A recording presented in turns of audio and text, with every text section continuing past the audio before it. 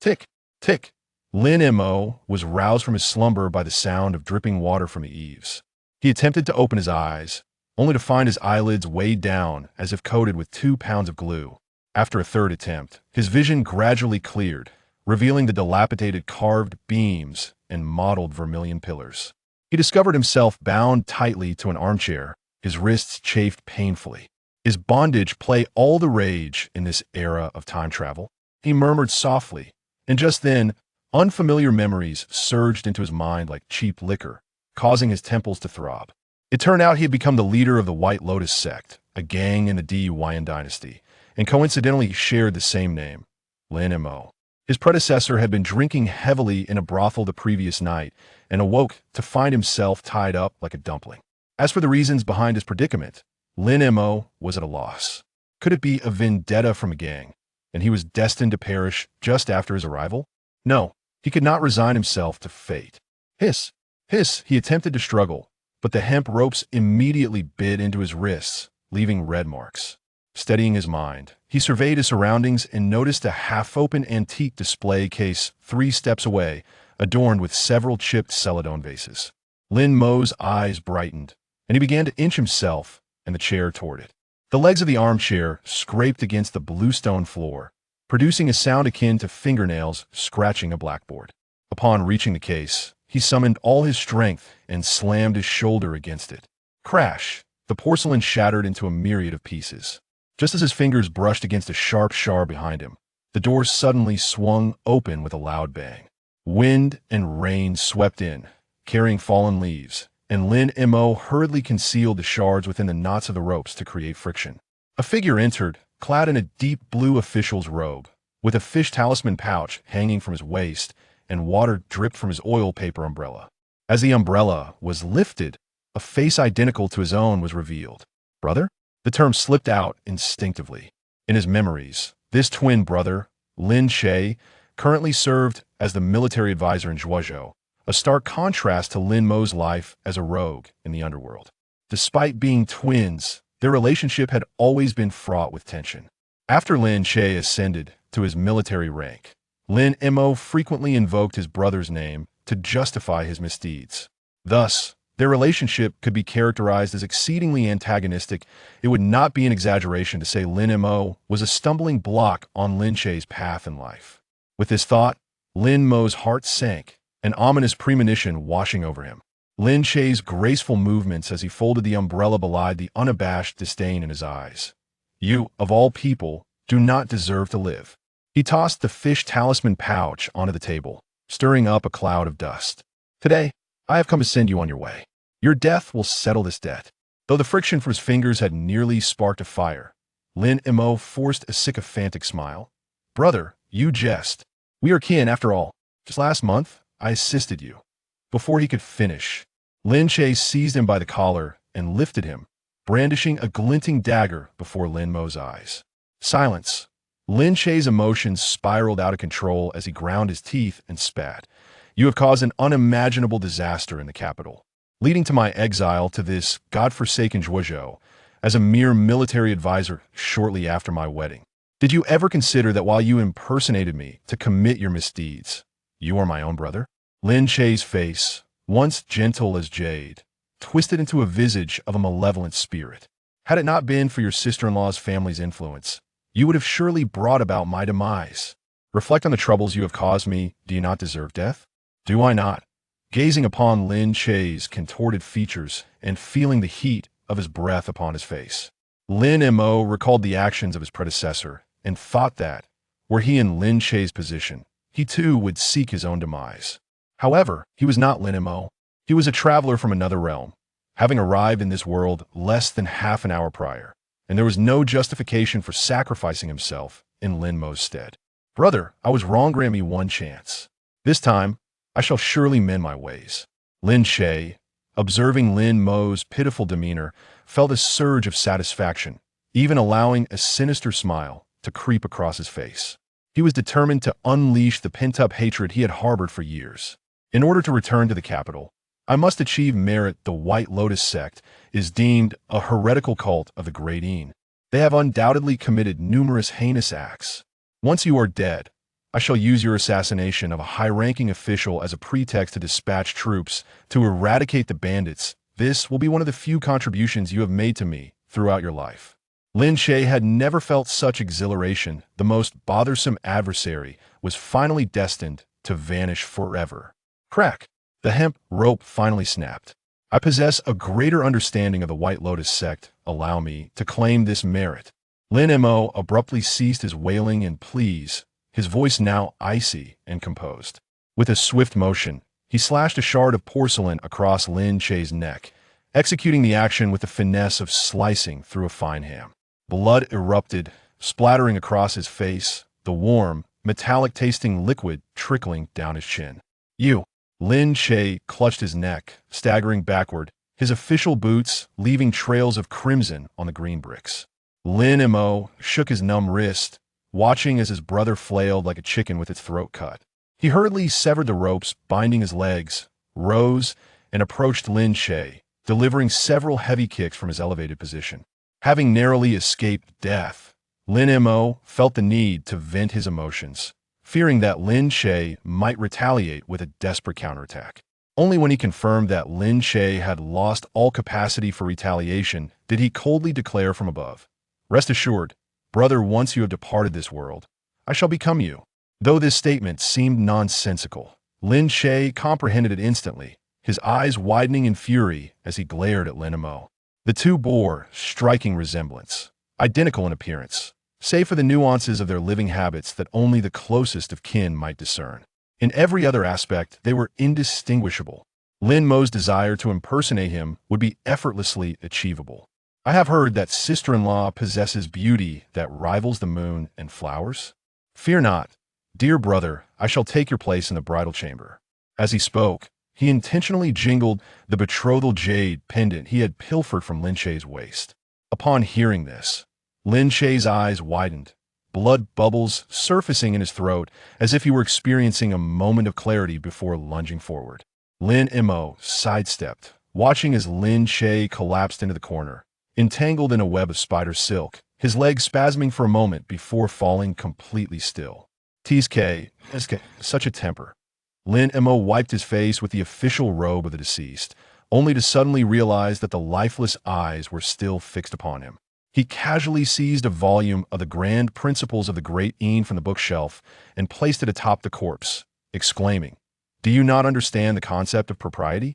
Then, unable to maintain his composure any longer, he collapsed onto the ground, gasping for breath. This was his first experience with taking a life, yet he felt little fear or panic. Instead, a profound sense of relief washed over him. Indeed, he had survived. Heaven had granted him a second chance, and anyone who wished for his demise would now face their own end. After a brief moment, Lin Mo disposed of Lin Che's body and bent down to don the deceased's garments. Once suitably attired, he noticed that the insignia on his chest had been stained a ghastly pink by blood, compelling him to tighten his cloak. He picked up the fish talisman pouch from the table, placed the betrothal jade pendant within, and secured it at his waist. It was the first day of his journey in this new world, and he had successfully changed his station. Compared to the identity of the leader of the White Lotus sect, the position of military Sima of Zhuozhou was far more enticing. Though the title appeared modest, its power was considerable. The authority to eradicate bandits, conduct inquiries, and determine the fate of individuals lay firmly in his hands. The choice was, without doubt, evident. However, the immediate priority was to secure his relationship with his sister-in-law. "Greetings, sister-in-law," he announced. "I am Lin Che, and I shall be your husband henceforth." Outside, the rain poured heavily as he stepped into the downpour, deliberately matching his brother's stride in the muddy terrain with his official boots. After approximately half an hour, Lin Che stood at the entrance of the military Sima's residence, holding an oiled paper umbrella and gazing at the Grand Five compound, three-room mansion before him, his heart filled with admiration. His late brother must have truly been favored by fortune. This house was a dowry bestowed by his father-in-law. The minister Wang otherwise, on his brother's meager salary as a 7th-rank military officer, he would likely have been unable to afford even the privy of this estate. But now, his sister-in-law was his, and thus, the mansion was his as well. A sudden clattering of ornaments echoed as the red-painted door, creaked open slightly. A young woman, her hair styled in a bun, peeked out, appearing to be in her early 20s. Her skin was delicate and rosy, with almond-shaped eyes and a peachy complexion reminiscent of a celestial being emerged from a painting. She wore a simple white inner garment, casually draped with a sheer outer robe, her graceful figure subtly revealed beneath the lantern's glow. Her bosom rose and fell with her movements, resembling two restless rabbits, while the loosely tied sash of her robe left one shoulder exposed, leading down to an alluringly deep neckline. Lin Che marveled, thinking that if this were the modern world, she would undoubtedly be a top influencer embodying the pure desire aesthetic. His departed brother was indeed fortunate. No, this fortune now belonged to him. Why does my husband stand in the rain, lost in thought? She chimed, her voice sweet and melodious, akin to a songbird. As Lin Che's thoughts danced around how to fabricate an excuse, he was suddenly enveloped by the fragrance of osmanthus wafting from her presence. Unbeknownst to him, his sister-in-law, Wang Yuyan, had drawn near, her delicate fingers playfully poking at his chest. The most distracting aspect was the way her robe swayed, revealing glimpses of tender skin, causing his head to spin. Yet in the next moment a gasp resounded. Startled, Lin Che shuddered. Ah, blood. My lord, how can there be blood on your official robe? Chapter 2. Fairer than the beauties in books are the beauties in one's arms. The injuries were from apprehending criminals in the line of duty. Ah, my dear. Let me in first, Lin Che improvised, seizing the chance to edge his way inside. His memories of his elder brother were fragmented, and he needed to quickly familiarize himself with the surroundings to avoid giving himself away. Wang Yuyan frowned slightly, sensing something odd about Lin Che tonight. Though he held the position of military advisor, his nature was still that of a scholar. How could he have personally engaged in combat with thieves? Thus, she barred the doorway, determined to get to the bottom of it. As Lin Che stepped over the threshold, he unexpectedly collided with his sister-in-law, Wang Yuyan, who was blocking his path. With a startled exclamation, she lost her balance and fell into his embrace. Instinctively, Lin Che reached out to steady her, his hands sinking into two soft, cloud-like forms. Goodness. This was an exceptionally skilled act of feigned misfortune. Madame Wang Yuyan lifted her face, her eyes shimmering like the spring waters of the Qinhuai River. I have sprained my ankle, she remarked.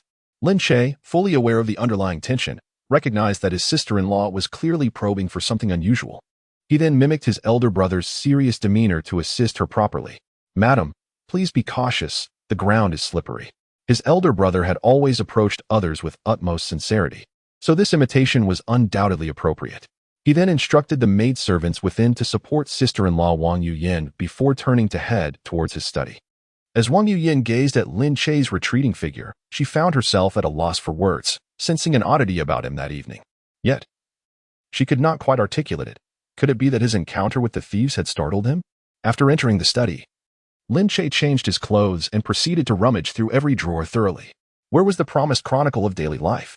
In my recollection, his elder brother, from the tender age of 12, would meticulously take notes even on the clandestine glimpses of the maidservants bathing. It is hardly plausible that he would suddenly amend his ways and embrace virtue. The record of daily activities is an essential possession for officials of the Great Inn, with every official in possession of one. By consulting these records, one can swiftly familiarize oneself with the words and actions of the esteemed elder brother and seamlessly integrate into the political landscape of Zhuozhou, thus evading any suspicion. What is it that one seeks? Suddenly, the voice of Wang Yuyan erupted in Lin Che's ears, startling him into a shiver. Turning around, he beheld her holding a bowl of lotus seed soup, her gauzy collar so ample that it could accommodate a watermelon. Was she delivering soup or bestowing some unexpected benefit? I must seek out the grading penal code. Lin Che responded with quick wit. Wang Yuyan set the bowl down on the desk, a few drops of the lotus seed soup spilling onto her snow-white collarbone. She made no move to wipe them away, merely tilting her head with a smile. Since when has my husband taken such an interest in criminal law? She inquired playfully. Didn't you say last month that it was something learned from the tyrants? A cold sweat broke out on Lin Che's back. This is a disaster. I'm going to be exposed. In a moment of desperation, he swiftly enveloped her in his embrace, exclaiming, It is all my fault for burdening you, my lady. If I do not strive earnestly, how shall we return to the capital together? This tactic proved effective. Wang Yuyan immediately ceased her inquiries, blushing as she nestled into his embrace. With a sigh, he lamented, Returning to the capital is no trivial matter. Your unwavering integrity prevents you from tolerating the misdeeds of concubine Lu's nephew, leading to his untimely demise at your hands. Were it not for my father's relentless protection, I fear we would have already met a dire fate. Upon hearing this, Lin Che's expression stiffened. It suddenly dawned on him why his brother sought to silence him. It was no wonder that in the memories of the original owner, he fled the capital last month and joined the infamous White Lotus sect, a mere ruse to escape the consequences. Concubine Lu is the emperor's most favored consort. To slay her nephew and emerge unscathed speaks volumes of Wang Yuyan's family's influence. Yet, his aspirations to return to the capital and achieve something significant seemed increasingly elusive. Especially with the specter of concubine Lu's vengeance looming overhead. Damn, he had barely begun to enjoy the benefits of usurping his brother's identity. Yet he was already shouldering a heavy burden. However, in comparison to the identity of a remnant of the White Lotus sect, these trivial troubles were but a drop in the ocean. Noticing Lin Che's furrowed brow and evident suspicion, Wang Yuyan suddenly perched herself on his lap, her fingers playfully exploring the confines of his sash. My dear husband, father inquired in his recent letter when he might hold his grandchild. Her delicate legs, paired with the smoothness of silk, accentuated her enchanting allure. She was already fully armed, prepared for battle. Lin Che nearly leapt from his seat. Who could withstand such advances? Yet, upon reflection, given Wang Yuyan's long intimacy with his brother, he feared the tactile experience might be misaligned. My lady, he seized her mischievous hands, adopting a serious demeanor. I have merely been contemplating the wisdom of Confucius, who said, the nature of man is influenced by his desires. Wang Yuyan rolled her eyes. The intellects? I have read that as well. Then she entwined her arms around his neck, leaning closer, her cheeks flushed, whispering into his ear, pray tell. Could it be that you were unable to perform? It has been quite some time since we shared intimacy. While she found satisfaction in Lin Che's virtues, she lamented his excessive rectitude, noting that their encounters were often rather perfunctory. Surely, such provocative teasing would ignite a man's competitive spirit. Lin Che's heart raced. This was indeed a perilous predicament. Thinking quickly, he tenderly cupped his sister-in-law's face, declaring with fervor, I believe that a spiritual connection with my wife holds greater significance than mere physical union. Wang Yuyan was momentarily taken aback by his audacious words, her wide eyes reflecting her surprise. Seizing the opportunity, Lin Che shifted the topic. By the way, did my esteemed father-in-law mention whom we might rely upon in Zhuozhou? After battling with the brigands, it seemed her husband had begun to realize the importance of survival in Zhuozhou. Had he known this would happen, he would not have burdened her with leaving the capital to follow him into exile.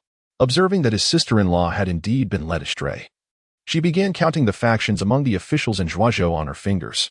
Lin Che couldn't help but slap his forehead in exasperation. Indeed, my sister-in-law is the legitimate daughter of the esteemed Wang Shangshu. She possesses the most profound insights into the political arena of Zhuozhou. Contemplating this, Lin Che's expression softened, and he gently embraced the graceful Wang Yuyan, cradling her in his lap. His gaze was tender, reminiscent of a wayward son. Wang Yuyan coiled around him like a serpent. Her lips, fragrant with the scent of osmanthus, brushed against his earlobe. Last time, my lord mentioned something regarding the writing desk. Blushing, she reached back to untie Lin Che's belt. He captured her playful hand with one of his own. My lord, I desire. Wang Yuyan's face was suffused with spring-like vitality, her eyes betraying an eagerness that could not be concealed. In this moment, although Lin Che felt restless, he dared not overstep the boundaries, acutely aware that any misstep could lead to dire consequences by the morrow. Thus, he raised his other hand to gently caress his delicate skin, speaking softly, a gentleman admires beauty, but also values virtue. My intention in being with you, my dear, is solely to provide you with a better life, yet you suffer because of me. Each time he reflected upon this, a deep sense of guilt enveloped him. If he could not return to the capital with his wife, peace would elude him. A man must master his desires, ensuring he is not ruled by his baser instincts. Only then can he achieve greatness. Listening to Lin Che's heartfelt declarations, Wang Yuyan regarded him with a hint of skepticism. My lord, do you truly not wish for anything? With beauty in his embrace, even though both felt a profound discomfort, Lin Che knew he must endure for the sake of their future. He swiftly redirected the conversation. Yuyan, I noticed you were deep in thought earlier. What is your understanding of the political landscape in Zhuozhou? Leaning against Lin Che, she murmured. But my lord, have you not always expressed disdain for the struggles of the officialdom? Why the sudden interest today? Lin Che smiled without replying, internally grappling with uncertainty on how to respond. His fingers tenderly tracing the contours of Wang Yuyan's exquisite face. Wang Yuyan's heart skipped a beat, the flames of her desire instantly doused, prompting her to cautiously probe. Last month, you mentioned that the beauty found in books pales in comparison to that which lies in one's embrace. Allow me, this gem of beauty, to enlighten you. Zhuozhou is a pivotal stronghold of the Great Yin, and the military commander is a personal guard of the emperor. Although my lord holds only a 7th rank, he can carve out his own faction, independent of the magistrate. However, it is essential to remain vigilant.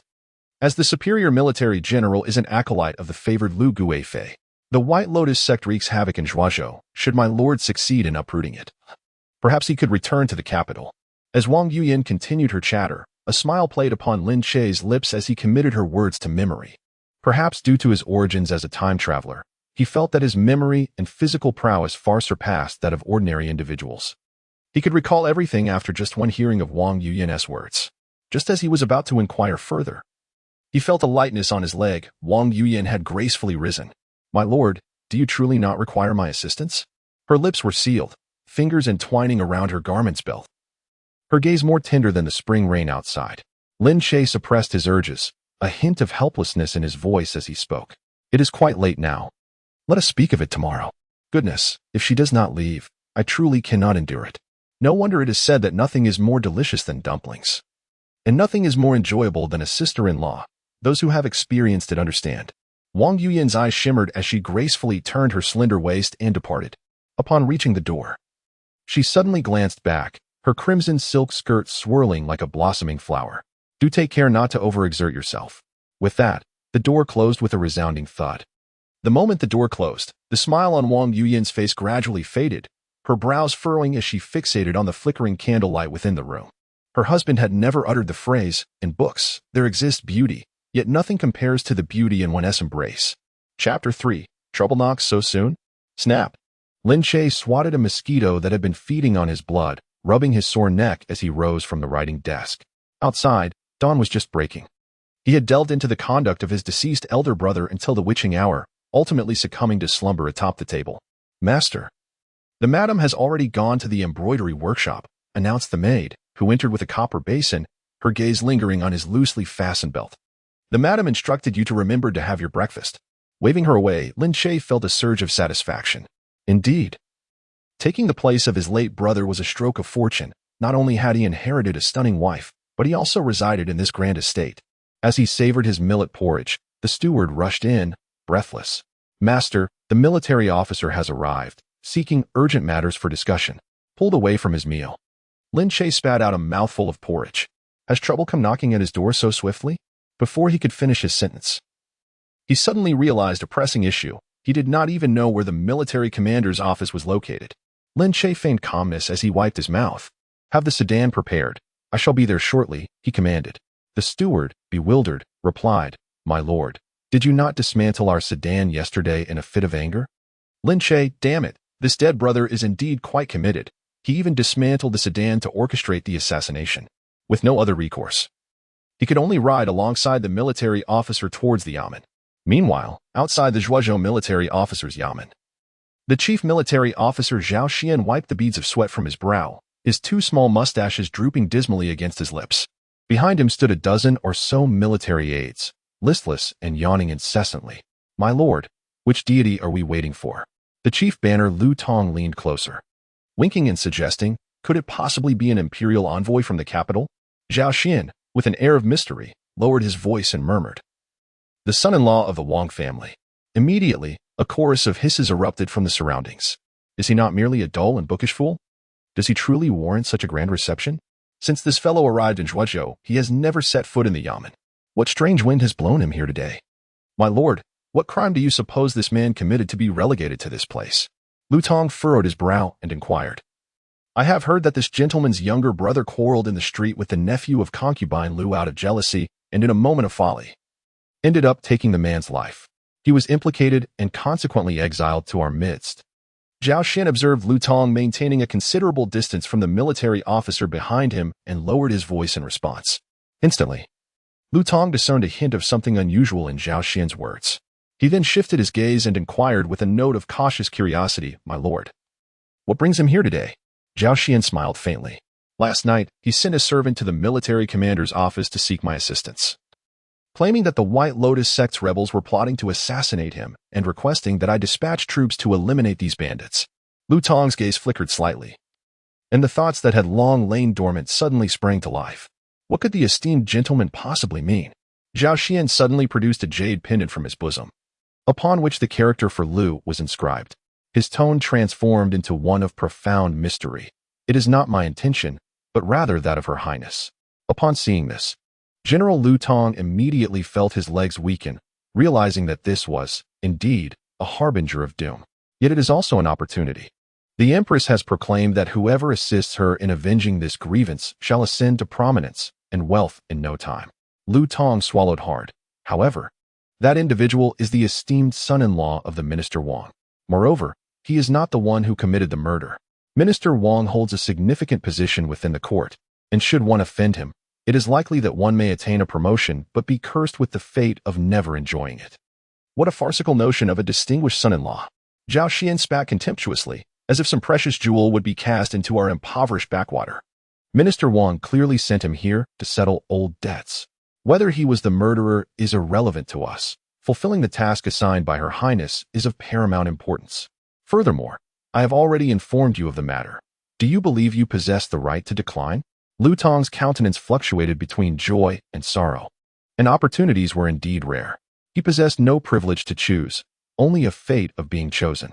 Zhao Xian observed Lu Tong's inner turmoil and promptly offered solace, stating, "He perished in the heat of ambition, bravely fighting and ultimately falling in the battle against bandits. As for the retribution from Minister Wang, there is no need for you to be concerned. Consort Lu enjoys the Emperor's favor and has a son. In the future, there is a significant possibility that he will inherit the throne. In the midst of desolate mountains and treacherous waters, we have awaited but a singular opportunity. Now that the chance to ascend to greatness is upon us, what hesitation remains?" Lu Tong pondered for a moment, gritting his teeth, and with a respectful gesture, he bowed. "I am willing to follow you, to alleviate the worries of the esteemed lady." In comparison to Zhao Xian, the greatest military commander of Zhuozhou, Lin Che, the pedantic scholar, was certainly much easier to handle. Zhao Xian immediately assisted him, a satisfied smile spreading across his face. "Indeed, Master Lu understands the times, and it is not in vain that I have worked alongside you. Rest assured, once your endeavors come to fruition, you shall find yourself grateful for the choices you made today." Zhao Xian's decision to discuss this matter with Lu Tong at this precise moment is indeed a matter of great consideration. He intentionally leaves no room for contemplation, compelling Lu Tong to acquiesce. "It all relies on the cultivation of the esteemed," Lu Tong remarked, bowing respectfully in a show of flattery. Just as he spoke, a cloud of dust billowed in the distance. 5 cavalry officers accompanied a horse, moving slowly forward, with Lin Che possessing striking features and an upright posture, being shielded at their center. Upon witnessing the sudden disappearance of the fierce expression on Lin Che's face, Zhao Xian approached with a beaming smile. Lin Che gazed at the throngs of people gathered before the military office, an unsettling premonition washing over him. The position of the chief military officer, though humble in rank, wielded significant influence, akin to that of the esteemed Jinyue of the Ming dynasty. Furthermore, as merely a subordinate military officer under his command, it sufficed for him to send a minor official for a reception, even considering the favorable treatment he received due to his connection with his father-in-law, Minister Wang. Such a grand display seemed excessive. When circumstances deviate from the norm, there is often something amiss. This individual did not come with benign intentions. Upon witnessing this, Lin Che did not dismount, but rather, with an air of haughty arrogance, rode directly into the official residence. This action was fitting of his solitary and proud persona, as well as his scholarly demeanor. Zhao Xian was initially taken aback, but soon his expression hardened as he gestured for his subordinates to disperse. Suppressing his inner fury, he followed suit. Lu Tong, trailing behind, seethed with indignation, gritting his teeth in frustration at the display of pretentious bravado. "In a couple of days, I shall reveal to you the number of eyes possessed by the King of Horses." Upon entering the official residence, Lin Che dismounted his steed and subsequently tossed the reins to a nearby officer. He then turned to Zhao Xian behind him and inquired, "Might I ask what business prompted your esteemed summons for me?" The expression of utter disdain on his face made Zhao Xian feel as though he had swallowed a fly. Nonetheless, he could only suppress his displeasure and respond. Last night, you sent someone to inform me that the heretics of the White Lotus sect had launched an attack, prompting me to mobilize troops to quell them. Today, you have summoned me to discuss strategies for dealing with these bandits. Upon hearing this, Lin Che felt a sudden surge of alertness. How could this individual lower himself to invite him for a discussion regarding the suppression of the bandits? How could a mere scholar comprehend such matters? Even if it was orchestrated by the deceased elder brother, there is something sinister lurking within this affair. My elder brother has just arrived in Zhuozhou and is unfamiliar with everything here. How can we discuss bandit suppression matters with someone who knows absolutely nothing? Referring to what the elder sister mentioned last night, the Grand Marshal of the army is a disciple of the esteemed concubine Lu, which suggests there is much to unravel within this context. Chapter 4. Hitting 3 targets with 1 arrow. Lu Tong approached Lin Che, who remained unresponsive, and complimented him, saying, "The White Lotus sect has long caused turmoil in Zhuozhou. We have endured the distress of this matter for far too long." Upon witnessing the adult, one can discern a truly exceptional individual among the masses. Zhuozhou has finally welcomed a remarkable hero of unparalleled stature. We all eagerly await your leadership in eradicating the remnants of the White Lotus sect, restoring purity and order to Zhuozhou once more. Lin Che let out a cold snort in his heart, finding their flattery utterly shameless.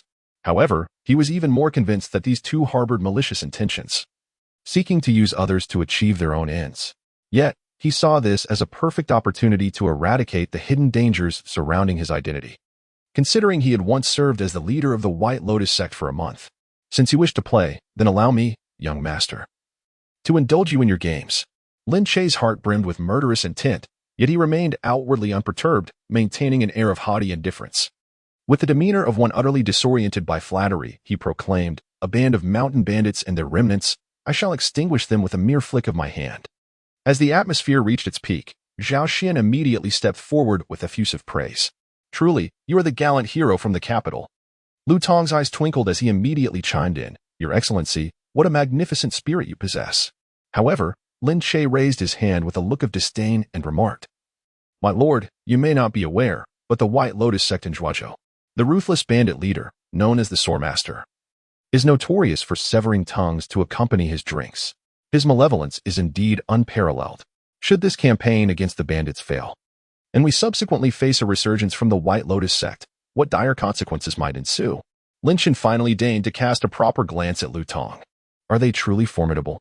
Lu Tong, fidgeting and reluctant to respond, wore an expression of profound concern, embodying the image of a loyal subordinate fearful of any misstep on the part of his superior. However, Lin Che was acutely aware that this duo, in their theatrical exchange, was merely apprehensive about his potential retreat at a critical moment. They sought to compel him to establish a military decree as a safeguard. "I refuse to engage in your foolish banter. What can you possibly do about it?" Zhao Xian shot Lu Tong a fierce glare. "Using such transparent attempts at provocation against a scholar like me, are you truly that dim-witted? One can only indulge such individuals." Thus smilingly remarking, "What are they truly formidable at? Before Commander Lin, they are but mere country chickens and tile dogs. Why not entrust the task of eliminating bandits to the young master? It would also allow the people of Zhuozhou to witness the might of General Lin." Lin Che immediately burst into a hearty laugh, his expression radiating satisfaction as he declared, "Since Lord Shangwan has placed such trust in me, I shall gladly accept this task." "What a bold spirit, General Lin." Zhao Xian took the lead in applauding, secretly cursing, "Just wait until you fall into the hands of the White Lotus sect. Then we shall see how you meet your demise." Subsequently, Zhao Xian departed under the pretext of official business, instructing Lu Tong to escort Lin Che into the courtyard of the Yamen. At the entrance of the guardhouse, a tall, slender figure clad in a blue official robe was pacing back and forth. Upon noticing Lin Che approaching unsteadily, he quickly trotted forward and proclaimed, "This humble official, Military Clerk Zhao Wudi, pays his respects to you, esteemed sir." Lu Tong, upon arriving at his destination, clasped his hands and said, "My lord, please take your time to deliberate on the strategy for eradicating the bandits. This evening, Lord Zhao and I shall prepare a modest feast to welcome you." Lin Che nodded slightly, while Lu Tong departed with a sardonic smile. Subsequently, Lin Che began to scrutinize the figure of Zhao Wudi before him. Goodness! The disparity between the name and the physique was striking. He was clearly a slender, bookish lad, yet bore such a formidable name. "Bring me the roster at once." Lin Che held up the frame and declared, "It is all here." Zhao Wudi, presenting it as a treasure, offered a book that contained the roster of military officers, both great and small. Even the preferences of officials in Zhuozhou regarding which brothel to frequent are meticulously recorded. Lin Che almost choked on his saliva. Good heavens. The intelligence operations in ancient times are impressively thorough. I am well acquainted with people. I did not instruct you to pry into officials. However, upon reflection, the duty of the military officer is precisely to oversee local officials and report to the court. This is indeed the task I am engaged in. Upon entering the gates of the official residence, Lin Che was once again struck with awe. Before him, 2 rows of military officers knelt in unison, exclaiming, "We pay our respects, sir." The aura he exuded surpassed that of his previous life as a boss, where his employees found General Yu exceedingly impressive. "Everyone, please rise." Lin Che suppressed the upward curve of his lips and waved his hand as he entered his office. Zhao Wudi followed eagerly, bustling about as if he were a devoted little wife, serving tea and preparing ink. "My lord, everything you requested is here," he added, "just now." General Sima's envoy inquired whether the bandit suppression plan has been finalized. This fellow, he mused inwardly, is eager for a new life. Lin Che, crossing his legs nonchalantly, feigned casualness and asked, "As I have recently assumed my position, are there any rumors circulating about me?" Upon hearing these words, Zhao Wudi's expression changed dramatically, and he stammered, "I have not heard any rumors regarding your esteemed self." Lin Che observed Zhao Wudi's performance with amusement. "Well, it seems that no one truly regards themselves with the seriousness they deserve. However, this is quite agreeable. Sir, tea." Zhao Wudi courteously extended the teacup. Lin Che took the teacup and suddenly inquired, "Zhao Wudi, what kind of person do you believe I am?" Zhao Wudi, without a moment's hesitation, exclaimed, "Your Excellency, you are truly wise and formidable, possessing unparalleled intelligence and strategic acumen. Speak plainly." The foolish and arrogant scholar, Lin Che, spat out his tea in surprise. "Well, that assessment is indeed quite candid. So tell me, is it still possible for me to alter this image now?" Zhao Wudi trembled in fear and hastily knelt down to plead for mercy. "My lord, I speak candidly and beg for your forgiveness." Lin Che observed Zhao Wudi and found his straightforward nature quite commendable, far superior to the duplicitous Lu Tong. "Rise," he commanded. "I take no offense to your words. Rather, it is of greater concern how you conduct yourself." Zhao Wudi rose once more to offer a bow. This humble official faces exclusion, rendering it impossible to realize his aspirations within this military office. "If your excellency does not cast me aside, I am willing to serve you faithfully." Lin Che had long anticipated Zhao Wudi's actions. The clerks assigned to him by Zhao Xian were either his absolute confidants or marginal figures among the military officers. Through the recent probing, Lin Che discerned that Zhao Wudi belonged to the category of individuals who are deeply frustrated and unfulfilled. Had Zhao Xian's confidants been present, they would undoubtedly have exalted him to the heavens, allowing him to feel as if he were floating among the clouds, and would never have uttered such words as a foolish, arrogant, and ineffectual scholar. "What is your opinion of Lu Tong?" Lin Che continued to probe with his words. "He is nothing but a hypocrite, professing loyalty while secretly engaging in nefarious deeds. My lord, you must exercise caution and remain vigilant." Lin Che waved his hand, instructing, "Go fetch the documents regarding the White Lotus sect and Lu Tong for me." Meanwhile, within the main hall of the military commission's Sima Yamen, Lu Tong, filled with pent-up frustration, voiced his earlier displeasure. "My lord, this Lin fellow is exceedingly arrogant, is he not? Not only have you not deigned to regard the lowly, but it is evident that you hold even yourself in scant esteem. It is better not to regard him with esteem. The more respect we show him, the more he will disregard us. Only by doing so can we let down our guard when dealing with such a dull-witted scholar. One must elevate him to the heights of admiration. When he encounters any misfortune, it cannot be attributed to us." Zhao Xian, stroking his somewhat graying beard, replied with a calm demeanor, his face radiating an air of composure and confidence. Lu Tong ventured to inquire, "My lord, what shall we do next?" "Let the news of Lin Che's intent to lead troops against the bandits be disseminated. The members of the White Lotus sect, upon receiving this information, will undoubtedly take stringent precautions. When Lin Che falls at the hands of the White Lotus sect, we shall avenge him by slaying the rebels. Then I shall petition for your merits, and with such great achievements, the position of chief military commander shall undoubtedly be yours." Zhao Xian's expression was frosty, and his tone was exceedingly somber. "My lord, your wisdom is unparalleled. Your strategy of achieving 3 objectives with a single arrow is truly seamless. I shall first extend my wishes for your smooth journey to the capital for your official appointment. Lu Tong's face brimmed with excitement and flattery, yet soon revealed traces of concern. After all, Lin Che hailed from the capital, undoubtedly accompanied by formidable martial arts bodyguards. Merely relying on that group of remnants from the White Lotus sect in Zhuozhou, it is unlikely they could pose any threat to his life. If this monumental achievement were to fall into his hands, I fear. Zhao Xian first chuckled upon hearing this, then calmly picked up a cup of tea and remarked with quiet composure, I have heard, indeed, that your martial prowess has advanced considerably of late. Lu Tong instantly comprehended and promptly bowed, saying, this humble official understands. Chapter 5. Silence. You are unworthy to address me as madam.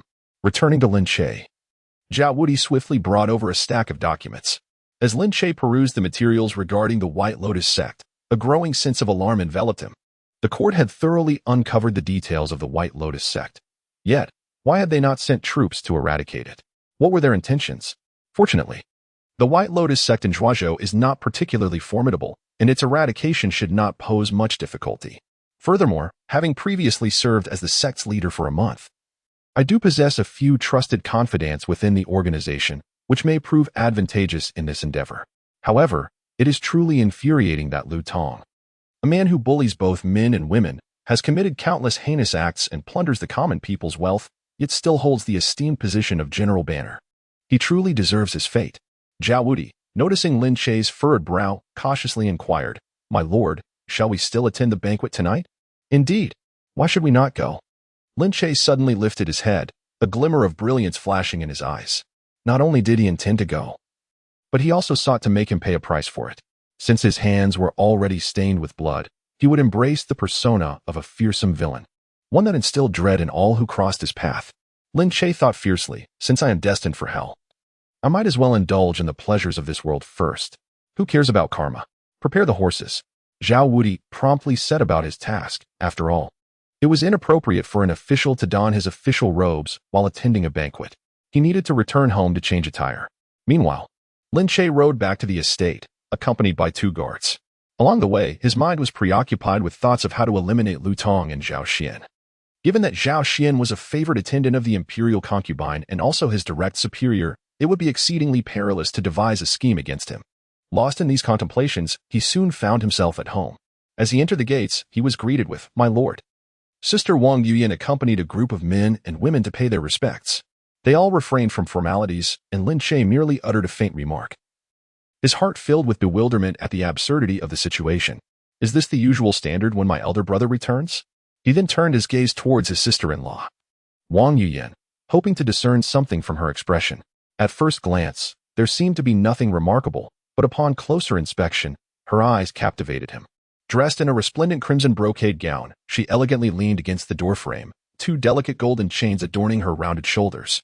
The voluptuous curves of her figure were evident, and her exquisite makeup accentuated her regal beauty. Intricate embroidery of mandarin ducks frolicking in water adorned her chest, while beneath her flowing skirt, the tips of her embroidered shoes, embellished with pearls, peeked out. Sunlight glinted off the gold hairpin nestled in her hair, creating a dazzling effect that left one momentarily dazed. Yuyan, what is this? Lin Che gazed at Wang Yuyan, who was elegantly adorned, feeling somewhat bewildered. Could it be that she was aware of Zhao Xian's invitation for him to the banquet? Was she also attending? However, it must be said that her figure and demeanor are truly captivating. The gentleman has finally returned. Wang Yuyan's eyes sparkled as she reached out to pull him into the inner hall. Today marks the celebration of my birthday, after all. Lin Che stumbled slightly, nearly losing his balance. This woman, dressed like a celestial being descended from the Moon Palace in broad daylight, surely does not intend to draw upon his vitality? I still wish to indulge in a bit of nostalgia regarding my birthday. He pretended to slap his forehead, exclaiming, How could I forget such a thing? Just the other day, I was thinking of having a golden hairpin made for my lady. But today, having just assumed my new post, I became so overwhelmed with duties that it slipped my mind entirely. Tomorrow, without fail, this husband shall make it up to my lady. Before he could finish his words, Wang Yuyan had already pressed him against the 8 immortals table. Upon the table lay a jade wine pot, 2 luminous cups reflecting the flickering flames of the red candles. And beside them were several meticulously crafted dishes. Wang Yuyan's eyes sparkled, and a smile graced her face as she said, "It is my greatest fortune that my husband can accompany me on my birthday. As for gifts, they are merely external possessions. As long as my husband holds me in his heart, I shall find contentment. It is all to blame on my husband, all to blame on him." Lin Che took Wang Yuyan's delicate jade-like hand in apology, though his heart was filled with unease. Indeed, pretending to be someone else proved far more difficult than anticipated. "My lord, do taste this wine from the western regions," Wang Yuyan offered gracefully, her slender hands tilting the flask. As the wine poured, the jade bracelets upon her wrist chimed softly. The merchant caravan delivered it just the other day. Lin Che's gaze lingered on her slightly trembling fingertips, and a sudden realization struck him. This woman was not as she seemed. Lin Che was inherently an astute observer. He perceptively noted that Wang Yuyan's enthusiasm today was not akin to that of the previous evening. Although her countenance betrayed little, myriad subtle details revealed her unusual emotional state. "My dear husband, I raise a toast to you." Wang Yuyan handed the cup of wine to Lin Che, gently assisting him to drink. This unusual gesture only heightened Lin Che's suspicions. To traverse this lifetime, one must not only inherit the martial legacy of Prime Minister Chao but also his inherently suspicious nature. Otherwise, one might meet an untimely demise. Lin Che pressed down on his glass and wrapped his arm around Wang Yuyan's slender waist, inquiring, "Yin, what troubles you? Why do your eyes glisten with tears? Has someone wronged you? Are you still upset because I forgot your birthday?" Wang Yuyan wiped the corners of her eyes and playfully tapped Lin Che's chest with her delicate hand. In an instant, her face blossomed into a radiant smile, exuding an exceptionally charming and bashful allure. "You jest at my expense, yet I harbor no resentment. I merely reflect upon the fact that this is my first birthday celebrated in Zhuozhou. As long as Yuyan does not hold any anger towards her husband, all is well." Lin Che let out a sigh of relief, revealing a smile. Subsequently, Wang Yuyan once again lifted her wine cup and brought it to Lin Che's lips. "My husband, please drink this cup of wine." Lin Che, however, shook his head. "Madam, how about we share a drink together?" Wang Yuyan's smile abruptly froze, and she subsequently turned to pour herself a glass. However, Lin Che had already set down his cup, smiling as he remarked, "There is an abundance of dishes today, and I must say, I find them quite delightful. Yet, without fish, there can be no banquet. Thus, my lady has unjustly endured grievances alongside her husband. At the first birthday feast in Zhuozhou, we must ensure that my lady is not wronged." Upon uttering these words, she rose to instruct the cook to prepare additional dishes. Her husband, indeed a learned man, was quite particular about such matters. Perhaps it would be best for her to handle these trivial tasks herself. As she spoke, she turned and instructed the servants. Watching her graceful silhouette, Lin Che's smile gradually faded, replaced by a look of confusion. What exactly had been revealed? Gazing at the 2 glasses of wine upon the table, I found myself lost in contemplation. Wang Yuyan's behavior today has been exceedingly unusual. It is a well-known truth that women cannot conceal their inner emotions, and thus I decided to switch the 2 glasses of wine. My thoughts then wandered to the possibility of her discovering that I am an imposter. How would she react? What course of action would she take? Just as I was lost in reverie, my sister-in-law, Wang Yuyan, returned, gracefully carrying a plate of fish. "My dear husband, what troubles you? Is the meal not to your liking? Why have you not touched your chopsticks? Is it not the case that today marks the lady's birthday? How could one indulge in a meal while the lady is absent?" Wang Yuyan set down the fish platter, lifted her wine glass, and clinked it with Lin Che, then drank it in one gulp. While drinking, her peripheral vision remained fixed on the wine glass in Lin Che's hand. Lin Che smiled faintly and similarly tilted his head to down the contents of his glass in a single swig. After several rounds of wine and numerous dishes, Wang Yuyan suddenly dropped her wooden chopsticks with a clatter. "Does my lord know," she swayed as she stood up, tears falling like broken strings of pearls, "that today is not my birthday at all?" Lin Che's heart skipped a beat as he mumbled evasively, "My lady, you're intoxicated." "Silence. You are unworthy to address me as my lady." Chapter 6. Fabricating tales, that's my specialty.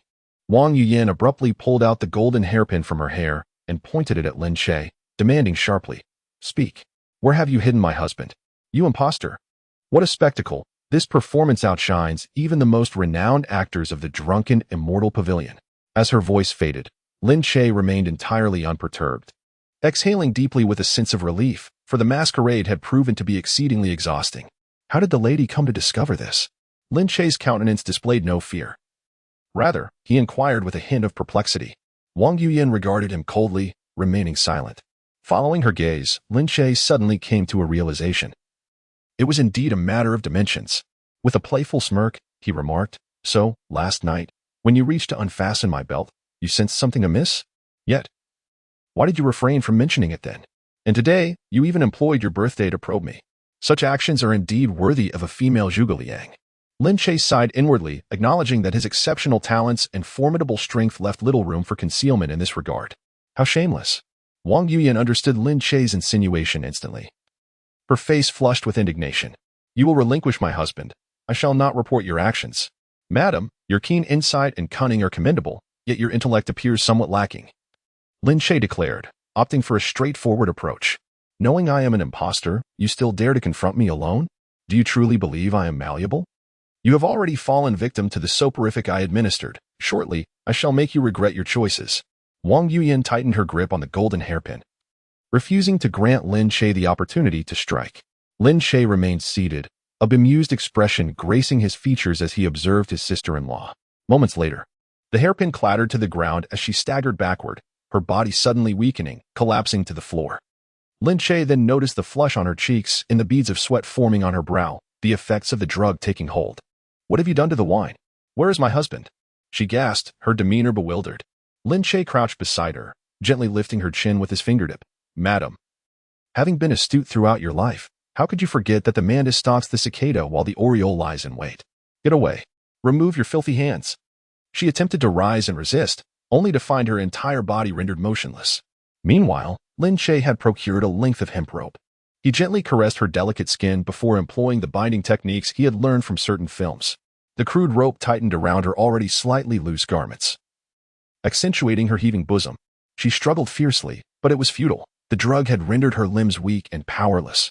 As the rope constricted further, she became increasingly alluring, soon ceasing her resistance altogether.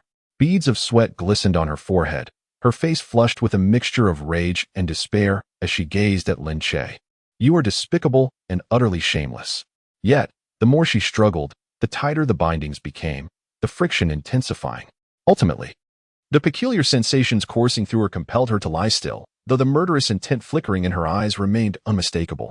"Sister-in-law, this is a family heirloom. Although it is my first experience in binding someone, judging by my sister-in-law's reaction, I dare say my skills are not lacking." Lin Che casually surveyed his sister-in-law's alluring figure, partially obscured, and remarked, "Are you not afraid of my father's wrath for this? Moreover, what have you done to my husband?" Wang Yuyan, overwhelmed with anxiety, shed tears, still clinging to thoughts of her departed brother despite her own peril. "Madam, I am Lin Che. What more could I possibly do to myself?"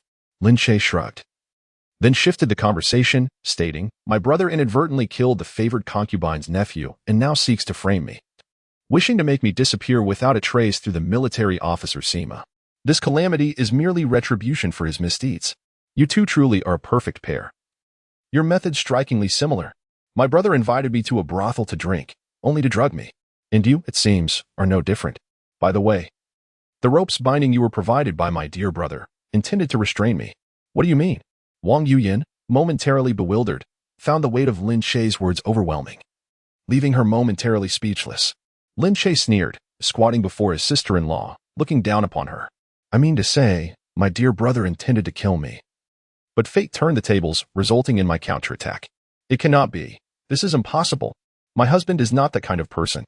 Wang Yuyan gazed at Lin Che in disbelief. Lin Che scoffed. "Had you not mentioned last night that your brother inadvertently killed the favored concubine's nephew, I too would have struggled to comprehend why he sought my life. It appears I was merely a pawn, yet he never anticipated that this discarded piece would turn against him. Considering he could harm his own brother, I must admit, my departed brother possesses a ruthless nature." "No, you are deceiving me, aren't you? You must be lying." Wang Yuyan's emotions surged. She could not fathom that the refined Lin Che could harbor such darkness. If he could turn against his own brother, what would prevent him from targeting her if she became an obstacle? The thought sent shivers down her spine. This must be a slanderous fabrication by Lin Mo. Such a heinous act against one's own kin could never be committed by her gentle husband. Am I deceiving you? Ha ha. As a military officer, if my brother were not engaged in unspeakable acts, how could I have had the opportunity to retaliate? Have you forgotten how many guards you brought from the capital? If I had truly wished to kill him, would I have had the chance? He merely seeks to leverage the Wang family's power to ascend gradually. Before you, he is a gentle and kind husband. Before your father, he is a dutiful and accomplished scholar. Yet before me, he is a demon, a devil. Have you ever considered what would happen if your father were not Minister Wang? Or if one day he were to fall from grace? Will you become a discarded pawn? Forsaken by her? Perhaps your fate will be even more dire than mine, reduced to a mere stepping stone for the enemy. Imagine being delivered to the brothel, subjected to the whims of countless men. No, that is utterly impossible. Your elder brother is not that kind of person. Wang Yuyan glared at Lin Che with fury, her eyes brimming with indignation. Naturally, she harbored no fondness for those who slandered her husband. A man capable of killing his own brother, what atrocity could he possibly refrain from committing? Do you doubt it? Then behold this. Lin Che produced a strategy for eliminating the White Lotus sect from his bosom and presented it to Wang Yuyan. After a moment of scrutiny, she remarked, "Isn't this quite ordinary? He is a military officer. Eradicating the White Lotus sect is his duty." Lin Che erupted into laughter. Duty? He is but a scholar. What right does he have to annihilate the White Lotus sect? It is merely because a month ago he accidentally killed the favored consort's nephew. Placing me within the White Lotus sect, it is nothing more than a self-serving endeavor to eradicate threats. In other words, he himself is a remnant of the White Lotus sect, perhaps holding a position of some significance. I was but a newcomer, yet was swiftly appointed as a hall master. Wang Yuyan stood in stunned silence, her expression a mixture of disbelief and confusion. Lin Che's once formidable image in her eyes had crumbled, leaving her with a profound sense of betrayal. Tears streamed down her face, her gaze becoming increasingly unfocused. Chapter 7. Truth and Illusion. If you still do not believe, I can facilitate an investigation. With your connections, uncovering the truth should pose little challenge, correct? Wang Yuyan stared vacantly at the eaves, lost in thought for a considerable time. If Lin Che were indeed a man solely driven by the pursuit of power, even plotting treachery, then his demise would be of little consequence. However, she could not fully trust Lin Mo's words, as they contradicted her established image of Lin Che. Nonetheless, survival was paramount. Wang Yuyan lifted her head, her elegant neck exquisitely curved, the rope constricting it, accentuating her fuller contours. I will investigate, but I have two conditions. Lin Che gently wiped away her tears, his tone soft yet laden with warning. Sister-in-law, I can allow you to investigate and grant you freedom, but you must cooperate with me. From now on, I shall be Lin Che, and you will remain my beloved wife. I will treat you well, even better than your elder brother. As Lin Che comforted her, he continued his subtle advances, intent on solidifying their marital bond while she was in a vulnerable state. After all, once a woman and a man shared such a connection, many matters would become significantly easier. Even if she bore resentment, it was uncertain whether she could bring herself to act against him, especially when he bore such a striking resemblance to her elder brother. Get away. Lin Che pressed forward, yet the next moment, his sister-in-law's sharp rebuke interrupted his advance. With an expression of cold indifference, she stated icily, "The first condition is that you must not lay a hand on my body." Lin Che decisively halted, chuckling. "Sister-in-law, you truly overestimate your allure and underestimate my pursuit. As a military officer in Zhuozhou, wielding significant power and with a promising future, I certainly do not lack for women. While you possess beauty, you are not worth the risk of losing my life for a fleeting moment with you." Upon hearing this, Wang Yuyan finally let out a sigh of relief. This man was ruthless and cunning, though he bore an uncanny resemblance to her husband. He was ultimately not the same person. She was no one in woman, incapable of mistaking a thief for her spouse, nor could she allow a pretense to become reality. At this moment, she was merely entrusting him with the Fade. If the truth were as he claimed, then so be it. She could only regard it as her misfortune to have encountered the wrong person. However, should he dare to deceive her, she would willingly sacrifice her life to avenge her husband. Lin Che gently arranged Wang Yuyan's disheveled hair and smiled. "What is the second condition, sister-in-law?" Wang Yuyan, her disdain unmistakable, replied with ill temper, "I will investigate these matters, and you must not obstruct me. Should you dare to interfere, I will ensure you meet a fate worse than death." Lin Che contemplated for a moment and responded, "Do as you wish. There is truth and falsehood in these matters. If I cannot intimidate you, or if I still do not win your heart, then I will have to resort to more forceful means." "Very well. I shall agree to this condition. As long as you cooperate with my role-playing, I assure you I will not offend you. Of course, should you find yourself lonely in your secluded chamber, I shall also accommodate you. In any case, as long as you do not give your consent, I shall never act recklessly." As he spoke, he retrieved a dark, grimy pill from his pocket, gripping Wang Yuyan's delicate neck, and deftly placed the pill into her mouth. He then gently pressed down her throat. After a series of startled gasps, the pill was swiftly swallowed. "What did you make me consume?" Wang Yuyan exclaimed in shock. Choking slightly, but the pill dissolved upon entry, leaving her unable to cough it out. Lin Che replied with a faint smile, "From this moment forth, our fates are intertwined. We shall rise and fall together. I have agreed to your conditions, and you, too, must have your vulnerabilities in my grasp. The pill I just administered is the 100-day heartbreak pill. Without my antidote, you will perish in agony. I trust you do not wish to meet your demise before the truth is revealed." Wang Yuyan glared fiercely at Lin Che, cursing, "Despicable and shameless."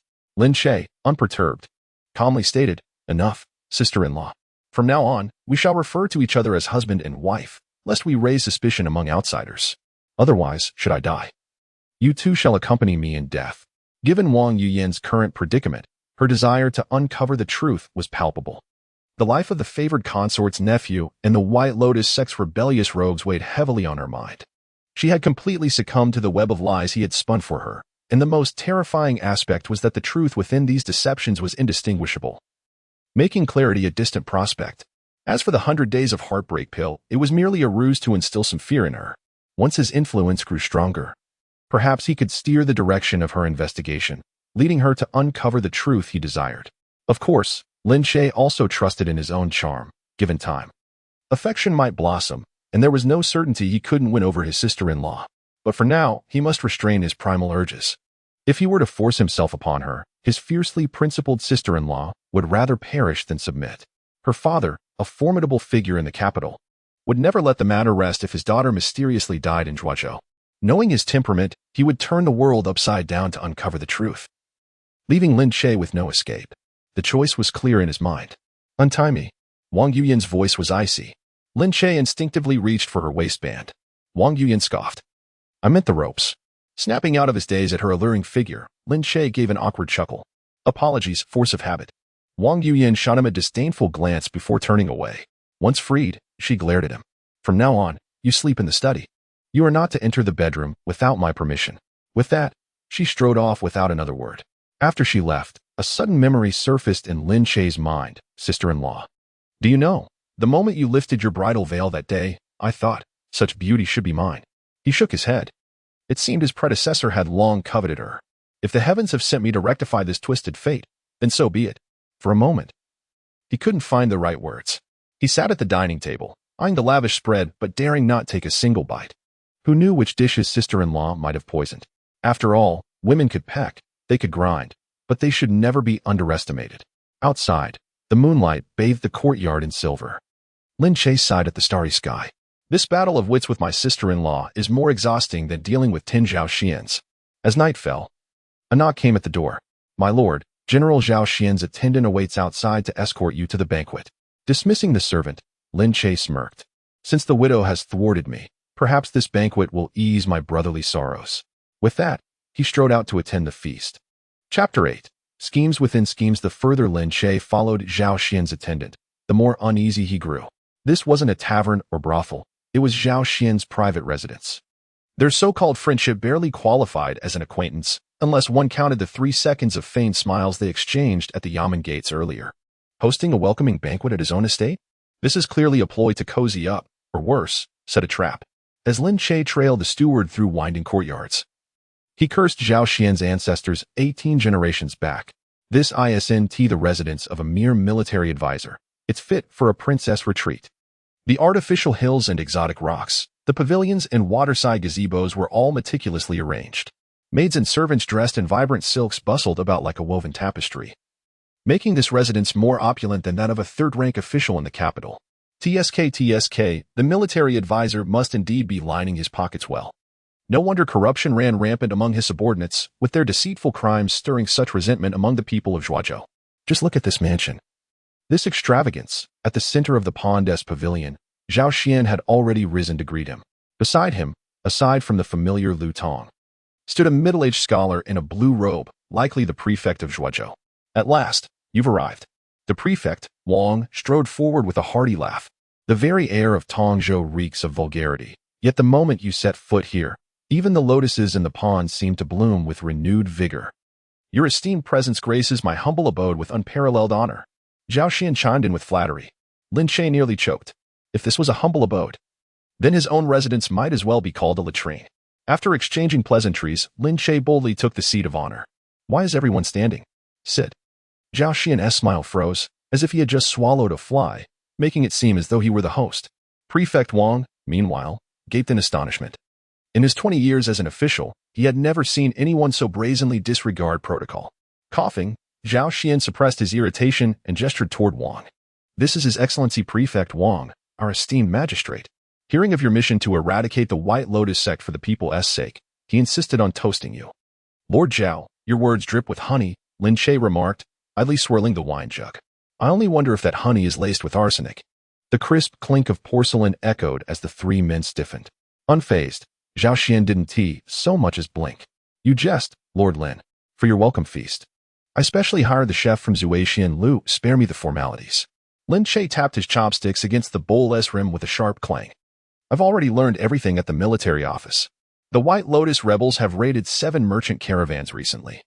Rumor has it they even stripped Prefect Wang's brother-in-law bare. He cast a sidelong glance at the blue-robed prefect. Your Excellency must be saving quite a bit on fabric. No.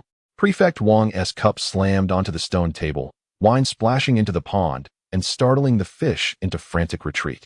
Lu Tong coughed awkwardly. Lord Lin, such words are unnecessary. We've long suffered under the White Lotus sect and await your leadership. Enough. Lin Che suddenly leaned forward, seizing Prefect Wang's collar. The men recoiled, uncertain of his intentions. Gold-threaded embroidery on a scholar's robe, his fingers traced the fabric with mocking admiration. This is yun brocade, produced just last year by the Huainan Weaving Bureau. My father-in-law keeps half a bolt in his study, yet here you are, wearing it as everyday attire. How extravagant. Silence enveloped the pavilion, broken only by the faint ripple of fish darting through the water. Zhao Xian suddenly burst into hearty laughter, the creases at the corners of his eyes resembling crumpled rice paper. Is it any wonder that Lin Sima hails from the capital? His insight is truly astute. This is the plunder unearthed from the White Lotus sect's lair during last month's bandit suppression operation. Lord Wang, you are enduring humiliation for the sake of investigating the case. I see. So it is. As long as it does not come as a tribute from the White Lotus sect, all is well. Lin Che released his grip. Observing the pale-faced Wang Zhizhou slump back into his seat. I presume the confiscated silver is temporarily stored in your respective residences as well? He seized a chicken leg, devouring it with glistening lips. Fear not. I have no interest in wealth. I merely seek to accumulate military merit to return to the capital. Wang Zhizhou hastily rose and bowed. Lin Sima, your noble intentions are commendable. I, as a mere official, feel utterly ashamed that the banditry under my jurisdiction remains unabated. Failing the court. Enough, enough. Lin Che waved his hand dismissively. It's merely a matter of dealing with bandits. It hardly warrants concern. With that, he downed his cup of wine in one gulp, slamming the cup back onto the table. My recent demotion from the capital was meant to accomplish great deeds for my father-in-law to witness. I shall make an example of these rebellious bandits.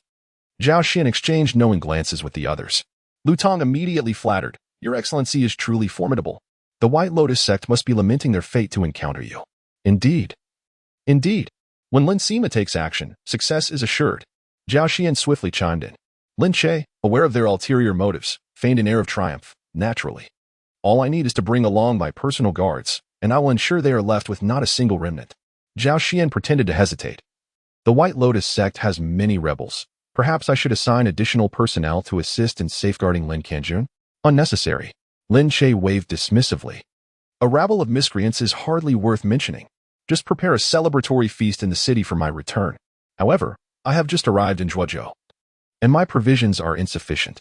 Even my personal guards would incur substantial costs. What do you three think? Lin Che chuckled inwardly. Knowing that the officers you dispatched are as likely to kill me as they are to protect me, it would be prudent to take advantage of your hidden intentions and extract some benefit. Wang Zhizhou's hand trembled slightly as he raised his cup. Is this gentleman truly foolish or merely feigning ignorance? The rebels of the White Lotus sect are a source of considerable headache, even for the court. Yet he seeks neither soldiers nor horses, only silver? He stole a glance at Zhao Xian, who imperceptibly nodded in agreement. Since Lin Sima is so confident, how about I allocate 10,000 taels of silver to bolster the military's might? Wang Zhizhou proposed. Lu Tong chimed in at the right moment. Indeed, before the soldiers move, provisions must be prepared. Lin Sima is indeed considerate. We are in awe. Zhao Xian raised his cup. Since Lin Sima possesses such confidence, we shall await good news. The other two raised their cups in unison, earnestly praising Lin Che's bravery and foresight. Lin Che's face beamed with satisfaction, as though he had already triumphed over the bandits. Bursting into hearty laughter, the atmosphere in the room suddenly grew fervent. After a few more cups of wine, Lin Che suddenly frowned and remarked, "Lord Zhao, isn't it rather dull for a group of gentlemen to drink without any entertainment?" Zhao Xian immediately understood and clapped his hands.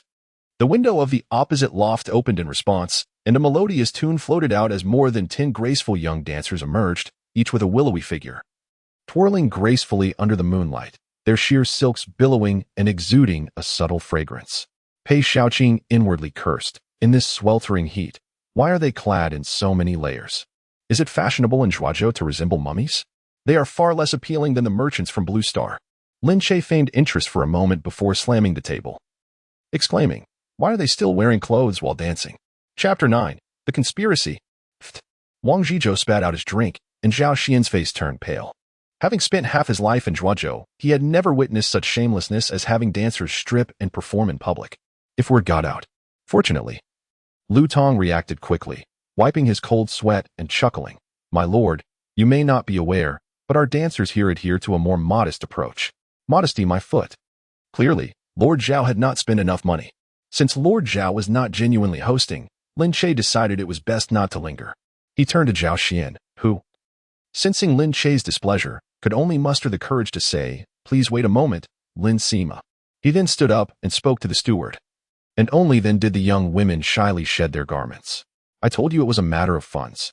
The music resumed, and the dancers moved with enchanting grace. Like waves rolling in, each wave more captivating than the last, leaving one longing for more. Lin Che felt a bit anxious, uncertain whether his pretentious demeanor was convincing enough to allow the others to lower their guard.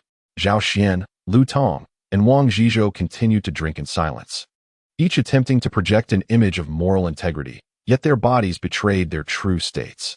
In a moment of exuberance, Lin Che leaped into the throng of dancers, exclaiming, "I'm not here for a mere striptease. When I watched the dance of the feathered robes in the capital, you were still playing in the mud."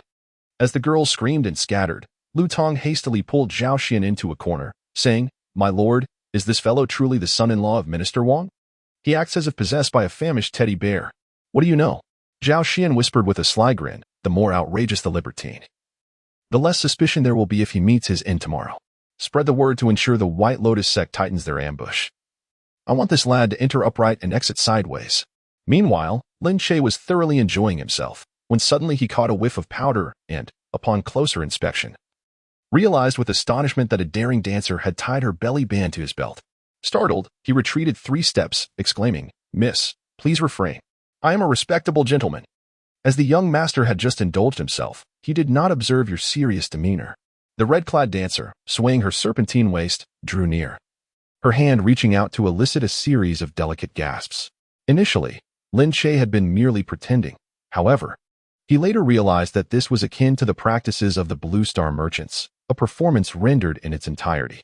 Yet, considering the imminent task of eradicating bandits that awaited him the following day, a matter of great significance to his own life and fortune, he could only indulge in a few sips before exclaiming, "Lord Zhao, quickly disperse this group of enchantresses. I wish to return home to replenish my strength for tomorrow." Observing Lin Che's ravenous demeanor, Lu Tong stroked his chin and murmured, "Is this fellow merely pretending, or is he truly a debauched scion? What do you know?" Zhao Xian spat on the ground disdainfully. "Which of the noble scions in the capital does not behave in this manner? When I went to report last year, the courtesans in the capital were indeed like this."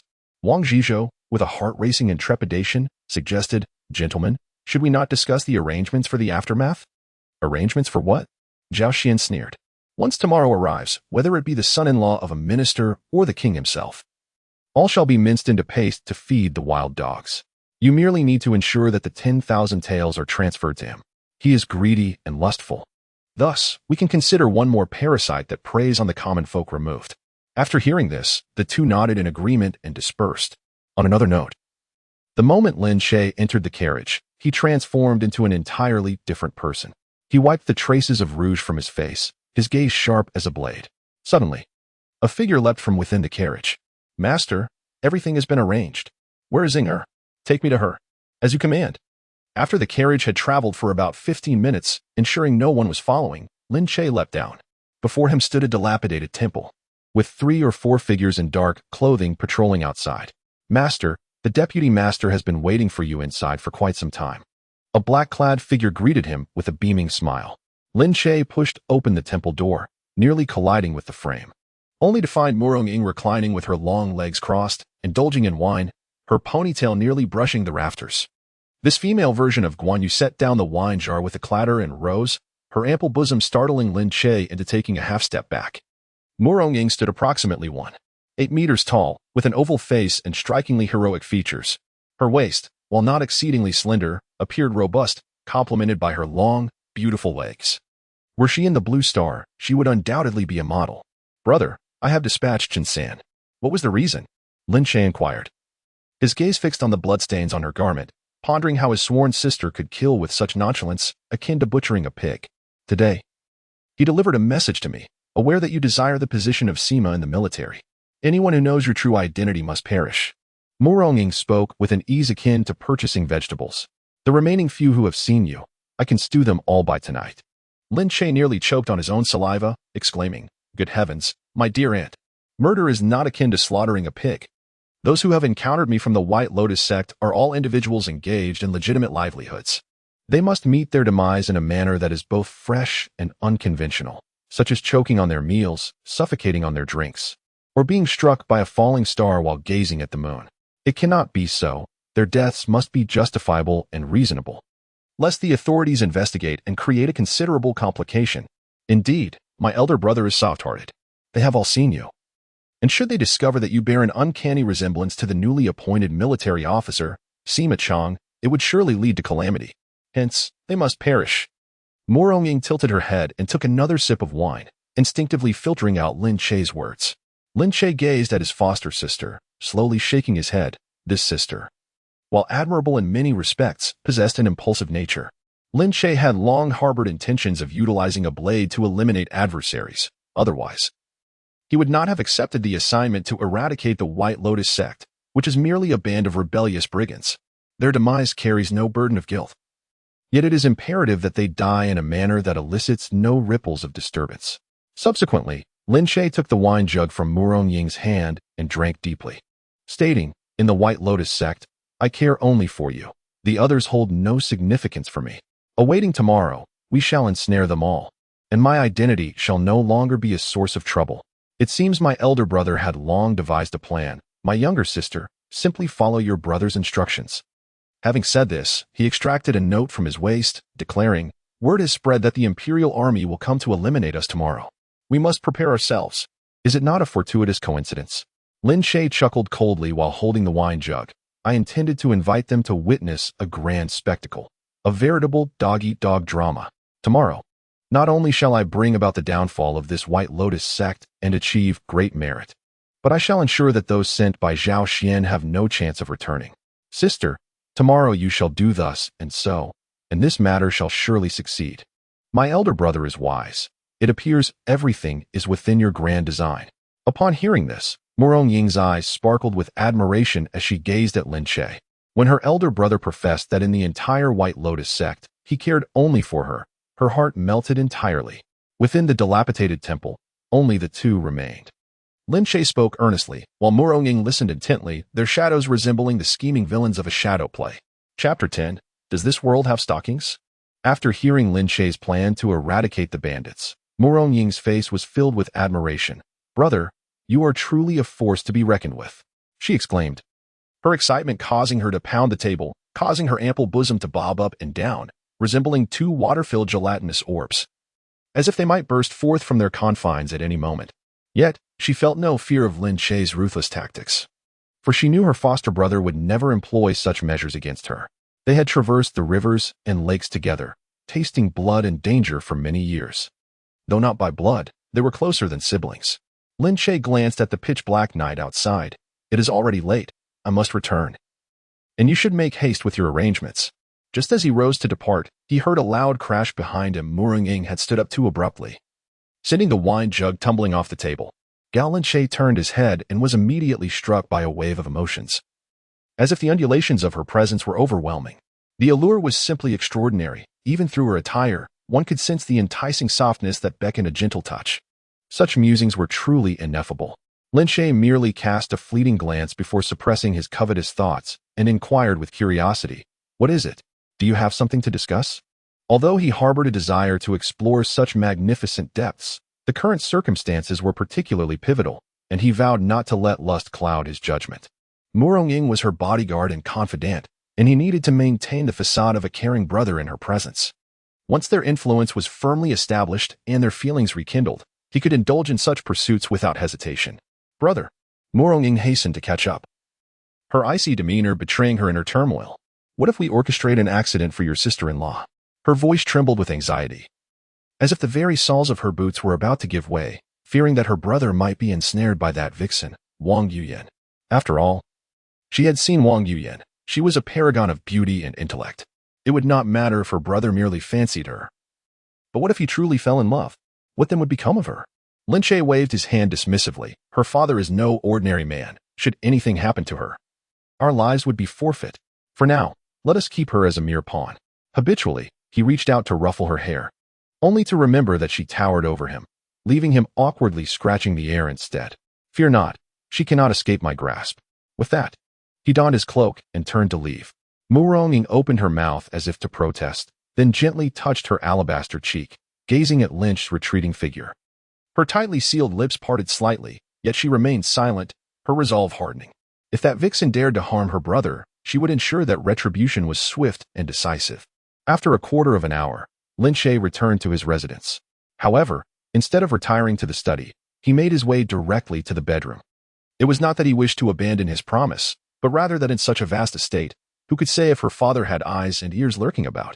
If he continued to sleep in the study, it would only be a matter of time before he was discovered. It was better to clarify matters once and for all, to avoid future complications. Upon entering the room, he found Wang Yuyan nestled under the covers, anxiously watching him. "Did I not instruct you to sleep in the study?" she chided. Linshe was unfazed, responding with calm assurance, "After all, we are husband and wife. We must play our roles to perfection. Though I vow never to touch you. We cannot afford to show any signs of discord. If I were to sleep in the study, it would surely raise suspicions." "You." Wang Yuyan was at a loss for words, her indignation rendering her speechless.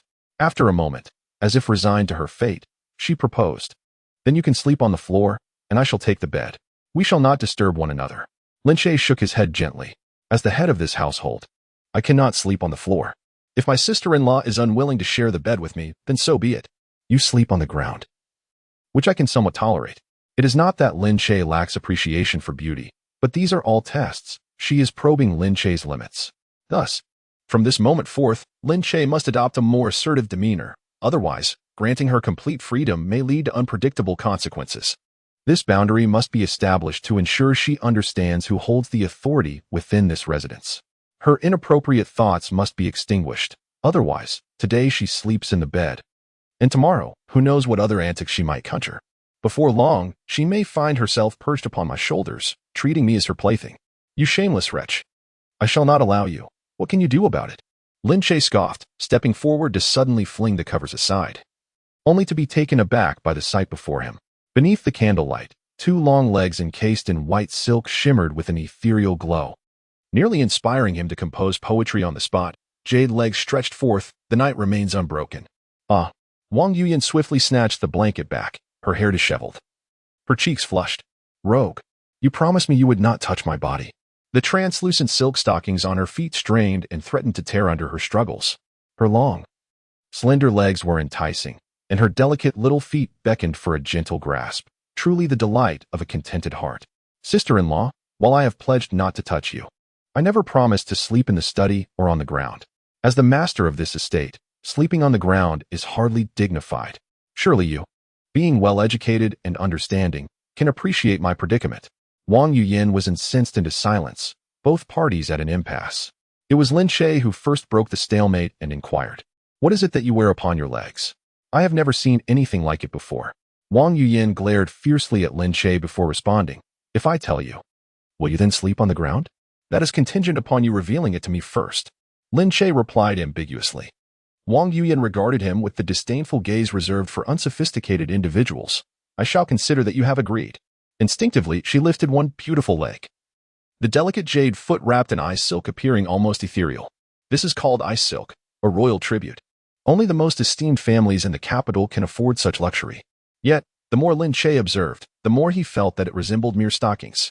In a sudden burst of action, he leapt forward, grasping his sister-in-law's ankle, his nose nearly brushing against the silk. What are you doing? Release me. If you dare to act recklessly, I will scream.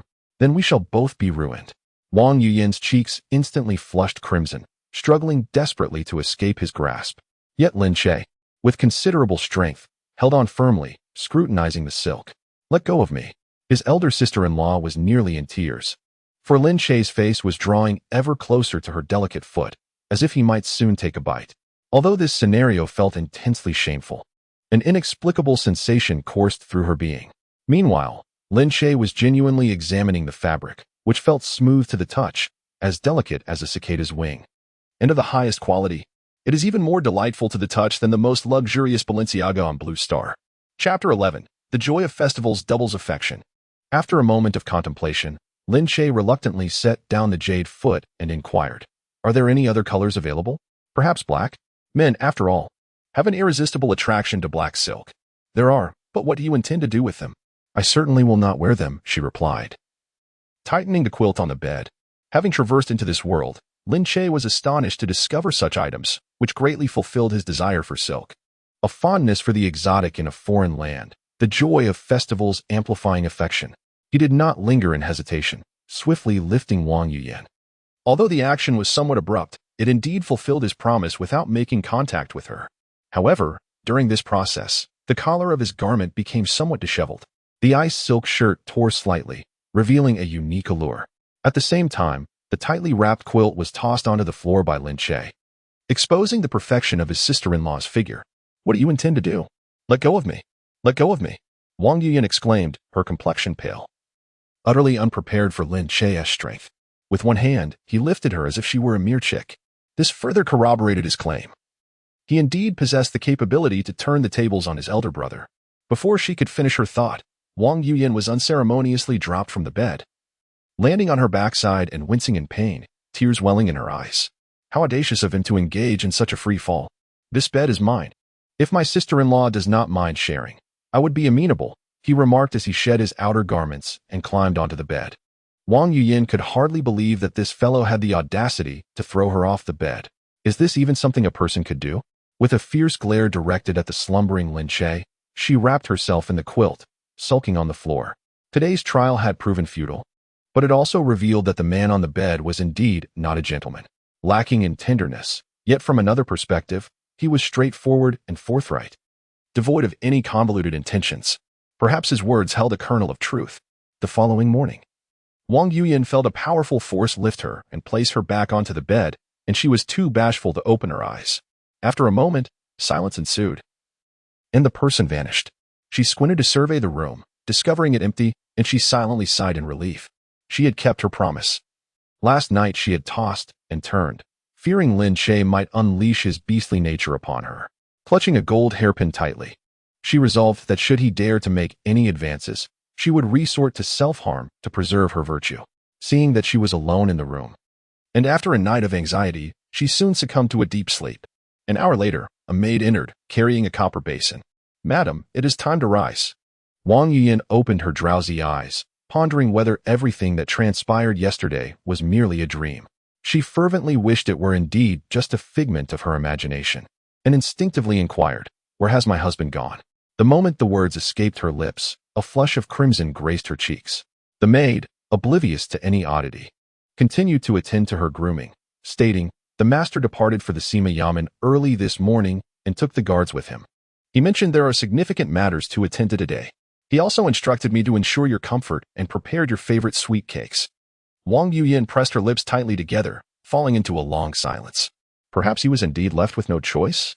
Upon deeper reflection, Lin Mo's act of killing her husband, Li Dai Tao Jiang, was purely for self-preservation. His threats and intimidation stemmed from her prior actions against him. From the beginning, he had merely sought to survive. Was it possible that my prejudice against him is too profound? Or could it be that my husband is indeed a hypocrite? Perhaps he too is a victim of circumstance. Lost in such thoughts, Wang Yuyan smacked her forehead, chiding herself for her fanciful musings. He is the very culprit behind her husband's demise, and should an opportunity arise, she would ensure he joins her husband in death. Meanwhile, within the Sima Yamen, Lin Che, clad in armor, exuded an air of extraordinary valor. His 30 elite guards, brought from his residence, radiated an imposing presence. Their tiger-headed sabers gleamed menacingly in the sunlight, casting a chilling aura. Zhao Xian was taken aback by this display. These 30 men were clearly no mere weaklings, but seasoned warriors, exuding a palpable aura of ferocity, as if they had emerged from mountains of corpses and seas of blood. It was no wonder Lin Che possessed such confidence, daring to confront the White Lotus sect with only his personal guards. However, he had overlooked that while he had formidable allies, so too did others. He then signaled Lu Tong, who, with a glint of ferocity in his eyes, bowed slightly to Zhao Xian before departing to make preparations. After finishing his instructions, Lin Che clasped his hands and addressed Zhao Xian, "My lord, when shall the rations promised last night be dispersed?" Zhao Xian, wearing a smile that did not reach his eyes, replied, "The 10,000 taels have long been prepared." With a wave of his hand, a clerk promptly delivered the silver notes into Lin Che's hands. Lin Che smiled slightly as he accepted the notes, proclaiming, "For this campaign, each of you shall receive a reward of 300 taels." The 30 personal guards erupted in astonishment. 300 taels. To put this in perspective, 300 taels held immense purchasing power during the Dane dynasty. A modest farmhouse cost no more than 50 taels, while a maid or servant fetched around 10 taels. This sum was sufficient to ensure a lifetime of indulgence in Zhuozhou, allowing for the acquisition of several concubines. Upon hearing this, the guards' eyes sparkled with excitement, their grips on their sabers tightening, as a profound sense of camaraderie and loyalty to their leader blossomed within them. Lin Che, however, was not one to make empty promises. He promptly instructed Zhao Wudi behind him to distribute 300 taels to the 30 loyal soldiers. This action ignited a fervor among the crowd, leaving the officer Sima, who oversaw the recruits, dumbfounded. They had participated in numerous pre-battle mobilizations before, where many commanders made grandiose claims, only to offer meager rewards after the successful extermination of foes. Most of the spoils ended up lining their own pockets. Yet, Lin Sima was different. He dispensed funds even before the battle had commenced, undoubtedly promising further rewards after the fact. This decisive gesture immediately inspired many officers to feel a desire to follow him. Where could one find such a commendable leader? Zhao Xian's face turned a shade of green with anger.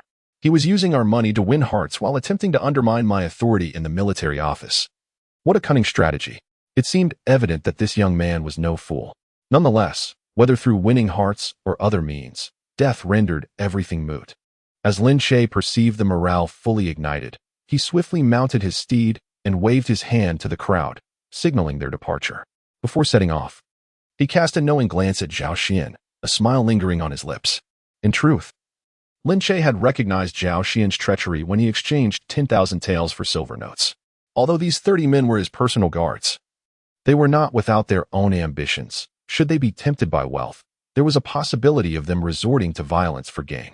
By distributing the 10,000 taels in advance, Lin Che aimed to boost morale while also preventing any collusion to commit robbery.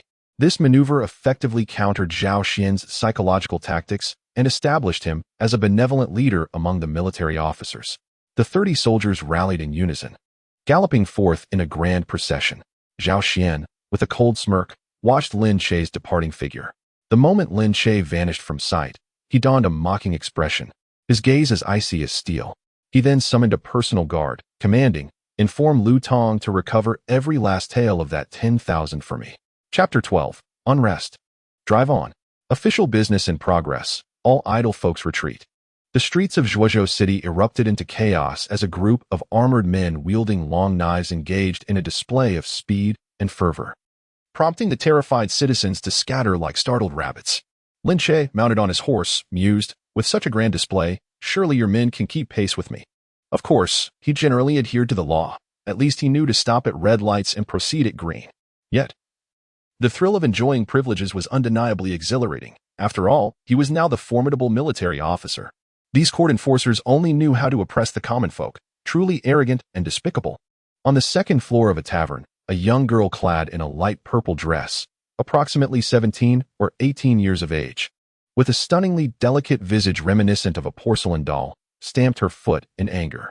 Her small chest heaved with fury, resembling two little buns embroiled in a quarrel. The elegant middle-aged woman seated beside her frowned and cautioned in a low voice, "We are here on serious business. Cease your reckless words lest you invite unnecessary trouble." The young maiden pouted petulantly and slammed her wine cup onto the table. "Waiter, more wine," she demanded. The attendant scurried over eagerly to refill her cup.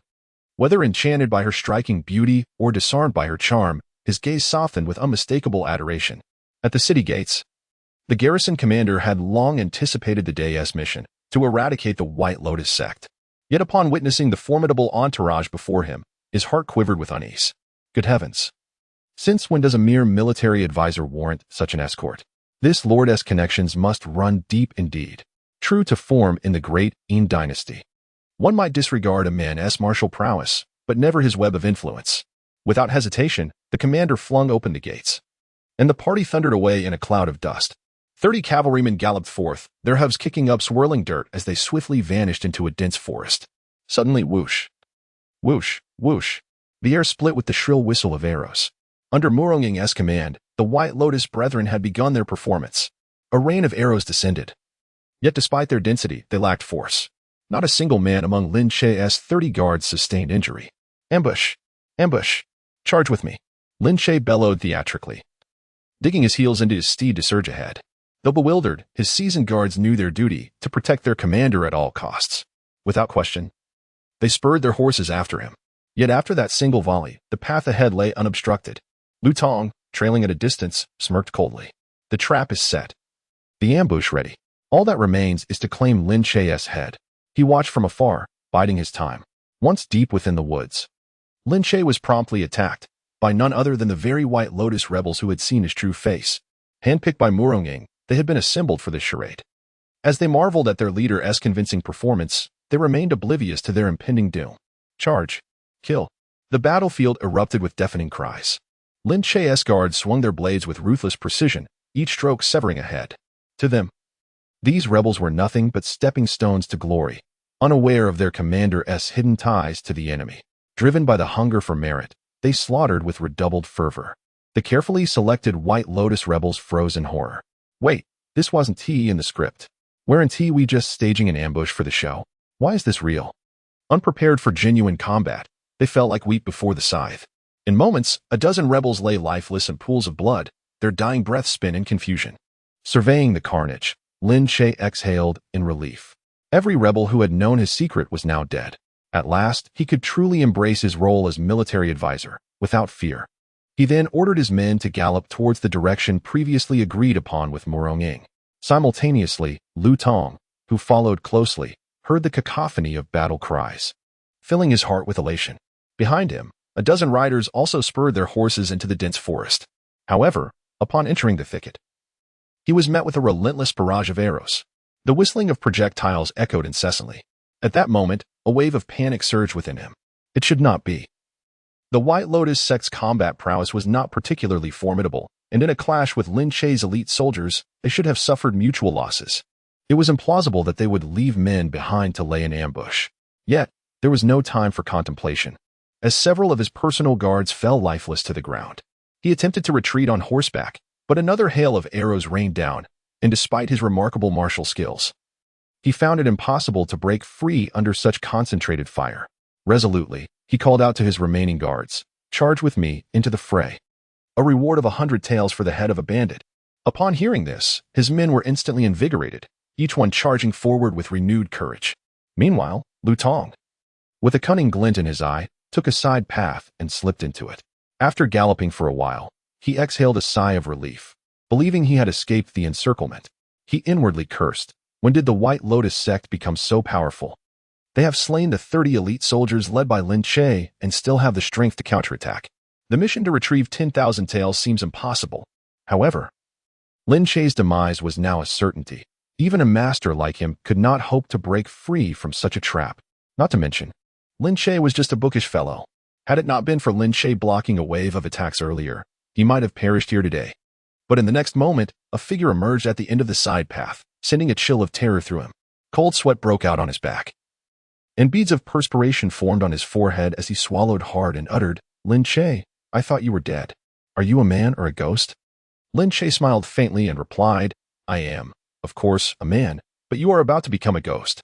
Hearing this, Lu Tong tightened his grip on his spear with his right hand while wiping the cold sweat from his forehead with his left, coldly stating, "You are but one man. How can you stand against me? Today, you cannot escape death." Lin Che, unfazed, casually snapped his fingers, and over 30 riders emerged from behind him, all spirited and unscathed. Lu Tong was dumbfounded. The earlier clamor of battle had been deafening. How could this be? But the situation before him was dire, and he could only leap onto his horse, attempting to retrace his steps. Just then, a figure appeared behind him. The poised Murong Ing blocked the other end of the path, with enemies in front and behind. He had no choice but to fight. Resolving himself, he leaped forward, light as a swallow, aiming to carve a bloody path through Murong Ing. Clang! In the next instant, accompanied by the sound of metal striking metal, a flash of a blade cut through the air, leaving Lu Tong questioning his very existence. The innate realm of power. This is impossible. The martial arts realms are categorized into the acquired realm, innate realm, master realm, and divine realm. Lu Tong fell to the ground, suddenly spitting out a mouthful of fresh blood.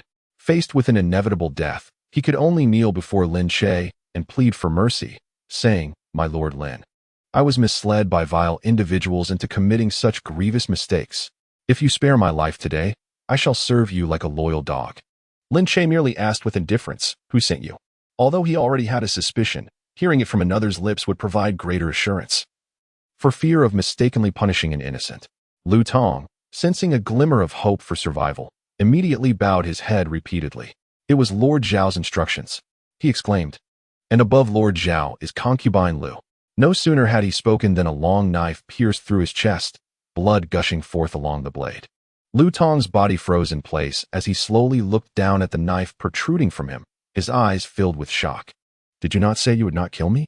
Lin Che dismounted his horse, walking away as he spoke. Lu Tong, colluding with the White Lotus sect with the intention of rebellion. The women enter the brothel, while the men become slaves for generations. Are you satisfied with such a judgment? Oh, and I forgot to mention, I only prefer bitches, and you wish to serve as my dog. You are unworthy. Lu Tong pointed at Lin Che, exclaiming, "You want to kill me to gain credit?" Lin Che sighed lightly. No wonder the remnants of the White Lotus sect have been entrenched in Zhuozhou for years. The commander is none other than Lu Tong, the chief flag officer. It is no surprise they have repeatedly evaded the court's purge. Meanwhile, I have slain the bandit leader, revered as a hero by thousands. So what will you choose? Lu Tong's eyes widened in fury as he glared at Lin Che. "I will not let you go even as a ghost." Lin Che smirked, leaning close to Lu Tong's ear, whispering, "To tell you the truth, I am the very leader of the White Lotus sect. Did you not foresee this?" Cough, cough. Lu Tong, overwhelmed with emotion, coughed up blood, dying with his eyes wide open. At that moment, Murong Ing withdrew the long knife and said, "Big brother, what should we do next?" Chapter 13. Victory is certain. Lin Che turned to Murong Ing, instructing, "Let the remaining brothers hide well during this period." Murong Ing, puzzled, wiped the blood from her knife and responded, "Since you are determined to become the chief flag officer, why not eliminate them completely?" A chilling glint of killing intent flashed across her beautiful face as she spoke. Lin Che smiled slightly. As the saying goes, more friends mean more paths. Having more female companions opens even more avenues. My power is not yet stable. They may still prove useful. Upon hearing this, Murong Ying's face flushed slightly. "Big brother you." Lin Che, unfazed, continued, "There is one more thing. Next time you carry out a task, wrap your chest in white cloth. The slightest movement causes it to sway, stretching your garments too tightly. Such a situation is detrimental to a life and death struggle. Furthermore, the target is too conspicuous, making it easy to expose one's identity. I must be more cautious next time." Murong Ying's face flushed even more, as she could hardly believe how observant her elder brother was. These details had never crossed her mind. However, her brother's words held true. She was broad-minded. In the future, if she were to undertake any assassination missions, being too conspicuous would indeed be a disadvantage. "Elder brother, I shall certainly be more vigilant next time." Lin Che finally withdrew his gaze, inwardly pondering. Other girlfriends have only 3 paths, yet I believe my sister-in-law has 4. I dare not imagine the thrill of utilizing just one. After wiping the blood from the long knife, Mo Rong-ing pointed at Lu Tong's corpse on the ground and said, "Elder brother, he is merely a pawn. Behind him lies Zhao Xian and concubine Lu. What shall we do next? Concubine Lu is far in the capital, and we are powerless to reach her, but Zhao Xian is right here. We must devise a way to eliminate him." Having said that, Lin Che waved his hand, and his personal soldiers dragged Lu Tong's body onto a horse. Over 30 riders returned in grand procession, collecting all the corpses in the dense forest before heading straight back to the city. The city guards, upon seeing Lin Che return in such a manner, immediately opened the city gates. The commander of the guards, with a fawning expression, inquired, "Are you well, sir?" Lin Che, inwardly cursing, thought, "After a fierce battle, you block my way at the city gate to inquire about the outcome. It goes without saying that it must be that fool Wang Zhizhou who instructed you to do this." However, he maintained a benevolent expression and replied, "I have merely sustained minor injuries, nothing worth mentioning." While instructing his subordinates to assist in transporting the bodies, the commander of the guards cautiously asked, "May I inquire, sir? Did you manage to slay the leader of the White Lotus sect?" Lin Che immediately assumed an expression of deep sorrow. "The leader is too cunning. I was unable to slay him. However, I did manage to eliminate a traitor." He then pointed at Lu Tong's corpse and declared, "Behold, this is the traitor." Upon hearing this, the crowd instinctively turned their gazes towards the corpse. How can this be? Is this not Lu Tong, the flag officer? Indeed, it is Lu Tong. He was a traitor? The crowd exclaimed in astonishment.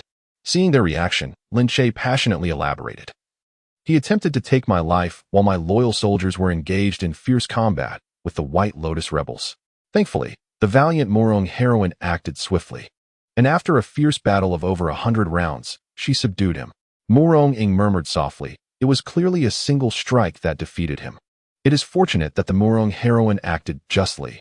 Otherwise, his true nature would have remained hidden forever, continuing to endanger the people of Zhuozhou." The crowd, now enlightened, was profoundly shaken. So that is how it is. No wonder the White Lotus sect always receives wind of our encirclements.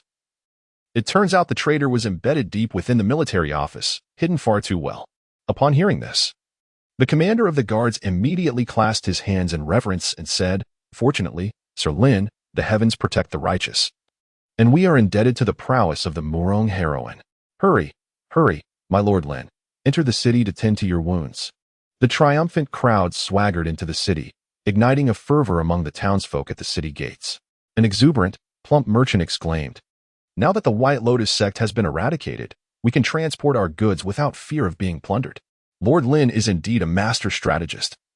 With but a slight exertion, he has rid Zhuozhou of a great menace." Another lanky merchant audaciously fabricated a tale, claiming Lord Lin, in his modesty, attributed the victory to the valiant Mo Rong heroine, but in truth, it was Lord Lin's sword that dispatched that villain. His words flowed as though he had witnessed the battle firsthand. Mo Rong-ing stifled a laugh, aware that her brother's swordsmanship was unparalleled, capable of cleaving through melons with ease. Yet, the merchant's discourse grew increasingly fervent, with some declaring Lin Che's unparalleled might, asserting that he had single-handedly vanquished over 100 members of the White Lotus sect with a single strike. The storyteller beneath the bridge animatedly recounted the tale, elevating Lin Che to the status of the most extraordinary figure of the age. Instantly, a stir erupted within the city as numerous officials and constables beat drums and gongs, vociferously proclaiming the complete dismantlement of the White Lotus sect's branch in Zhuozhou. The bandit leader has been executed. This was not mere official propaganda. Throughout the ages, such declarations have been crafted to resonate with the populace, reinforcing the legitimacy of their rule. Whether Lu Tong was indeed the bandit leader became irrelevant. If the people believed him to be, then he was. Every era is subject to the influence of public opinion. Zhuozhou had long suffered under the White Lotus sect. And now that an opportunity for such proclamations had arisen, the officials seized it with fervor. Upon hearing the news, the townsfolk were filled with joy. A tavern worker slapped his thigh, lamenting, if only Sima Lin had arrived in Zhuozhou sooner. The scene within the city resembled a long-awaited rain after a drought, with everyone exultantly elated. Unbeknownst to them, in the courtyard of the governor's residence, Zhao Xian and Governor Wang were engaged in a tea-drinking conversation. However, Governor Wang appeared somewhat distracted, frequently glancing outside. Suddenly, the uproar outside caused his heart to tighten. Sima Zhao, Is your arrangement secure? Surely, there will be no unforeseen events? Why is there still no news? Zhao Xian, unfazed, reassured, do not worry. My Lord Wang, the White Lotus sect is leading the charge. General Lu will handle the aftermath. And Lin Che will be unable to escape. Just await the imperial orders. No sooner had he spoken than a flustered officer burst in.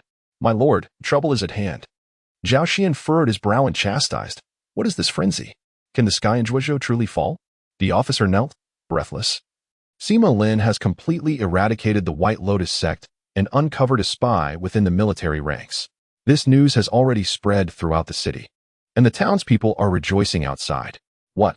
Zhao Xian sprang to his feet, hurling his teacup to the ground with a crash. Tea splattered. While Governor Wang sat in stunned silence on the bench, utterly at a loss. Zhao Xian delivered a swift kick to his subordinate, exclaiming, This cannot be. There must be an error in the intelligence. Go and ascertain what has truly transpired. Chapter 14. Your Excellency's Merit. After a brief while, the soldier returned hastily after gathering information. I have uncovered the truth. Zhao Xian inquired urgently, Speak quickly. In his eagerness, he even forgot to instruct the soldier to rise. The soldier knelt on one knee, panting, and reported, Your Excellency, the word is already spreading outside. It is said that the traitor colluding with the White Lotus sect is Lu Tong, the leader. As for the other rebels of the White Lotus sect, they have all been executed. The common folk are now overwhelmingly claiming that the bandit leader in Zhuozhou is none other than Lu Tong. Upon finishing, he instinctively glanced at Wang Zhizhou before continuing. There are numerous constables outside beating drums and announcing the news. The matter has already reached every corner of Zhuozhou. The charges against Lu Tong for treason have been thoroughly substantiated. What? Zhao Xian's eyelids flickered, and he unconsciously turned his gaze towards Wang Zhizhou. Hearing this, Wang Zhizhou sprang up from his chair, exclaiming, Your Excellency Zhao, rest assured, I had no intention of colluding with Lin Che. I am fully aware of the choice between you and Lin Che. Concubine Lu is deeply favored by the emperor and has borne a dragon son. Her future is undoubtedly illustrious. Those constables must be arranged by Lin Che. It has nothing to do with me. Once the storm subsides, I will certainly provide you with an explanation. Only then did Zhao Xian turn his attention back to the soldier, asking, Were there any survivors? The soldier shook his head. All the bandits have been slain. Not a single one escaped. Zhao Xian's brows furrowed deeply, and Wang Zhizhou's mind was in disarray. Both of their expressions fluctuated between worry and uncertainty. Zhao Xian was the first to regain his composure, instructing, You may leave now, and report any further developments immediately. After the soldier departed, Wang Zhizhou could not contain himself. Your Excellency Zhao, is this what you call foolproof? Moreover, what on earth has happened with Lu Tong? How did he become the bandit leader? Now that Lin Che is still alive, he has even been credited with the accomplishment of suppressing the bandits. How shall we explain this to Her Highness if word reaches the capital? If Minister Wang exerts his influence, Lin Che may seize the opportunity to return to the capital. And we. Zhao Xian snorted coldly, his expression dark and fierce. I have underestimated this foolish scholar. Once public opinion takes hold, even if Lu Tong is not the bandit leader, he is now perceived as such. Lu Tong has been exceedingly careless, allowing himself to be slain by a mysterious woman of lowly status. Wang Zhizhou, do not panic. I will write a letter to Her Highness explaining the situation. She will also take action to diminish Lin Che's merits.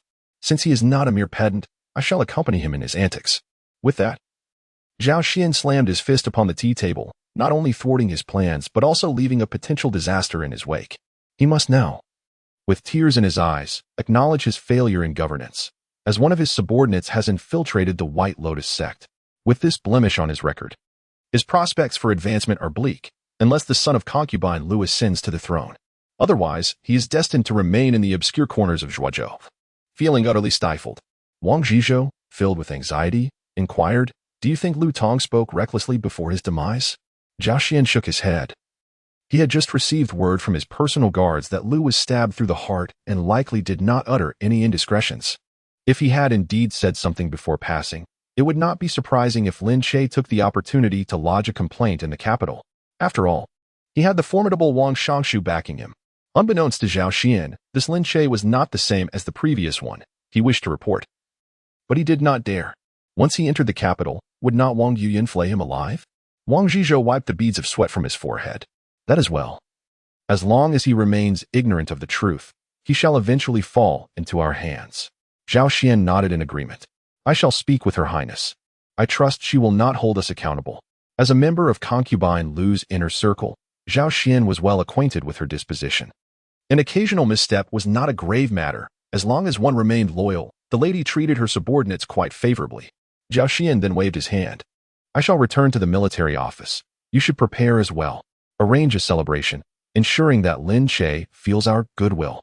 Meanwhile, in the Lin residence, Wang Yuyin sat leisurely in the courtyard, pondering the veracity of Lin Che's claims. Suddenly, a jubilant voice broke the tranquility as her personal maid, Lian Hua, rushed back to the estate. Madam, there is joyous news.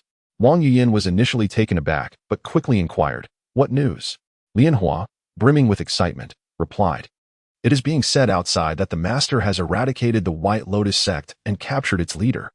They say the leader was a high-ranking officer in the military as well. The common folk are now hailing the master as a true hero, a reincarnation of the martial star. Wang Yuyin's expression turned peculiar. She was first stunned, then fell into contemplation. Finally, she let out a dismissive snort. This rogue is thriving. Having accomplished such feats, the next step would surely be to reap the rewards of his achievements. Should I write to father and inform him of all that has transpired during this time? The adulation he received from so many struck her as absurd. After all, he was but an impostor. Yet, she could not help but be astonished by his cunning. One had to admit he possessed greater capability and prowess than her husband. Indeed, he excelled in every aspect, even as he was afflicted by a grave poison, intent on uncovering the truths of those tumultuous days. Is the husband truly as he describes? Given his ruthless nature, it is entirely possible that he has someone lurking within this residence, observing my every move. Should he catch wind of my suspicions, it is likely that before my letter even reaches the capital, I would have already vanished without a trace. Lotus, noticing her silent mistress, softly inquired, Madam, what troubles you? Are you perhaps too overjoyed? I am a bit fatigued. I shall return to my chambers, Wang Yuyin replied, her enthusiasm instantly waning as she departed with a terse remark. Just as she turned to leave, a youth disguised as a servant peeked out from behind the rockery, meticulously recording her every action. Meanwhile, outside the military office, the atmosphere was as festive as the new year. The sound of gongs and drums reverberated, and the onlookers craned their necks, eager to catch a glimpse of Lin Che. Here he comes. With that shout, the crowd erupted in excitement. Lin Che appeared, riding a magnificent steed, followed closely by a towering female warrior. Indeed, she was 8 feet tall. Her stature and presence dwarfed the horse beside her. Look at Lord Lin. He is strikingly handsome, exclaimed the crowd. That female warrior is enormous. Of course, the most conspicuous aspect was her formidable physique. For those fond of grand displays, it was enough to make one drool. Lin Che, with a smile and a wave, internally lamented, damn, this pretense is exhausting. When can I return? Externally, he maintained the persona of a hero. Dear villagers, combating bandits is my duty. Ironically, he was indeed combating his own kind. Zhao Xian approached with a radiant smile, as though he were meeting a long-lost father. Lord Lin, your merits in subduing bandits shall be reported to the court. I will advocate for your commendation. Yet, internally, he was bleeding from the heart. Curse your commendation. He is my most trusted aide. My future. Chapter 15. Is this position truly suitable for her? Lin Che dismounted with flair, offering a respectful gesture as he spiritedly said, I thank you, Zhao Da, for advocating on my behalf. Then, feigning deep concern, he continued, Zhao Darren, one must be meticulous in choosing associates. Lu Tong, as the military commander, engages in heinous acts of murder and conspiracy. Such actions have tarnished the reputation of our military office. Zhao Xian's face darkened instantly, and with righteous indignation, he declared, indeed, Lu Tong's treachery is unforgivable and warrants, Lin Che swiftly interjected, warrants the execution of his entire clan. The men shall serve as slaves for generations, while the women are sent to the brothels. Zhao Xian's expression froze. Was this young man instructing him on how to conduct affairs? Though he was seething internally, he maintained a smiling facade, nodding in agreement. Well said, well said. After a moment, he feigned sorrow, gritting his teeth as he added, who could have foreseen that the bandit leader would be one of our own? Lu Tong. This shameless scoundrel. He has brought us nothing but disgrace. Thanks to Lin Sima's keen insight in unmasking him and clearing our path, otherwise, the reputation of our military office would have suffered greatly. It is merely my duty. How could I dare to take credit? Although Lin Che said this, his expression betrayed an air of self-satisfaction. Zhao Xian turned to the tall and striking young woman beside Lin Che and remarked with a smile, "This must be the valiant heroine who intervenes in injustices. Is it not? Truly, she possesses an extraordinary demeanor." Yet inwardly he cursed, "What a meddlesome woman! Spoiling my good fortune. My lord, this is Murong. She will henceforth accompany me as a bodyguard." Lin Che introduced her. Murong, sparing with words, replied, "I have met the lord. No need for formality. Your rescue of Lin Sima is a remarkable feat." Zhao Xian's flattery was particularly pleasing to hear. He then glanced at the sun and cheerfully stated, "It is getting late. The celebration banquet is all prepared. Lin Sima, you must indulge today. Let us not leave until we are thoroughly intoxicated." "Certainly, my lord, please." Lin Che gestured for him to proceed. No. Today you are the guest of honor. Please, lead the way." Lin Che did not hesitate and stepped forward. This man truly exudes arrogance, but those with capability are entitled to such pride. Just look at those two fellows beside him, bowing and scraping. They are clearly inept. A girl in a purple gown in the crowd glared disdainfully at Lin Che's companions, evidently harboring a grudge against officials. "Sienna, silence." A beautiful woman beside her admonished sharply. "If you continue to speak so recklessly, I shall send you back to the mountain gate to spare our sect from your loose tongue bringing trouble."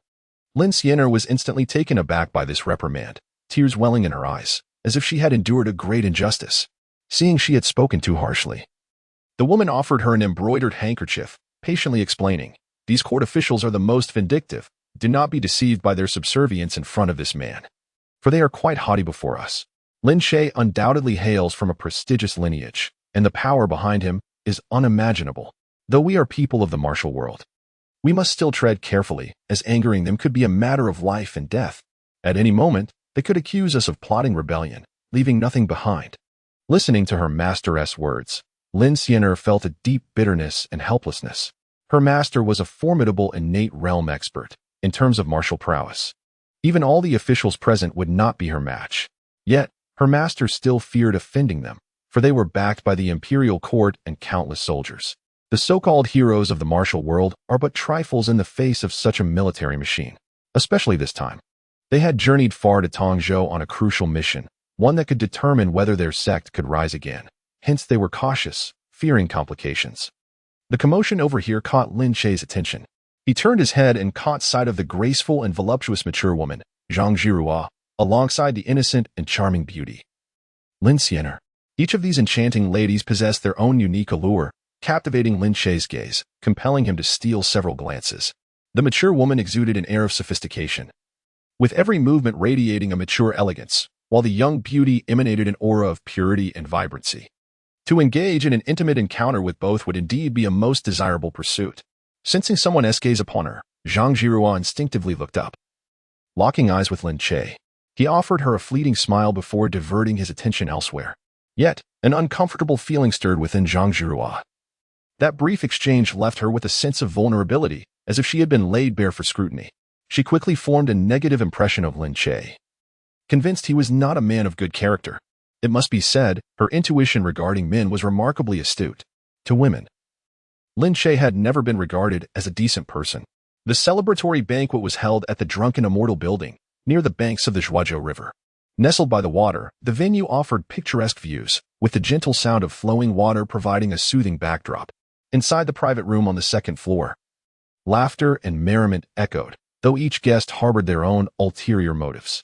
Lin Che occupied the seat of honor, despite his repeated refusals to take such a position. Zhao Xuanfei insisted that today was his celebration, and who else could occupy the seat if not him? Reluctantly, Lin Che complied. As the toast flowed and spirits rose, Lin Che suddenly turned to Zhao Xian and inquired, "Might I ask if there are any arrangements for the newly appointed general?" The moment his words left his lips, the previously boisterous banquet hall fell silent. Everyone was taken aback by Lin Che's implication. It was unmistakably clear that he sought to place someone in a position of power. Was he not being overly ambitious? After merely a few days in office, he was already aiming to install his confidant. Furthermore, he audaciously approached his superior for a position. Such boldness was indeed remarkable for a subordinate. Zhao Xian, momentarily stunned, then replied with a forced smile, "Who does Lin Sima believe is worthy of such a significant role?" As the saying goes, rewards follow merit, and punishment follows transgression. This campaign was largely successful thanks to the assistance of the gallant Morong heroine. Without her, How could we have spoken of eradicating the White Lotus sect? I, Lin Che, hail from the capital and have been influenced by my father-in-law, Minister Wang, to firmly understand the principle of repaying kindness. Our family enjoys the Emperor's grace, and I am duty-bound to scout talent for the court. The Murong heroine is undoubtedly such a talent. Therefore, I recommend her for the position of general. What audacity! How brazenly he spoke of seeking a position. Unabashedly invoking his family background, Zhao Xian and Wang Zhizhou, among others, could only curse internally. The other attendees of the celebration were astonished to learn that Lin Che was indeed the esteemed son-in-law of Minister Wang. Lin Sima's loyalty to the court truly commanded respect. However, the position of general was a significant one, requiring candidates from reputable backgrounds. While the Murong heroine was indeed gifted, she ultimately hailed from the martial world. Perhaps this role was not entirely suited for her. Chapter 16. A contest between two women? Lin Che furrowed his brow slightly, a look of displeasure evident on his face. The onlookers observed this clearly, and he then lifted a glass of wine and said, "It is our duty to recommend talents for the nation. Does Lord Zhao truly believe that my intentions are merely self-serving?" Zhao Xian was utterly taken aback. How could this man be so shameless? In the realm of governance, such words were a decisive refusal. Yet, Lin Che feigned ignorance, repeatedly emphasizing the pressure from Minister Wang in the capital, demonstrating an astonishing thickness of skin. However, in front of so many witnesses, Zhao Xian was still determined to provide Lin Che with a way out. After all, Lin Che had powerful backing and had accomplished significant feats. It was merely a matter of presenting a condition, and he could counter it face to face. If this fellow were to fly into a rage on the spot, it would be a spectacle that none wished to witness. The priority was to stabilize and mislead Lin Che. As long as he remained in Zhuozhou, he would be easily managed. Indeed, as Sima Lin has stated, recommending virtuous talents for the nation is indeed our grave responsibility. However, it is quite challenging to convince the masses that a woman such as the valiant Murong can assume the position of the chief military flag. Moreover, my authority is limited, and I cannot appoint outsiders. Yet, considering the significant responsibilities of the chief military flag, it cannot remain unfilled. If Sima Lin has suitable candidates within the military office, I shall promptly report to the court to secure an official position for him. Would that be agreeable? Lin Che's face immediately lit up with joy as he drank deeply from his glass. Then I thank you, Lord Zhao. His suggestion to appoint Murong Ying as the chief military flag was nothing more than a whimsical notion. The selection process for the military office was stringent. An outsider, even with a powerful recommendation, could not directly ascend to such a rank. They would have to endure the same arduous path as many others, painstakingly accumulating experience. He used Murong Ying as a pretext, even invoking his father-in-law, solely to place his confidant in a position of power. With his triumph firmly secured, Zhao Xian dared not overshadow his brilliance and could only concede the opportunity to Lin Che. By proposing that Lin Che recommend a candidate in front of all these witnesses, he ensured there would be no retraction afterward, achieving his goal and wearing a satisfied smile. Come, everyone, let us together celebrate Sima Lin's victorious return. Someone in the crowd exclaimed, prompting all to raise their glasses and toast. Yet, many present began to contemplate their own ambitions if they could align themselves with Lin Che. The position of chief military flag would surely be within their grasp, far more swiftly than enduring the rigorous process of accumulation. As they considered this, the gazes directed at Lin Che transformed. He was clearly a guiding light in the intricate world of governance. Only Zhao Xian felt a pang of frustration. Not only had this man slain his trusted officer, but now he was compelled to hand over the opportunity for promotion to him. The feeling was akin to Lin Che openly courting his wife while he stood helplessly behind, pushing him forward. After indulging in food and drink, Lin Che pretended to be inebriated as he prepared to leave. Numerous junior officers vied to assist him, but once outside the tavern, Lin Che waved his hand in dismissal. With the gallant Murong heroine escorting me back, you may all return to your revelry. A young attendant smiled obsequiously and remarked, without your esteemed presence, my lord, even the finest delicacies and exquisite wines lose their allure. Another attendant, unwilling to be outdone, chimed in, indeed, without you, drinking holds no joy. If only you were present, even plain water would taste as delightful as wine. Lin Che burst into laughter, heartily clapping both of their shoulders. It is evident that you two possess intriguing stories. In a few days, when time permits, you must regale me with tales of the amusing happenings in Zhuozhou. His understanding of Wang Zhizhou and Zhao Xian was limited, however. With individuals eager to ally, it was only prudent akin to Han Xian mustering troops to gather more loyal subordinates. Cultivating a few trusted confidants would fortify his standing within the military office. At his words, both attendants beamed with joy, their smiles stretching from ear to ear. "We are ever at your service, my lord," they exclaimed, bowing as they watched Lin Che ascend the carriage and depart. Even after the carriage vanished from sight, they remained rooted in place. In truth, these two had reached the pinnacle of their standing within the military office. Should they remain stagnant, their lives would remain forever unchanged. To see Lin Che was akin to glimpsing hope, and they were determined to grasp it firmly. Within the carriage, Murong Ying scoffed at the two. "These are but sycophantic minions, ingratiating themselves to those in power. My brother must remain vigilant of them," she cautioned. Lin Che smiled gently. "Power is their guardian. As long as my brother wields authority, they shall remain fiercely loyal to us. You only perceive their flattery, but I see their ambition. As long as my brother stands tall, they will be our most devoted hounds." Understanding her brother's strategic mindset, Murong Ying chose not to elaborate further, for her sole ambition was her brother's well-being. In essence, anyone who dared obstruct his path would face her wrath, regardless of their stature.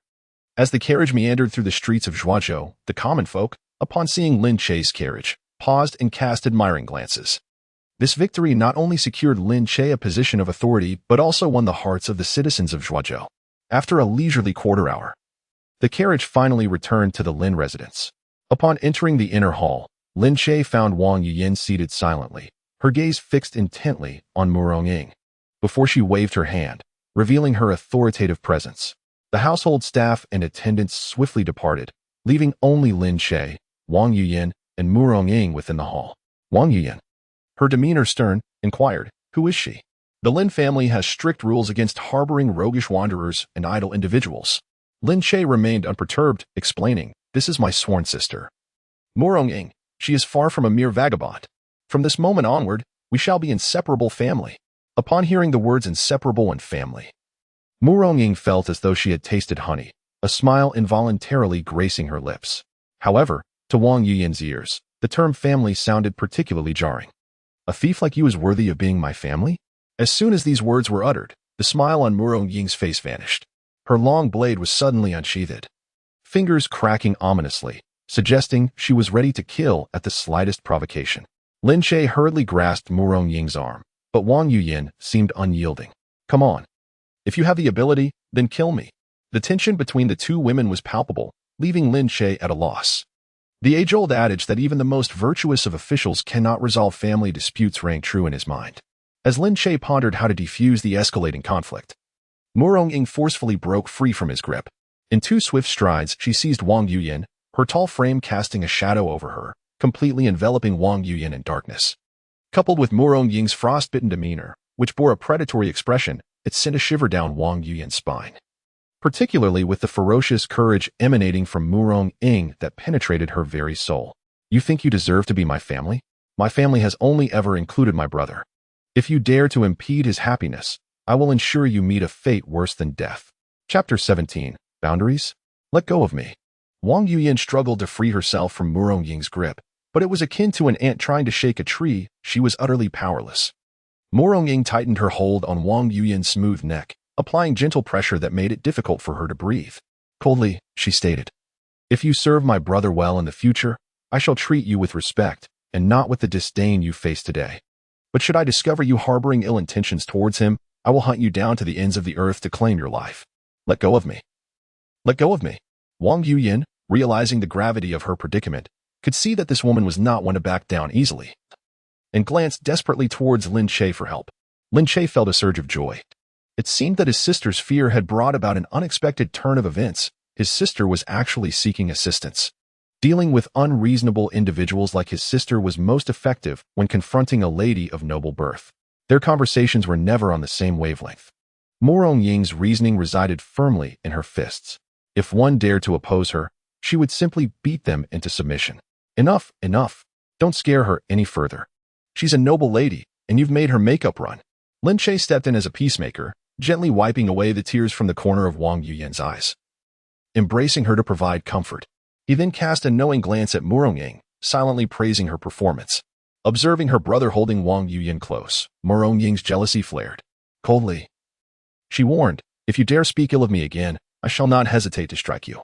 Seeing the jealousy etched on Murong Ying's face, Lin Che shot her a look that seemed to convey, "You are my steadfast sister, while she is merely a fade for my disguise." Why bother stooping to her level? Upon witnessing Murong Ying's comprehension, he began to chide her with a lackluster tone. "What on earth are you, a young lady, doing with all this fighting and killing? Regardless, she is your sister-in-law. You ought to show her a modicum of respect. Hurry and apologize." Murong Ying, though reluctant, could only comply under her brother's relentless hints, muttering, "Sister-in-law, I was reckless. I beg your forgiveness." Wang Yuyan pressed her lips together, ultimately turning away to bury herself in Lin Che's embrace, remaining silent. In that moment, she suddenly realized how comforting it was to lean against a man's strong arms. Lin Che lowered his head, gently caressing the faint red marks on her neck, his tone tinged with regret and helplessness. "My sister was merely jesting with you, after all. Our fates are intertwined. You are me, and I am you, inseparable. Though we have yet to consummate our marriage, the bond of life and death is undeniably true. I cannot be without you, nor can you be without me. How could I not stand by your side?"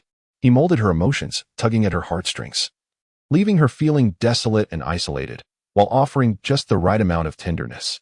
In her despair, she felt a flicker of hope. Everyone around her seemed unkind, except for Lin Che, which would gradually cultivate her dependence on him. Such reliance could become addictive, and one day they would break free from their confines and revel in the joy of the rain. Her tears continued to flow. She, a daughter of a high-ranking official, had never faced even a hint of hardship throughout her life. The sudden shift from warmth to coldness unleashed the pent-up emotions she had been suppressing for days. Her tears fell like a kite severed from its string, cascading down until they soaked Lin Che's chest. Embracing his sister-in-law, he unexpectedly found her vulnerability quite enchanting. The flowing robe draped over her delicate, fair skin was soft and smooth. Her calves, illuminated by the sunlight beneath her long skirt, appeared irresistibly alluring, while the rounded contours of her peach-shaped posterior were supported by Lin Che's hands. Due to her weeping, her strapless dress was taut and swollen, revealing a glimpse of her silky, pale waist, igniting a sense of yearning within him. Lin Che gently patted his sister-in-law's back to offer her some comfort, then cast a glance at Murong Ying, signaling her to leave first. Watching the two in a tight embrace filled Murong Ying's heart with frustration. She longed for her brother to hold her instead. Yet, recognizing Wang Yuyan's current significance, she could only storm away in anger.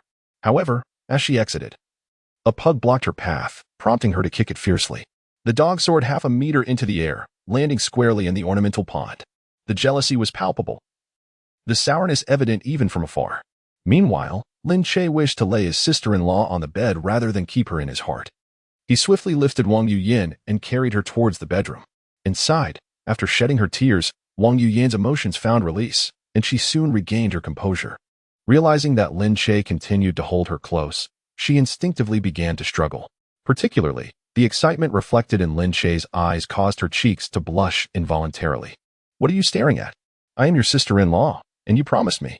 The more you emphasize it, the more exhilarated I become."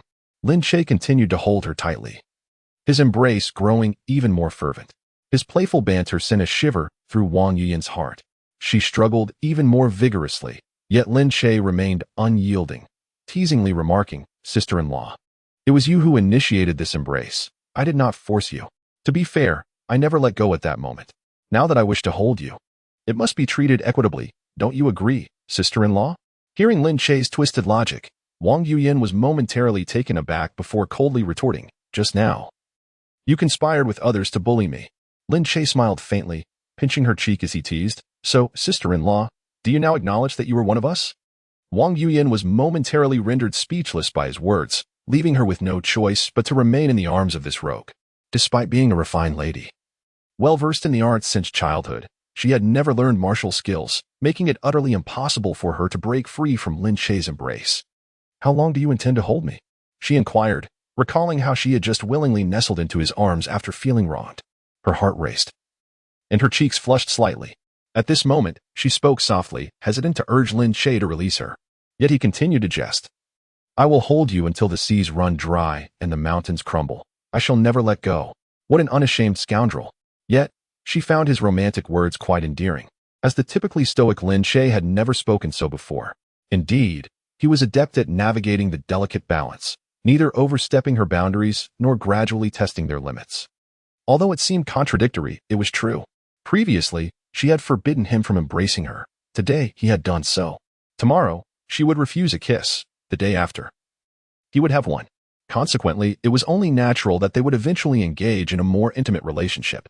After all, boundaries, much like undergarments, can be discarded if one party yields, and it was only a matter of time before they were completely removed. Chapter 18. Enlightening the doorframe.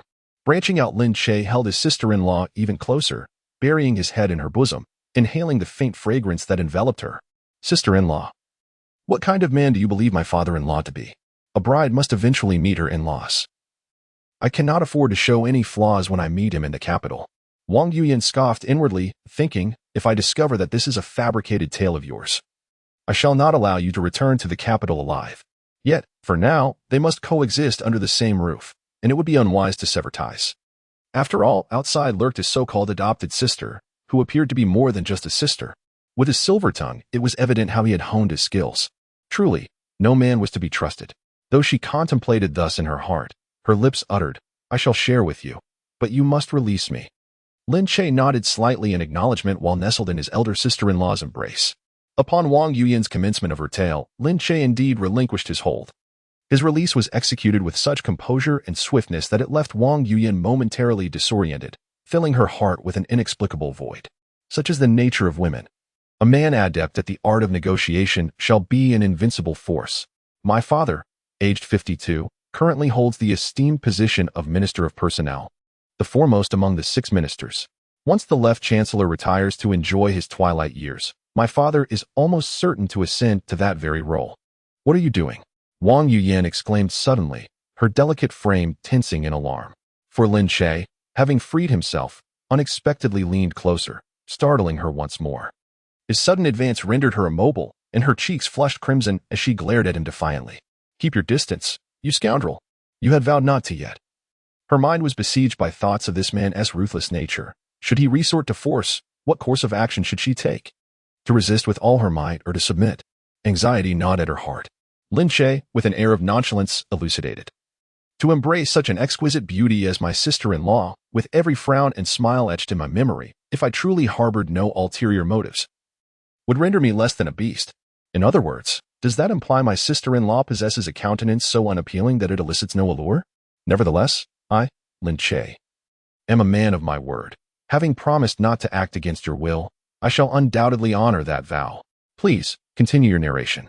Due to Wang Yuyan's prolonged stay at home, she had adorned herself quite casually, still donning the icy silk nightgown from the previous day. The cool, smooth texture invigorated Lin Che's senses, compelling him to resist the urge to draw nearer and inhale its scent. Wang Yuyan bit her crimson lip. Casting an irate glance in his direction, she had attempted to intimidate him with her father's authority, yet he had appeared utterly unfazed, growing increasingly audacious in his demeanor. Worry gnawed at her regarding the sincerity of his promise, yet she felt compelled to continue, yearning to hasten her tale so that this rogue might depart sooner. I am the legitimate daughter of my family, with a younger brother and sister. My brother is a dandy in the capital, hoping to rely on your elder brother for support, yet who could have anticipated, do not move recklessly. Stop.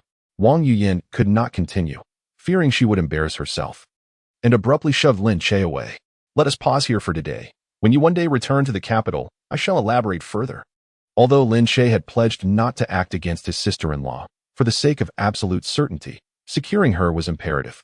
Should it truly prove unattainable, he would have no choice but to resort to desperate measures and retreat into the wilderness. Yet, that was a last resort.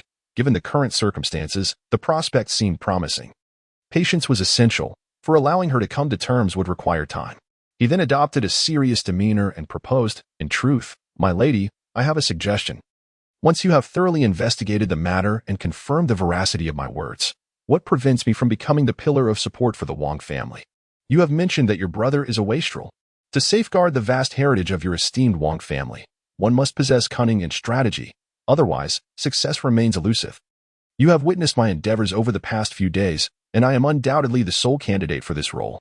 Wang Yuyan regarded him with disdain, asserting, do not presume that your trifling deeds in this remote corner render you invincible. There are always individuals beyond your reach and realms beyond your comprehension. Your standing is still quite shallow in the capital. Lin Che, unfazed by her words, understood that it was impossible to alter his sister-in-law's perception in an instant. Patience was essential. He believed that in time, she would come to recognize his worth. Rest assured, sister-in-law, with my elder brother gone, I shall diligently oversee all familial affairs. He proclaimed, the Lin family shall not dwindle. Rather, I shall elevate our lineage to the pinnacle of greatness. Sister-in-law scoffed at his declaration, but soon caught herself, glaring at him with piercing eyes. Must you not show respect to your elder brother? He is your sibling. Do you not fear that his spirit may seek retribution? In truth, as Wang Yuyan uttered these words, she felt a twinge of insecurity, for she began to realize that Lin Che's actions were profoundly impacting her psyche. Presently, she found herself less averse to his company. Lin Che retorted, is it not appropriate to uphold the family name? Moreover, as the wife of the eldest son, do you not wish to ensure the continuation of the Lin lineage and leave behind heirs for your husband? Of course I do, but I intend to provide for your brother, not for you. She countered, abruptly realizing that Lin Che's audacity had grown increasingly bold. She had to intervene swiftly, otherwise, the consequences could be dire. Lin Che, maintaining a serious demeanor, explained, as we are of the same mother and resemble each other closely. To bear a child for me is, in essence, to bear one for him. Wang Yuyan was left utterly speechless, grappling with his absurd yet somehow logical reasoning. Suddenly, she inquired, where lies your elder brother's remains? I wish to pay my respects. Lin Che gently shook his head. Sister-in-law, fret not. My brother rests in a serene location surrounded by natural beauty. Once you have thoroughly investigated the matter, I shall take you there to pay homage. We can also discuss the prospect of children. I am confident that through amicable dialogue with my brother, he will surely acquiesce to my proposition. After all, he would not wish for his wife to be neglected or mistreated in the afterlife, and as his only biological brother, it is only fitting that the benefits remain within our family. This arrangement would result in a harmonious and joyous household. Wang Yuyan had encountered shamelessness before, but never to such an extent. Her husband had passed away. How could a deceased person refuse? In due course, this rogue would claim that his brother had tacitly consented to the arrangement. Lin Che recognized that Wang Yuyan's reluctance to engage further signaled that significant progress had been made today, and thus, he resolved not to press his sister-in-law any further. Under the pretext of preparing dinner for her sister-in-law, she left the room. Once outside, Wang Yuyan let out a deep sigh of relief. The outrageous words of that rogue had tightened her heart with anxiety. She was genuinely fearful of his potential misdeeds and was at a loss for how to respond should that moment arise. Her body suddenly felt weak, her face slightly flushed, and she bit her red lips as she collapsed onto the bed. In truth, her heart was filled with a profound sense of indignation. She had nearly humiliated herself in front of that scoundrel. Chapter 19. The Charming and Lovely Young Beauty. The following afternoon, Lin Che stood in the courtyard deep in thought, reflecting on how he had so brazenly teased his sister-in-law the previous day. Her resistance was not overly fierce, at the very least. She did not exhibit a desire for death. Moreover, various signs indicated that she was blushing. It was evident that she had felt something, yet was unable to break through her inner barriers, preventing him from achieving his desires. Understanding the nuances of flirtation, Lin Che was well versed in the art of maintaining a delicate distance. Thus, since that night, he had been considerate not to appear before his sister-in-law.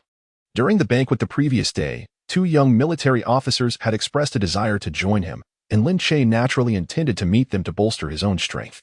He also planned to tease his dear sister-in-law a bit more before he left. He set off, accompanied by Muronging.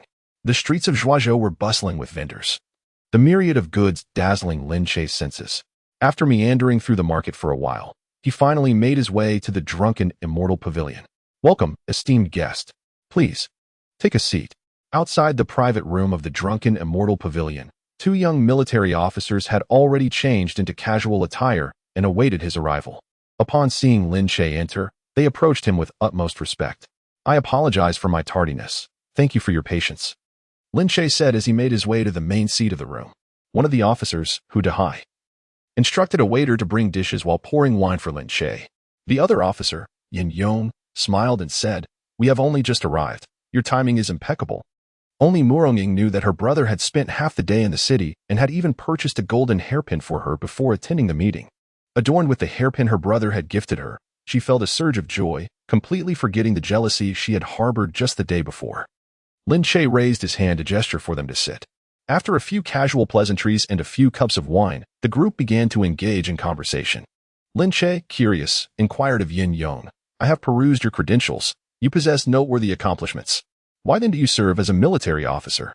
If you continued your studies and succeeded in the imperial examinations, you could bring honor to your family. With a heavy sigh, Yin Yong replied, this is a long story and truly difficult to share. Since you have asked, I shall not shy away from revealing my shame. He raised his cup and drank it in one gulp. Then, with a look of resignation, continued, I have trained in martial arts since childhood, but never expected to rely on it for my livelihood. I aspired to achieve success in the examinations and bring glory to my family. However, due to a decline in our fortunes and being the target of treachery, I had no choice but to join the military for the sake of survival. As Yin Yong spoke, his frustration grew, veins bulging on his forehead, and he continued to down his drinks one after another. Lin Che pressed on with his inquiries. Who was it that plotted against you? Yin Yong slammed the table violently, his eyes bloodshot with rage, that vile woman beside him. Hu Dahai was startled and quickly grasped Yin Yong's sleeve, pleading, My lord, he is drunk. I beg your forgiveness for his offense. Lin Che merely shook his head slightly. A man of pure heart repays kindness and settles grievances. Where is the fault in that? Continue your tale. Your subordinate once had a childhood sweetheart, my betrothed, Yin Yong began, his voice trembling. But a passing nobleman from a powerful family took a fancy to her. He forced her into concubinage, then used his influence to frame me, stripping me of my rank and honor. Had it ended there, I might have endured. Yet, fearing I would seek revenge or tarnish her reputation, she spent a fortune conspiring with the former magistrate to have me killed. To survive, I exhausted my family's wealth and sold ancestral lands, barely escaping with my life. Outrageous. Lin Che's fury ignited as he smashed his wine cup onto the table.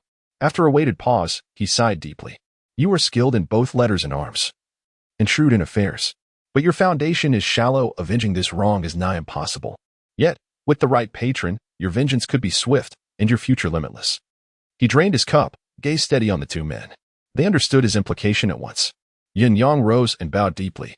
I know your lordship has profound connections in the capital. Grant me this chance to wash away my shame, and I will brave fire and flood without hesitation. With that, he dropped to one knee in solemn pledge. Hu Dahai likewise kowtowed. I possess only brute strength, but from this day forth, your command is my life as purpose. Enough of this theatrics, Lin Che chided, lifting them both. I see fortune favors you. One shall have his vengeance, the other shall rise like the phoenix. Their eyes burned with fervor as they echoed, Our deepest gratitude, my lord. Lin Che's heart lightened. Earlier, he had doubted how a mere commander could recruit them. Now, it was clear, one craved retribution, the other advancement. Mutual gain. Once Hu Dahai ascended to regiment commander, he would ensure Zhao Wudi's promotion. With loyal subordinates, his voice in the military office would carry weight. After further discourse, the two invited Lin Che to the finest pleasure house for music. Glancing at Murong Ing behind him, Lin Che waved a dismissive hand. The vulgar charms of Zhuozhou hold no appeal for this official. Inwardly, he cursed. Had he known Murong Ing's presence would thwart his plans, he'd have left her behind. Now, even a knight's diversion was denied. Infuriating. Deferring, they offered to escort him home instead. Lin Che did not decline. Since he had accepted them, he ought to provide them with an opportunity to pledge their loyalty. The two eagerly supported him on either side as they made their way outside. Suddenly, they collided with a youthful maiden at the entrance. In the next moment, enveloped by a fragrant breeze, a vibrant figure swiftly darted into Lin Che's embrace. It was none other than Lin Xian'er from the Lu Yun sect. She gasped and took 3 steps back, recognizing Lin Che, who had triumphed the previous day. A faint blush flickered in her eyes, and she immediately attempted to bypass the group. However, Hu Dahai was unwilling to let her go. He stepped forward and seized Lin Xian'er's wrist, speaking harshly. You are quite unreasonable. You collide with my lord and offer no apology, yet you think to leave? Ah, you hurt me. Lin Xian'er cried out in pain and retaliated with a swift palm strike towards Hu Dahai. Though she was young, she had received the true teachings of the Lu Yun sect and was far from weak. Hu Dahai, caught off guard, was struck in the chest and staggered back several steps before regaining his footing. Lin Xian'er, feeling triumphant, did not hesitate to taunt the others with such meager skills. You think you can quell the rebel band? I see you merely kill innocents and claim their merit. Lin Che's expression darkened upon hearing her words. He had initially felt a fondness for the girl, but her venomous remarks took him by surprise. Hu Dahai, enraged, drew his sword without mercy and swung it toward Lin Xian'er. Stop. Do not harm my disciple. A sharp metallic clash echoed, and Hu Dahai was sent stumbling back 3 steps, his sword snapping in 2. Lin Che's pupils constricted, and Murong Ying, losing interest in the spectacle, stepped forward to shield Lin Che. Chapter 20. A Great Trouble. Approaching them was a middle-aged woman, none other than Zhang Zhirua. She was adorned in an intricately woven long robe, her skin delicate and fair, radiating a faint rosy hue akin to blooming peach blossoms in spring. Her figure maintained a perfectly balanced allure. Enough. Cease this at once. Do you wish to rebel against the officials? Lin Che's angry shouts immediately quelled the chaos. Zhang Zhirua focused her gaze and was astonished to realize it was the victorious lord from the previous day. A wave of surprise washed over her. Your rebellious disciple has offended the lord. I implore you to show mercy and spare her. Lin Che stood expressionless, observing coldly as Zhang Zhirua pleaded. If it were merely a minor altercation, he would not be so incensed. However, her words about killing innocents and claiming their merit struck a nerve, causing his anger to surge. Should such rumors spread, his reputation in Zhuozhou would suffer greatly, jeopardizing his future plans. His master did not demand anything from him. It was clear he was overreacting. We have done nothing wrong. What can he do to me? Lin Xianer declared defiantly, her face set in stubbornness, unwilling to admit her fault. Silence. Zhang Zhirua exclaimed in anger before continuing to plead with Lin Che. My lord, our master-disciple pair has come to Zhuozhou on a mission entrusted to us. The matters at hand are of utmost importance and cannot be delayed. I implore you to show mercy and consider my disciple's youth, granting us a reprieve. I assure you, I shall repay your kindness in due time. Yet Lin Che remained unmoved. Why should I require your repayment? If you were to offer yourselves in return, that might be another matter. Mere verbal promises hold no value for me. This woman has flouted the law, daring to attempt an assassination in broad daylight. Seize her and conduct a thorough investigation. I shall deal with her after my duties tomorrow. Zhang Zhirua continued to plead desperately, but Lin Che turned a deaf ear. Hu Dahai and Yin Yang stepped forward without hesitation to restrain Lin Xianer. They did not dare to resist. It was the first time Lin Xianer had been treated in such a manner, and it was also the first time she witnessed her master in such a humble position. She stood there, stunned, unable to believe how the world operated on power and connections. Without connections, one could scarcely make progress. Zhang Zhirua was not unwilling to intervene, but she clearly recognized that the imposing woman by Lin Che's side was no less formidable than herself. Should she attempt to rescue her disciple, it was likely that both would end up in custody, with no one left outside to devise a rescue plan. She could only watch in frustration as the group departed, utterly powerless. Upon leaving the tavern, Lin Che instructed Yin Yong and Hu Dahai, find out precisely what significant matter that woman mentioned. Be swift about it. Zhang Zhirua's reference to a significant matter piqued Lin Che's curiosity. With Yin Yong and Hu Dahai having pledged their loyalty, it also served as a modest test of their capabilities. If they could not handle such a trivial task, they would be of little use in the future. The two exchanged glances and immediately agreed. We shall attend to it at once. When Lin Che returned home, his sister-in-law was already asleep. She had the sense to lie on the floor, revealing a glimpse of her delicate waist, the smooth curve of her back, and a flawless little foot peeking out. The arch of her foot well-defined and her toes pale and exquisite, with veins faintly visible on the sole. Her slender ankle and distinct bone structure would undoubtedly make her a model on Blue Star. Lin Che could not help but steal a few glances. Not out of any particular fixation, but rather from a simple appreciation for the beauty that every man admires. He would have scrutinized any part of her form with equal attentiveness, for his interests were diverse. Just as Lin Che was preparing to undress and retire for the night, a sudden knock echoed at the door. Knock, knock. My lord, there are 2 officers outside seeking your audience. Will you meet with them? The knocking roused Wang Yuyan from her slumber. Realizing the urgency of the situation, Lin Che swiftly rolled out of bed, hastily wrapping his bedding around Wang Yuyan and lifting her up. The maid, adhering to her duties, pushed the door open and lit the candles on the table. As the flames flickered to life, she was taken aback, but soon a smile crept across her face, for the bond between her master and mistress was indeed remarkable. As he slumbered, the master held his lady in his embrace, a sight that evoked profound envy. One could not help but wonder when the master would bestow his affections upon Lin Hua, the maidservant, who naturally hoped for his favor. Should fortune smile upon her and the master take a liking to her, she might even elevate her status to that of a concubine. Wang Yuyan resembled a delicate kitten cradled in Lin Che's arms, feeling an overwhelming shyness yet unable to reveal her emotions in the presence of the maidservants. Resigned to being held in such a manner, Lin Che, however, did not remain idle, taking the opportunity to caress her indiscriminately. Once Lian Hua had prepared the garments, she announced, "Master, your servant is here to assist you in dressing." Only then did Lin Che gently place his sister-in-law upon the bed, playfully teasing her by brushing his fingers against her lovely face, saying, "My dear, I have urgent matters to attend to. We shall indulge ourselves later." Upon hearing these words, Lian Hua's cheeks flushed crimson. She too yearned for the master's approval. Lin Che was indeed handsome and learned, having recently achieved great success in Zhuozhou, earning the admiration of countless individuals. As Lian Hua assisted Lin Che in donning his attire, Wang Yuyan's face burned with embarrassment, inwardly chastising the audacity of this little rogue. Little did she know, such behavior was considered improper by societal standards.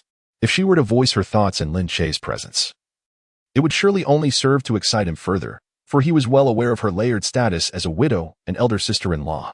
Once attired, Lin Che, under Lian Hua's guidance, exited the chamber. Inside, Yin Yong and Hu Dahai appeared tense. Lin Che quickly surmised that they had inquired about the purpose of the two individuals who had come to Zhuozhou. He instructed the servants to leave before asking, "What is it that causes you both to be so anxious?" Hu Dahai swallowed hard before responding, "The beloved daughter of the Zhao prince, Princess Molan, has gone missing." Lin Che's heart sank at this revelation. The Zhao prince was a genuine member of the royal family, a figure of considerable esteem. Zhuozhou was his fiefdom, and the disappearance of Princess Molan was indeed a grave matter, explaining the anxiety of the two men. Yet, he could not help but wonder why the prince had not dispatched military officers to search for her. Yin Yong, sensing Lin Che's confusion, elaborated, "The princess's disappearance greatly tarnishes the reputation of the royal household. If word spreads that she has inexplicably vanished for days, her honor could be irreparably damaged.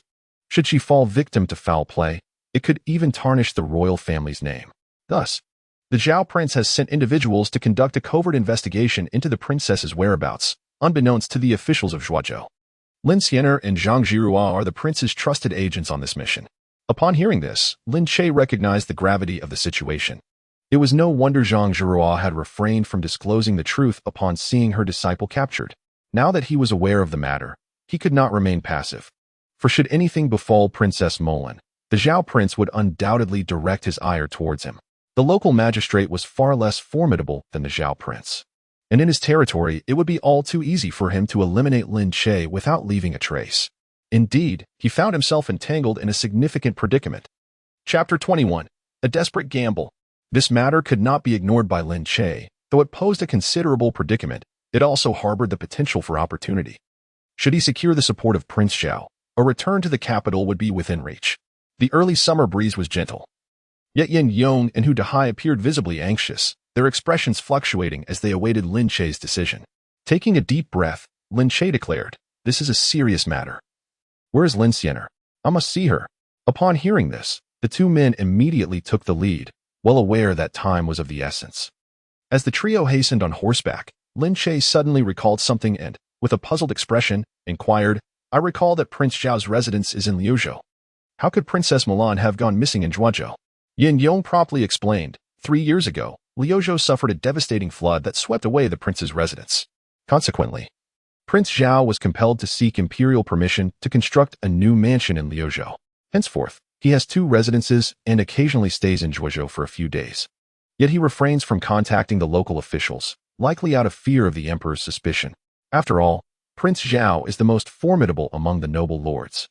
Lin Che smiled faintly. The prince's ability to preserve his own safety and bide his time was indeed remarkable. As they spoke, they arrived at the place where Lin Xiener was detained. At the entrance awaited a beautiful woman, Zhang Zhirua.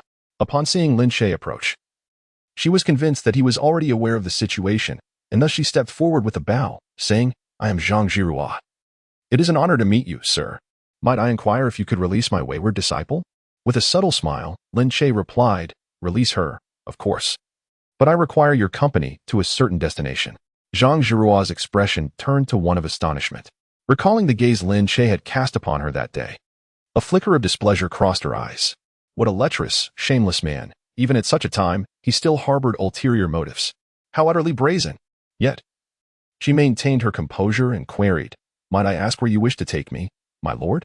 Having grasped the intricacies of the situation, Lin Che was determined to meet Prince Zhao. Otherwise, who would claim the credit for locating Princess Milan? It was unthinkable to allow Zhang Zhirua to benefit without effort. Though she was oblivious to his thoughts, had she known, she would have exclaimed, "No one understands me better than you, my lady." But he needed more than just her. Lin Xianer was also essential. At Lin Che's signal, Yin Yong released Lin Xianer, and Zhang Zhirua's heart leapt with joy upon seeing her beloved disciple freed. As she prepared to depart with Lin Xianer, Lin Che interjected, "My lady, have you forgotten? We still need to visit another location." Lin Xianer, momentarily stunned, soon grasped the implication. However, Lin Che paid no attention to the three of them and mounted his horse. Reluctantly, Zhang Zhirua, eager to avoid offending the military officials, followed suit. Before long, they arrived at an imposing estate. The grandeur of the residence was undeniable. Its lofty gates and vast courtyards exuded an air of authority that would intimidate not only the common folk but even ordinary officials.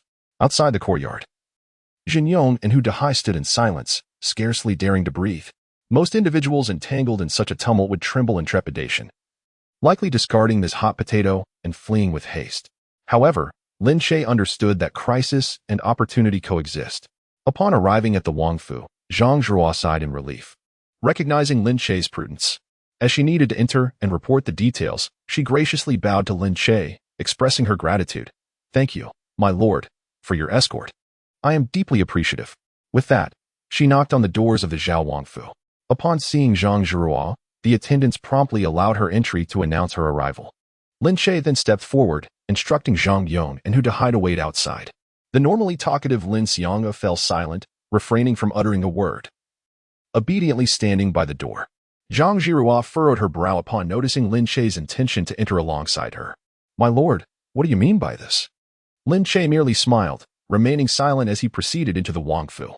In truth, releasing Lin Xianga was a strategic move, providing him the opportunity to meet the Zhao Wang and undertake this mission. Otherwise, how could a mere military officer like him gain entry into such a grand establishment? To feign ignorance of the situation would be tantamount to courting disaster. Finding Princess Milan would indeed bring joy, yet Lin Xianger's loose tongue posed a risk. Should she mention his previous capture of her to the Zhao Wang, it could provoke the latter to retaliate against Lin Che, especially if he felt indebted to them for their merits. Should the princess remain elusive, Zhang Zhirua would certainly relay the truth of Lin Xianger's capture to the Zhao Wang. In that case, the Zhao Wang might harbor resentment, attributing his daughter's delay in rescue to Lin Che's actions, and in a fit of rage, might even execute him. One's fate must be grasped in one's own hands, thus, his presence at the Wangfu was imperative. Upon entering, Lin Che observed the imposing architecture and strict layout of the Wangfu, yet he had little opportunity to marvel at the grandeur, as they remained outside the inner quarters. After navigating through the front, they were escorted to the inner hall. Before the hall lay a garden where a solitary figure sat, emanating authority without anger, yet betraying a hint of anxiety. As Zhang Zhirua approached, he disregarded formalities and inquired directly, "What news do you bring?" Zhang Zhirua clasped her hands, her expression tinged with bitterness. "There is still no word." The Zhao Wang's brow furrowed deeply, poised to erupt in anger, but as he raised his gaze, he noticed a young man standing behind Zhang Zhirua. He suppressed his ire and turned his attention to Lin Che. "Who is he, and why is he here?" Zhang Zhirua struggled to articulate an explanation, her words faltering. It was Lin Che who took the initiative to respond. "I am Lin Che, the current military officer. I greet you, my lord." His tone was neither servile nor arrogant. The Zhao Wang, however, waved his hand dismissively. A mere insignificant official dares to announce himself. "Be gone." Upon receiving the news, the attendants immediately sought to escort Lin Che away. Yet, Lin Che remained composed and stated, "I have learned of the princess's disappearance and am deeply concerned. I have come to alleviate the prince's worries." Upon hearing this, Prince Zhao shot a fierce glare at Zhang Zhirua and then instructed his subordinates to leave the room. "Do you have any leads on my daughter?" Lin Che shook his head slightly. Disappointed, Prince Zhao responded, "Do you not understand? Engaging in this murky affair could lead to your demise." Lin Che, maintaining a stoic expression, replied, "I am well aware." He then proceeded to share his calculations with Prince Zhao. Even if the princess were found, the prince would likely harbor resentment towards him for the credit they would receive. Conversely, if the princess remained lost, the prince would surely blame him, potentially leading to his execution. Since death seemed inevitable, why not seize control of his own fate? Intrigued by the young man's unwavering confidence, Prince Zhao inquired, "Are you so certain you can locate the princess?" Lin Che nodded assuredly, indeed. However, time is of the essence. If the prince wishes to reunite with his beloved daughter soon, it would be prudent to allow me access to the princess's quarters for investigation. Prince Zhao nodded slightly. Having heard of Lin Che's reputation as a formidable talent, he had swiftly eradicated the White Lotus sect upon his arrival in Zhuozhou, even slaying its leader, demonstrating exceptional prowess. It would be prudent to let him attempt this, treating it as a last-ditch effort. Chapter 22. In search of a missing person while maintaining a flirtatious disposition. Guided by a servant, Lin Che proceeded to survey the scene. Upon entering the inner courtyard of the royal residence, he was greeted by a different ambience. The garden was adorned with ancient trees, casting dense shadows, while a crystal-clear stream babbled nearby. Nestled among the floral landscape was a small building, presumably the fragrant quarters of Princess Mo Lan. The two-story structure was elegantly designed, and Lin Che paused to take in his surroundings. The building was encircled by swaying bamboo and abundant ancient trees, making it a place where even 100 people could hide without detection. He furrowed his brow. But Zhang Zhirua, following closely behind, expressed her impatience, stating, "My lord, I have already scoured the area several times without finding any clues. It would be better to investigate outside the residence. Otherwise, when the 7-day deadline arrives, we shall both meet our end." Lin Che gently raised his hand to interrupt Zhang Zhirua, turning to examine her voluptuous figure as he spoke. "The prince has decreed that I shall lead the search for Princess Mo Lan's whereabouts during these 7 days. Zhang Zhirua was taken aback, her face flushing with indignation as she pointed at Lin Che. Lin Che softly grasped her wrist and lowered it, saying, "I understand you have come with the hopes of your sect. If I succeed in this endeavor, your Luyan sect will surely thrive in Lu province. However, should I fail, you too will bear the consequences. I am confident I will locate Princess Mo Lan within 7 days, but this accomplishment cannot be unjustly claimed by you." Zhang Zhirua huffed softly, a flicker of disdain flashing in her eyes. "You, with your oily tongue and cunning demeanor, merely rely on the influence of your esteemed family to ascend to the position of military officer. When it comes to the skills of locating individuals and investigating cases, you cannot compare to my own abilities. Thus, I declare, I do not wish to unjustly benefit from Lord Lin. If you manage to find Princess MLN within 7 days, I pledge to serve as your protector for 3 years. However, should you fail, the burden of this unsuccessful search shall rest solely upon your shoulders, and I shall bear no responsibility." Lin Che flipped Zhang Zhirua's delicate hand over, interlocking their fingers, and stated, "A promise once made is not easily retracted." Zhang Zhirua, feeling anger rise within her, attempted to withdraw her hand, but Lin Che held it firmly. Observing her reaction, Lin Che smiled lightly. "Do not panic, my lady. This is merely a gesture of our vow. However, your disciple must remain by your side as a servant or maid." Zhang Zhirua's cheeks flushed slightly, and she let out a light scoff. "Bah, you scoundrel." Yet, she still struck the pact with Lin Che, recognizing the perilous nature of the endeavor. Having someone to bear the consequences was indeed advantageous. The rise of the Luyan sect was imminent, and protecting Lin Che for 3 years was a trivial matter. If they failed, he would bear the punishment while she sought another opportunity. As long as the mountains stand, there is no fear of lacking firewood. With their agreement established, the two proceeded towards the small building. At that moment, a lovely little maid awaited them at the entrance. The girl appeared pale, clearly terrified by her mistress's disappearance. It was evident that someone had informed her to wait here. Once Lin Che and his companions entered the small building, they found themselves in a modest reception hall, furnished simply with the 4 treasures of the study and a collection of paintings. It seemed that Princess MLN had an affinity for art. The maid pointed towards the staircase and said, "The young lady's chamber is upstairs." Her voice was sweet and melodious, prompting Lin Che to glance at her once more, causing the maid to blush profusely. Meanwhile, Zhang Zhirua felt a surge of annoyance, questioning her own judgment for forging a pact with such a rogue. Observing his demeanor, she thought he might excel in the brothels, showcasing his charms. With matters at hand feeling precarious, Lin Che playfully teased the little maid briefly before ascending the stairs. His expression soon shifted to one of seriousness, as he concentrated his mental faculties, aware that they were approaching a critical moment in the search for Princess MLN. Ascending the staircase, he encountered a large screen adorned with the likeness of a woman. The painted figure appeared graceful, holding a folding fan, her expression one of melancholy and solitude. Behind her, the autumn wind stirred, while a tall man shielded her from the elements.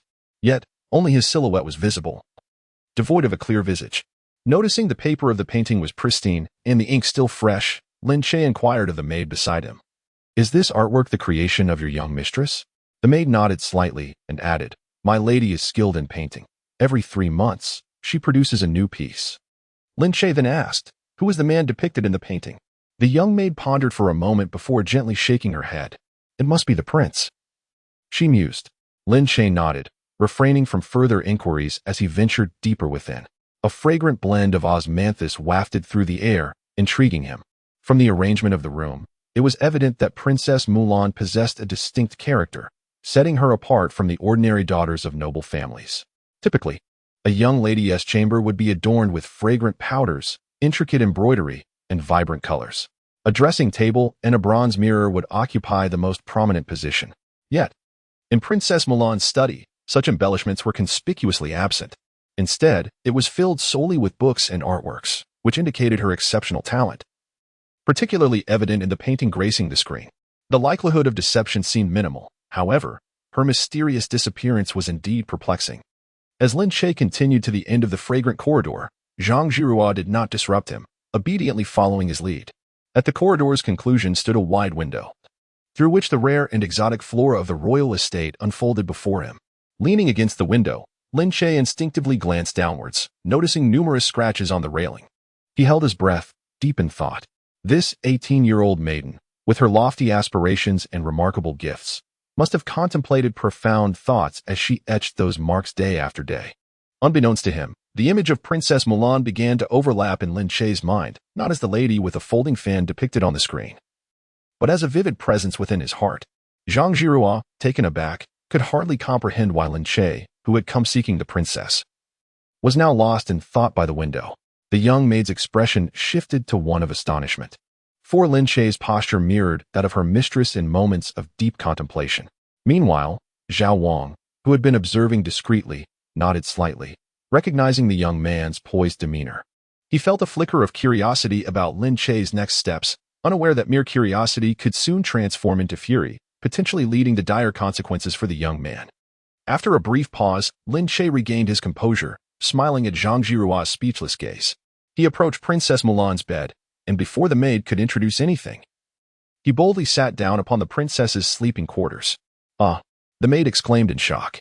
Lin Che began rummaging under the princess's pillow without hesitation. Zhang Jirua turned pale at the sight, rushing forward to intervene. "How dare you? You are being utterly disrespectful, rummaging through the young lady's bed." "Why can't I?" Lin Che replied with enthusiasm, his excitement palpable. If the princess harbors any secrets, they would undoubtedly be concealed among her personal belongings. Who knows what forbidden texts or intriguing illustrations might be hidden here?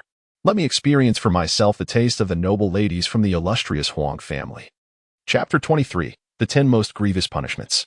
Upon hearing these words, Zhang Jirua's delicate face flushed crimson, and she instinctively closed her eyes in despair. This rogue truly possessed an audacity that knew no bounds. Observing him, one could see that he was capable of outsmarting the White Lotus sect and apprehending rebellious bandits. He had both skill and looks.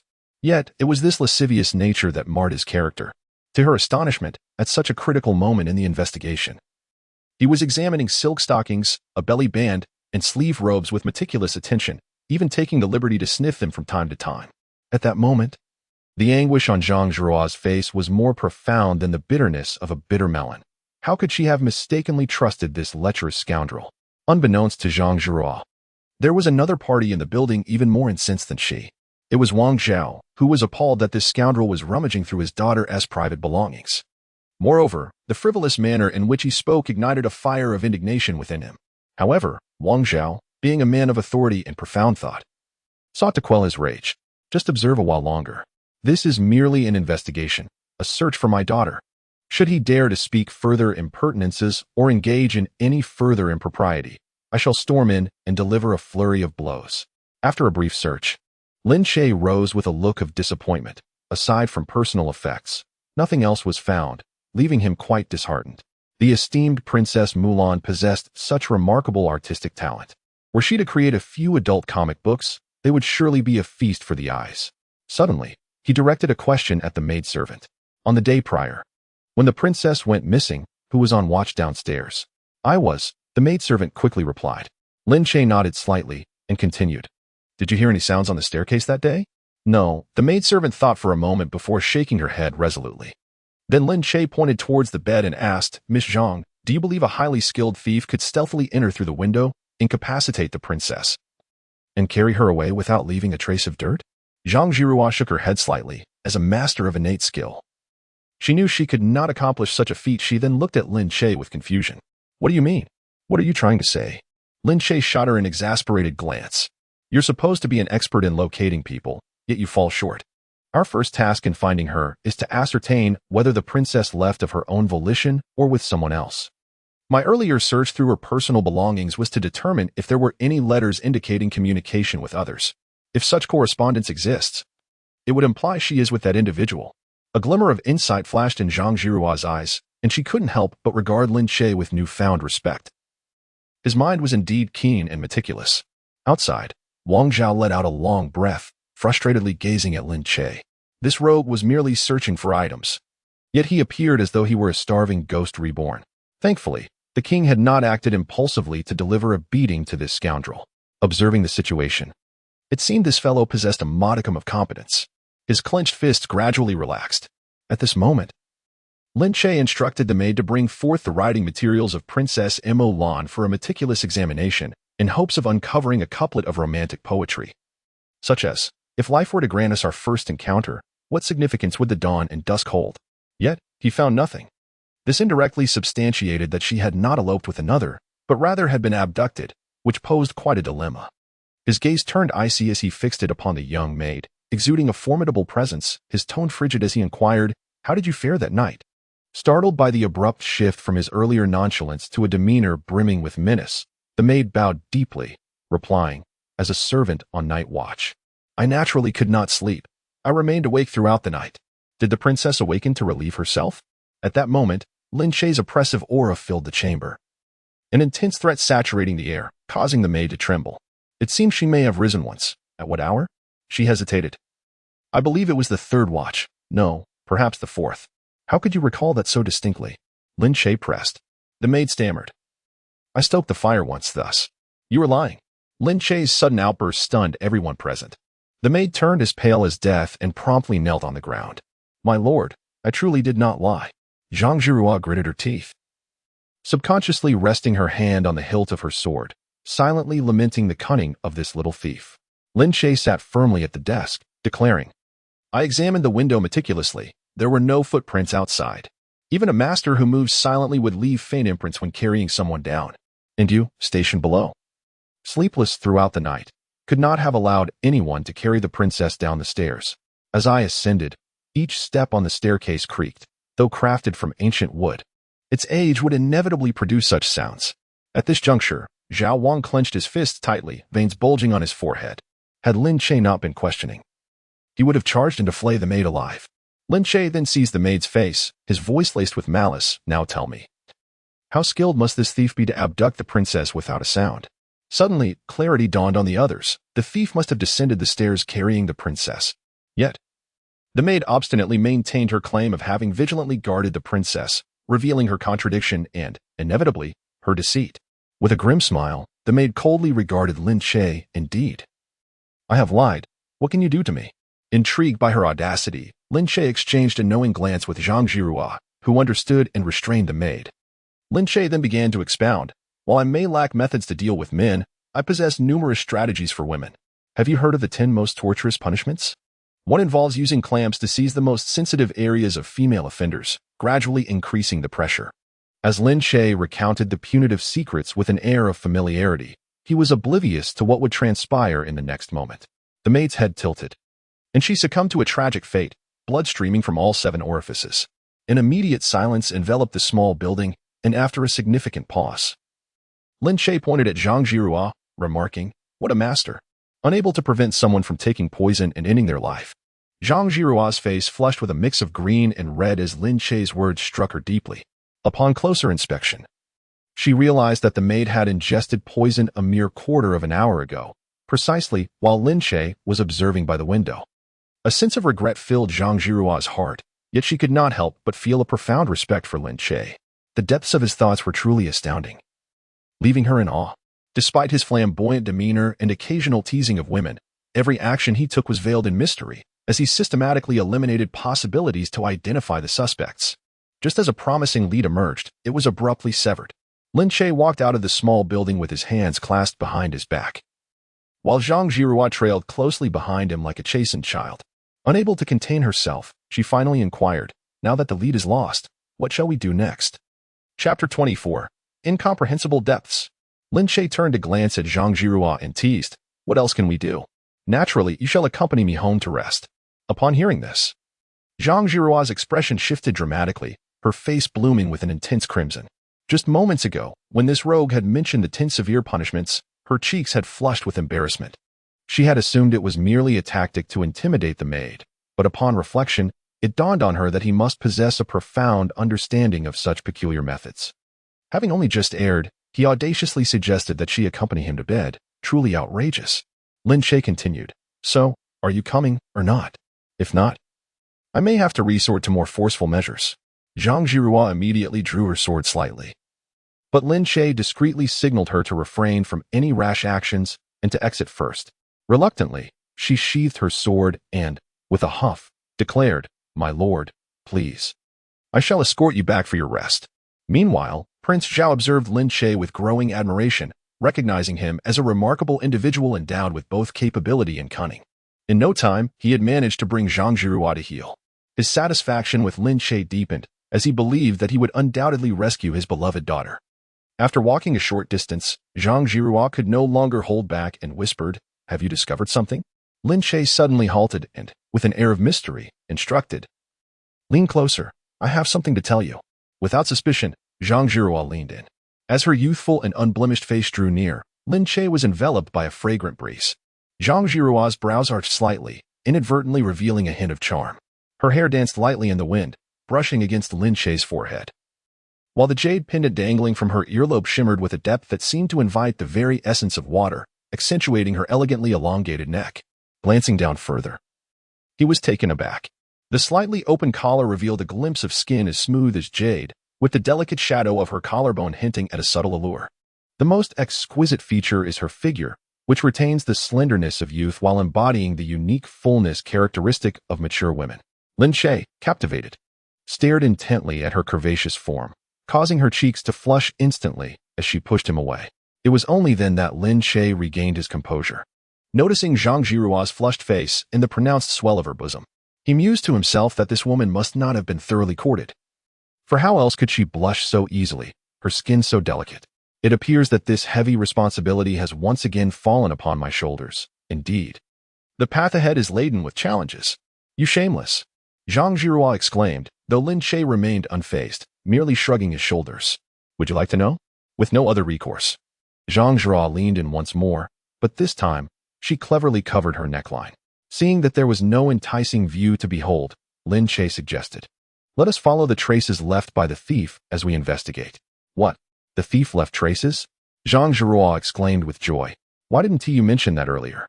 Lin Che lowered his voice. "The maid has been bribed. Who knows if there are other spies in this royal residence?"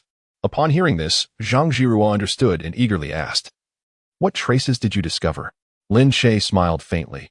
"As soon as I entered Princess Mulan's chamber, I noticed the uniquely fragrant osmanthus scent, surely a rare variety. Having spent so much time in that environment, she would naturally carry that distinct aroma. We have been cornered, and our only option is to follow this peculiar fragrance in hopes of locating the princess." Though Zhang Jirua found the method somewhat crude, she recognized its potential. Lin Che sighed, "The princess has been missing for 2 days. The scent may have dissipated significantly. If only we had acted the night she disappeared, we might have had a chance. Now, we must procure a reliable hunting dog to assist in the search. An untrained dog could easily lead us astray, and we might drift further from the princess, wasting our efforts." Lin Che then glanced at the sky.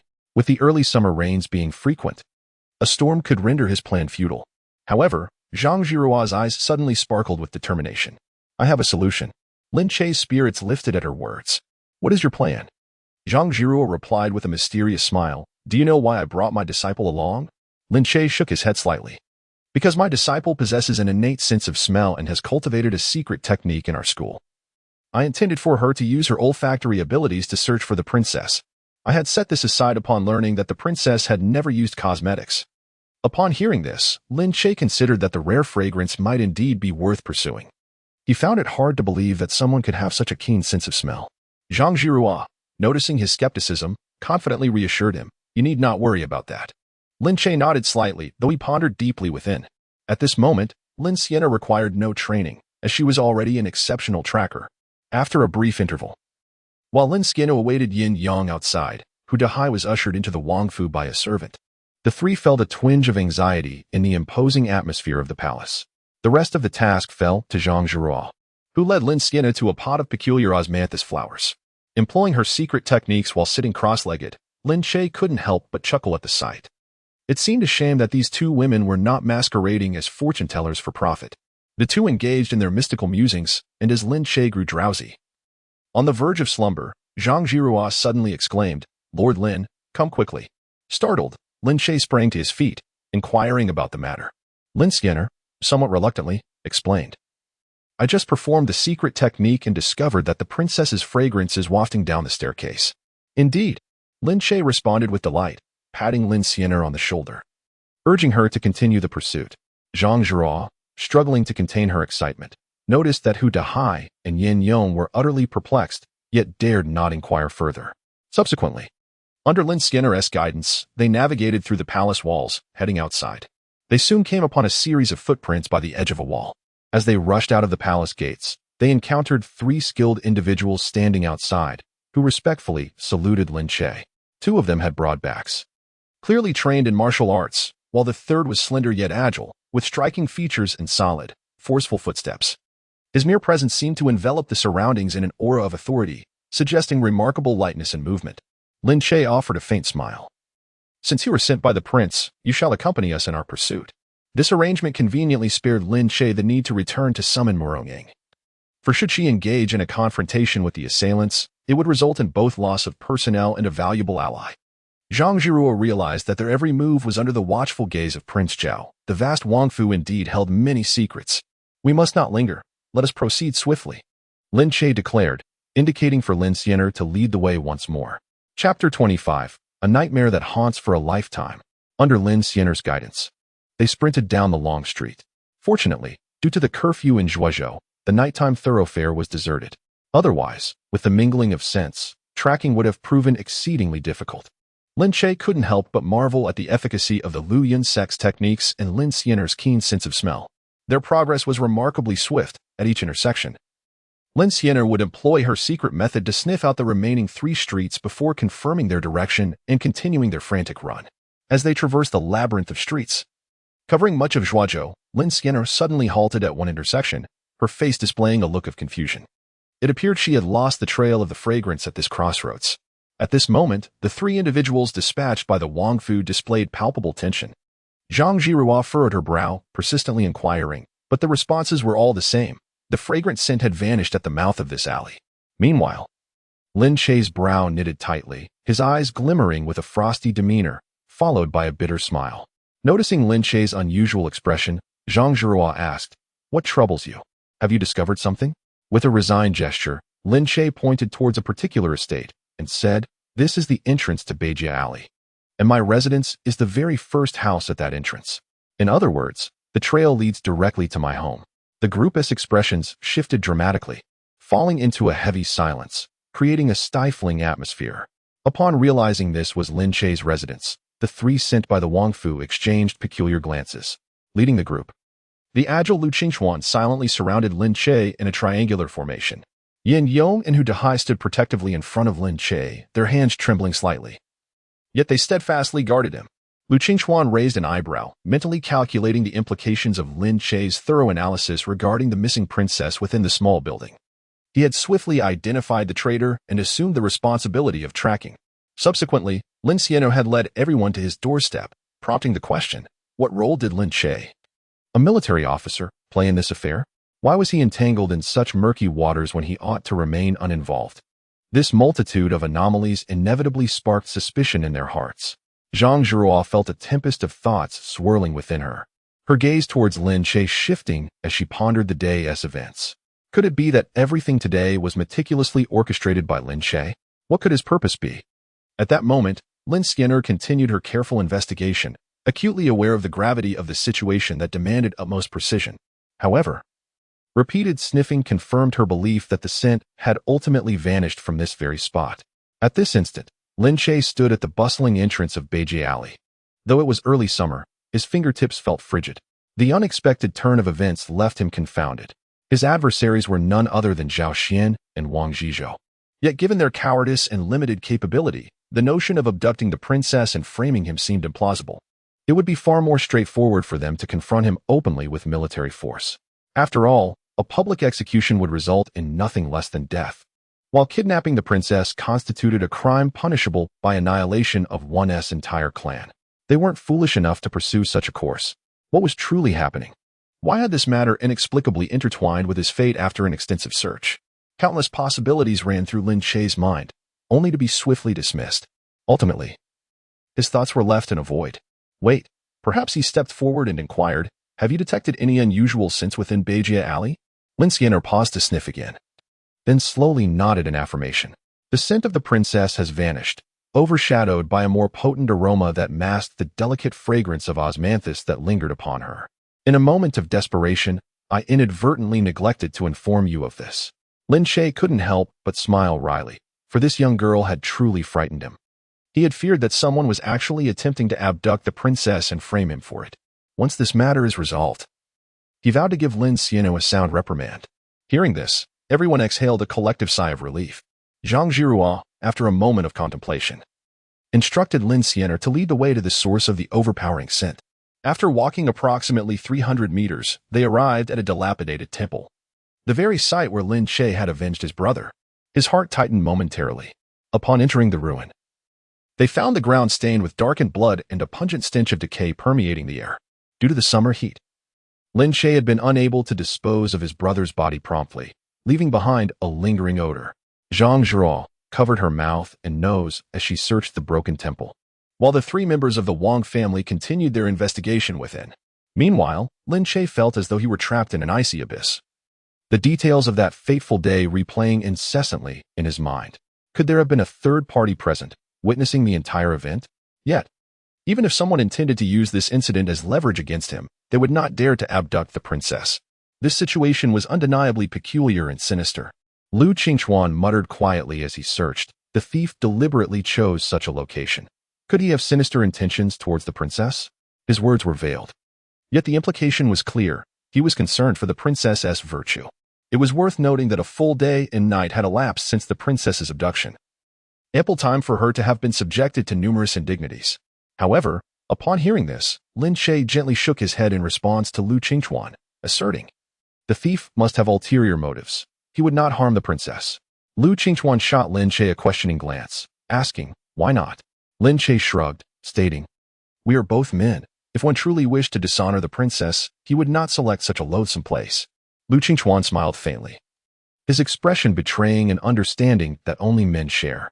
The environment is of utmost importance during such endeavors, and the foul stench in this temple was enough to make one retch. It would be preferable to conduct such affairs near a latrine. Zhang Zhirua, observing the exchange between the two, felt a wave of nausea rise within her. Indeed, all men seemed to share a dark disposition. In this moment, they were discussing such vile matters amidst the grim scene. The group conducted another sweep of the temple but could only ascertain that a murder had transpired there recently. The body had been removed by the perpetrator, yet this did not concern them greatly. After all, rescuing the princess was the foremost priority. The matter of the murder could be left to the authorities in Zhuozhou. As they prepared to leave, Lin Che remained fixed in place, staring intently at the statue before him. The last time he had been bound here, he sensed that this temple was anything but ordinary. Geographically speaking, it was situated in an excellent location within Zhuozhou, and the furnishings appeared to be crafted from fine wood. Although somewhat dilapidated, it is certain that a purchase followed by renovation would yield substantial profit. However, its persistent state of decay is rather perplexing, leading to only one conclusion: this temple must have an owner. Upon this realization, Lin Che's expression turned grave as he stepped forward to shatter the statue of the Buddha. After all, this Maitreya Buddha appeared rather unusual, with a belly that was more than twice the size of those found in other temples. It was undeniably strange. The others stood silently observing, Under orders, Yin Yong raised his knife and struck at the Buddha's abdomen. In the blink of an eye, the scene before them transformed into a nightmare that would haunt many for a lifetime. Chapter 26. Erasing Witnesses. In an instant, the dilapidated temple was filled with the stench of decomposing bodies. Upon witnessing such a horrific sight, Lin Xian hastily covered her mouth and fled, resembling a human fountain as she violently retched. Lu Qingchuan and the others also felt a chill in their hearts, though they were somewhat unsettled. They managed to maintain their composure. Zhang Zhihua and Lin Che likewise covered their mouths and exited the crumbling temple. Yin Yong fared the worst, drenched in foul-smelling bodily fluids. Unable to remain inside any longer, everyone congregated in the courtyard, gasping for fresh air. Subsequently, all eyes turned toward Lin Che, who felt a jolt of realization.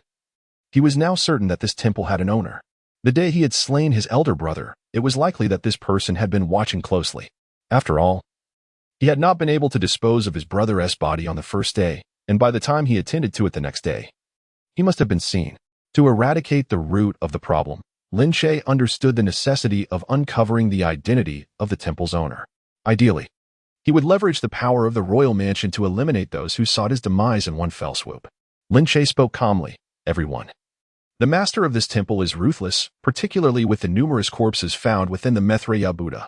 As a military officer, it is my duty to ascertain the true culprit behind the abduction of the princess. Lu Qingchuan remained silent for a moment before replying. This matter is too grave for me to decide. You shall continue your investigation here while I return to the mansion to report to the prince for further deliberation. With that, he vanished like a hawk soaring into the night sky. Zhang Zhihua furrowed her brow and remarked, if the princess has fallen into the hands of such fiends, what chance does she have for survival? Lin Che merely smiled lightly. The princess holds a prestigious status. The kidnappers went to great lengths to abduct her. They would not easily resort to killing her. From my observations, the remains that flowed from the Buddha's abdomen appear to have died at least half a month ago. I believe the princess is still quite safe. As long as we can locate the owner of this decrepit temple, we will be able to rescue her. Witnessing Lin Che's calm demeanor and remarkable capabilities, especially his cunning, he seemed far beyond the maturity expected of a mere 20-year-old. What are your plans moving forward? They inquired. Lin Che beckoned Hu Dahai, saying, take Yin Yong back to change into fresh attire and bring along a few trusted military officers. Remember, this matter is of utmost importance and must remain confidential. The officers you bring must be absolutely loyal. Hu Dahai nodded solemnly. Lin Che then added, go summon my scribe. Zhao Wudi. Hu Dahai complied and departed promptly. Turning to the two remaining guards of the Wang residence, Lin Che inquired, given the background of the Wang residence, it should not be difficult to ascertain the identity of the proprietor of this dilapidated temple, correct? The guards exchanged glances, and without uttering a word, swiftly vanished from sight. Lin Che felt a surge of warmth in his heart. Such agility was a skill he must learn in the future. He then turned to Zhang Zhihua. You are to visit the Wang residence and bring back a personal maid of the princess. Ensure she can recognize the princess's accessories. As Zhang Zhihua prepared to leave, Lin Che hastily grasped her arm, saying, this trivial matter can be entrusted to your disciple. Zhang Zhihua looked at him quizzically. Then what shall I do? Lin Che shot her a glare. Naturally, you must remain here to protect me. With all the skilled fighters departed, I, a mere scholar, would be left to face a host of potentially dangerous foes alone. What if the proprietor of this ramshackle temple chooses to eliminate me? Zhang Zhihua smiled knowingly. Oh, little thief, so you do have moments of fear. I had thought you were a fearless hero. Lin Che, undeterred, countered, at the very least, my health is robust. In bed, you would not stand a chance against me. Zhang Zhihua chuckled, while Lin Xianer, amused by their banter, remarked, Master, you should stay to protect Lord Lin, and I shall return shortly. As Lin Che watched Lin Xianer depart, he inwardly scolded her, thinking, you little imp, you are more trouble than you are worth. You leave me no choice but to resort to such schemes. Once this matter is resolved, I shall ensure you learn what true masculinity entails in bed. And as for you, my oblivious master, you shall also partake in this lesson. A short while later, the military officers, despite the foul odor, arranged the corpses within the temple. Once the scene was cleared, they discovered a hidden chamber beneath the Maitreya Buddha statue. Inside lay a trove of gold, silver, and jewels, illuminating the dilapidated temple with a dazzling glow. At that moment, Lu Qingchuan and Lin Xianer returned, accompanied by a young maid, who appeared quite apprehensive upon seeing Lin Che. Rather than intimidate the maid, Lin Che instructed her to enter the hidden chamber and identify the various treasures. She meticulously examined each piece, and when her gaze fell upon one particular item, she trembled as if recalling something significant. She lifted the object and presented it before Lin Che. Her eyes filled with determination. I recognize this. It was given to my young mistress by a certain gentleman. Lin Che's heart stirred with intrigue. A certain gentleman? Was it not said that the esteemed Miss Mo Lan had remained in seclusion, untouched by the presence of any man? Yet, how is it that a young gentleman has emerged? Lin Che took the object from the maid's hands, a folded paper fan. The fan was a rich shade of ivory yellow. Exquisitely crafted, clearly an antique of considerable value. Its surface bore a poem. In the crowd, I searched for him 1,000 times. Suddenly, I turned back. And there he stands, amidst the dim light.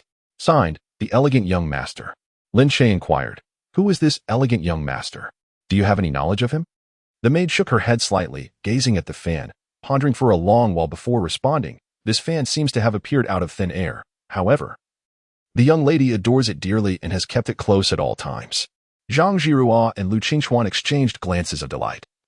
As it appeared their investigative direction was indeed correct. They had found a personal belonging of Miss Mo Lan. Yet, Lin Che's heart was heavy with doubt. The esteemed Miss Mo Lan had been abducted for 2 days without any ransom note or demands conveyed to the royal residence.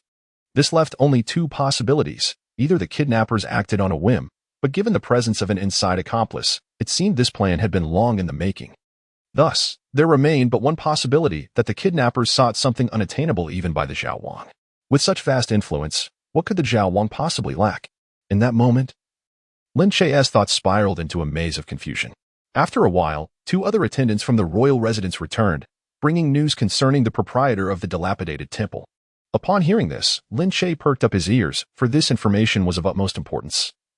Not merely concerning the life and safety of the young lady, but intricately tied to his own existence. Should this individual possess a high status, extinguishing their life would prove to be a challenge. However, if their standing were lowly, Lin Che would not hesitate to eliminate them. Chapter 27. The Truth? The guard relayed the findings candidly. The previous owner of this derelict temple was a down-and-out scholar, who had once managed a modest living through the collection of incense offerings.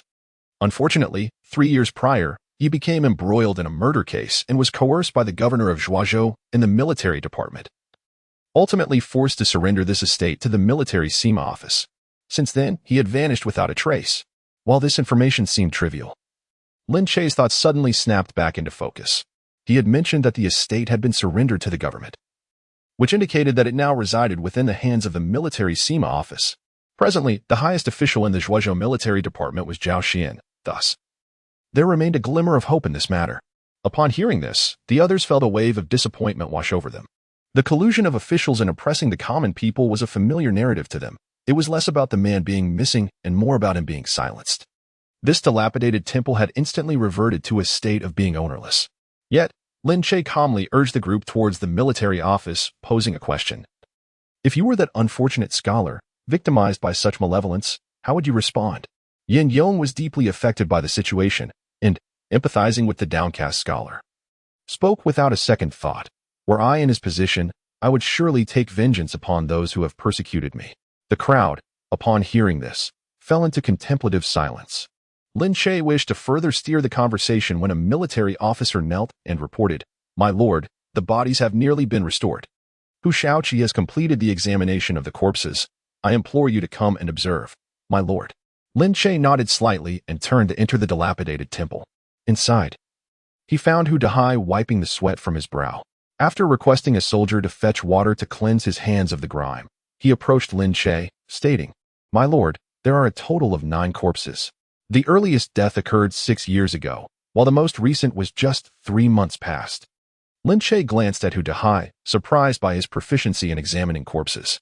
Prompted by Hu Dahai's words, Zhang Zhirua immediately connected the dots with Lin Che's earlier remarks, exclaiming, "The earliest corpse died 6 years ago, yet the temple's owner was punished by the authorities 3 years prior.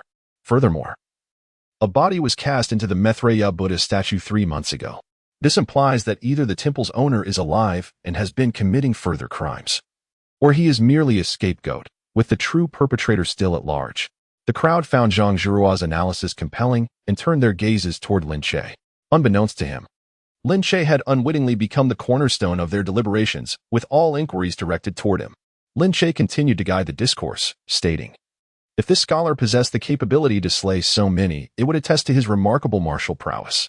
However, given his subjugation by the authorities, it suggests a lack of mental fortitude and a deficiency in martial skill. After all, had he truly been capable of such slaughter, he would not have fallen victim to their oppression. Thus, it follows that whoever harmed him must be the current master of this dilapidated temple. Driven by the desire to conceal unspeakable secrets, such as murder and hiding from discovery, the crowd suddenly grasped the implications, and their eyes instinctively turned toward Lin Che. Aware that this temple was now in the hands of the military officials, noticing their gazes, Lin Che waved his hand gently, stating, "First, I was only appointed to Zhuozhou a month ago. Second, although I serve as a military officer, there is a higher-ranking officer above me, and my authority does not extend to the decisions of the military office. My scribe, Zhao Wudi, can attest to this fact. Moreover, since my appointment, I have only engaged in one matter, the suppression of the White Lotus rebels, which bears no relation to this case." Subsequently, Lin Che instructed scribe Zhao Wudi to recount the details of this case to the assembly, ensuring that his involvement was absolved. Yet, the matter fell into a stalemate. To directly interrogate Zhao Xian would indeed be excessive, considering that Zhao Xian is a court-appointed official, and they lacked concrete evidence linking him to the affair. At this juncture, all leads had come to an abrupt halt. They had unearthed a murder case, yet the whereabouts of the county lord remained elusive. Lu Qingchuan could not help but feel a surge of anxiety. Lin Che observed that a seed of doubt had already been sown in the hearts of the guards at the Wang residence, and thus he ceased to guide them further. He firmly believed that Lu Qingchuan would faithfully report the day's events to Prince Zhao. With an air of calm, Lin Che casually waved his folding fan, prompting questions from the onlookers, who exchanged puzzled glances, unaware of its significance. Lin Che remarked, "Have you forgotten my folding fan? The inscription on it is the key." As his words hung in the air, Zhang Zhuo was the first to grasp the implication, pulling Lin Che aside to inquire, "Are you suggesting that Princess Milan eloped with someone?" Lin Che smiled enigmatically, signaling her to remain silent, and then addressed several guards at the Wang residence. "Since it is clear that the Generalissimo's affairs are intertwined with this matter, you should return and report to the prince about the necessity of monitoring Zhao Xian. After all, as a subordinate of Lord Zhao, I must not act disrespectfully. Meanwhile, I shall continue to pursue this trail indicated by the fan. How do you all feel about that?" After a moment of contemplation, Lu Qingchuan replied, "Very well, we shall split up and act accordingly. If I receive any news, I will inform you at the earliest opportunity." With that, several guards departed. Lin Che exhaled in relief, fearing that Lu Qingchuan might insist on accompanying him.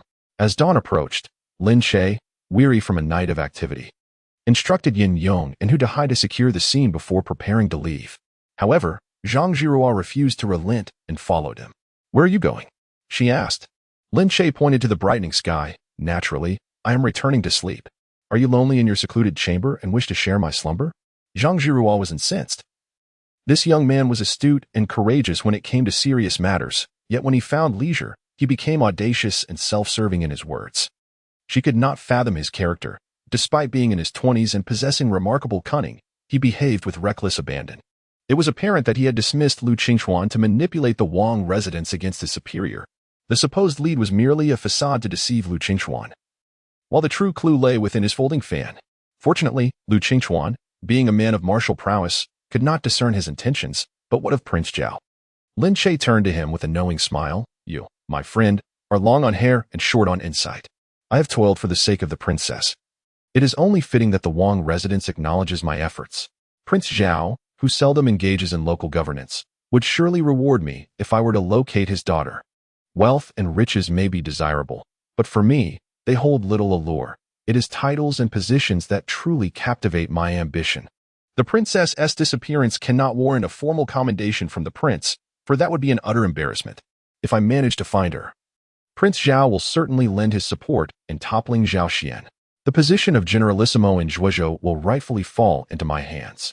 Conversely, should I fail to locate the princess, Prince Zhao may exploit Zhao Xian to eliminate me, making it seem as though I sought glory. Rather, I find myself in a gamble, a wager wherein victory leads to promotion and wealth, while defeat results in utter annihilation. Chapter 28. I have seen you.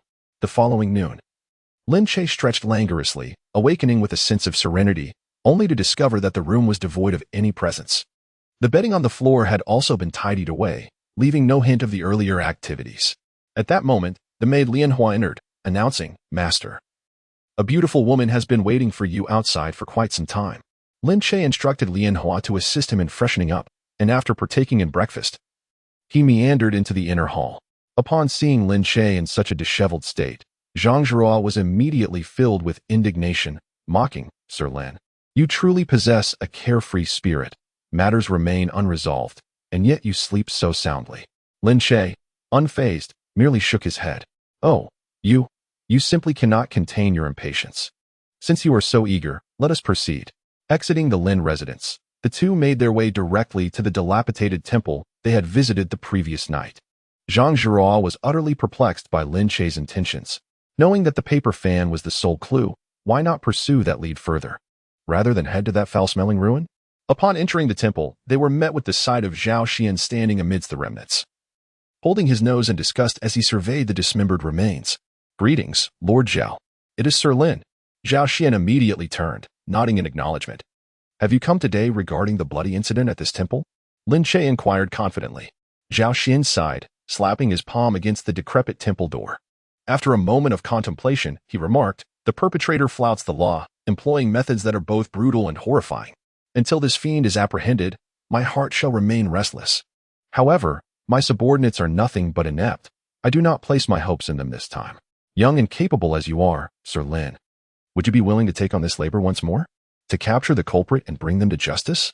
"Certainly," Lin Che replied with a proud demeanor, then continued. "I have already begun to formulate some ideas regarding this case. I suspect it is highly likely that the White Lotus sect is involved. For who else would dare to act so brazenly? The White Lotus sect is a veritable receptacle, capable of harboring all manner of villainy." At this pronouncement, Zhang Zhihua raised her eyebrows in disbelief. How can this fellow speak such nonsense? Zhao Xian, however, did not contest the assertion, merely nodding slightly. "What you say, Sir Lin, holds great merit. The White Lotus sect has been significantly weakened after recent crackdowns. It is certain they will dispatch individuals to intervene. Their members are not easily dealt with. Should a conflict arise with you, and you were to fall at their hands, it would pose a serious dilemma for the Empress. Regardless of the outcome, it would benefit them greatly, as those from the main sect are far more formidable than the local branches." Having concluded the discussion, Zhao Xian pinched his nose and departed slowly. Lin Che then instructed Hu Dahai to have his subordinates transport the 9 corpses to the courtyard and ordered them to return home for some much-needed rest. Before departing, Lin Che whispered into Yin Yong and Hu Dahai's ears, "You must ascertain how Zhao Sima learned of last night's operation. If any of your guards are informing him, handle it accordingly." Upon hearing this, both Hu Dahai and Yin Yong felt a chill run down their spines. They immediately clasped their hands and vowed, "We will certainly provide you with an explanation." Lin Che waved his hand dismissively, signaling for them to leave. As soon as they stepped away, Zhang Zhihua approached, her mind filled with confusion, and inquired. Lin Che swiftly covered her mouth. "What are you doing?" she exclaimed. Lin Che feigned a loud tone. "Did you not hear? Lord Zhao instructed me to incinerate these corpses. Quickly, prepare the oil." This left Zhang Zhihua bewildered, but then Lin Che leaned closer to her cheek and instructed, "Find a concealed spot to monitor the surroundings. If I am in danger, come to my aid without hesitation." Although puzzled, Zhang Zhihua complied and exclaimed loudly before departing, "I shall seek the fire oil at once." She gracefully leaped over the courtyard wall and concealed herself amidst the dense foliage. Soon, she observed Lin Che dismantling the wooden door and arranging it around the corpses, seemingly preparing to set them ablaze. Zhang Zhihua's mind was in turmoil. This young man's every thought was unfathomable, beyond the grasp of ordinary reasoning. Moments later, Lin Che persistently struck a flint, as if he intended to incinerate the scene the moment Zhang Zhihua procured the oil. Suddenly, it felt as though a cold bucket of water had been poured over her. In the early summer air, a figure materialized within the courtyard, appearing out of nowhere among the 9 corpses, nearly leading Zhang Zhihua to believe one of them had miraculously revived. Clad in dark attire, the figure obscured his features, but his stature indicated he was a man. "You have finally arrived. I have awaited you for quite some time," Lin Che remarked with an enigmatic smile, until the man lowered his voice, seething with anger. "You dare to destroy evidence? You are courting death." Lin Che, still smiling, replied, "I knew you could not resist my ploy, since I could not find you. The best course was to lure you out. With that, he produced the folding fan from yesterday and waved it before him. In the sweltering early summer heat, the fan provided a refreshing respite. What do you think, my fine sir? At that moment, a bolt of clarity struck Zhang Jirua, illuminating her previously tangled thoughts. She finally understood Lin Che's intentions. He had summoned the military officer Sima overnight to assist with the corpses, setting a trap. Among the military officers, Zhao Xian served as the chief officer. As soon as a captain arrived, he would undoubtedly receive word and hastily come. Lin Che feigned casual conversation with Zhao Xian, all the while allowing the lurking assailant to witness their exchange. Then, with the destruction of the bodies as bait, he intended to draw the culprit into the open. Lin Che's earlier dismissal of everyone was merely a means to provide the murderer with an opportunity. How did he come to know that the perpetrator was concerned about these corpses? The man in black slowly drew a short sword, half a foot in length, from his waist. He tilted his head towards the sun, its blinding rays illuminating his tall figure. You are a bit too clever for your own good. Today, you shall meet your demise. A smile had already graced Lin Che's lips. If I am not mistaken, you are the master of this dilapidated temple. The destitute scholar who vanished 3 years ago, am I right? The man in black trembled slightly, a cold smile emerging on his lips. You can deduce that? Impressive indeed. But do you truly know why I care about these corpses? Lin Che responded with a faint smile. Of course. You wish to find an opportune moment to unveil these corpses to the world, allowing the crimes of certain individuals to face judgment. Am I correct? The man in black coldly remarked, since you grasp my intentions, why do you meddle with these matters? Lin Che remained silent for a moment before suddenly asking, have you ever seen me before? The man in black pondered for a brief moment. We have never crossed paths. But I discovered a corpse in the temple that bears an uncanny resemblance to you. Upon hearing this, Lin Che's heart quivered. Had he witnessed me slay Brother Ghost? If he had, today would be his last. The man in black shook his head uncertainly. Perhaps I was mistaken. I had intended to place the corpse within the Methriya Buddha statue, but it vanished the following day. However, this matter does not concern me, so I did not pursue it. Why do you inquire? Are you investigating the cause of death of that corpse in the dilapidated temple? Lin Che sighed in relief. Since this fellow had not witnessed him avenging his brother, he naturally wouldn't know of the substitution. He then felt a sense of ease wash over him, a smirk appearing on his lips as he said, if you divulge the circumstances surrounding the abduction of the princess, I shall reveal to you how to achieve your desires. Let that man face justice, and you may also attain a blissful union. At this juncture, Zhang Jirua, who had been struggling to comprehend the connection between the corpse resembling Lin Che and the princess, found herself utterly bewildered.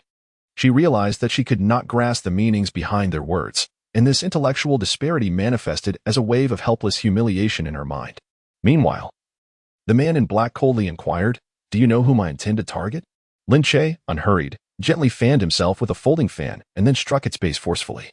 To his surprise, the bottom of the fan revealed a small cavity filled to the brim with a neatly folded piece of paper. The man in black's pupils constricted in shock. He had never anticipated that the fan he had gifted to Princess Mulan concealed such a secret. Lin Che slowly unfolded the note, turning it to present it before the man in black. The names of the 9 victims are listed above, along with details regarding your origins. At this moment, the figure in black exhibited an increasingly peculiar demeanor. Suddenly, he erupted into a maniacal laugh, and an eerie echo of laughter resonated throughout the courtyard. The figure tilted his head skyward, his entire being quaking with laughter. It became clear that she intended for me to serve as the scapegoat. How utterly revealing. You two have been deceived by her, and in the end, she alone emerges victorious. What? Lin Che's pupils contracted slightly, and in that instant, a flash of sword light illuminated the air like lightning. Since she had meticulously orchestrated everything, I shall follow her scheme. After all, she is my guiding light. The black-clad man's short sword shimmered under the moonlight, casting fleeting shadows as it approached Lin Che's throat. Zhang Jirua was taken aback. She had not anticipated that their conversation would take such a lethal turn. Even though she was a practitioner of innate realm, she could not intervene in time. As she leaped into action, a startled cry escaped her lips. With a resounding thud, the black-clad figure was hurled aside by an overwhelming force, his short sword flying into the night sky. As the black-clad man crashed to the ground, Zhang Jirua finally noticed the imposing figure standing before Lin Che. Tall and robust, with a pair of large rabbits swaying in front of him, it was Murong Ying. Lin Che, valuing his own life, had naturally prepared for contingencies. Given the perilous nature of the day's events, He had instructed his servants to inform Murong Ying to remain by his side at all times. Zhang Zhihua hurriedly halted, her face flushed with shame. Yet, at that very moment, Lin Che was anxiously stamping his foot. Is he still alive? Murong Ying glanced at the fallen figure and replied, his martial prowess exceeds my expectations. When I saw my elder brother in peril, I acted without restraint. His internal organs may be shattered, and he likely has little time left. She then turned to Lin Che, offering an apologetic explanation. The strike was simply too swift. Had I not exerted my full strength, your brother might have perished. Lin Che bore no resentment towards Murong Ying. Zhang Zhihua, what are you waiting for? Quickly subdue him. I do not know what went awry. But this man has suddenly gone berserk, and we still have no word on Princess Emolan. Zhang Zhihua stepped forward to restrain the black-clad man, ensuring he would not rise again to inflict harm. Where is Princess Emolan, whom you abducted? Hand her over at once. The black-clad man coughed a few times then, with a reluctant smile, declared, we are all fools. You are not much wiser than I. We have both fallen victim to her deception. We have all been deceived. He began to laugh maniacally again before breaking into a fit of coughs, tears of anguish streaming from the corners of his eyes.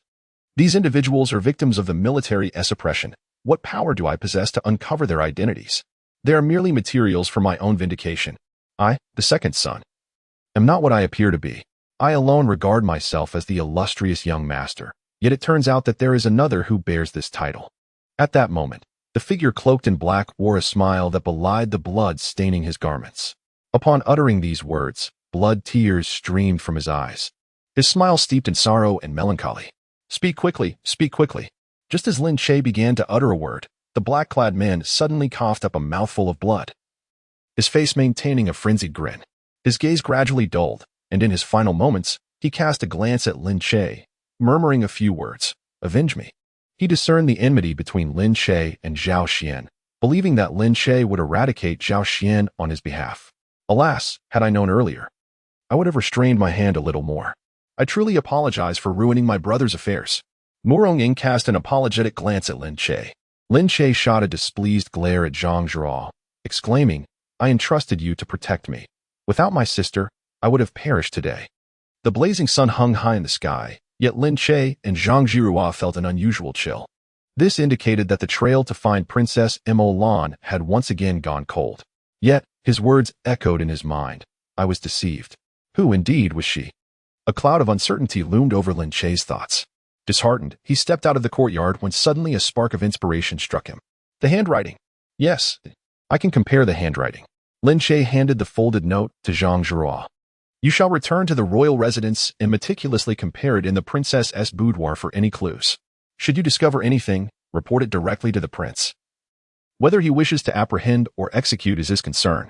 Zhang Zhihua looked at Lin Che with a puzzled expression. Why do you not accompany me? Lin Che gently shook his head. Over these past 2 days, you have braved the winds and rain alongside me. I must bestow upon you some benefits. He then lowered his voice. The matter of the princess's disappearance is of great significance.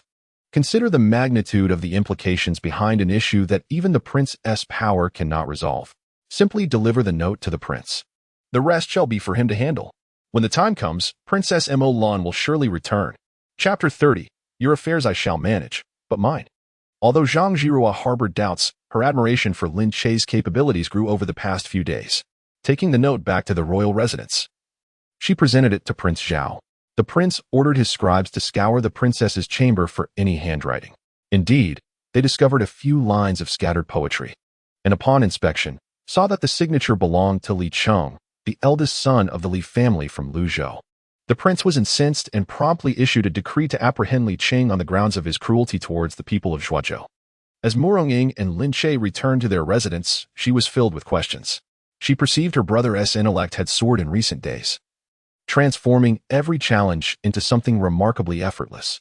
The black-clad man's dying words, calling Lin Che a foolish pig, unsettled her, and she was determined to seek clarity.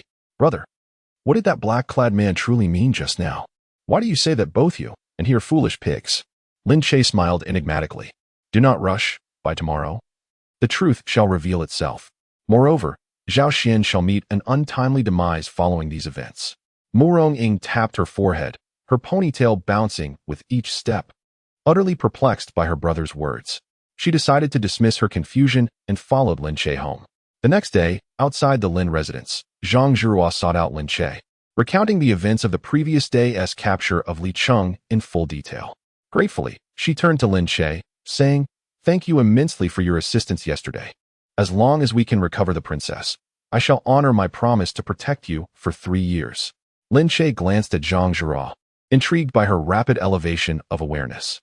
"Oh, how remarkable," he remarked. Zhang Zhihua felt a pang of sorrow in her heart. "You think I am unaware of the favor you have done?" Tears welled in her eyes as she spoke. Despite considering herself adept in political strategy and possessing a profound mind, she had never anticipated that the young man before her could harbor thoughts far deeper than her own. Considering her welfare in countless ways, Lin Che smiled lightly. "What have I truly done for you to feel such gratitude? The search for the princess has always been led by you. My role was minimal. In fact, I nearly jeopardized everything yesterday. Yet, despite past grievances, you handed me the note, allowing me to take credit. Should the Luoyuan sect flourish because of this, I shall remember your kindness." Lin Che shrugged, "Since you understand. Mere verbal promises hold little allure for me. Perhaps if you were to cough in bed, I might be persuaded." Zhang Zhihua's earlier sentiment evaporated, her lump in the throat dissipating due to Lin Che's jest. "I knew you would say something inappropriate. You can't help but speak frivolously when given the chance," she retorted. "If the Luoyuan sect rises to prominence, I shall ensure that Siener is always by your side." Lin Che nodded with a smile. "It is settled then. You shall protect me, and she will accompany me. At times, you may even offer me support from behind. The experience of master and disciple fighting side by side will be delightful." Just as Lin Che teased Zhang Zhihua, a sudden cough emerged from behind a tree, as if someone had overheard something they should not have. "Who goes there?" Zhang Zhihua swiftly turned and seized the intruder, rolling up her sleeves, ready to strike. Before her stood a man of striking appearance, his demeanor polished. Lin Che gestured for her to refrain from violence. The young man adjusted his attire and bowed respectfully to Lin Che, saying, "I am Li Nan, the second son of the Liuzhou Marquis. It is an honor to meet you, Lin Sima, and you, Miss Zhang." Zhang Zhihua was taken aback. What business did the Marquis's son have in Zhuozhou? Did his visit pertain to the capture of his elder brother? Lin Che, however, merely smiled lightly, having anticipated this encounter, which is why he had engaged in conversation with Zhang Zhihua outside. Yet, to his surprise, Li Nan suddenly knelt before Lin Che, startling him considerably. Lin Che furrowed his brow. "What are you doing?" Li Nan looked up, kneeling on the ground, tears streaming down his face. "Lin Sima, I implore you to save my brother. He is absolutely not a murderous criminal. He would never dare to harm the princess. Please, save him." Zhang Zhihua frowned. "I believe you have mistaken the person to plead with. You should seek the Zhao Wang for that." Li Nan, sobbing, replied, "There is only one solution to this matter. We must redeem ourselves by retrieving the princess to quell the prince's wrath.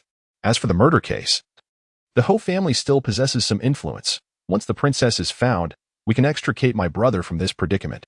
Lin Che regarded Li Nan with a bemused smile. "Are you so certain that I know the whereabouts of the princess?" Upon hearing this, Li Nan knocked his head against the ground several times, causing the stone slabs outside to reverberate loudly. Lin Sima must know. This left Zhang Zhihua utterly perplexed. She could not fathom why Li Nan, whom she perceived as deranged, believed Lin Che would not personally rescue the princess if he knew her location, just as she anticipated Lin Che would claim ignorance. He surprised her by smiling and holding Li Nan up, nodding in affirmation that he would disclose the princess's whereabouts. This action rendered Zhang Zhihua completely bewildered.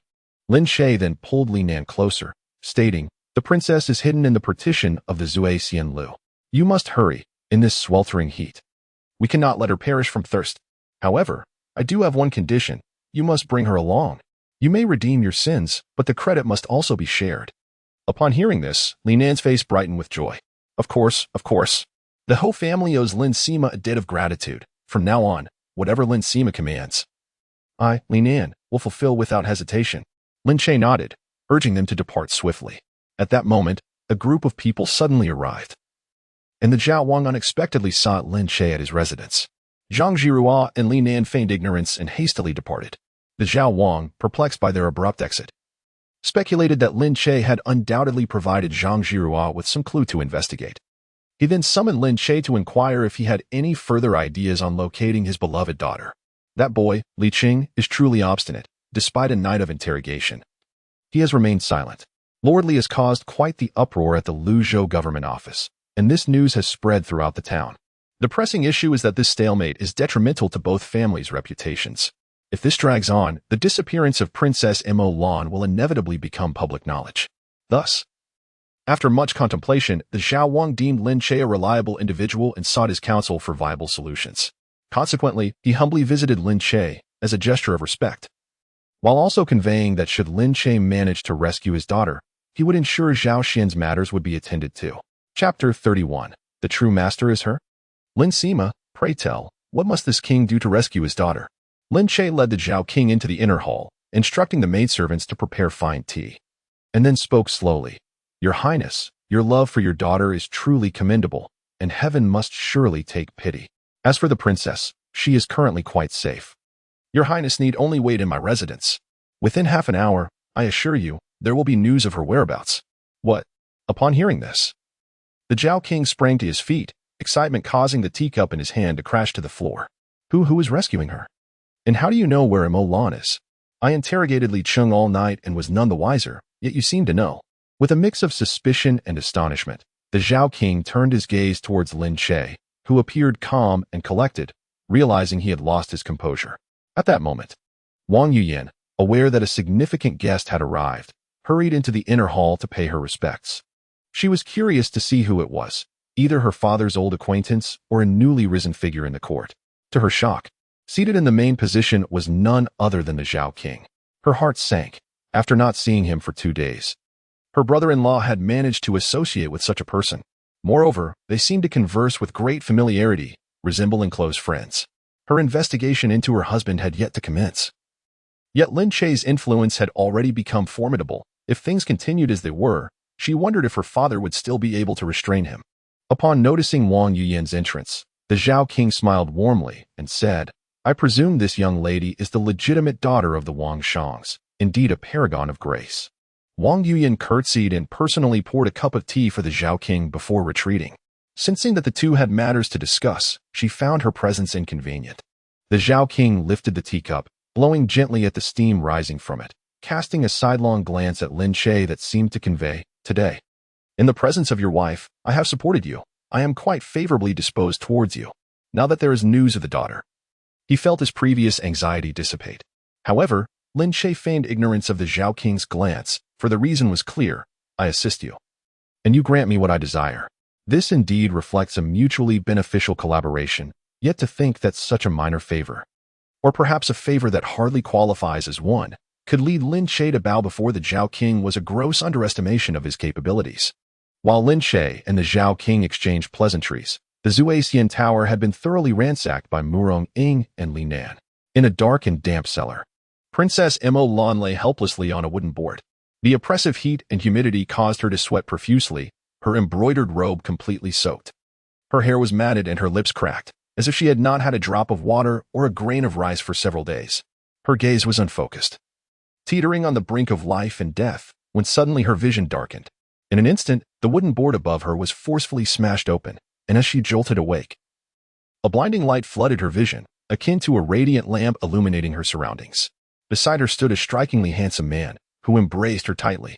A stream of water, akin to a divine nectar, flowed from her lips. She was saved. The image of this man would linger in her memory for a lifetime, and she yearned to remain by his side for eternity. Moments later, the news of Princess Mo Lan's rescue reached the Lin Che residence through the palace guards. Prince Zhao immediately rose and hurried back to his estate to visit his daughter. Before departing, he extended an invitation to Lin Che to join him for an evening gathering. Lin Che readily accepted, and as the sun began to set, he donned a splendid robe and made his way to the Zhao estate. The banquet was intimate, attended only by Lin Che, Murong Ying, Lin Xianer, and the second son of the Hou family, Li Nan. Prince Zhao generously presented gifts, the significance of which was well understood by all present. The atmosphere of the banquet soon grew lively. After a while, a youthful maiden emerged from behind the beaded curtain, greeting each guest in turn. At last, Lin Che beheld the young lady he had rescued, a veritable beauty. When Princess Mo Lan stood before Lin Che to pour wine, she appeared demure and graceful, a sentiment echoed by all in attendance. However, Murong Ying, witnessing this scene, couldn't help but feel concerned. Lin Che, known for his seriousness, might, under the influence of wine, engage in flirtation with the princess. Yet Lin Che, seated at the table, remained earnest, adhering strictly to decorum. After Princess Mulan had offered her toasts, she retreated, and the banquet continued. As the wine flowed and the dishes were savored, the guests became increasingly intoxicated. Prince Zhao arranged accommodations for everyone, indicating they should rest at his estate for the night. Lin Che, too, accepted the prince's hospitality, for he harbored lingering questions that required answers. After entering his guest room to wash his face and sober up, Lin Che stepped into the moonlight and wandered into the courtyard, where a small lake lay. Compelled by an inexplicable urge, he approached the lake, where he unexpectedly spotted a figure in a pavilion, fervently writing, seemingly transcribing something. Upon closer inspection, Lin Che recognized the silhouette as Li Nan and approached him. "Masterly, your diligence in study is commendable, even on this night," he remarked. Li Nan looked up and bowed respectfully before resuming his work. Lin Che glanced at the paper Li Nan was writing on, which bore the words, "Where in the world can one find a kindred spirit?" He touched the paper, marveling. Truly, the quality of this fine Xian paper imbues such depth and artistry. Only then did Li Nan slowly lift his head and set down his brush. "Lin Sima's wisdom saved Princess Mulan. Henceforth, should you require my assistance, I shall comply without hesitation." Lin Che smiled silently and accepted the Xian paper, inscribing 3 characters, deep in thought. Li Nan paused for a moment, then donned a cheerful expression, continuing, "I wonder if Lin Sima refers to my profound thoughts or his own." Lin Che continued to write, "You are quite wicked, yet I am rather fond of you." Li Nan wore a smile at the corners of his lips, but with every word Lin Che penned, his heart tightened. Lin Che was not only perceptive but often acted in unexpected ways. At that moment, he stood silently behind Lin Che, stealthily drawing a gleaming dagger from his waist. A cold breeze swept across the lake, sending ripples dancing across its surface. Under the dim flicker of candlelight, the 2 men in embroidered robes swayed gently in the wind. One was wholly engrossed in his calligraphy on rice paper, while the other grew increasingly alarmed, gripping the dagger tightly in his hand. "Do you wish to kill me? How heartless of you. After all, I am your matchmaker." Lin Che finished his final stroke and turned his head to regard Li Nan with a smile that was neither here nor there. "What do you think of my writing?" Li Nan's body shuddered suddenly, his pupils constricting as he trembled slightly. The dagger in his hand felt as heavy as 1,000 pounds, especially with the words "to kill me" piercing through his very soul. In the cool breeze, beads of sweat formed on Li Nan's forehead. Confusion enveloped him. Knowing he wished to end Lin Che's life, why was he so calm and composed? Could it be that he had made arrangements in advance? Surely, a mind as astute as his must have a backup plan. Chapter 32, A Life Devoted? Lin Che slightly raised his head, a sharp glint flashing in his eyes as he directed his gaze towards the dense forest by the lake, then shook his head slightly at Li Nan. "You cannot kill me. Such a meticulous plan is clearly beyond your capability. In terms of courage, strategy, and wisdom, you fall far short of her. Let her come forth." At that moment, Li Nan's limbs turned icy cold. Seeing that he remained undeterred, Lin Che sighed softly. "What is love in this world? That it compels one to pledge life and death? I wonder if my words can surpass yours. That person is amidst the dim light." At the same time, in another pavilion by the lake sat a figure. Princess Mo Lan was creating a piece of artwork, inquiring lightly, "What do you think of Lin Che?" Behind her stood Lu Qingchuan, a master of lightness skill from the Wang residence. This person possesses remarkable intelligence and acts with unbridled creativity. The expert the prince sought was effortlessly brought under his command. "Oh, it seems you hold him in high regard," Princess Mo Lan remarked, seemingly unfazed. "He is indeed a schemer of deep cunning, yet still lacking in some aspects." Lu Qingchuan bowed slightly. "Perhaps not. I observe that he conducts himself with great discretion, feigning ignorance while being fully aware. Otherwise, how would he have allowed young Master Li Nan to come to your rescue?" Suddenly, with a sharp sound, Princess Mo Lan's brush fell, her expression transforming into one of terror. In a cold and drawn-out voice, she commanded, "To the center of the lake." Rising, she departed with purpose. Beside them, Lu Qingchuan remarked, "Your Highness, he lacks martial skills. Master Li is more than capable of handling this matter." The Mo Lan princess turned her head languidly, coldly dismissing, "Do you truly believe that Li Nan possesses the capability to eliminate Lin Che?"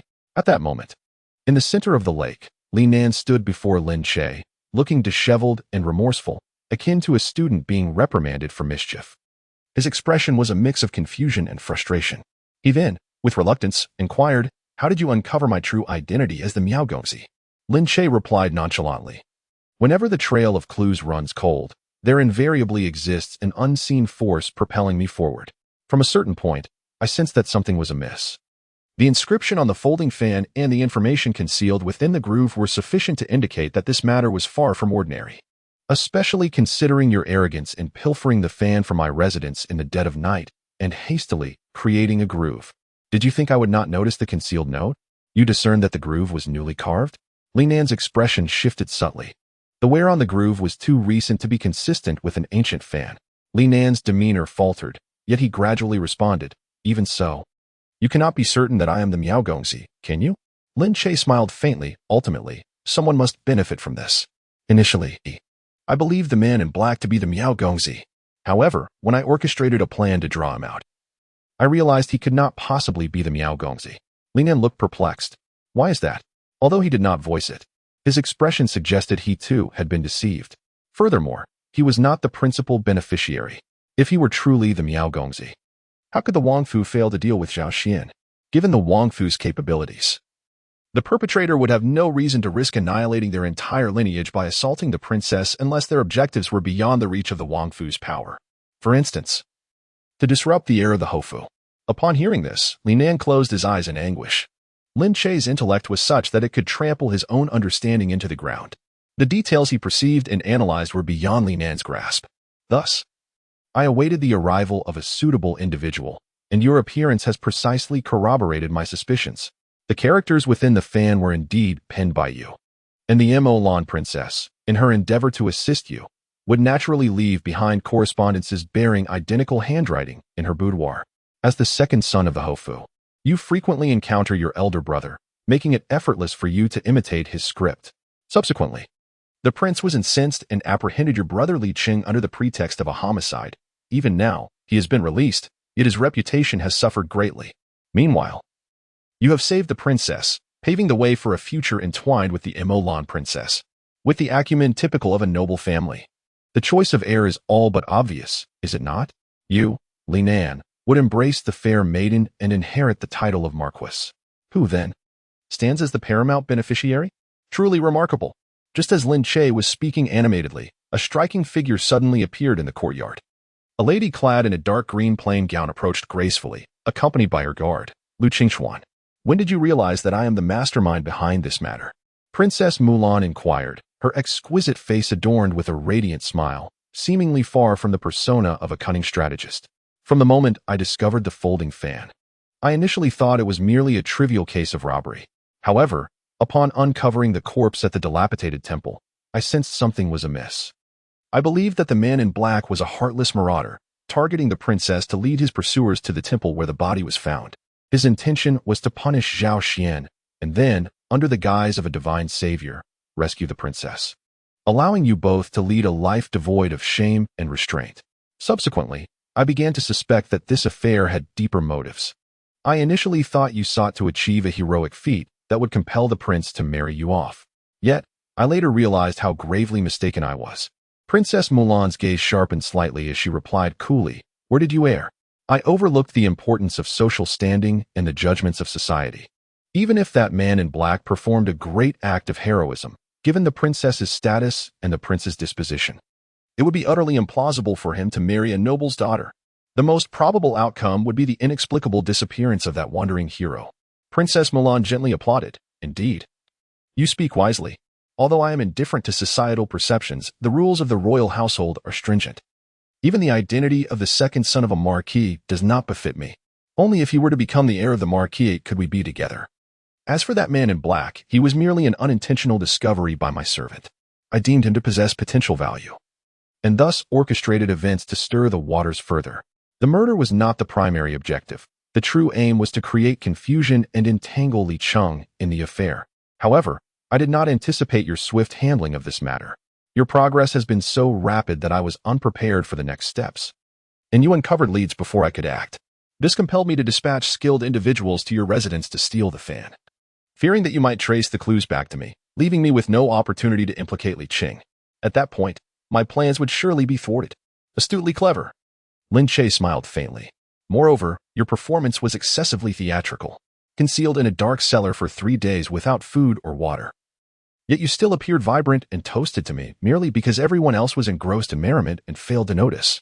Additionally, your flirtatious exchanges with Li Nan at the banquet today were quite evident, causing me considerable heartache.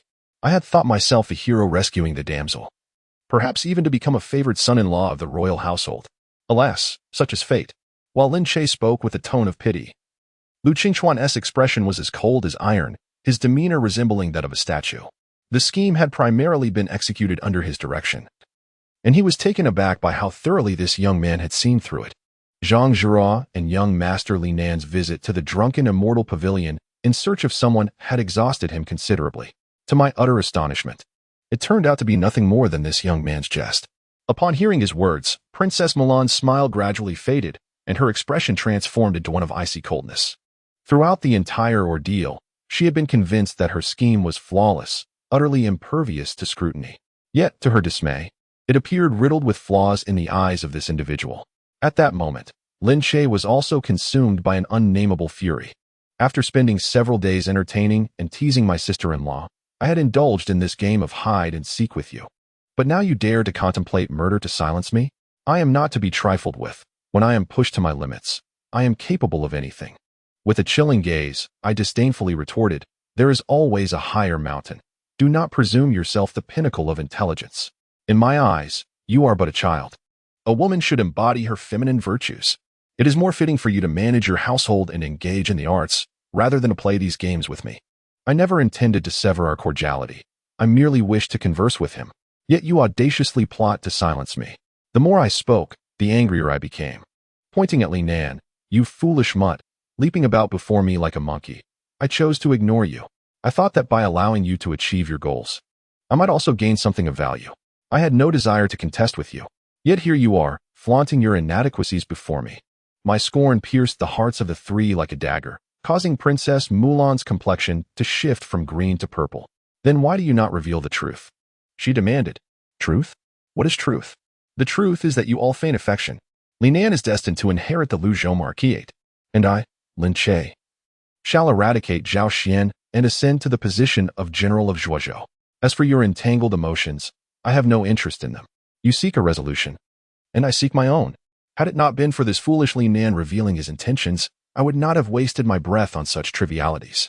This affair had already resulted in the death of a single cloaked figure, the very one whose downfall initiated my conflict with Zhao Xian. Originally, this matter should have concluded amicably. My tirade left the three of them pale and speechless.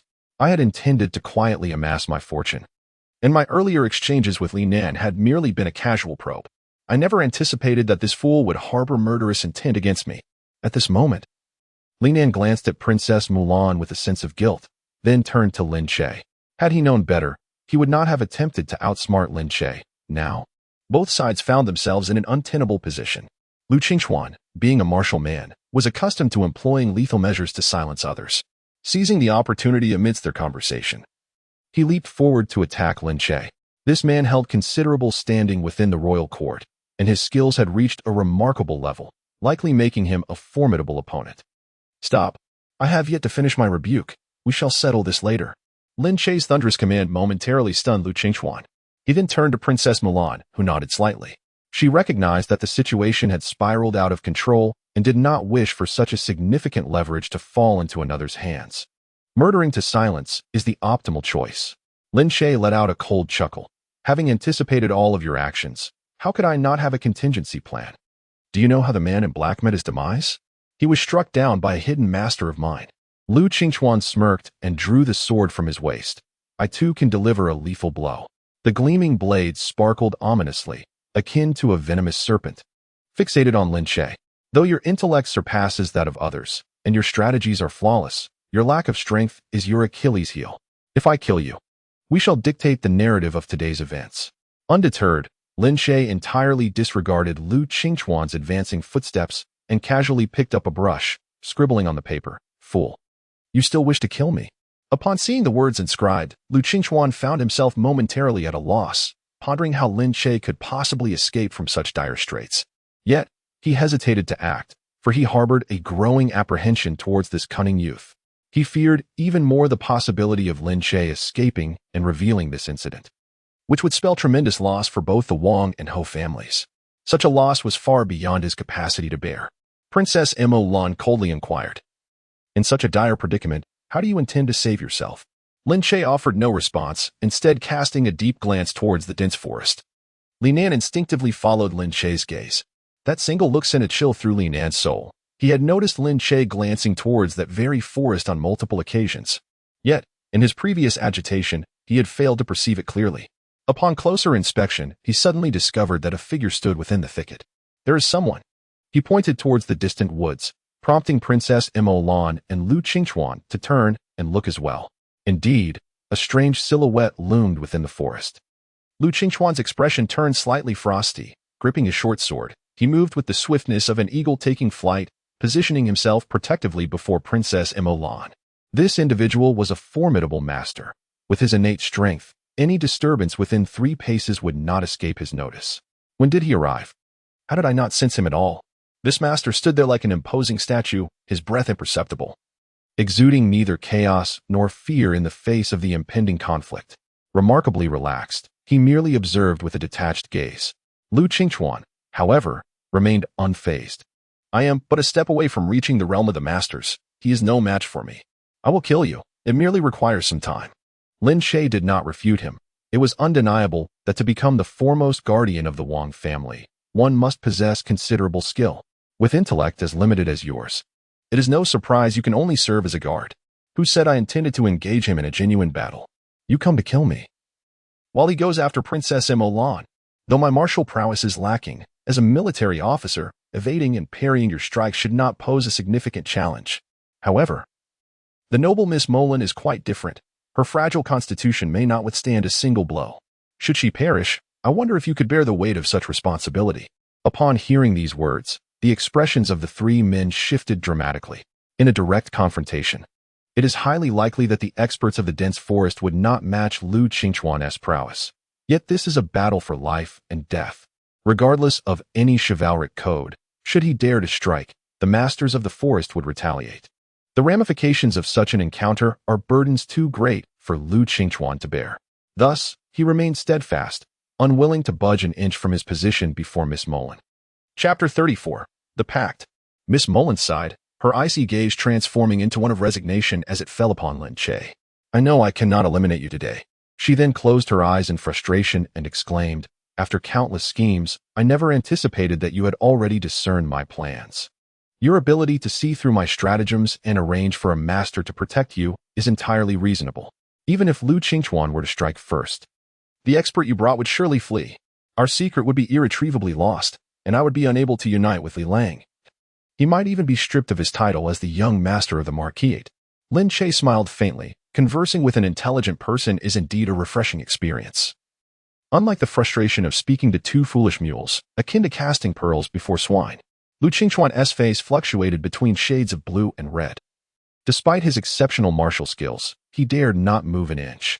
He felt disheartened, realizing the vast gulf in intellect between individuals. Lin Che kicked his companion Li Nan. "Why are you still lingering? Do you wish to stay for the feast?" Turning to Miss Molan, he continued, "Since we are unable to impose upon one another, why not lay everything bare? Let us regard it as a form of entertainment, shall we?" Miss Molan sighed softly. "Since Sir Lin exhibits such interest, let us treat this as amusement. My acquaintance with Li Lang began at a poetic gathering, where I was captivated by his talent. Yet, Li Lang is merely the second son of the Marquise, forever overshadowed by the legitimate son, Li Cheng. There is little difference between him and a commoner of higher status. Nevertheless, Li Lang's handsome demeanor and exceptional talent endeared him to me, and after several poetic gatherings, we found ourselves in mutual affection. Yet, our differing statuses form an insurmountable chasm. As a mere illegitimate son of the Marquise, he cannot possibly marry me, although my own status appears illustrious. The matter of marriage is not mine to dictate. Thus, I pondered whether there might be a way for Li Lang to inherit the Marquise smoothly. This endeavor is fraught with difficulties and can only be pursued through opportunistic means. I owe a great deal to Captain Liu. His unparalleled agility has aided our clandestine meetings. Until one day, while passing through the North Street, I stumbled upon a skilled martial artist committing murder in a dilapidated temple. Out of curiosity, I approached for a closer inspection, only to discover that this man was none other than General Sima Lutong. After Lutong finished his grim task, he buried the bodies at a mass grave outside the city, believing the matter concluded. Yet, to my astonishment, a figure clad in black soon appeared, retrieving the bodies and placing them within the statue of Maitreya Buddha in the temple. Commander Lu found the matter rather intriguing and returned to share it with me, at which point I swiftly conceived a plan. I intended to use my disappearance as a clue to unravel this murder case, intricately weaving together various threads that would connect the homicide with my abduction. By that time, Li Lang would become the next Marquis, thereby qualifying him to propose to me. However, your unexpected arrival altered the course of events. Your ability to solve the case was astonishingly swift, uncovering all the clues I had left in a single night. Had it not been for the appearance of the cloaked figure who momentarily obstructed you, you might have discovered the secret even sooner. Upon hearing this, Lin Che waved his hand slightly. All right, the bedtime story has concluded. I wonder if the two of you would be interested in collaborating with me? Princess Mo Lan frowned slightly in elegance. Collaborate? How could we possibly work together? Lin Che pointed to Li Nan, who stood beside Princess Mo Lan. Although the eldest son of the Marquis, Li Cheng, has suffered a tarnished reputation, it does not guarantee that Li Nan will inherit the Marquisate. Even with the prince's support, he may not succeed. After all, the transfer of titles is a family matter. Unless Marquis Li petitions the court, all your efforts may ultimately be in vain. A sudden pang of anxiety seized Princess Mo Lan's heart as Lin Che articulated this plausible scenario. She then looked at Lin Che. Do you have a solution? Lin Che offered a faint smile. Prior to seeking you out, I established a gentleman's agreement with the prince, who will lend me his support to topple Zhao Xian. However, Zhao Xian serves as the chief military officer in Zhuozhou. Though his position may be humble, his influence is significant. And he is a protege of the favored concubine Lu. Unless we can unearth a heinous crime of treason, it would be exceedingly difficult to bring him down. Princess Mo Lan's eyes brightened. Are you suggesting? Lin Che nodded slightly. Indeed, just as you surmised. Li Nan and Lu Qingchuan exchanged bewildered glances, rendered speechless. Noticing their expressions, Princess Mo Lan hastily clarified. What he means is, since Lu Tong has been labeled a rebel of the White Lotus sect, the mastermind behind the murders must surely be a high-ranking member of the sect. Who in Zhuozhou could command Lu Tong? Only Zhao Xian. We can use this to frame him, by leveraging the power of the Marquisate and the Prince's estate to pressure the local magistrate. The merits of eradicating the White Lotus rebels will naturally fall to Li Lang. Both the Marquisate and the Prince's estate will jointly petition. And coupled with the scandal involving the eldest son Li Cheng, your position within the Marquisate will be secure, and he shall obtain what he desires. Lin Che retrieved a folding fan from his pocket and tossed it heavily into Princess Mo Lan's hands. This is a token of your bond. It now returns to its rightful owner. With that, Lin Che turned to leave. Wait, Princess Mo Lan called out, taking a slow breath before bowing respectfully to Lin Che. What is the meaning of this? Rest assured, I shall not divulge your matters to anyone. Princess Mo Lan replied, lowering her head with gentle sincerity. Lin Sima, I do not wish to be your adversary. I apologize on behalf of Li Lang's recklessness. In the future, let us forge an alliance as friends. Forget the events of today. Consider it merely a dream induced by our inebriation. My spouse and I shall express our gratitude and stand in mutual support with Lord Lin. Lin Che suddenly smiled and nodded, then turned and departed. A gust of cool wind swept through, causing a piece of Xian paper on the table to flutter down gently into the hands of Princess Mo Lan. Upon it was inscribed in bold characters, "A promise is a promise." Princess Mo Lan gazed at the 4 large characters on the paper, her mind swirling with thoughts. In that instant, she realized that there truly exist individuals with wisdom as profound as the ocean. Li Nan looked at Mo Lan and offered words of comfort. What are you doing? Haven't we already allied with him? He is now our friend. Although I feel a chill when standing before him. As if he can see through my very thoughts, the benefits of befriending such a person are numerous. Princess Mo Lan slightly nodded. Our acquaintance began from humble beginnings, which is most advantageous for us. With his intellect, he is bound to achieve great heights in the future. Before Princess Mo Lan could finish her sentence, Lu Qingchuan snorted coldly. Your master has already departed. Why do you linger here, pretending to be mysterious? Depart at once. He then brandished his long sword and ventured into the dense forest. Today, his intelligence had been trampled upon, and although he could not harm the man in black, he could certainly relieve his frustrations by giving him a good beating. Chapter 34. Action. The cold light shimmered, yet the formidable expert summoned by Lin Che remained utterly unmoved. Lu Qingchuan, however, let out a furious roar towards the sky, his short sword trembling in his hand. He had been deceived once more, his face flushed crimson with rage, his body trembling uncontrollably. Princess Mo Lan and Li Nan were perplexed, wondering what could have so enraged Commander Lu. Driven by curiosity, they entered the forest, only to discover a grotesque, mutilated corpse hanging among the trees. The body stood upright, seemingly motionless, riddled with countless fissures, as if it were assembled from dismembered parts.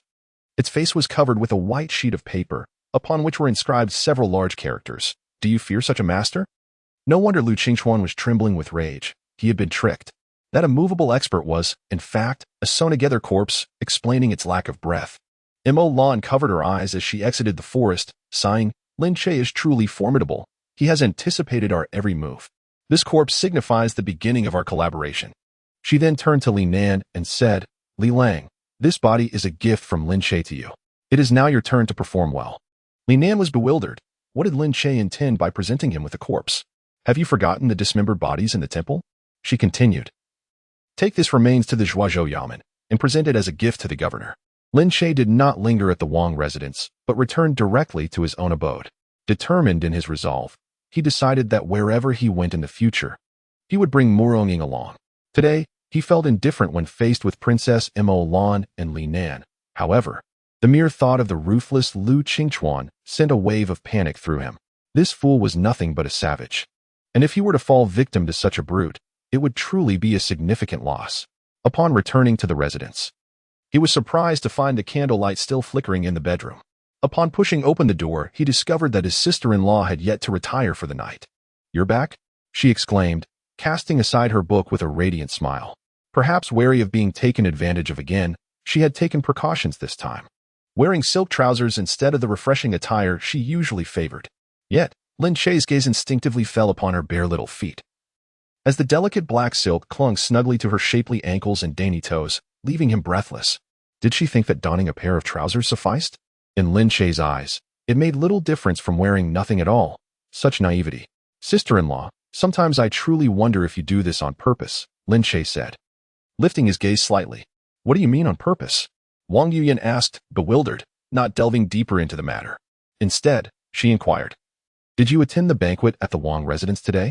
Did you not consider staying there to tease a couple of maids?" Lin Che suddenly stepped forward with a playful grin.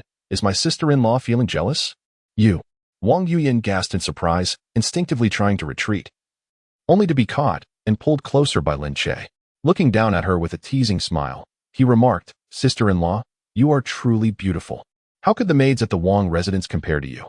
But you should let me go first." Wang Yuyan responded dismissively. Yet she soon felt a rush of anxiety. She quickly struggled against him, her face flushed as she glared at him. "Don't think that just because you're on good terms with the Prince Zhao, my father will not take action against you." "Sister-in-law, I have a question weighing on my mind. Do you consider yourself an ungrateful person?" Lin Che asked earnestly. Wang Yuyan, taken aback, replied without thinking, "Of course not. I have always believed in repaying kindness." "Repaying kindness, you say? Then today, I require you to return a favor." "Your favor?" she retorted incredulously. "You once sought to bind and kill me, yet I repaid your malice with kindness by letting you go. In essence, I saved your life. Shouldn't you return the favor? You shameless rogue. You promised me you wouldn't touch me." Feeling the implications of Lin Che's intentions, Wang Yuyan became increasingly flustered, her body trembling with anger. "Let me go? Release me at once." However, Lin Che, consumed by a restless desire, was compelled to settle for less when faced with her vigorous struggles. Fixing his gaze on her exquisitely wrapped, soft and tender feet, he remarked, "Sister-in-law, if you are unwilling to serve me in a more intimate manner, I am but a contented soul." "What say you? How can one be so shameless?" "Such behavior is utterly unacceptable." Wang Yuyan, overwhelmed with anger, found herself at a loss, yet resigned to the circumstances. In the company of a solitary man, it was impossible to refrain from offering him some advantage. Taking a deep breath to suppress her embarrassment, she blushed and declared, "Just this once. I shall never resort to it again." Li Nan acted swiftly. The following day, while Lin Che was still deep in slumber at the residence, a servant arrived to summon him for a meeting with Li Nan. Lin Che instructed Lian Hua to prepare water for his morning ablutions. After breakfast, He called upon Murong-ing to accompany him. After a brief separation, Murong-ing had also learned to adorn herself. Gone were her coarse linen garments, replaced instead by silk satin. Yet, her attire remained form-fitting, undoubtedly designed for ease of movement in combat. With a slender waist and her tall stature, each step she took caused her curvaceous form to sway gently. From behind, one could faintly discern the subtle undulation of her ample silhouette. This ensemble left Wang Yuyan momentarily speechless. Though she too possessed a captivating figure, she paled in comparison to Murong-ing. After averting her gaze, she turned to Lin Che. Must we venture out so early? Are we plotting to harm someone? Her irritation was evident. As the previous night's exertions had left her displeased at the sight of Lin Che, her words laced with barbs. What pained her further was the realization that a pair of exquisite ice silk tights had been wasted, a luxury squandered by Lin Che's extravagant tendencies. Such rare materials, once consumed, could not withstand such frivolous usage. Indeed, you have guessed correctly. We are indeed scheming against someone, Wang Yuyan retorted, left speechless as Lin Che turned to leave. Before departing, he instructed a servant to summon Yin Yong, Hu Dahai, and Zhao Wudi. He and Li Nan arrived at Wang Wei Tower ahead of the others, who arrived almost simultaneously. Your Excellency, they greeted, and Lin Che raised a hand to signal them to close the door. The five gathered around the table, with Murong-ing standing beside Lin Che, sword in hand. Lin Che spoke first, introducing, "This is the second son of the Liuzhou Marquis, who has come to investigate the case of the missing princess. He risked his life to rescue her, and now his reputation is soaring. It is likely he will soon inherit the title of the Marquis." Upon hearing this, the three offered a respectful bow. My goodness, Lord Lin is truly remarkable. In just a few days in Zhuozhou, he has befriended so many notable figures. First the King of Zhao, and now a young Marquis. It appears that following Lord Lin is indeed a wise choice. Chapter 35, Wealth and Glory. Now, the moment had arrived for Li Nan to take center stage. Clearing his throat, he began, "I have formed a close friendship with Lord Lin as we investigate the case of the missing princess." This statement firmly established his position. And he continued, "In our inquiries, we uncovered that the chief military officer, Zhao Xian, is actually a traitor of the White Lotus sect. Lu Tong was merely a small pawn, while he is the true mastermind behind the chaos in Zhuozhou." What? The three individuals were instantly taken aback. Hu Dahai, being the most impulsive and hasty among them, could no longer contain himself and exclaimed, "General Zhao, the commander of the army, is a traitor of the White Lotus sect? How can this be possible? Young lord, such words should not be spoken lightly." Meanwhile, Yin Yong's eyes flickered as he seized Hu Dahai's arm, saying, "The young lord, with his invaluable life, would never speak recklessly. Since the general called us here, it is certain that he has already ascertained the truth. We need only heed his instructions." Yin Yong unconditionally supported Lin Che, for it was evident that Lin Che and Li Nan had already planned their course of action. The purpose of summoning them today was merely to relay orders. Hu Dahai's complexion paled as he realized his blunder, quickly clarifying, "I did not mean to question the young lord. I was merely taken aback upon hearing it." Zhao Wudi, being a meticulous scribe, remained silent, aware of the gravity of the matter. However, upon seeing Li Nan smile slightly, he remarked, "Hu Zongqi, there is no need for such concern. Your reaction is entirely understandable. Who could have imagined that the greatest military commander of Zhuozhou was indeed a member of the White Lotus sect? Indeed, the young lord speaks true." Hu Dahai wiped the sweat from his brow, nodding in agreement. Noticing that Lin Che had yet to speak, Zhao Wudi tentatively suggested, "Perhaps we should report this matter to the court or to the army command. After all, the White Lotus sect poses a significant threat to the court, and this issue is of great importance." Zhao Wudi's proposal was a balanced one, neither offending anyone nor overstepping. Lin Che, lifting his cup with a nonchalant expression, replied, "If everything is to be reported, when will we have the opportunity to achieve new merits and ascend to higher positions?" Upon hearing this, Yin Yong understood Lin Che's intentions, but felt a sense of worry. He respectfully said, "If the general wishes for us to achieve merit, we shall certainly comply. However, Zhao Xian has held the position of army commander for a considerable time and has many loyal subordinates. Furthermore, he is a master of the innate realm. Should he escape, the consequences would be dire." He added, "I do not fear for my life, but having pledged my loyalty to the general, I am prepared to sacrifice myself for the nation." Zhao Xian's influence in Zhuozhou was profound, and with the assistance of the White Lotus sect, his escape would undoubtedly pose a threat to the general. The general is the beloved son-in-law of the minister, and the young lord is of invaluable worth. Any misstep could lead to disaster. Zhao Wudi squinted his eyes, realizing that Yin Yong was quite articulate. How had he not noticed this before? To show his loyalty, Hu Dahai immediately declared, "Since the general has made a decision, we shall unquestionably comply." Zhao Wudi promptly rose and bowed, saying, "Please give your orders, General." Yin Yong, witnessing this, also stood up, stating, "We await your command." "Enough. I have taken note of your loyalty and bravery," Lin Che said. Yin Yong bowed even lower. "I am guilty. Please punish me, General." Lin Che waved his hand and replied, "You have only considered the safety of me and the young lord. What crime is that?" Just then, the door slowly opened, and a figure stepped through from outside. The man's gaze towards Lin Che was somewhat unnatural, tinged with a hint of animosity. Murong Ing gripped the hilt of her sword, appearing as if she were bracing for a formidable opponent. This individual exuded a profound aura and moved with remarkable grace. Clearly a master of his craft. Lin Che smiled and stepped forward to introduce him to the assembly, proclaiming, "This is Lu Qingchuan, the Grand Commander of the Wang Mansion, who is but a step away from attaining the zenith of mastery. With his intervention, how could Zhao Xian possibly escape?" Upon hearing this, the crowd rejoiced. With such a formidable expert on their side, what cause for concern could remain? Furthermore, with the Wang Mansion and the Marquis estate joining forces to eliminate Zhao Xian, it would be akin to an elder matron delicately wiping her nose while effortlessly holding the reins, regardless of Zhao Xian's affiliation with the White Lotus cult.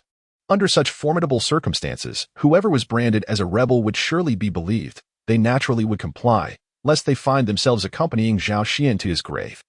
Lin Che then instructed, "Return and mobilize your forces. If anyone else is willing to lend their strength, I, too, shall set aside past grievances. As the walls crumble, the crowd will surely rally. Word of Zhao Xian's impending downfall will inevitably spread." The three of them rose to return and muster their troops, while Lin Che, Li Nan, and Lu Qingchuan made their way toward the Zhuozhou government office. They trailed behind a cart, atop which lay a lifeless body. The group strode confidently into the Zhuozhou Yamen. Wang Zhizhou, upon witnessing this spectacle, was taken aback, utterly bewildered by the unfolding events, and promptly emerged to greet them. "Lin Sima, what brings you here?" Lin Che disregarded Wang Zhizhou's inquiry and instead introduced his companions. Li Nan, the young lord of Liuzhou; Lu Qingchuan, commander of the Zhao Wang Mansion. Wang Zhizhou's legs trembled at the implications of involving both the Marquis estate and the Wang Mansion. His complexion turned pale as he cast a glance at Lin Che, who signaled for him to dismiss those around. Wang Zhizhou, being astute, guided them into the inner hall, instructing his servants to serve tea while ushering everyone else out of the courtyard. Lin Che cast a cold glance at Wang Zhizhou, remarking icily, "Surely, you are not a traitor of the White Lotus cult?" At this statement, Wang Zhizhou trembled like a leaf in the wind, his body succumbing as he collapsed to the ground. "No, I am not. I am a successful scholar from the imperial examination of the 29th year. How could I be associated with a heretical sect?" Lin Che raised his teacup, gently blowing across its surface, and asked, "If you are not a traitor of the White Lotus, why do you conspire with them? Do you wish to lead me to my demise?" Wang Zhizhou stood frozen, his gaze vacant, and he helplessly responded, "You know?" Lin Che rose, towering over him, and declared, "I have ascertained that Zhao Xian is indeed a traitor of the White Lotus cult, and as the governor of Zhuozhou, you have allied with him, plotting my assassination. Are you aware of the gravity of your crimes?" Realizing his fate was sealed, Wang Zhizhou no longer concealed the truth. He straightened himself and admitted, "While I am not a traitor of the White Lotus, it is true that I conspired with Zhao Xian to kill you. Initially, I had hoped to embrace the favor of the esteemed Lu Guifei, but unexpectedly, my ambitions have led to misfortune. That Zhao Xian could not possibly compete with a mere dull-witted scholar." Upon hearing this, Lu Qingchuan could not contain himself and spat out his tea. "You deem him a dullard? This individual possesses cunning that surpasses even the most intricate of designs. Today, our purpose in gathering to discuss the secrets of Lu Guifei is to bind the Wang and Hou families irrevocably to his will." However, Lin Che shook his head gently, stating, "Wang Zhizhou has been deceived by treacherous individuals, yet having now awakened to the truth, he may yet accomplish great things." Upon hearing this, Wang Zhizhou's eyes gleamed with intrigue. "What do you mean, Lin Sima?" Lin Che responded slowly, "From this point forth, you shall look to me for guidance, and in return, I shall ensure your wealth and glory." Chapter 36. The Death Sentence of Zhao Xian. Wang Zhizhou furrowed his brow. "Allegiance? Surely, Lin Sima jest. Just days prior, He had conspired with Zhao Xian to bring about Lin Che's demise, and now he was expected to serve under him. What of my integrity as a scholar? Lin Che's gaze turned icy, revealing the glint of murderous intent. Wang Zhizhou, you are far too myopic. The world is driven by profit. All actions are motivated by gain. The wealth and prestige that Lu Guifei can offer, I can provide just as readily. Moreover, my heart is generous, and I have already forgotten the recent plot against my life. Should you refuse to align with me, then the Wang and Hou families shall never coexist peacefully. As a time traveler, he cared little for ideals. His interests lay solely in his own benefit. His principles were as malleable as his undergarments. As long as his family remained unharmed, he was willing to collaborate with anyone. Lu Qingchuan and Li Nan were drenched in sweat, realizing that he was intent on firmly binding the Hou and Wang families together. Before Wang Zhizhou, he boldly proclaimed his intentions. With Lin Sima's suggestion, Wang Zhizhou reflected that perhaps aligning with Lin Sima was indeed a viable option. Please, Lin Sima, speak candidly. Lin Che smiled gently. Excellent, Wang Zhizhou. You possess the wisdom to recognize the times. You shall be a person of significance. Setting down his teacup, he continued calmly. Zhao Xian. As a rebel of the White Lotus sect, I have ordered his arrest at noon tonight. At that time, all you need to do is ensure that your officials and soldiers are properly restrained. Wang Zhizhou gazed at Lin Che, perplexed. Is it truly that simple? Lin Che shook his head slightly. Of course not. It will require you to submit a petition to the court, detailing Zhao Xian's rebellion. Wang Zhizhou regarded Lin Che, realizing the depth of his strategy. If both of Zhuozhou's chief officials were eliminated at once, the court would undoubtedly grow suspicious and dispatch a commissioner to investigate. However, if Lin Che could eliminate the chief military officer with his own corroboration, the court might choose to turn a blind eye, ensuring Lin Che's safety. Wang Zhizhou smiled faintly. Lin Sima, your calculations are astute. Yet how can I be certain that you will not renege on your promises, pulling the bridge behind you? Aligning with Lin Che would indeed be advantageous. He had a powerful father-in-law in the capital and the backing of the Zhao family and the Hou family. In terms of strength, he was evenly matched with Lu Guifei, and thus the choice of allegiance mattered little. Lin Che let out a soft laugh. Do you believe that without your testimony, I would be left powerless? Zhao Wang, which among the marquises is not more formidable than your assertions. However, I have no desire to squander my influence on a mere commander of the army. If I wish to harm you, I could easily execute you under the pretext of treason. I might even overlook your conspiracy to harm me. Does that not demonstrate my resolve to win you over? Though he merely held the titles of the Marquis and the King, it did not hinder him from exuding an air of bravado at this moment. Wang Zhizhou discreetly glanced at Li Nan and Lu Qingchuan, discovering that they had no retorts to offer, and instantly realized that Lin Che spoke the truth. The Wang and Marquis houses were inexplicably entwined with Lin Che. He then bowed respectfully, saying, Lin Sima possesses an extraordinary demeanor. I am in admiration. Henceforth, my future shall rely entirely on Lin Sima. Lin Che nodded gently. I merely make choices that benefit myself. As long as Wang Zhizhou does not jeopardize my interests, everything else is negotiable. Wang Zhizhou exhaled a breath of frustration. Lin Sima may proceed. I will ensure this matter becomes an ironclad case. Zhao Xian will find it impossible to escape. As night fell, silence enveloped the surroundings, only broken by the patrolmen traversing the streets, inciting a chorus of barks from nearby dogs. Suddenly, shadows flickered in the street as torches ignited in succession. A large contingent, numbering over 100, rushed towards Zhao Xian's residence, the thunderous sound of hooves reverberating through the air. Bang! The tightly shut gates of the Zhao manor were forcefully burst open against the gateposts. The startled doorman tumbled from his chair, rolling and scrambling to investigate the commotion. Upon peering outside, he beheld a line of armed soldiers, fierce as wolves, seemingly prepared to pounce. The howling night wind rustled their garments ominously. What is happening? The doorman squinted, and to his astonishment, he recognized the soldiers as belonging to the commander of the army, immediately feeling a sense of relief. You have audacity indeed, unaware that this is a noble's residence? A pack of blind curs. The doorman, witnessing the armed soldiers, felt no fear. Instead, he was filled with indignation and began to curse. The ruckus outside roused the sleeping Zhao Xian, who hurried to the manor's entrance upon hearing the commotion. The doorman hastily approached him, bowing in deference. Master, these unruly intruders have stormed our residence, wreaking havoc. How dare they?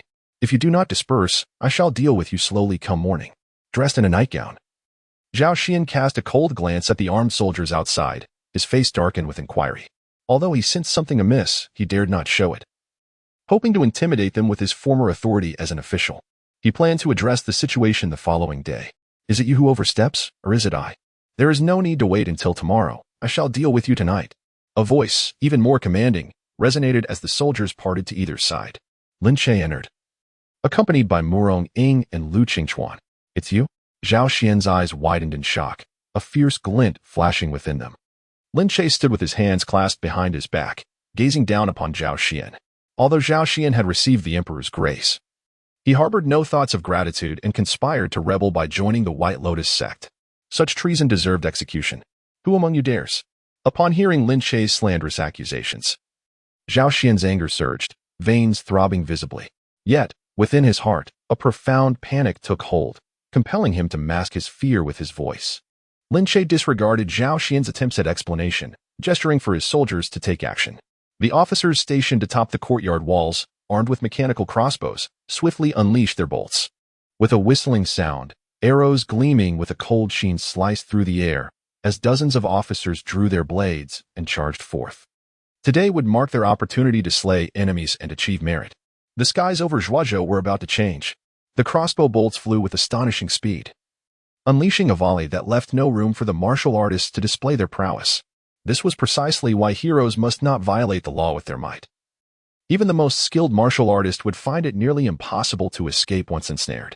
Seeing his subordinates, who had so recently bowed and scraped before him, now daring to strike him down, filled Zhao Xian with rage, his eyes nearly bursting with fury. He immediately gathered his internal energy and began to maneuver towards Lin Che. He understood the strategy of capturing the leader first. If he could seize Lin Che, there might be a chance to turn the tide. Today, he could not surrender meekly. The accusation of his affiliation with the White Lotus sect was a declaration of him as a rebel, intent on ruining his family. Brother, should I take action? Lin Che cast a glance at Murong Ying's grand stature and replied casually, there is no rush. Let him kill a couple more before we proceed. Otherwise, how will we report this to our superiors? Only through his resistance can we illustrate his treachery. If the White Lotus sect were not indeed a band of rebels, why would he resist publicly? He should have surrendered and awaited the court's verdict. Chapter 37. Does a dog still feel? Murong Ying pondered, firmly gripping her longsword as she stood guard beside Lin Che. In a frenzy, Zhao Xian, unmatched in his wrath, claimed the lives of several individuals. Drawing perilously close to Lin Che, it was only then that Lin Che lightly waved his hand. Suddenly, an unparalleled glint of cold light surged forth from behind him. A fierce sword aura slicing through the air, aimed directly at Zhao Xian's throat. Zhao Xian, struck with terror, abandoned his pursuit of Lin Che and hurriedly attempted to defend himself. Meanwhile, Lu Qingchuan wielded his longsword with an impenetrable flow, his true energy howling through the space. In no time, Zhao Xian was struck in the chest, blood gushing from his mouth as he was sent flying to the ground. With a look of resentment, Zhao Xian cast a glance at Lin Che, then turned towards the inner hall, where anguished cries echoed dreadfully in his ears. Realizing he could not contend against them today, he resolved to flee, seeking refuge in the capital to find the Empress and avenge this day's grievances. Summoning his full strength, he leaped decisively, attempting to escape across the rooftop. Yet Lu Qingchuan did not pursue. He merely remarked, you have been tailing us all this way, yet still hesitate to act? Just as the words left his lips, a figure suddenly emerged from the roof, revealing Zhang Zhihua. In her hand, her soft sword moved with the swiftness of a swimming dragon, swiftly sealing off Zhao Xian's escape route. With a light step, she struck Zhao Xian down to the ground. Lin Che approached, saying, Lin Sima, I, Zhao Xian, have treated you quite well, so why do you treat me thus? At this moment, Zhao Xian clung to a fleeting hope, attempting a desperate struggle. Lin Che smiled faintly, looking down on him with an air of indifference, and casually inquired, who sent Lu Tong? This question struck Zhao Xian like a thunderclap, causing his eyes to widen in shock. I misjudged you. You are not the pedantic scholar I thought. Who are you truly? Lin Che, with an impassive expression, waved his hand. Several officers' long blades pierced through from behind Zhao Xian. Who are you? Zhao Xian uttered, blood bubbling from the corner of his mouth, unwilling to accept his fate. He found himself laughable, having battled for so long against someone who was not that feeble scholar. Simultaneously, he felt an overwhelming sense of frustration. This so-called scholar was more ruthless than he had imagined. Either he was feigning his persona, or he was simply not Lin Che at all. Such a transformation in a person was inconceivable. In his final moments, He realized that perhaps the individual before him was indeed not Lin Che. He could not accept this if given another chance. He would have made his intentions clear and dispatched Lin Che without hesitation. Yet life does not allow for second chances. He opened his eyes wide in humiliation, only to perish like a dog. Search for them. Take everyone from Zhao Xian's residence and imprison them for questioning. My lord, I am wronged. My lord, I know nothing. The servants and maids of the Zhao estate knelt in pleas for mercy. Lin Che remained expressionless as he led his men out of the Zhao residence. My lord. My lord. Zhao Wudi hurriedly approached, clutching a wooden box, which he presented to Lin Che. This was found in Zhao Xian's study. Lin Che glanced at it. It was indeed what he had instructed Mu Rongning to leave behind amidst the chaos. Only in this manner could the charges be substantiated, enhancing his own merits. Inside the box lay a ledger detailing Zhao Xian's ill-gotten gains over the years. Lin Che flipped through the accounts with growing delight. This fellow had amassed quite a fortune. Yet all of it rightfully belonged to him. Furthermore, this estate felt oddly familiar to him. During his last visit, he had sensed it was akin to his own home. Indeed, this was his rightful abode. He clutched the box and made his way towards the exit. Seeing this, Mu Rongning quietly reminded him, Brother, have you forgotten something? What is it? Lin Che inquired with curiosity. With a demeanor as cold as ice, Mu Rongning uttered words unexpected from her lips. Those who served Zhao Xian in the army Sima should all perish. Upon hearing this, Lin Che's head spun with confusion. This young lady was truly unflinching in her ruthlessness, evidently accustomed to her role as a rebel. While such an approach was fitting for insurgents, in the realm of governance, indiscriminately cutting down opponents could lead to dire repercussions. If word of such brutality spread, he would surely become a target for public outrage. After all, no one wishes to face a capricious superior who readily eradicates any potential threats. Those who served under Zhao Xian, retaining their positions, pose no danger to us. In fact, they are more advantageous than harmful. Why is that? Mu Rongning, still ensnared in her habitual thinking, believes that anyone bearing the mark of a particular faction must be eliminated entirely to avert future troubles. However, she has noticed that her elder brother's methods and demeanor have become increasingly formidable, prompting her to inquire about his actions. Otherwise, given her temperament, she would have already drawn her sword to kill. After all the world's principles lie upon the edge of her sword. Lin Che calmly remarked, You are merely large in stature, yet lacking in intellect. Consider this. With Zhao Xian's demise, those who once allied with him are naturally filled with trepidation. If I do not act to purge them, they will wonder why their superior has yet to cleanse them of potential threats. Once they come to this realization, they will seek me out, eager to offer their loyalty, serving as my hounds. Moreover, having just established myself in Zhuozhou, I possess few loyal followers and am unable to infiltrate every faction. Their voluntary submission alleviates much of my burden. Furthermore, those who have attained such positions are not mere triflers. How splendid it would be to employ them for the more unsavory tasks in the future. Mu Rongning suddenly understood her brother's cleverness. Yet, the phrase large in stature, yet lacking in intellect left her feeling disheartened. Did her brother disapprove of her as she was? She resolved to contemplate this further, pondering if she might, like refining a skill, diminish her size and become more toned. Had Lin Che known of Mu Rongning's thoughts, he would have eagerly interjected, This is my expertise. Last night's upheaval caused a wave of anxiety among the officers at the Sima's residence. Many former followers of Zhao Xian were filled with dread. Despite the early summer warmth, they felt a chilling apprehension, coupled with Lu Tong's recent death. These erstwhile subordinates of Zhao Xian felt as though they had plunged into an icy abyss. However, they soon realized that Lin Che could eliminate them without elaborate measures. A mere document or appointment could displace them from crucial positions, followed by a discreet assassination. Yet, Lin Che refrained from such actions, even allowing them to survive the tumult of the previous night. The implications of this restraint were intriguing. Several small factions and officers convened. Reaching a consensus, they still held value in Lin Sima's eyes. With this understanding, they collectively exhaled in relief. They dispatched a representative, prepared a list, and resolved to seek Lin Che's forgiveness and pledge their loyalty. However, the chosen representative, Wang Cheng, a shrewd individual, instinctively halted after taking a few steps. Turning back, he announced, Lin Sima has granted us the mercy of life. We must prepare a substantial gift or a token of our allegiance. To present merely a single document may seem rather meager. After further deliberation, they ultimately decided to offer a declaration of loyalty that Lin Che would find impossible to refuse. Chapter 38. The Adulterous Couple. The following day, as the sun blazed down, warming the air to an uncomfortable degree, Lin Che slowly rose from his slumber. Upon turning his head, he beheld Wang Yuyan reclining on the low couch opposite, engrossed in a book. Her posture exuding a languid charm reminiscent of the gentle rains of Jiang'an. The elegance of her figure was striking, with curves that were both alluring and provocatively accentuated. Her delicate, pale feet, intertwined and swaying gently, were mesmerizing enough to induce a sense of dizziness. One could easily imagine those feet adorned with a red string, transforming them into the claws of a beckoning fortune cat. As Lin Che gazed, somewhat entranced, Wang Yuyan, without lifting her gaze, abruptly queried, "Awakened, have you? Zhao Xian is dead?" Startled, Lin Che nearly tumbled from his bed, exclaiming, "Who has been gossiping to you?" "Humph, do I need someone to relay news to me?" Wang Yuyan retorted, slapping the book onto the table, adjusting her gauzy garment to cover the strap of her apron that threatened to slide down. "You summoned all the servants of the household to move and procure goods.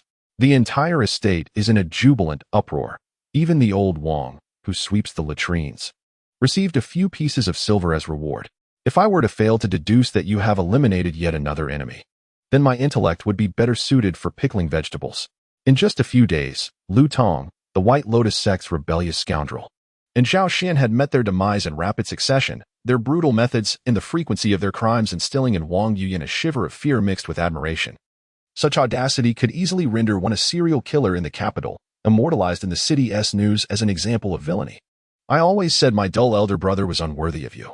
Only a hero like myself is fit to be paired with such an intelligent and radiant sister-in-law," Lin Che declared, leaping barefoot from his bed and plopping down beside her, pinching her delicate chin. "Stick with me, and I shall ensure your life is filled with indulgence." "A scandalous duo, are we? I have yet to uncover the truth behind your brother's murder," he added, his tone teasing. Wang Yuyan rolled her eyes dramatically, her cheeks flushing slightly as she turned away. "Pray tell, Lord Lin Sima, with the entire household's maids and servants occupied with the move, are we to simply stare at one another?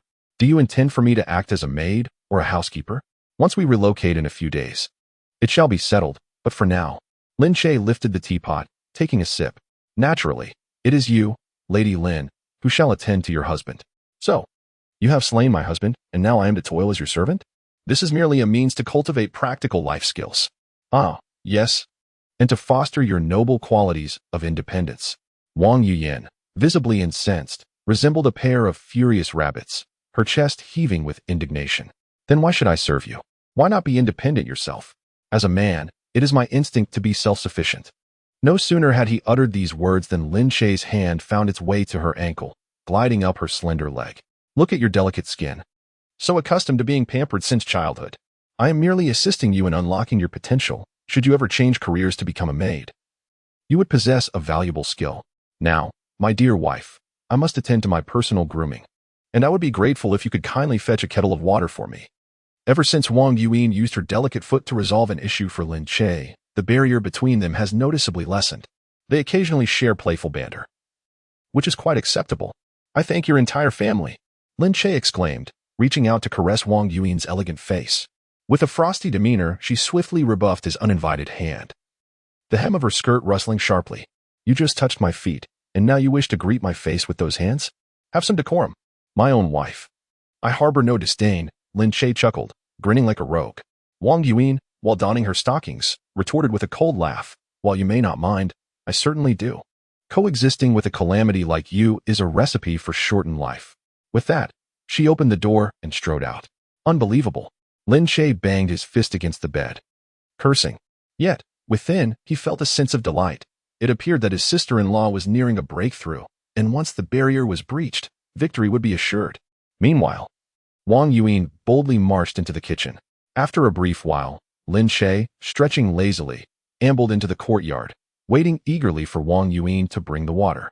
However, he was startled by a thick plume of black smoke rising from the northeast corner. Good heavens! One might think his kitchen was undergoing a calamity. Concerned for Wang Yuyan's safety and fearing that Zhao Xian's accomplices might take advantage of the situation, he dashed into the kitchen. Upon entering the chaotic scene, he found Wang Yuyan's hair disheveled, her face smudged with soot, brandishing a fire poker defiantly. "I merely wish to heat some foot-soaking water." Who could have anticipated this? Lin Che's heart, which had been in suspense, finally settled, but upon witnessing Wang Yuyan's state, He felt both exasperated and amused. "My dear lady, this is hardly the way to boil water," he exclaimed, gazing at the kitchen, which was perilously close to becoming a cauldron. "Should I really have tasked a young lady of your stature with such a chore? Have I lost my wits?" Wang Yue nodded vigorously, her eyes sparkling with mischief. "Am I to be relegated to such menial tasks? If you dare to ask me to boil water today, tomorrow you will expect me to cook, and the day after. To serve as your maid? Not a chance." After enduring this ordeal multiple times, she would ensure he thought twice before issuing such commands again. At that moment, Zhang Zhirua arrived at the manor with her apprentice, Lin Xiener, only to find Lin Che squatting before the ruins, questioning his existence. Zhang Zhirua burst into laughter at the sight, remarking, "A lady of noble birth should not be engaged in such labor." Lin Che turned with a wry smile. "I appreciate your assistance last night." His gaze then fell upon a middle-aged man around the age of 30 standing behind Zhang Zhirua, prompting his curiosity. Zhang Zhirua explained, "This is my senior brother, the head of the Lu Yun sect, known as Taoist Nadong, whose true name is Zhang Emo." Zhang Emo stepped forward to pay his respects. "I have the honor of meeting you, Lin Sima. I am aware of the wager between my junior sister and yourself. Given the significant benefits our Lu Yun sect has gained, we shall certainly honor our agreement. For the past 3 years, my junior sister has been by your side, serving alongside Lin Xiener, who handles menial tasks like boiling water." "Master." Lin Xiener's smile gradually faded, as if she heard the sound of free fall. Seeing that Master and Uncle had made up their minds, she reluctantly stepped forward to pay her respects. "It cannot be. It cannot be." Lin Che shook his head vehemently. To make a beauty toil with such labor would surely invite divine retribution. Turning to Zhang Emo, he raised an eyebrow. The sect leader might as well speak plainly. "I am most grateful to Lin Sima for bestowing the credit for locating Princess Emo Lan upon our Lu Yun sect. However, to revitalize our sect, mere influence is insufficient. We require financial support as well." Zhang Emo rubbed his hands together, chuckling nervously, but before he could finish his sentence, Lin Che dragged him into the account room. There, Mu Rongying clattered down a mahogany chest, and upon opening it, a dazzling light erupted, nearly blinding everyone present, a full chest of gold, silver, and jewels. Enough to ensure the Lu Yun sect's members could live luxuriously for 3 lifetimes. These were discovered at the Zhaoxian estate. I have no use for them, so consider it a donation to the Lu Yun sect." Zhang Mo's face flushed with excitement, and he bowed deeply in gratitude. Lin Che then placed a jade pendant in Zhang Mo's palm, saying, "This is my token. Should trouble arise, take it to young Master Li Nan of the Luzhou Marquisate. With this pendant, he will surely assist you." Zhang Emo immediately knelt to accept the pendant. With ample funding, the support of the Zhao royal household, and assistance from the Marquisate, if he could not develop the Lu Yun sect, he would be a fool. Seeing this, Lin Che pulled Zhang Emo up. During this time, he had already amassed considerable wealth by dealing with Lu Tong and eliminating Zhao Xian, and he intended to use this money to establish connections in the martial world. This venture was quite profitable, and he could even secure 2 highly skilled bodyguards. What was there to lose? Remember, following Brother Lin means 3 meals a day. No, every meal will be a feast. After expressing his thanks, Zhang Emo stated he had matters to attend to and prepared to leave. Before departing, he glanced at Zhang Zhirua, who was voluptuous and full of charm, and then at Lin Xiener, sweet and delightful. Though reluctant, he knew that for the sake of revitalizing the sect, he must sacrifice his hardest desire. His heart ached as he thought of his beloved staying by another's side for 3 years. It felt as though his cherished vehicle, which he was loath to part with, was being driven away by another. Yet, he could not even utter a word of care or caution. However, he dared not imagine the benefits that would come with the Lu Yun sect's rise to prominence. Serving the powerful had its own allure. In just a few days, his junior sister had achieved so much. If she stayed for 3 years, the Lu Yun sect might very well become the foremost sect in the martial world. Zhang Zhirua and Lin Xiener went to see him off. Just then, Wang Yuyan emerged, humming a cheerful tune. Her steps lightened. She had recently managed to defeat that little thief once. With the kitchen now out of commission, the little thief could no longer order her around for these trivial tasks. "What are you laughing at?" Lin Che turned his head. "What business is it of yours?" Lin Che suddenly grinned and said, "My lady, how perilous was that moment? What if you had perished in the flames? Since time is still on our side, why not consider having a child? Lest in the future, the grass on your grave grows 3 feet high, unkempt and unattended." Chapter 39. A unified front of officials and bandits. Outside the Lin residence, Zhang Emo, this old rascal, was busy loading luggage onto the carriage. The treasures within the red box were fundamental to the revitalization of the Lu Yun sect, and he must handle them with utmost care. Zhang Zhihua stood beside him, her lips pressed tightly as if to crush a mosquito, her heart brimming with 1,000 unspoken words. Finally, she managed to utter, "Senior brother, please be cautious on your journey, and do not fall prey to mountain bandits." "Fear not. With my skills, the bandits would be compelled to pay me for the privilege of a glance," Zhang Imo replied, his eyes filled with deep reluctance.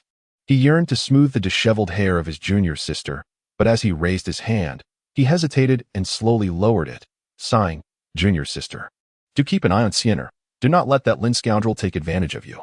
And you, take care as well. We are merely here to serve as her protectors. Let us not end up as protectees ourselves." Zhang Zhihua's cheeks flushed slightly, and she playfully retorted, "What nonsense are you spouting, senior brother? I merely believe that young Master Lin possesses talent. Besides, at my age, why would he take an interest in me?" Zhang Imo silently lamented, "This could be troublesome. I fear this lad is indiscriminate in his affections. I might end up losing both my sister and my good fortune." Noticing Zhang Mo's concern, Zhang Zhihua smiled gently and reassured him, "Rest assured, I will look after Siener, and I will protect myself as well. Please be cautious on your journey." Meanwhile, Lin Siener watched her uncle Zhang Imo fussing like a doting mother.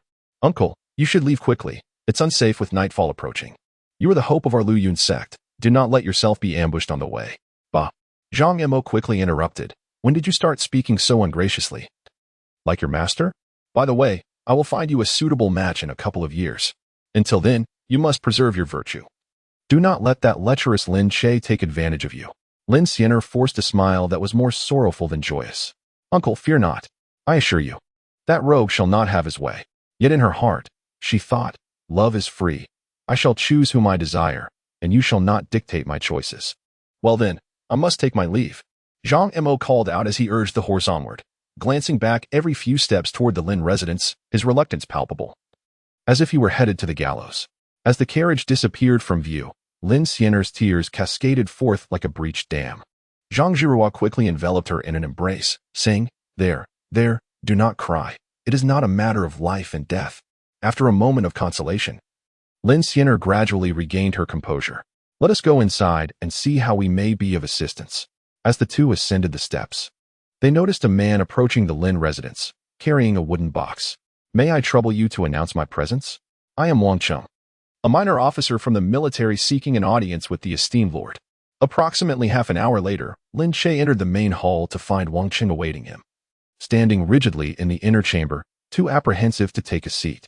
Upon the entrance of Lin Che, Wang Cheng immediately performed a graceful slide kneel, bowing his head in reverence, a clear indication of practiced finesse. "Criminal Wang Cheng pays his respects to you, my lord." Lin Che settled into his seat, crossing his legs in a relaxed manner, bestowing a bemused glance upon Wang Cheng. "Ah, Wang Shaoqi, what role are you playing today? What crime have you committed? I find myself utterly perplexed.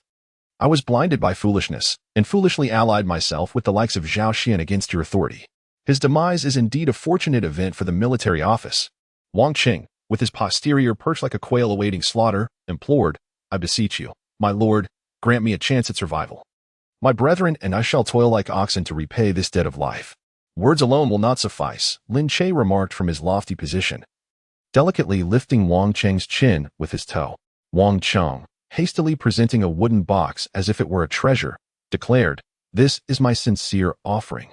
Upon inspection, Lin Che discovered a square box containing a freshly severed head, the blood yet to congeal. His brow furrowed slightly. "Whose head is this?" "This is the confidant of concubine Lu. After deliberation with a few former associates of Zhao Xian, I took it upon myself to present this individual as a token of goodwill to you." Wang Cheng ingratiatingly extended a badge of authority. "Behold this badge. It is undoubtedly genuine." It was not that they were unaware of the grave sin of murdering a favored attendant of concubine Lu. However, the distant waters of Aid could not quench their immediate thirst. Lu was far away in the capital, while Lin Che wielded absolute power in Zhuozhou. Without presenting a token of allegiance and severing ties with Lu, they feared they would not survive. With Lin Che now holding their fate in his hands, their fortunes were intertwined. One's rise would mean another's elevation, and vice versa. Lin Che toyed with the badge. Does Wang Zhizhou know of this man's existence? This individual is shrouded in mystery. Had I not provided protection for him over the past few days, I too would be unable to locate him. Wang Zhizhou likely remains unaware of this individual's presence. With a sudden flicker of cunning in his eyes, Wang Cheng suggested, "My lord, why not eliminate Wang Zhizhou as well and be done with it?" "That won't be necessary," Lin Che replied with a knowing smile. "Wang Zhizhou has already allied himself with me. He stands with you, just as you stand with him." Wang Cheng's expression darkened momentarily before a look of astonishment crossed his face. No wonder Lin Che had made such swift progress in Zhuozhou, uprooting Zhao Xian with remarkable efficiency, even earning the label of a rebel. In his heart, Wang Cheng cursed Wang Zhizhou's ancestors repeatedly. "You treacherous old fool. Truly, no scholar can be trusted." Yet, outwardly, he wore a mask of feigned delight. "My lord, your prowess is indeed formidable. You have subdued Wang Zhizhou with such thunderous resolve. I am in awe." "It is not too late for you," Lin Che remarked casually. "What if the court were to dispatch a new chief military officer? Currently, the entire military office is unified, with eyes solely upon Lin as the military commissioner. The court's envoy is utterly disregarded by us. In Zhuozhou, only General Lin Che, holds any significance." As he smiles faintly. "Indeed, a true understanding of one's position ensures a prosperous and prolonged existence." With that, Lin Che turned and departed, clutching his jade pendant. The sycophant humbly bowed 3 times in heavy reverence in the direction Lin Che had taken. It was not until Lin Che's figure had completely vanished from the courtyard that he slowly rose. A long sigh of relief escaped his lips. Originally, they had intended to host a banquet that night to invite Lin Che, followed by a display of contrition from their wives and concubines. However, fearing Lin Che's disdain, they refrained from making such arrangements. After all, their allegiance had successfully been secured, and their lives were no longer at risk. Lin Che had just tested the waters with his words, yet Wang Cheng harbored no belief that the court would appoint a new general. Given Lin Che's background, the position of Zhuozhou's general was virtually guaranteed for him. On that very day, news of Zhao Xian's demise spread like wildfire. The constables and soldiers plastered notices in the streets.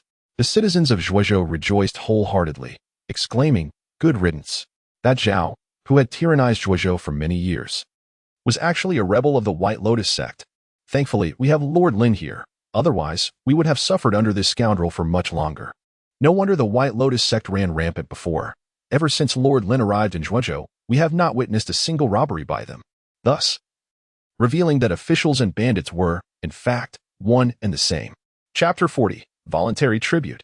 Amidst the fervent gossip of the populace, a different spectacle unfolded in the rear garden of the Lin residence. Wang Zhizhou gazed intently at the koi fighting for food in the pond, feeling that these plump fish resembled the obsequious gentry.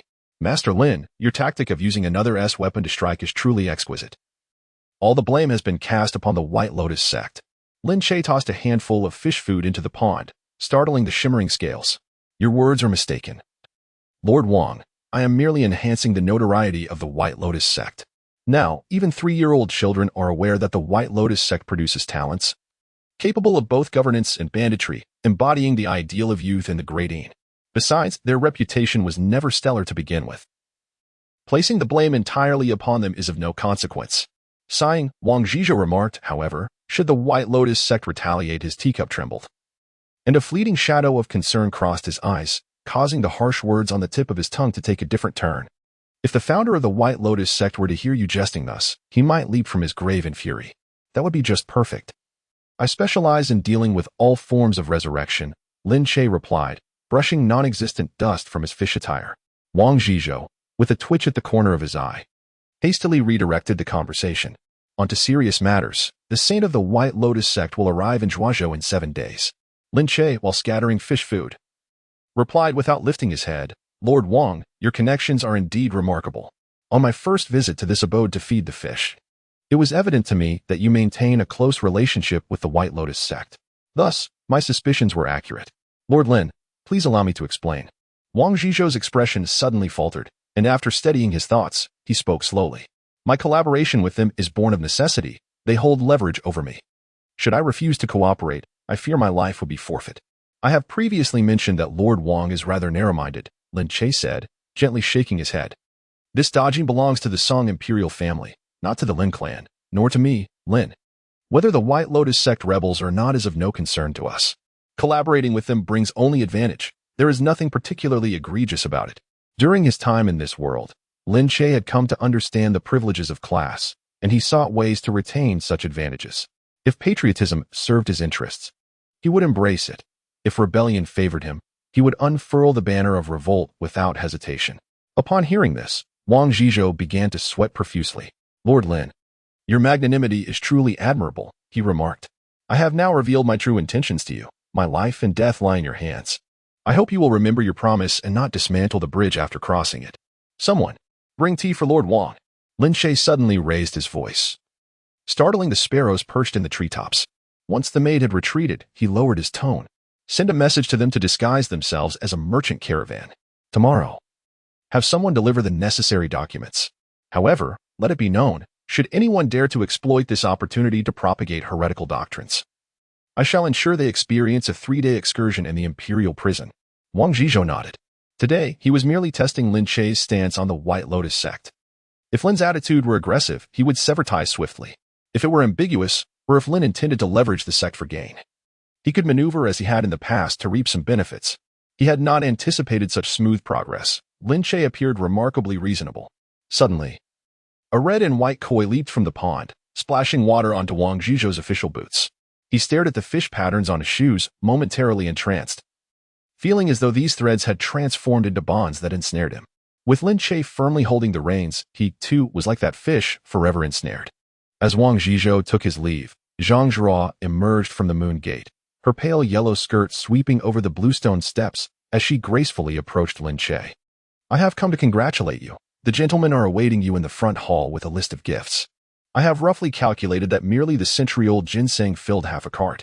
Zhang Zhihua, meticulous as ever, was most suited for managing accounts, contrasting sharply with Muronging, who had managed to incur a deficit of 3,000 taels last month. Lin Che smiled lightly. These individuals are quite generous. It seems they have come to pay their respects today. While Zhao Xian was alive, these gentlemen had paid their homage to him. Now, scenting a shift in power, they had come to seek Lin Che, evidently having discerned who currently wielded authority in the military office. Astute and sincere, they deserve an audience. Let us proceed to see them. In the front hall, 8 wealthy gentlemen sat upright. Suddenly, the sound of jingling ornaments from behind the screen caught their attention. All rose in unison, their movements synchronized as though they were marionettes pulled by strings.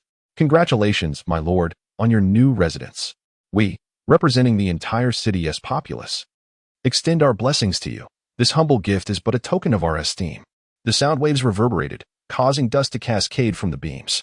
Lin Che boldly settled himself into the grand armchair, his gaze sweeping over the bulging gift lists cradled in the arms of the onlookers. What you all carry is not merely a gift. Is it a performance of breaking stones upon the chest for this official? He declared. Since you have brought these lists, why not lay them bare and recite them aloud? The crowd exchanged glances, and it was Mr. Li who first regained his composure, hastily retrieving the list. This is a joint tribute from 72 merchants of Zhuozhou. How much profit does Zhao Xian yield you? Lin Che asked directly, cutting through any pretense. Mr. Li's forehead glistened with cold sweat. Such candor was unexpected. Approximately 10%. 10%? Lin Che lifted his teacup, blowing gently on the froth. Outside the city, Lu Tong collects tolls from passing travelers. Within the city, the constables demand tea money, the post station requires gifts, and the grain guild expects tributes. They treat you as mere chives, harvesting you time and again. What benefits does he receive, if not more than 10%? The rice merchant, Zhang Yuanwei, trembled slightly. Your Excellency, please see reason. Last month, the Grain Transport Office insisted on repairing the levee and forcibly seized 30 boats of jiang and fragrant rice. If you could resolve these issues for us, we would be willing to enhance our tributes. Lin Che feigned contemplation for a moment. Thus, this official has decided. He elongated his tone, observing the nervous movements of their throats, before raising the share to 20%. Puffed. The tea that Mr. Lu had just sipped spewed 3 feet away in shock. Under the horrified gazes of the crowd, Lin Che leisurely added the latter part. For every Dragon Boat Festival and Mid-Autumn Festival, seasonal specialties must also be prepared. Do you have any objections? The assembly exchanged glances. But after a brief moment, they reached a decisive conclusion. It was imperative not to offend Lin Che, otherwise, they would find themselves deprived of sustenance. We have no objections. I have heard that the drunken crabs pickled at Lu's residence are unparalleled. Mr. Lu, wiping the tea stains from his beard, smiled ingratiatingly. If your Excellency desires, I shall send over 10 jars by tomorrow. I require 20 jars. 20 jars. Send the remaining 10 to my father-in-law in the capital for him to sample. Lin Che tapped the Wang Wali table with his fingers. I have heard that the student quoted donated by young Master Lu 2 years ago. 30 jars. No. 50 jars. Mr. Lu's expression suddenly brightened, for to gain favor from a noble was a stroke of fortune indeed. Seeing this, the others eagerly followed suit. Mr. Li promised to present carpets from the western regions. Mr. Zhang declared he would craft a paperweight of pure gold, and even Mr. Zhao, the coffin maker, clamored to offer a bathtub made from golden silk nanmo. I have always esteemed frugality. Lin Che raised his hand to quell the clamor. As for the golden silk nanmo bathtub, there is no need. However, I have heard that Mr. Zhao acquired a blood jade longevity pillow last year. Mr. Zhao's face turned as pale as paper. That pillow was meant for his own burial. Once the crowd dispersed, Zhang Jirua chuckled softly, concealing her mouth with the gift list. Your tactic of feigned capture has indeed prompted this flock of stingy geese to willingly shed their feathers. Madam is mistaken. Lin Che mused, toying with the blood jade longevity pillow. In the realm of governance, one must delve deeply into the art. When thieves can only steal money, yet this official can compel them to willingly offer their daughters and wives as handmaidens. As if to validate this assertion, the following morning, a long queue had formed before the Lin residence. In addition to the incessant stream of gift boxes, there were indeed 7 or 8 small palanquins carrying young ladies from various families. Zhang Jiyue leaned against the doorframe, counting the palanquins. Miss Li excels in the pipa. Miss Zhao is skilled in calligraphy and painting. Oh, even the 200-pound daughter of Lord Lu has arrived. Lin Che peered through the crack in the door, gasping in shock. Quickly inform the gatekeeper that I have suddenly fallen ill and require rest. This farce continued until Murong Ing erupted in fury, bringing it to a halt. Chapter 41. I do not require your heart, your body suffices. The nameless gentry departed, just as gently as they had arrived, taking not a single box of silver with them. Zhang Jiyue trembled slightly as she held the teacup, not from shock at the scene, but rather from lamenting the darkness of the world. This was merely a month's interest. Such sums would continue to flow in each month. Sunlight streamed through the intricately carved window, casting a dazzling glow throughout the room, more blinding than the midday sun in June. She counted the shadows cast by the window grids on the floor, mentally calculating the expenses of the Lu Yun sect. The revelation was startling. Just 1 month's interest could primarily support the expenditures of the Lu Yun sect for an entire year. Madam? Lin Che suddenly leaned close to her ear, startling her to the point where she nearly spilled the tea on his smug face. Might I trouble you, the accountant, to instruct the brothers to transport these filthy items to the storeroom? She made an effort to tear her gaze away from his infuriatingly smug expression and cleared her throat. If you despise the smell of copper, why toil so laboriously? Just a moment ago, they offered you less, and you were still unwilling? Truly ruthless. Ah, madam, you are unaware of the intricacies. Lin Che, producing a folding fan seemingly from nowhere, snapped it open to obscure half of his face. Allow me to enlighten you. The Lu Yun sect comprises 50 to 60 individuals, and merely their daily needs amount to a considerable sum. Since I have resolved to support the Lu Yun sect, I must naturally devise ways to acquire funds. Once the Lu Yun sect flourishes, these silver coins will prove invaluable. Zhang Jiyue's lips twitched as her gaze swept to the bulging pouch at Lin Che's waist, which still contained the jade ring offered by the gentry during their negotiations. Yet, an inexplicable sweetness filled her heart. So, it was for the Lu Yun sect. Why then? Does he consider the Lu Yun sect? Could it be for my sake? Or for Siener? As this thought crossed her mind, her cheeks flushed, and she gently bit her red lips, slightly bowing. I was merely being presumptuous. On behalf of the disciples of the Lu Yun sect, I thank Lord Lin. As she bent, a flash of her delicate figure flitted past, and upon rising, she bounced back. Lin Che was just about to assist Zhang Jiyue when a bright and melodious voice shattered the tension. Shizniang. The crisp call broke the ambiguity. Lin Skinner stepped over the threshold, her golden hairpin swaying like a startled bird. She stared wide-eyed at the silver boxes scattered across the floor, gasping. Is this a money house? Zhang Zhao cast a sidelong glance at a certain individual who was playfully concealing their face with a folding fan, stifling laughter. With a soft sigh, she remarked, this is the destiny bestowed upon our Lu Yun sect by young Master Lin. Having spoken, she elegantly gestured for her attendants to carry the chest into storage. Lin Siener, gripping the hem of her skirt, felt her fingers turn pale with tension. Suddenly, memories of the Lu Yun sect's long-standing struggles resurfaced, now with a glimmer of hope. There was a possibility of relying on Lin Che's influence to carve out a name in the martial world once more. She shut her eyes briefly, and upon reopening them, donned an excessively sweet smile, exclaiming, "Your generosity is immense, young master. I am willing to offer incense thrice daily at the altar for longevity." Lin Che replied coolly, "Miss Lin, your attitude towards me has shifted dramatically. May I ask why?" Lin Xiener's cheeks flushed slightly as she suppressed the shame within her, stating, "I previously misunderstood you. Esteemed sir, upon meeting you today, I realize you have acted in our best interest.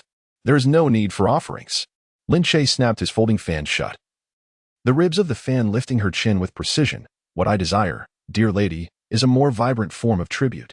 His gaze swept over Lin Xiener's delicate features, and he found the scene reminiscent of a villainous rogue from a tale who, disregarding the cunning glimmer in the other's eyes, forcefully claimed a maiden. Seeing the treasures of gold and silver, and recognizing his capability to elevate the Lu Yun sect to prominence, she willingly approached him. "How intriguing. I have yet to savor such a spicy little pepper. Fetch me a basin of water. I must cleanse my hands." Lin Xiener hurried to the courtyard and returned with a basin, refreshing a towel to wipe Lin Che's face. Yet, turmoil brewed within her. Had she ever served anyone in such a manner? Was it truly worth it for the Lu Yun sect? Her fingers gripped the handkerchief tightly, turning white with strain. Suddenly, she recalled the bloodshot eyes of her master before their departure that night. The flickering candlelight illuminated the moment when her master entrusted the sect's token to her teacher and uncle, filled with weakness and despair. In that instant, a resolution crystallized within her. Breathing in the fragrant breeze, Lin Che noticed Lin Xiener's helplessness and reluctance, along with the budding curves of her figure. She wore a form-fitting white gown today, her waist exquisitely slender, evoking a desire to grasp it with a single hand, while her not-so-rounded hips presented a striking visual impact, compelling one to uncover the beauty beneath. Lin Che, driven by impulse, encircled her delicate waist. Lin Xiener trembled at his touch, instinctively wanting to resist, yet she held back. Her master was somewhat older. Perhaps it was only herself. "Esteemed sir, please conduct yourself with decorum. I am merely here to protect you, not." "Why, Miss Lin? Such fervor today?" Lin Che leisurely toyed with the ties of her garment, suddenly leaning closer. "Are you perhaps hoping to become my bed warmer?" The warm breath brushed against her ear, startling the young woman into retreating 3 steps. Lin Xiener's face flushed a vivid crimson as she stammered, "In truth, I do not harbor disdain for you, young master, and I recognize your bold and carefree nature. Surely, in the future, you will have a multitude of wives and concubines. However, if you wish to win my heart, you ought not to be so frivolous and rash." "What use is your heart to me?" Lin Che declared. "I seek something far more tangible." He firmly grasped Lin Xiener's chin. Desiring results while still entangled in this situation, does one truly believe themselves to be a sycophant? He seeks merely to indulge in the depths of it all. Lin Xiener, with her steadfastness, met his gaze. "I comprehend the intentions left by the young master, and I naturally grasp the meaning behind my master's words. He hopes for my union with the young master, while simultaneously fearing that very union. If I were to confess to the young master that my heart harbors affections for another, I wonder if he would take offense." "Ha ha ha, you fail to understand me. The existence of your beloved only stirs my excitement further. You are shameless. I care not for the other men you harbor in your heart. I only concern myself with the fact that your body belongs to me. Since you desire reciprocation, one must be willing to invest. My temper burns fiercely at this moment." With that, he pressed Lin Xiener's head down and crouched close, exuding an undeniable sense of pressure as he declared, "Words alone are insufficient. One must take tangible action." Lin Xiener found Lin Che baffling. Though the position was humiliating, she could not fathom the purpose behind it. Her gaze soon turned vacant as she looked at Lin Che. At that moment, Zhang Zhirua, who had been saving money, returned and, upon witnessing the scene, promptly entered the room and offered a bow. "Has my disciple erred once again? I am willing to bear her punishment." Lin Che sighed in resignation. The education regarding such matters in this era remains woefully inadequate, and despite his previous clarity, Lin Xiener still failed to comprehend. There was no rush in his approach to instruct Lin Xiener. After all, this fiery spirit was quite different from the alluring mature women. The methods employed must be distinct. Otherwise, what joy lies in monotony? "Fear not. We are merely jesting. It is of no consequence." Zhang Zhirou relaxed, hastily signaling Lin Xiener to serve tea and admit her mistake. She held the freshly brewed cloud tea, attempting to maneuver past the restless hands of a certain young master. "Please, enjoy the tea," she said, her smile strained. As Lin Che accepted the teacup, he took the opportunity to grasp her delicate hand, tracing circles in her palm with his fingertip. Such a hand as yours, Siener, is wasted on mere swordplay. He suddenly recalled the glimmer of a sword from that day atop the drunken immortal tower, far more intriguing than the trembling little rabbit before him now. Zhang Jiruo raised an eyebrow at the scene but felt powerless to intervene. After all, this fellow treated even her with such familiarity, let alone Siener. As long as he refrained from crossing any lines, turning a blind eye was permissible, considering the debt he owed to the Luyun sect. Make way. Urgent news from Zhuazhou on horseback. Meanwhile, a swift steed galloped into the capital's military office. Chapter 42. Not fond of women? The cicadas cried out, tearing through the sweltering summer in the capital, while the eaves of the military office glimmered under the scorching sun. The left commander of the military, Zhou Wuding, rested his chin on one hand, his open attire revealing a bronze chest, as he inscribed flowing annotations on the official document with his pen.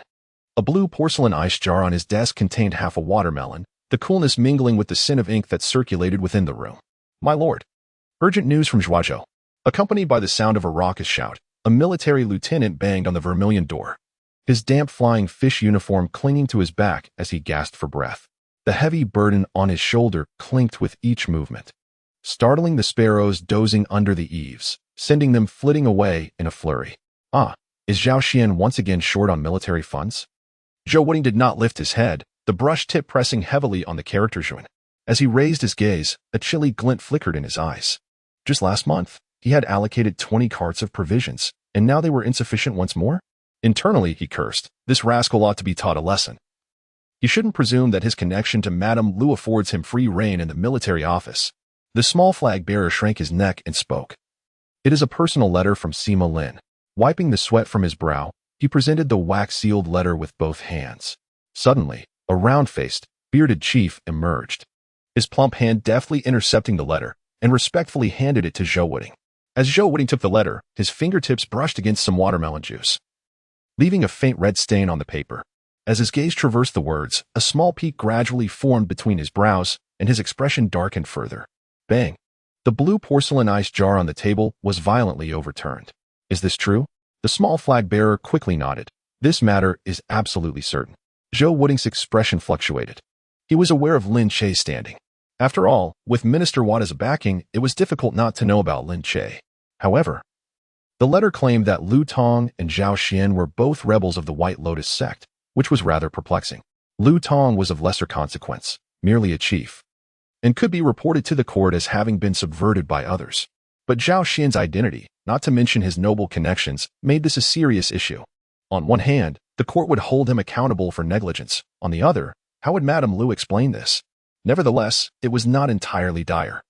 This matter was exposed by the military officer, which could be seen as a chance to atone. At most, he would face a reprimand. But as for Minister Wang and Madame Lu, it could be likened to celestial beings engaging in combat. What concern was it of his? Yet, he pondered in silence. Was Lin Che truly as dull as he appeared in the capital? Was there some hidden intrigue at play? Yet outwardly he proclaimed, Sima Lin is exceedingly loyal, truly deserving of being Minister Wang's esteemed son-in-law. It is not easy for you to hasten your steed. Once this official submits the documents and a conclusion is reached, you may return to report. The small flag bearer immediately bowed. Thank you for your magnanimity.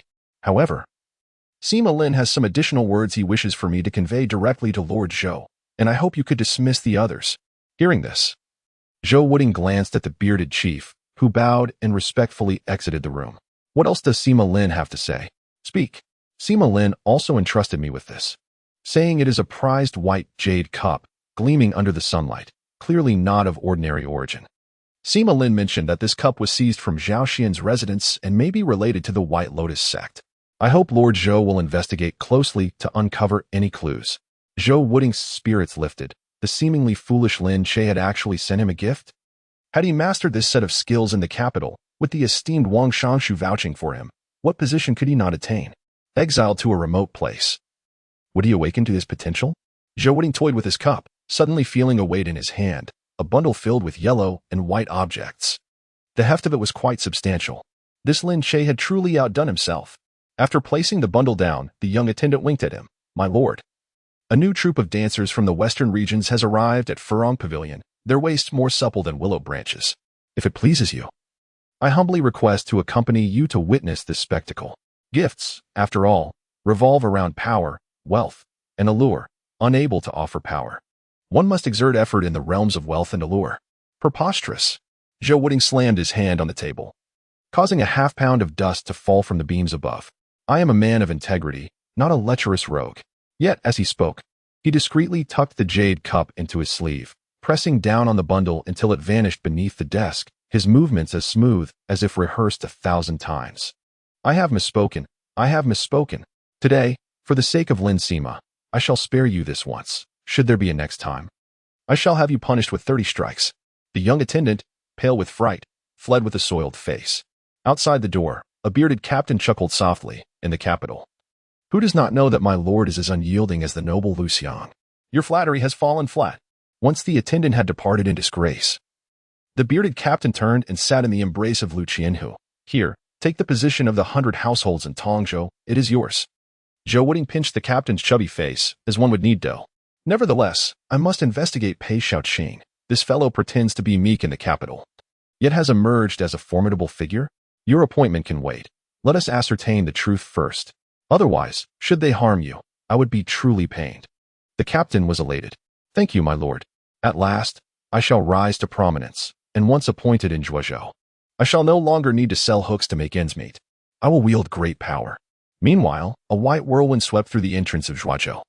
The holy son of the White Lotus cult approached gracefully, fanning himself, clad in an immaculate white robe, a smirk of derision dancing upon his lips, strikingly handsome. We welcome the holy son. The innkeeper by CNN and his staff knelt in unison. The untroubled holy son surveyed the crowd with an air of superiority. Why has the leader of the Zhuozhou branch not come to greet me in person? Replying to the holy son. The leader of the Zhuozhou branch has been missing for 3 days. His fate remains unknown. Unknown fate? The untroubled holy son's expression darkened. Humph, do they truly disregard me?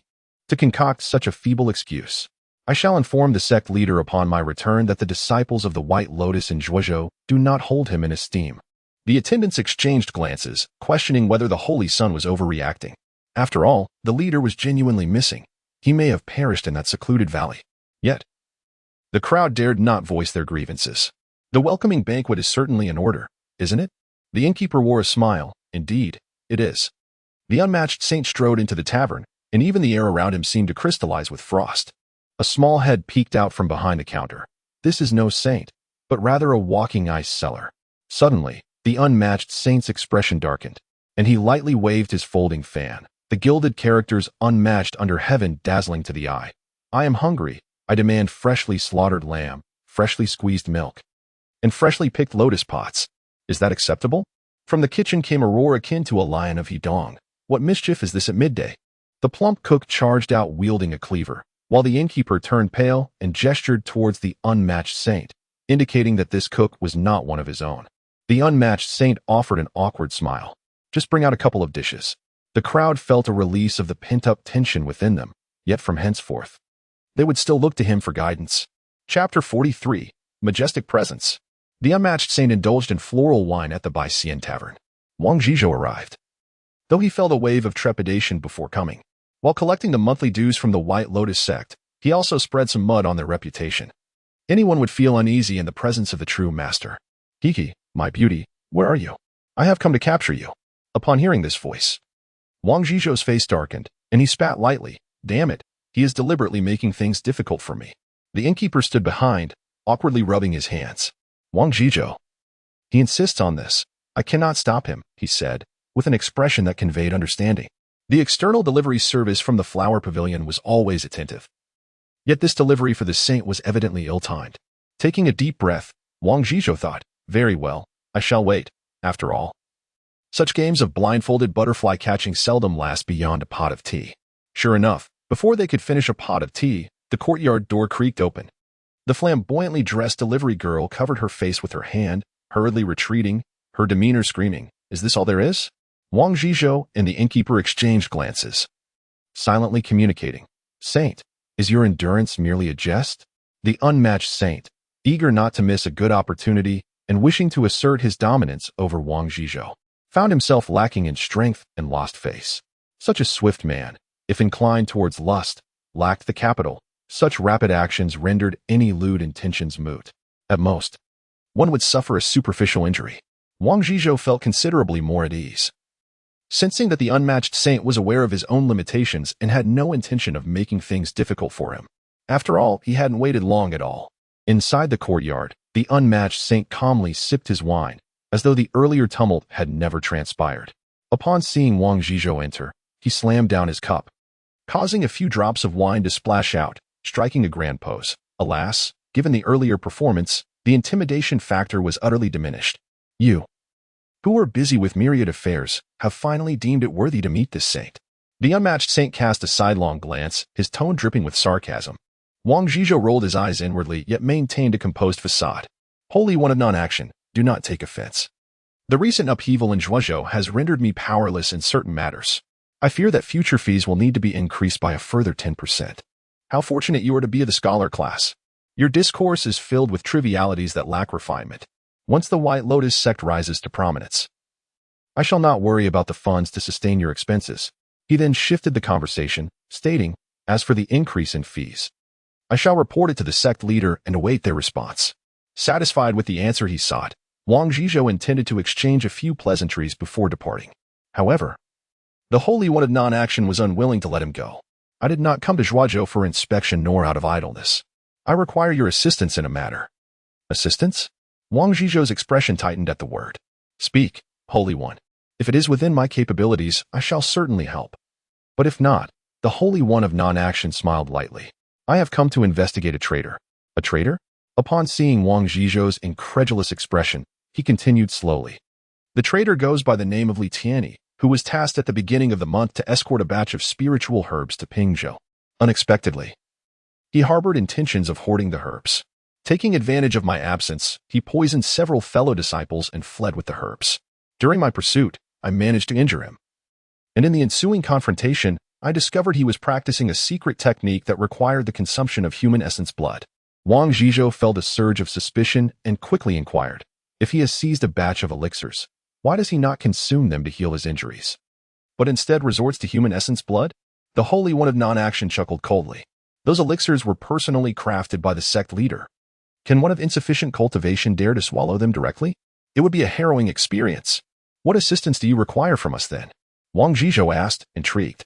You need only to help me investigate if there have been recent reports of civilians having their essence blood drawn. The rest I shall handle myself, the Holy One replied. His demeanor casual. Wang Zhizhou considered the task at hand. It was indeed manageable. Not only could he solve a case, but he could also lend a hand to the Holy One. After all, receiving such a substantial sum each month, it was prudent to assist where he could. He thought it wise to mitigate any potential culpability, adhering to the philosophy that less trouble is better than more. Very well, I shall return to investigate the case files. Meanwhile, at the military commander's office, Hu Dahai returned from Wang Jiawen and reported a uniform outcome. No leads, no witnesses, no anomalies. Lin Che, without lifting his head, continued to sign documents, declaring, turn Zhuozhou upside down. Investigate all unfamiliar faces within half a month. I refuse to believe we cannot locate this bloodsucker. Hu Dahai accepted the command and withdrew. As Lin Che stretched his shoulders, two looming figures obscured his view. Morong Ying had appeared behind him, her hands resting on his shoulders. Brother, how's the strength? She inquired, but Lin Che could only see the weighty fruits of her labor swaying before him. Lin Che comfortably closed his eyes and remarked, indeed, your skills are such that it would be a pity if you did not open a massage parlor. Morong Ying's hands were indeed large. Ordinary men might feel inferior in their presence, but Lin Che was different. His robust physique and commanding demeanor complemented hers perfectly. Why have you been so courteous to me lately, big brother? Morong Ying's tone was tinged with melancholy. Lin Che felt a pang in his heart. After all, his exterior remained unchanged, but his essence had transformed, yet he maintained a calm facade. There are distinctions between men and women. You've matured, and I must be mindful of my influence. But I miss the old big brother, she replied, the one who made me feel at ease. He would occasionally hug me. Morong Ying, unusually talkative, expressed her sentiments. Fearing that the conversation might expose too much, Lin Che jested, all right then. I will still treat you like a child and give you a hug. He had said it in jest, yet to his surprise, Morong Ying truly turned around. Perching her ample form into his embrace, her head bowed shyly, big brother. A hint of shyness crept onto her typically cool visage, her red lips appearing even more alluring. Lin Che was taken aback. He had not anticipated her earnestness. Something felt amiss with this girl. He gradually realized that Murong Ying's feelings for him had transcended those of mere siblings, particularly as she twisted her body. The soft and elastic curve of her figure brushing against him, stirring Lin Che's senses to the brink. This was no sister, she was a natural seductress. From a distance, the tall Murong Ying nestled in Lin Che's arms resembled a child clinging to an adult, creating a scene of surreal enchantment. For Lin Che, who had long desired to take charge, this was a delightful surprise. However, he did not rush into things. He did not take advantage of Murong Ying's boldness to indulge himself. After all, Murong Ying was not a mere plaything like Lin Xianer, but rather the finest woman in the world to him. There was no other. She would strive fiercely for her own sake. Murong Ying pouted contentedly, a sweet smile gracing her lips. Chapter 44. Everyone benefits. That night, Lin Che hosted a banquet for the small flags and the chief flag of the military office. After all, he needed his brothers to know that following him meant they would enjoy the fruits of their labor. This would further solidify his standing. At the Drunken Immortal building, he summoned 2 courtesans for each guest, though he himself had no interest in such company. After a while of drinking, he returned home alone. It was late when he arrived. As soon as he entered his room, he saw his sister-in-law, freshly washed and reclining on the bed, engrossed in a book. The gentle candlelight traced a graceful arc along her exquisite figure. Her sheer garment, while not revealing, ignited boundless imagination, accentuating her alluring curves. Moreover, her long, straight legs, wrapped in black silk, swayed lightly at the tips of her toes. Whether she wished it or not, their relationship had grown closer after the unexpected encounter last time, and their attire had become considerably more casual.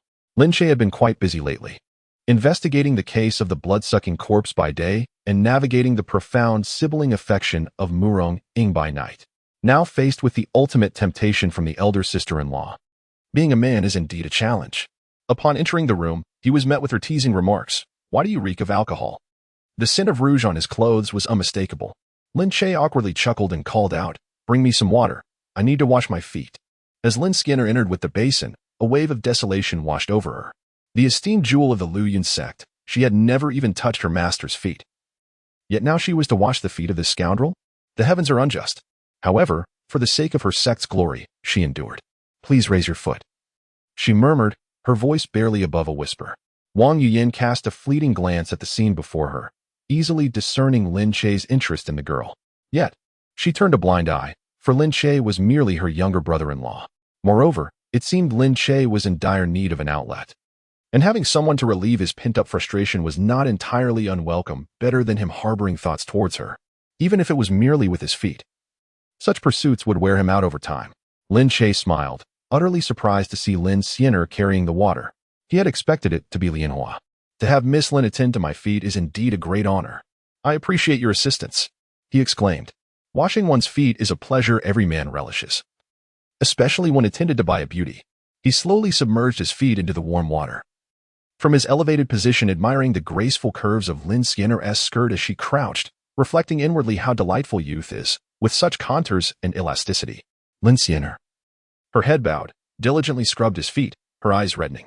Suddenly, she felt a chilling sensation at her chest and was momentarily stunned. She realized Lin Che's toes had wiggled, and in the next instant, her garment was deftly lifted by a mischievous foot. Lin Xianer gasped in shock. She shot her head up, her expression a mixture of shame and anger, only to find Lin Che feigning innocence, his toes playfully probing further, as if to say, "Oh, this fabric is rather slippery." She quickly turned to glance at Wang Yuyan, her mind racing with a mix of cultivation thoughts and guilt, along with a sprinkle of anger. Yet, Wang Yuyan remained engrossed in her book, oblivious to the foot-related debacle unfolding nearby. Lin Xianer bit her lip, tears welling in her eyes. But she could only lower her gaze and continue washing his feet, cursing Lin Che in her heart 1,000 times over. Outside the window, Zhang Zhirua observed discreetly. Due to her angle, it merely appeared as foot washing, and she nodded in approval. "My disciple is quite understanding." She then departed, completely unaware that her prized cabbage was being trifled with by a pig. "Young master, it's time to dry your feet." Time seemed to freeze for Lin Xianer, feeling as though it dragged on endlessly. In contrast, Lin Che felt it flying by too swiftly. After finishing, Lin Che disdainfully glanced at the rough towel. "This is too coarse, you understand what I mean?"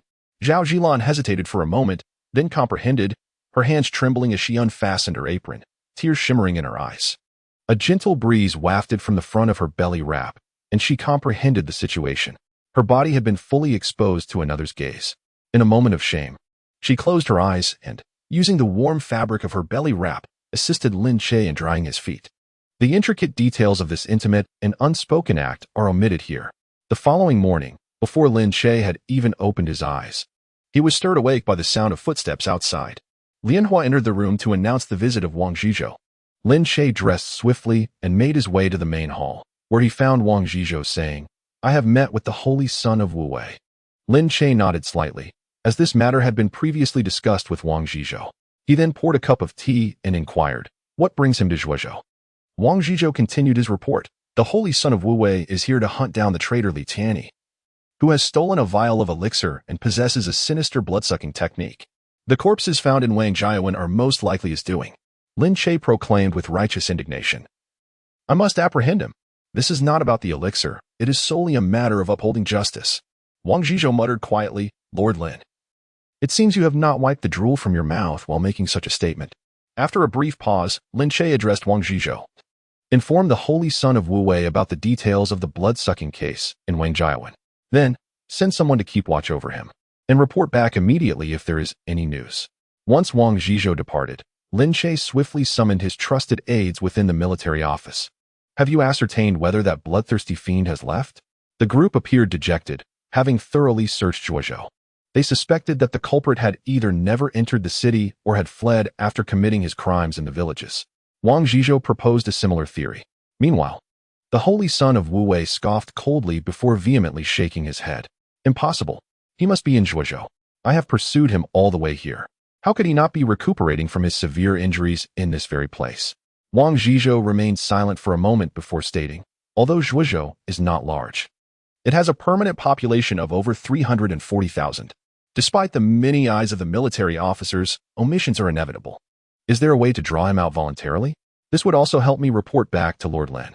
The holy son of Wu Wei glanced at Wang Zhizhou, realizing why his master often remarked that doctrine could only deceive the naive. Indeed, capable individuals had already secured positions within the Grading dynasty. In mere moments, a pathway had been laid before him. Thus, he proceeded without hesitation, whispering to Wang Zhizhou, "If you do thus and so, he will surely appear. At that time, I shall intervene as well. Just inform Lord Lin. I seek only the elixir. The traitor can be delivered to him." Wang Zhizhou nodded in agreement. "In that case, I shall not linger. Once Lord Lin consents, we will execute this plan to draw out Li Tianyi. In the end, we shall all benefit." Chapter 45, Who Will Profit? The following day, a notice was posted along the bustling street, instantly eliciting applause from the townsfolk. The announcement proclaimed that the accomplices of Zhao Xiantong would be executed the next day, and heads would roll. One might ponder why these individuals could not simply live in peace. Life was not unbearable, yet they insisted on meddling in rebellion. Now, their fate was sealed tomorrow. They would lose their heads. Amidst the throng, an elderly man staggered through the crowd, occasionally coughing as if he might expel his very lungs. He stumbled into an inn, firmly shutting the door behind him, gasping for breath. Once he regained his composure, he removed a human skin mask, revealing the youthful and handsome visage of Lin Che, the very individual that the holy son of Wu Wei was searching for, Li Tianyi. As night descended, Zhuozhou transformed once more into a realm of revelry, and Lin Che indulged in a drink with several subordinates at the Drunken Immortal Pavilion. In a state of inebriation, he returned to his estate. "Young master has returned? Allow me to escort you to your chamber." With subtle makeup and a flowing white gown that exuded an air of elegance, Zhang Zhirua approached to support the obviously intoxicated Lin Che. "There is no need for concern, madam," Lin Che remarked, inhaling the faint fragrance of the young woman without any inappropriate advances. Instead, he extricated himself like a paragon of virtue. "Murong Ying can see me to my room."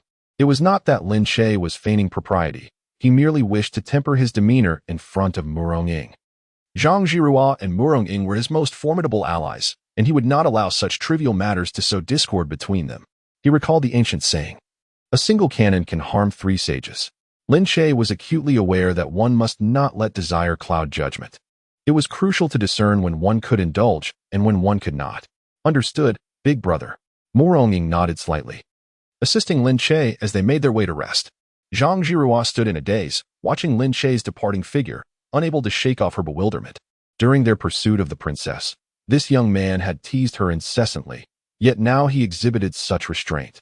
She could palpably sense his desire for her, yet equally felt his self-control. This brought to mind the aphorism, "A gentleman expresses his feelings but curbs them with propriety." Upon entering his room, Lin Che was surprised to find his elder sister-in-law reading in the study. Perhaps she was analyzing some clues sent by her subordinates. Lin Che paid her little mind, for he held absolute dominion over Zhuozhou. With his sister-in-law's capabilities, she could not escape his grasp. Leaning against the doorframe, he rubbed his temples in an attempt to dispel the remnants of intoxication clouding his mind. Morong Ing maintained her usual stern demeanor, as if a sign reading "Do not approach" were affixed to her face, and as she turned to leave, she did not spare him a glance. Lin Che mused as he observed her retreating figure. Could this sister of mine be a manifestation of ice? I ought to find a brazier to warm her one day. Just as Lin Che settled into his seat, a melodious voice called from outside, "Young master." Lin Siener entered gracefully, carrying a hangover remedy. Lin Che raised an eyebrow, inquiring, "Is this soup sent by your master?" Lin Siener shook her head, her voice as soft as cotton candy. "It is cooked by me personally." "Oh?"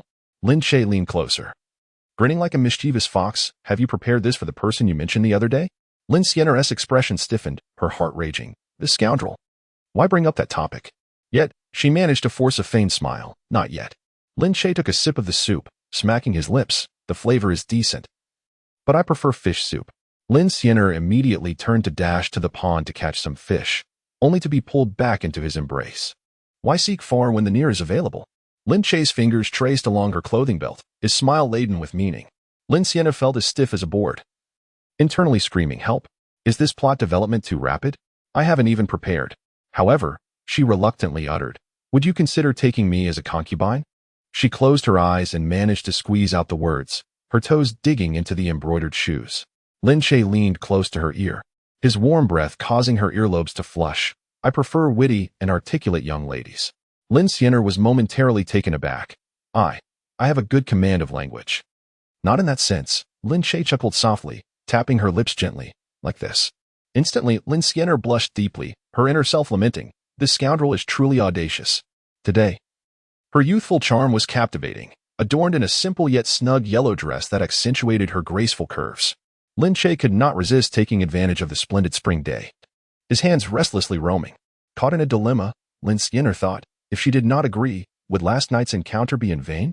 Now, being touched by him again was indeed a quandary, especially with Lin Che's hands lingering on her. The cost of silence was too high. Retreat was not an option. She silently hoped that Lord Lin would honor his promise to support her sect, the Luoyuan school, her voice dripping with sweetness as it slipped beneath the bed. Just then, a knock echoed, accompanied by Zhang Zhuo's voice. "Lord Lin, may I come in?" Lin Siener, who had just begun to raise her head, quickly pressed it down again. Her movements so practiced it was almost pitiful. Zhang Zhuo entered, carrying the soup, her gaze sweeping over the bowl of detoxifying broth on the table. Smiling as warmly as spring breeze, "You are fortunate, young master, to have someone delivering soup to you." Lin Che remained unfazed. "If you had arrived a moment later, I fear I would have had to drink a third bowl." Zhang Zhuo smiled lightly, a hint of jealousy seeping through her words. "Do you know who sent this bowl of soup?" Lin Che replied with a faint smile. "It was sent by your disciple, Lin Siener." "Ah, so it is her. I hadn't seen anyone else tonight. I did not expect her to care so much for Lord Lin." With that, she added, "Since you have already consumed the detoxifying soup, I shall not impose further." Lin Che smiled gently, speaking softly. "What merit do I possess to receive such kindness from both of you? It is truly an honor, but merely a bowl of soup. It is hardly worth mentioning in light of Lord Lin's care for the Luoyuan sect." After closing the door, I departed, my mind wandering, where could Lin Siener have gone? In truth, had I merely lowered my gaze a moment earlier, I would have seen her. Upon hearing the door close, Lin Siener exhaled deeply, raised her head, and declared, "Young master, master must have hurriedly departed to seek me. I too must make haste. Why the urgency? It is only proper to reciprocate kindness. I, as a gentleman, am inherently magnanimous and would never allow you to suffer loss." A quarter of an hour later, Lin Siener slipped out of the study, her hair in disarray, resembling a cat that had been roughly groomed. Her cheeks were flushed, her attire somewhat tattered, with the threads of her red undergarment barely holding together. Chapter 46. The True Test of Skill. At that moment, Wang Yuyan, who had been reading in the study, returned to her room. upon seeing the inebriated Lin Che. She could not help but scoff. Bah! Wang Yuyan, clad in a flowing white dress, her toes encased in stockings, glimmered softly in the candlelight. Noticing Lin Che's unwavering gaze upon her, her ears flushed crimson as she lowered her head, nervously twisting the hem of her garment, her voice barely above a whisper. You do not misunderstand. Tonight, it will be no more than a matter of feet. With that, she curled her toes slightly, akin to a cat that had just had its tail stepped on. Lin Che had just returned triumphantly from a trade conference, though his back ached. He stood tall like an ancient pine that remained unyielding despite having been struck by lightning, and declared with righteous indignation, "Ha!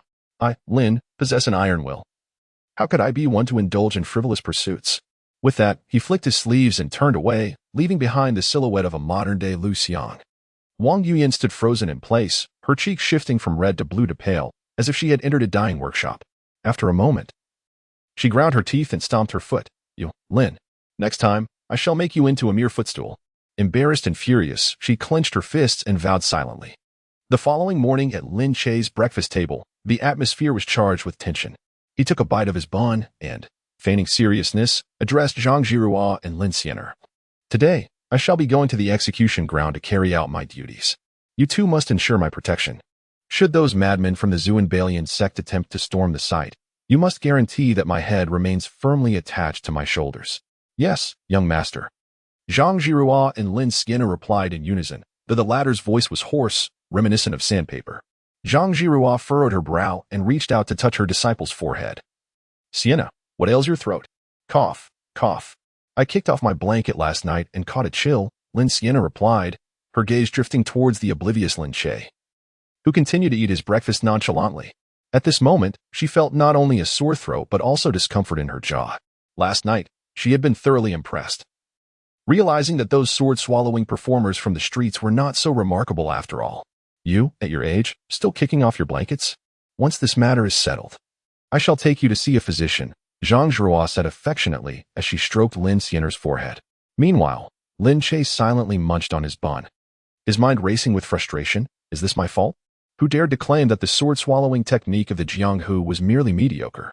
Now, do you comprehend the prowess of this noble young master? At the execution ground, a throng of onlookers gathered. Lin Che rode into the arena, accompanied by Zhang Zhirua, Lin Xianer, and Muronging.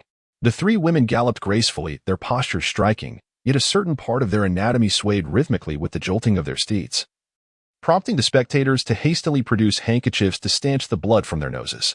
Lord Lin arrived at the military command, where the officer waved his whip to clear the crowd, which huddled together like a boiling pot of dumplings.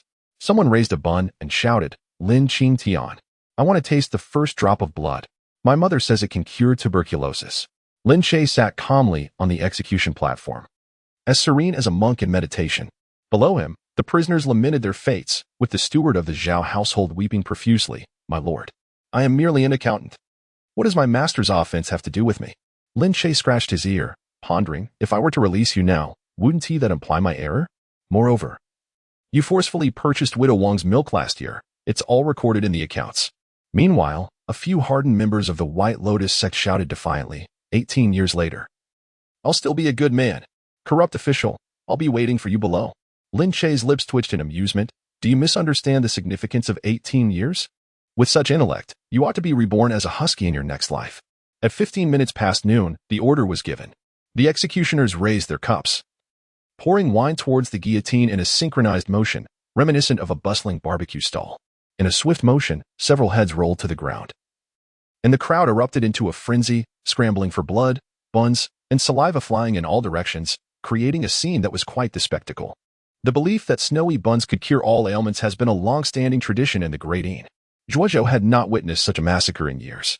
Lin Che remained indifferent, viewing the acquisition of their heads as a means to rise in rank and wealth, thus deeming their deaths justifiable. These individuals had abused their positions within the Zhao household to bully the populace, and they met their demise accordingly. Amidst the crowd, Li Tianyi, disguised as an elderly woman, stood frozen, lamenting inwardly, the blood buns of my comrades are indeed delectable to these commoners. It pains me further, they're a bunch of ignorant fools, easily satisfied by a mere token of goodwill from the Great Yin. On the opposite side of the execution ground, the unmoved Holy Sun squinted, focusing on Zhou Li Tianyi. This old fellow is as steady as a mountain, Can one maintain such composure at an age when frequent urination is expected? Surrounded by the throng, he remained unperturbed, with many bumping into him as if colliding with a wall. The unmoved Holy Son promptly resolved to discreetly follow him, intending to procure the elixir at the appointed time. Unbeknownst to both, Lin Che's gaze was quietly fixed upon them. The crowd surrounding the execution ground gradually dispersed, and the disguised elder also retreated into the throng. However, he did not return to his inn but made his way directly to the city gate after leaving the execution site. Having rested for 3 days and consumed the blood of numerous villagers, his injuries had nearly healed. Today, he had come to bid farewell to his comrades, albeit unaware of the underlying circumstances. Yet, the execution of the White Lotus rebels had drawn him there. Seizing the opportunity amidst the throngs of people, he slipped through the city gates. Today, all guards were stationed at the execution grounds to prevent any attempts to rescue the prisoner. The city gate was undoubtedly left unguarded, presenting him the perfect moment for escape. Indeed, everything proceeded smoothly, and he effortlessly exited the city gates. Traversing a narrow path, he shed his disguise. Though he still bore the appearance of a stooped old man, his posture was no longer bent, and his steps were steady as he hastened toward the capital. Suddenly, a cacophony of cawing crows erupted behind him, and Li Tianyi muttered a curse under his breath, lamenting his ill fate. Hardly had he finished his thought when 2 swift steeds galloped into view. It was none other than the Saint of Wu Wei and one of his most trusted subordinates. Li Tianyi's expression changed drastically. Disregarding his incomplete recovery, he gathered his internal energy and attempted a frenzied escape. Unfortunately, he was swift, but the saint was even swifter. Leaping into the air, he executed a remarkable maneuver reminiscent of those seen on television, his foot propelling him with grace. The elegance of his movements was truly breathtaking. Save for certain limitations, the Saint of Wu Wei excelled in other aspects. "Rebel Li Tianyi, do you not surrender and return with me to the headquarters?" the saint proclaimed, brandishing his longsword, his brocade robe billowing without a breeze. Li Tianyi let out a cold snort. "I have committed grave errors. Returning would lead to my demise. Let us resolve this through our own strengths." With a cold smirk, the saint retorted, "And you think you are worthy of such a challenge?" With that, his sword struck like lightning, piercing Li Tianyi's shoulder. The latter struggled to resist, but the saint's internal power was deeper, his strength greater. Li Tianyi immediately displayed the art of vanishing blood, spewing a mouthful of crimson that splattered 3 meters away. As the pursuing guards murmured, when did the saint's martial prowess become so formidable? Li Tianyi had only just risen when he found himself flanked by 2 men, one in front and one behind. Escape was nearly impossible. He bellowed in anger, "Wu Wei, you shameless scoundrel. Hoarding spiritual medicine and framing your own peers, do you comprehend the gravity of your crimes? According to our teachings, you deserve the punishment of 3 blades and 72 tortures." The trusted subordinate halted abruptly, glancing at the saint with a look of confusion. The saint's internal power had surged. Could it be due to those spiritual medicines? Otherwise, why had Li Tianyi not consumed them yet still found himself at the saint's mercy? As for the saint's claim that the medicines were too potent to survive, it was merely a ruse to deceive the naive. Preposterous. The saint declared with righteous indignation, "I have always been favored by the leader and lack nothing in terms of elixirs. Yet you dare to use deceit, even when facing your doom?" With that, he leapt forward and delivered a powerful kick that sent Li Tianyi hurtling through the air. Turning to his subordinate, he remarked coolly, "Surely, you do not believe his words?" The attendant Mu Ran nodded, acknowledging his subordinate's caution, though he dared not voice his concerns.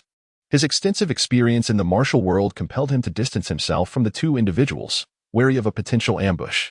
There were matters he could neither hear nor inquire about. The unperturbed Holy Son, witnessing his subordinate's demeanor, erupted into a fit of rage, mocking, "If you do not trust me, then safeguard this elixir. Upon our return to the main sect, you may present it to the leader." How does that sound? The attendant remained silent, acutely aware of the impending fury of the unperturbed Holy Son. Meanwhile, Li Tianyi lay on the ground, barely clinging to life. Suddenly, an epiphany struck him, and he shouted to the 2, "The elixir is in my pocket. Quickly, take it." He recognized that following either of them would lead to his demise, and eventually, the elixir would fall into their hands. The unperturbed Holy Son smirked coldly. "His heart is ruthless as his cunning nature. Do you trust him, or do you trust me?" This predicament left the attendant torn. Yet his allegiance to the unperturbed Holy Son prevailed. "I trust the Holy Son," he declared, stepping forward to seal Li Tianyi's acupoint. Just as his hand neared the vial, Li Tianyi, rendered immobile, could only call out a warning, "Be careful." However, the unperturbed Holy Sun struck fiercely, sending the attendant sprawling 5 meters away. The attendant, in disbelief, gazed at the Holy Sun. Is what he said true? Do you wish to consume the elixir? Sighed Li Tianyi, exhaling heavily. I have warned you. This man is no good. The unperturbed Holy Sun sheathed his sword and slowly unfurled a folding fan, revealing 4 striking characters, a heart of righteousness. He then tempered his earlier volatility, speaking softly, you all know too much that you ought not to know. You deserve to die. The attendant, his face a mask of confusion, questioned, Holy Sun, the leader treats us well, and your position is exalted. The resources within the sect are at your disposal. Why covet these few vials of elixir? The unperturbed Holy Sun replied with a faint smile, the dead need not know so much. However, I am in a good mood today and shall enlighten you. It is I who practices the demonic arts. The blood of those villagers from Wang Jiabin is on my hands. As for the village maidens within, while they may not possess extraordinary beauty, there is a certain charm in their playful teasing. Now, you may depart. To your demise. No sooner had he spoken than a swift arrow sliced through the air with a whoosh, grazing his fingertips before embedding itself in the ground. The unperturbed Holy Sun looked up, only to find 3 women blocking his path from 3 directions, Zhang Jirua, Murong Ying, and Lin Xiener, like celestial warriors descending from above. One drew her bow, another brandished her sword with a cold smile, while the last stood with arms behind her back. Meanwhile, a figure seated nearby was munching on sunflower seeds. Lin Che spat out the shell, saying, Don't mind me. I'm merely here to make up the numbers. The Saint of Non-Action gently closed his folding fan, casting a glance at the 3 women before him, and remarked nonchalantly, Today, I, the Saint, am truly fortunate in the realm of beauty. One possesses an alluring femininity, her figure gracefully enchanting. Training her would indeed be a delightful endeavor. Another appears sweet and petite, exuding a charming innocence. Her presence in my embrace would certainly be entertaining. As for the last, she is a rare gem, her physique unparalleled, complemented by a strikingly cold visage. Today, I, the Saint of Non-Action, have been blessed. He scarcely regarded the trio, for his proficiency in the blood-sucking technique enabled his internal energy to surge rapidly. With the consumption of a pill, he could effortlessly ascend to the master realm, at which point the world would be his playground. With a flick of his fan, the Saint addressed the 3 women, Why not join my White Lotus sect? From this day forth, allow yourselves to experience what a true man is like. Lin Che hurled a melon at the Saint, exclaiming, You scoundrel! They are all mine. Murong Ying, unable to contain herself, thrust her sword forward. Instantly, the 3 engaged in a fierce battle. The Saint of Non-Action, surprisingly adept, held his own against the trio. Much to Lin Che's astonishment, he had anticipated that the combined efforts of the 3 women would be insurmountable in Zhuozhou. Amidst the unforeseen chaos, Li Tianyi breathed a sigh of relief, attempting to escape amidst the turmoil, only to find himself immobilized. After several exchanges, the Saint showed no signs of faltering, indeed growing bolder as he dominated the 3 assailants. Though anxious, Lin Che maintained a composed facade. Just as the battle reached a stalemate, the thunderous sound of hooves echoed, heralding the arrival of Yin Yong and his troops. The officers brandished crossbows, their arrows glinting ominously, causing the Saint to break into a cold sweat. He had never envisioned such a scenario unfolding. Lord Lin, misunderstanding. We had an agreement. I was to deliver the criminal. Delivering a criminal? You hardly seemed the part. The atmosphere grew tense once more, as Yin Yong dispatched men to thoroughly search Li Tianyi, retrieving a vial of pills and presenting it to Lin Che. Upon opening the jade bottle, a fragrant aroma wafted forth, confirming its quality. Indeed, a fine treasure, the Saint of Non-Action forced a smile. Lord Lin, if you desire it, please take it. Consider it the forging of a friendship. Lin Che's expression turned icy. Do you think I require your bribes? Let me make it clear. My principle is to never partake in unsolicited gifts. I rely solely on my own efforts. The officers echoed in unison, seize the money, grain, and elixirs. The Saint was taken aback. You officers actually shout slogans while robbing? Chapter 48. Bewildered. You are arrogant. The Saint's countenance darkened, fury nearly erupting from his eyes. As the Holy Son of the White Lotus sect, he had never been so underestimated. Yet, Lin Che merely waved his hand dismissively, as if swatting away an annoying fly. Spare one to deliver the message. The other 2 are to be executed without exception. Li Tianyi was momentarily taken aback, a sense of alarm surging within him. The mantis stalks the cicada, unaware that the yellow bird lies in wait. Little did he anticipate that he would ultimately serve as a pawn for this corrupt official. He yearned to flee, but his grievous injuries and the pressure on his acupoints rendered him immobile. Wu Wei, the Holy Sun, and his loyal guards glared at him with fury, their voices laced with venom. So it is you, this lackey of the court, who has summoned the soldiers. Betraying the holy sect, you deserve nothing less than death. Li Tianyi remained silent, simply closing his eyes in resignation. After all, Wu Wei was known for his ruthlessness, willing to sacrifice the interests of the sect for his own gain. Such a person, it would be better for the sect if he met an early demise. As for his own return to the White Lotus sect, he would offer his life as atonement. But for now, he could not perish. He needed to expose the true, grotesque nature of Wu Wei to all. With a commanding shout, Hu Dahai ordered, "Release." A barrage of crossbow bolts soared through the air like a torrential downpour. The heavily injured guards were unable to evade the onslaught, instantly becoming pincushions, falling lifeless to the ground. Wu Wei, swift as a phantom, wielded his folding fan to deflect the arrows one by one. Witnessing the relentless rain of bolts, he gritted his teeth and charged toward Lin Che, intent on capturing the leader first. Lin Che sat upon his horse, his expression calm, a hint of derision flickering in his eyes. Before Wu Wei could close the distance, Zhang Zhirua, Moronging, and Lin Xianer descended like three startled swans, their swords glinting with cold light, pressing in on Wu Wei from three directions. The clash of swords echoed, a symphony of metal striking stone. It must be said, the sight of women in combat is captivating, especially when they are both beautiful and voluptuous, their flowing hair and graceful movements igniting the imagination. Although Wu Wei was a master of innate power, he had expended much of his energy earlier, and now, faced with the trio of women, he found himself at a disadvantage. His hairpin shattered, his dark locks cascaded down, and his white robe was stained with blood, presenting a pitiable sight. Enough of this tyranny. Wu Wei roared, his blood surging violently, his clothes tearing apart as his body expanded dramatically, skin cracking and veins bulging, resembling a demon from the depths of hell. A nauseating stench of blood filled the air. Blood refinement sorcery. Zhang Zhirao exclaimed, her brow furrowed in alarm. He cannot sustain this power for more than a quarter of an hour. We need only to delay him to exhaust his strength. Upon hearing this, the three women momentarily eased their assault, opting for evasive maneuvers rather than direct confrontation. To think you wish to wear me down. Let us see who succumbs first. Wu Wei's madness erupted as he uprooted a tree, brandishing it towards them, causing the ground to shake and dust to rise. The three women could only retreat in haste. At that moment, Lin Che suddenly shouted, "Cease at once." Everyone froze, including Wu Wei, who halted in confusion, questioning the sudden cessation of hostilities. Lin Che smiled slightly, his tone leisurely. "Does the power you have displayed earn you the chance to abandon the darkness and pledge your allegiance to the court? In the heat of the moment, I grant you a quarter of an hour to contemplate.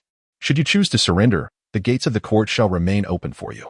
The Saint of Inaction found himself at a loss for words, inwardly cursing. Why not surrender sooner and wait until I am at my peak to speak? My demonic powers will turn against me after merely a short incense stick burns, greatly diminishing my strength. This Lin Che is truly insufferable. However, the current situation favors him. So he gritted his teeth and inquired, "How can you assure me that you will not go back on your word?" Lin Che chuckled lightly. "Your survival upon surrendering will bring me greater merit. Why choose the path of self-destruction? Moreover, I require collaboration with you. For a position of authority necessitates a certain degree of underhandedness. Your standing within the White Lotus sect is notable. Let us work together to forge a prosperous future. What say you?"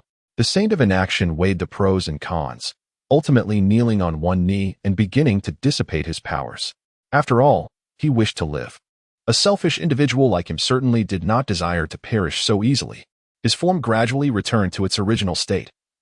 Yet the backlash rendered his complexion as pale as parchment. "I am willing to surrender.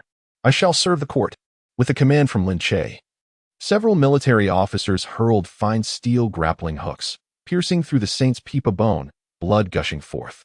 "Act! Act! Act!" The Saint of Inaction howled in agony, accusing, "You have gone back on your word. You disregard the code of the martial world." He instinctively attempted to struggle, but the more he fought, the tighter the hooks constricted, drenching him in blood, half of his peepa bone wrenched out. His eyes burned red, fixating furiously on Lin Che. His rage escalating to a peak, his entire being aflame with fury. The sudden turn of events left the three women in a daze. And even the ever-watchful Li Tianyi was taken aback. Could it be? Just moments after surrendering, he reneges on his word? A chill coursed through his heart. Yet the military officers saw no impropriety in the matter. They dismissed the notion of cunning and guile, holding the military commander in disdain. The power struggles within the court are far more intricate than this. Without such shrewdness, those who follow Lin Che would find themselves on a path to ruin. The more treacherous Lin Che appeared, the more at ease they felt. A capable leader who protects their subordinates is a good official, unlike a feeble and incompetent one. Which is truly exasperating. Lin Che smiled faintly, mockingly stating, "Look at you. I merely spoke casually, and you took it to heart. I did not instruct you to dissipate your powers." He then tightened the reins, sneering, "I am an official of the court, bound by law, not by virtue." Having said that, he reached for the broken military crossbow and pulled the trigger. Whoosh! The bolt pierced through the saint's brow, and he collapsed to the ground. Eyes wide open in death. "Your continued existence presents too many uncertainties for me. It is far more prudent for you to be dead." The murder case is resolved. The higher echelons of the White Lotus sect annihilated, and a return to the capital is imminent. How could I allow a vengeful adversary, skilled in martial arts and ruthless, to remain? In the face of such a person, the only course is to eliminate them. The military officers erupted in thunderous cheers. Master marksman, Hu Dahai and Yin Yong praised from behind, as horses arrived one after another. Ha ha ha ha ha. Lin Che, holding a pill, laughed toward the sky and casually tossed the crossbow to one of the officers. Li Tianyi was also confined, awaiting his fate. At that moment, several riders approached at great speed from the distance. Wang Zhizhou, observing the unfolding scene, could not help but break into a cold sweat. Just moments after agreeing to continue cooperation with the White Lotus sect, he had just witnessed the slaying of their revered saint. He noticed the jubilant Lin Che and quickly reined in his horse. Lin Che waved his hand slightly, saying, "I've left you one survivor. The rest is up to you." With that, he led a group of military officers away with great strides. Wang Zhizhou gazed blankly at Lin Che's retreating figure. Chapter 49. Efficiency? On the way back to the city, Yin Yong fell back a step behind Lin Che and praised. To have personally dispatched the saint of the White Lotus sect is a feat that shall surely reach the heavens. His Majesty will undoubtedly reward you handsomely. Allow me to congratulate you in advance. After all, the saint was a direct disciple of the sect's leader, representing unparalleled significance. What reward or recognition matters? We are deeply favored by the emperor. It is enough for me to have the fortune of alleviating his burdens, Lin Che replied indifferently, his gaze distant, as if he had long since seen through the allure of fame and fortune. "You are so detached from worldly accolades. I am truly in awe," Yin Yong said, bowing his hands in admiration, while sighing with embarrassment. "I cannot aspire to your level. Rest assured, the rewards from above will certainly include you," Lin Che remarked casually, a faint smile gracing his lips. Hu Danghai rode forward, his eyes sparkling with excitement. "My lord, please allow me to return to the city ahead to spread word of your accomplishments." "Very well," Lin Che nodded modestly, as if all of this were merely a trivial task. Hu Danghai immediately galloped away with his subordinates, raising a cloud of dust in their wake. Upon entering the city, he proclaimed loudly, "Lord Lin has slain the saint of the White Lotus sect. Come forth to greet him at once." His subordinates wielded their whips to clear the way, urging passers-by, "Come out to welcome him. Hurry. Move."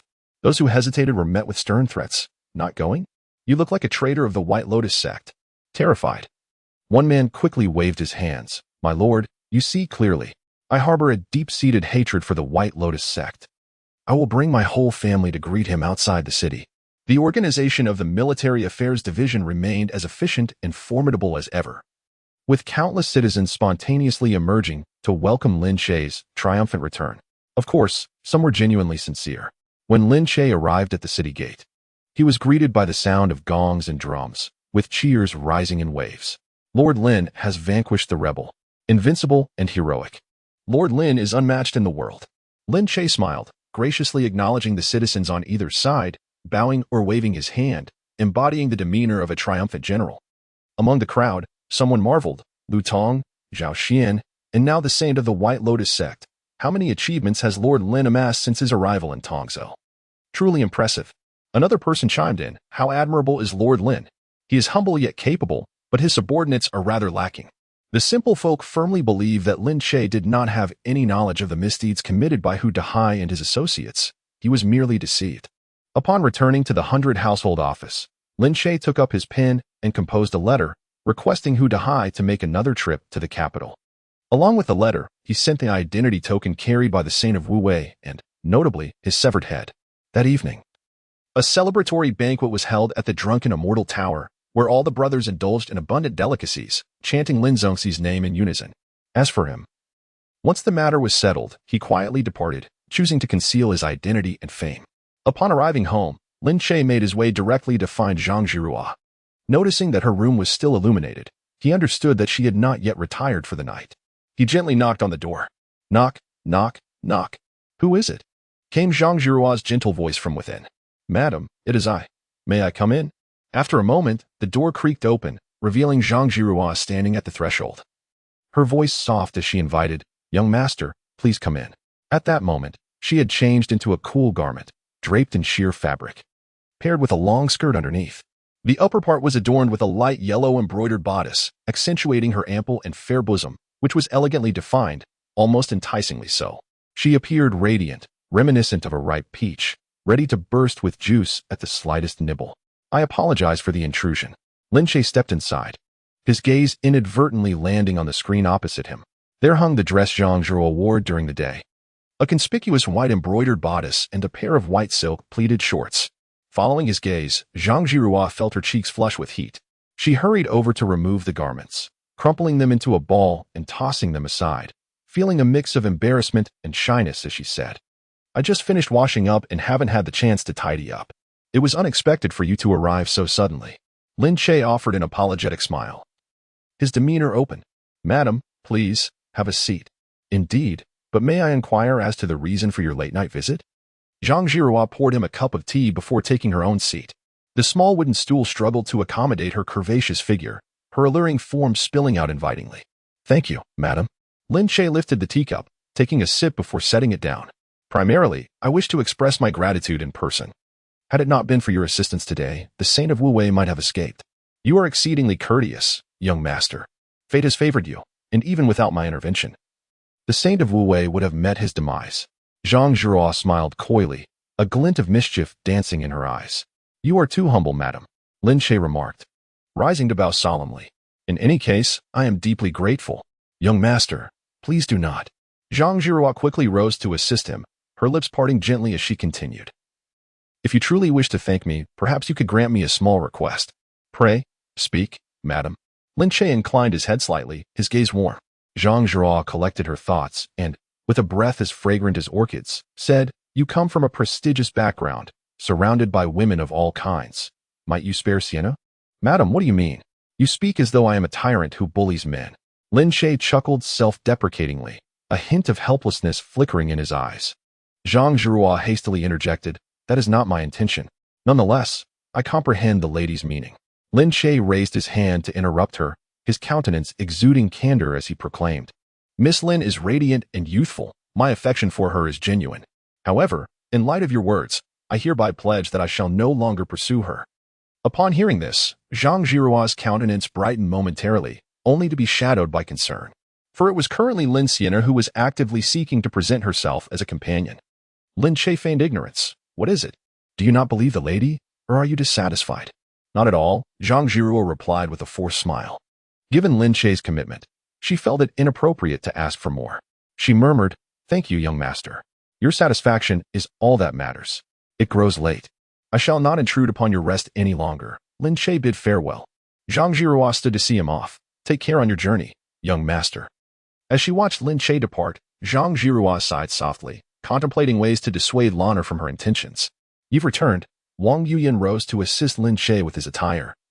Her gaze fervent as she exclaimed, I have heard that you defeated the Holy Son of the White Lotus sect. Truly, congratulations. Might I have a glimpse of that elixir? Have you not seen it? Lin Che inquired, somewhat taken aback. Wang Yuyan rolled her eyes playfully. Do you think elixirs are as common as cabbages? They are scarce and precious, living in seclusion. How could I have had the opportunity to behold one? Chapter 50. Do not panic. It is somewhat understandable that the Holy Son would resort to murder for an elixir, Lin Che mused aloud. I find that quite incomprehensible. Wang Yuyan shook her head, settling onto a soft couch, her embroidered shoes swaying gently. The White Lotus sect has thrived for millennia, possessing a heritage that surpasses even the current imperial family of the Great Zhou. As the Holy Son, he need not go to such lengths for a mere elixir. Who can fathom his thoughts? Lin Che shrugged, taking a seat beside Wang Yuyan.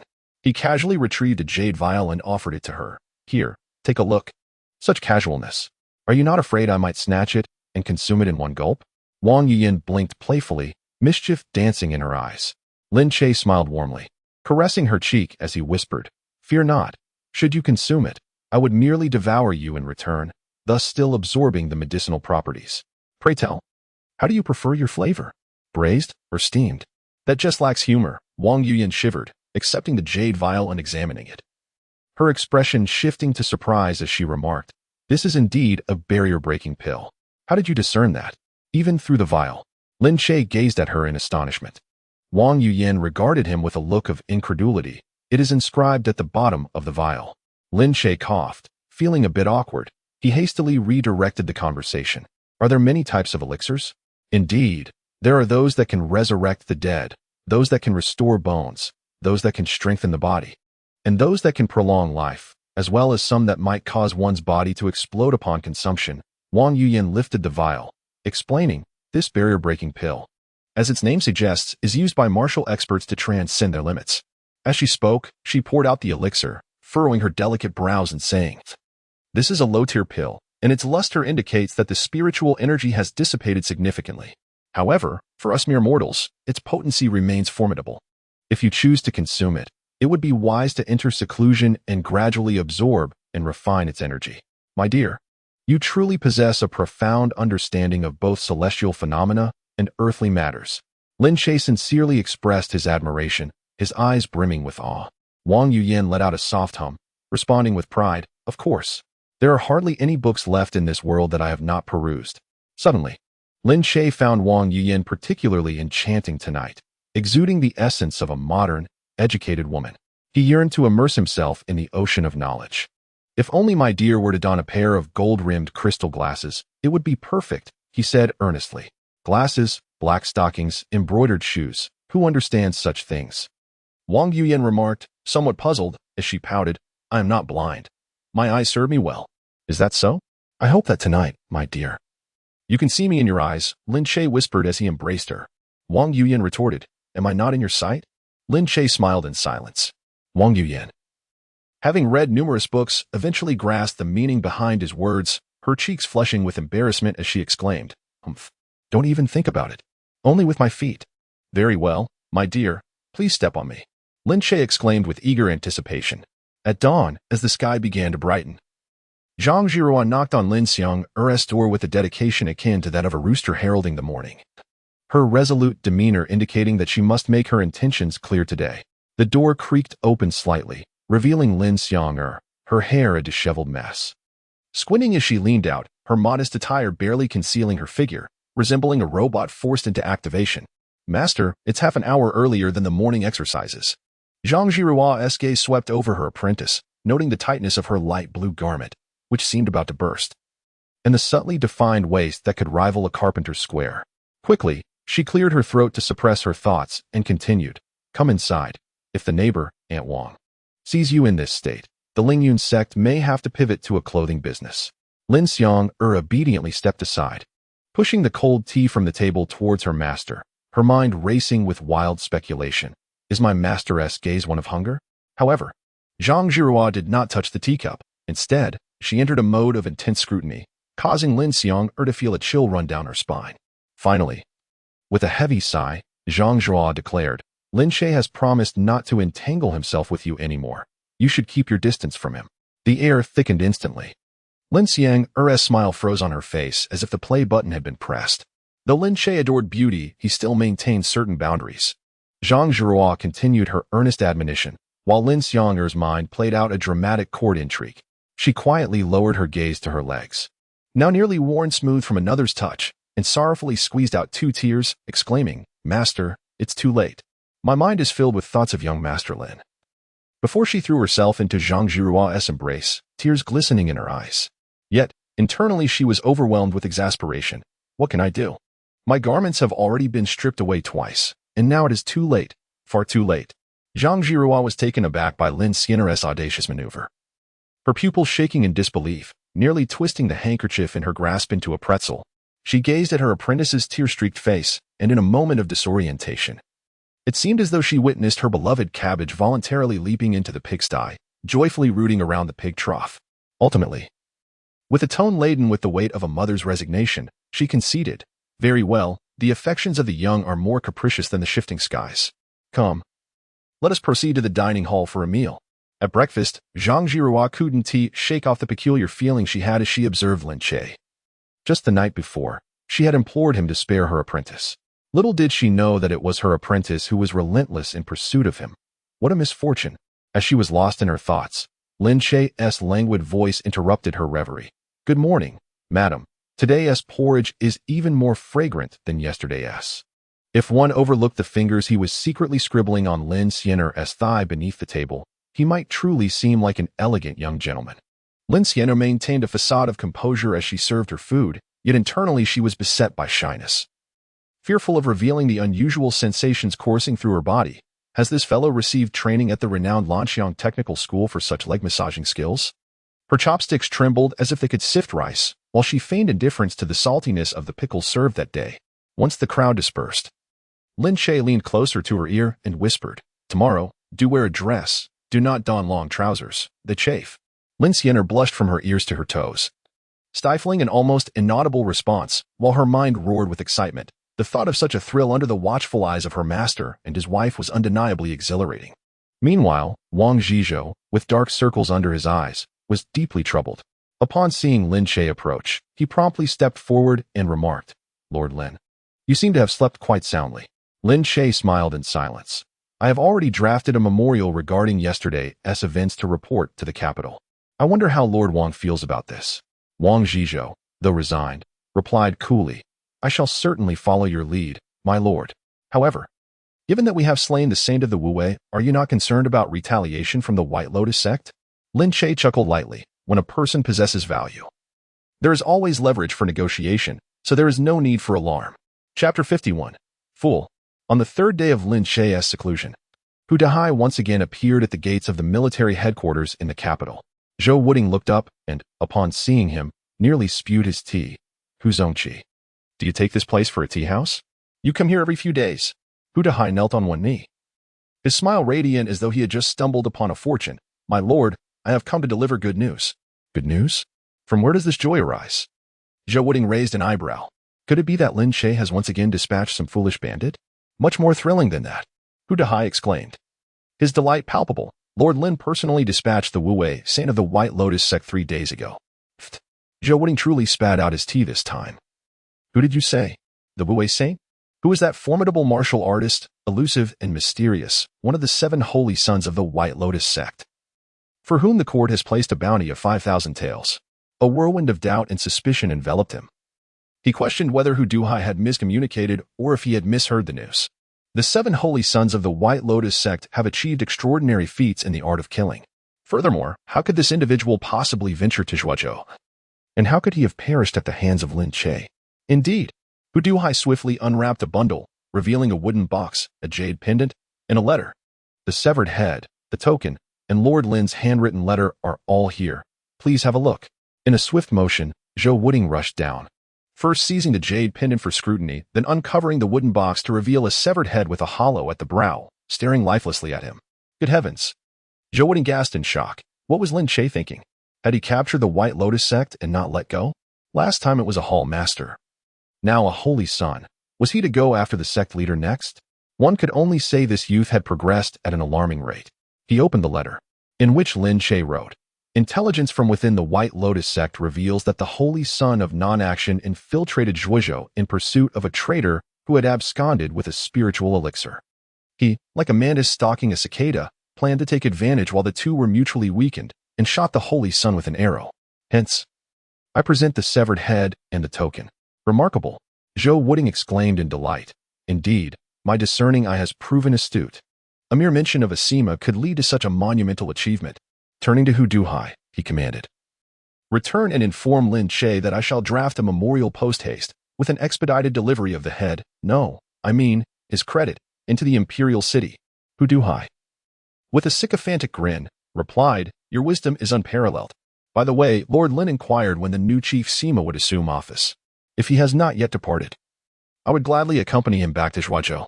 Zhou Wuding waved his hand dismissively. Coincidentally, he just left this morning. But fret not, the new chief Sima, Zhou Xiangyang, is of a gentle disposition, well-versed in the art of camaraderie.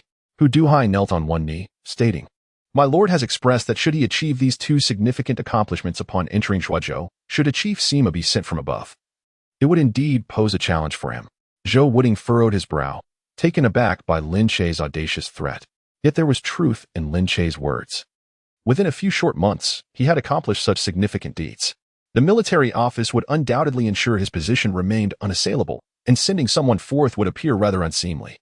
After a moment of contemplation, he responded, Let me first enter the palace to meet the sovereign before making any decisions. Lin Sima's achievements were substantial. Perhaps he would soon rise in rank, leaving little time to interact with the newly appointed military officer. Hu Duhai's brow creased slightly, yet he bowed and retreated, pondering the possibility of finding an opportunity to assist his lord in dealing with this new military officer. Meanwhile, Zhou Xiangyang, the supposed gentle and accommodating figure, sat within his carriage, cursing profusely. This heat is unbearable. He lifted the curtain and, spotting a tavern ahead, bellowed, Stop. Evict everyone inside and clear a space for me to rest. A cautious attendant replied, My lord, at this pace, we may not reach Zhuozhou for half a month. Zhou Xiangyang's brow furrowed in irritation. Are you instructing me on how to conduct my affairs? Slap yourself. The attendant, with a sorrowful expression, slapped his own face repeatedly, exclaiming, Yes, yes, yes, I spoke out of turn. Zhou Xiangyang let out a cold snort, lowered the curtain, and continued to wipe the sweat from his brow. Is he gentle in temperament? Easy to get along with. That depends on whom one is addressing. Before Zhou Wuding, he naturally exudes warmth like a gentle spring breeze. Yet, with his subordinates and the common folk, their mere act of not kneeling in servitude is already a great favor. However, such a manner of conduct inevitably foretells a short lifespan for him. Zhou Wuding acted swiftly, drafting an edict that very day, along with the head and token of the unwavering saint of the White Lotus sect, dispatching it by swift horse to the capital's military headquarters. The messenger, Zhang Daba, sped through the journey, delivering the message to the military headquarters in the imperial city. Inside the office, the pacification envoy, Yu Buchuan, was leisurely reviewing documents. This gentleman, in his 40s, with a flowing beard, at first glance resembled a cultured scholar. Yet, in truth, he was ruthless, earning the moniker of the Smiling Yama. Zhang Daba stumbled and skidded into the room, calling out, Zhang Daba of the Imperial City's military headquarters, pays respects to the pacification envoy. Without lifting his gaze, Yu Buchuan inquired, What is it? Zhang Daba presented the letter with both hands, stating, Zhou Wuling's personal report. Lin Sima has slain the unwavering saint of the White Lotus sect. The head and token are here. Upon opening the letter, Yu Buchuan furrowed his brows. Lin Che, the one notorious for his dull-wittedness in the capital, within a month of arriving in Zhuozhou, capturing thieves before slaying the saint? This feat is stranger than any tale. He examined the head and token, confirming their authenticity, yet remained silent, his brow furrowed. Everyone in the capital knew the extent of his influence. Being sent to Zhuozhou as a military officer was merely due to the favor of Minister Wang. The sudden transformation into a dragon upon arriving in the provinces was clearly unrealistic. There were too many anomalies at play here. And he wondered if this incident was related to Minister Wang. Naturally, he did not believe Lin Che would dare to claim credit for killing someone of significance within the White Lotus sect. However, the origins of this achievement seemed dubious. Undoubtedly not solely attributable to Lin Che's capabilities. After a prolonged moment of contemplation, he finally spoke, You shall wait at the office. I will enter the palace to see His Majesty at once. Zhang Daba responded loudly, yet inwardly mused. It appears that Lord Lin is poised for a meteoric rise. But will His Majesty believe this tale of a prodigal's triumph? Meanwhile, a secret letter from the Zhuozhou prefect was delivered to the headquarters of the White Lotus sect. The sect leader, upon reading the letter, sneered, Foolish Wu Wei, how can he allow Lin Che to seize the opportunity while pursuing a traitor? A mere military officer dares to act against one of our saints? Beside him, a cloaked elder whispered, Leader, this individual has achieved consecutive victories. There may be more than meets the eye. Perhaps we should issue a bounty for Lin Che's head, a reward of 100,000 taels of gold. Double for capturing him alive. The sect leader raised a hand to interrupt. There is no need to alarm the snake in the grass. This person possesses some skill to have slain Wu Wei. If he must strike, it should be a decisive blow. You shall write a letter back to Prefect Wang. stating that our stance remains unchanged regarding the matter of the unwavering saint. This leader shall not pursue it further. Thus, the chapter concludes with a chilling proclamation. You must die. An elder rose abruptly, striking the table. The actions of the Holy Son are absurd. He has been bested by the debauches of the capital. If this becomes known, how shall our sacred sect maintain its standing in the martial world? How can the leader choose to placate matters? In my view, we must execute this scoundrel. Enough. The leader suddenly interjected, his voice as frigid as ice. Our sect has flourished for over 1,000 years, yet we have never been able to overthrow the ruling court, precisely because we lack the composure needed in critical situations. We can only act recklessly. The court is currently on the rise. It would be exceedingly difficult to destabilize them through force. Our immediate priority is to ascertain the truth. If there remains a possibility for collaboration, we shall swallow our pride. If not, eliminating Lin Che would be no more than crushing an ant. A profound silence enveloped the hall. Suddenly, a voice spoke with a sinister tone. What the leader says is true, but if we wish to investigate the truth, we must dispatch a trusted disciple. It would be best if we could turn Zhuozhou upside down, and then our sect could seize it, using it as a stronghold to sweep across the world. The elders nodded in agreement when a clear, cold female voice echoed from outside the hall. Leave this matter to me. All turned to see a woman stepping gracefully inside. Her dark hair was styled into a serpent-like bun, adorned with a golden hairpin. She was draped in a flowing white gown that cascaded like clouds. Though she was modestly covered, her elegant figure could not be concealed. What captivated the onlookers were her bare, immaculate feet, encircled by red silk. The tips of her toes painted a vibrant crimson, as if she were gliding upon the wind. The celestial mechanism Holy Maiden. The elders hastily rose to pay their respects. This woman was the sole saintess of the White Lotus sect and a direct disciple of the leader. She maintained her gaze straight ahead and walked directly to the front of the hall, speaking indifferently. Master, I am willing to go to Zhuozhou. One elder frowned slightly. The saintess holds a position of great honor. How could she recklessly place herself in danger? Yet, Tianji's gaze was sharp as a blade. Though Wu Wei may be foolish, he is nonetheless a disciple of the master. The humiliation of the White Lotus sect is my humiliation. With that, she flicked her sleeve and turned away, declaring, if I cannot sway Lin Che within 3 days, I shall return with his head. The leader chuckled lightly. If you go, it may indeed intimidate the court, but remember to reclaim the elixir. I shall heed your command. With that, she left behind a trace of cold fragrance that dissipated in the wind outside the hall. 1,000 miles away, in the imperial palace of Dayan, within the imperial garden, peonies were withering. Emperor Longqing reclined languidly, embraced by concubine Lu. The concubine possessed a captivating beauty, her silver and crimson attire enveloping her voluptuous form, the neckline slightly ajar, revealing a hint of snow-white skin. She delicately fed grapes into the emperor's mouth, her voice sweetly asking, Your Majesty, are the grapes I peeled sweet?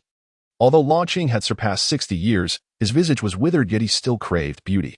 He savored the grape, his bony fingers caressing concubine Lu's waist. The grapes peeled by my beloved are naturally sweet to the heart.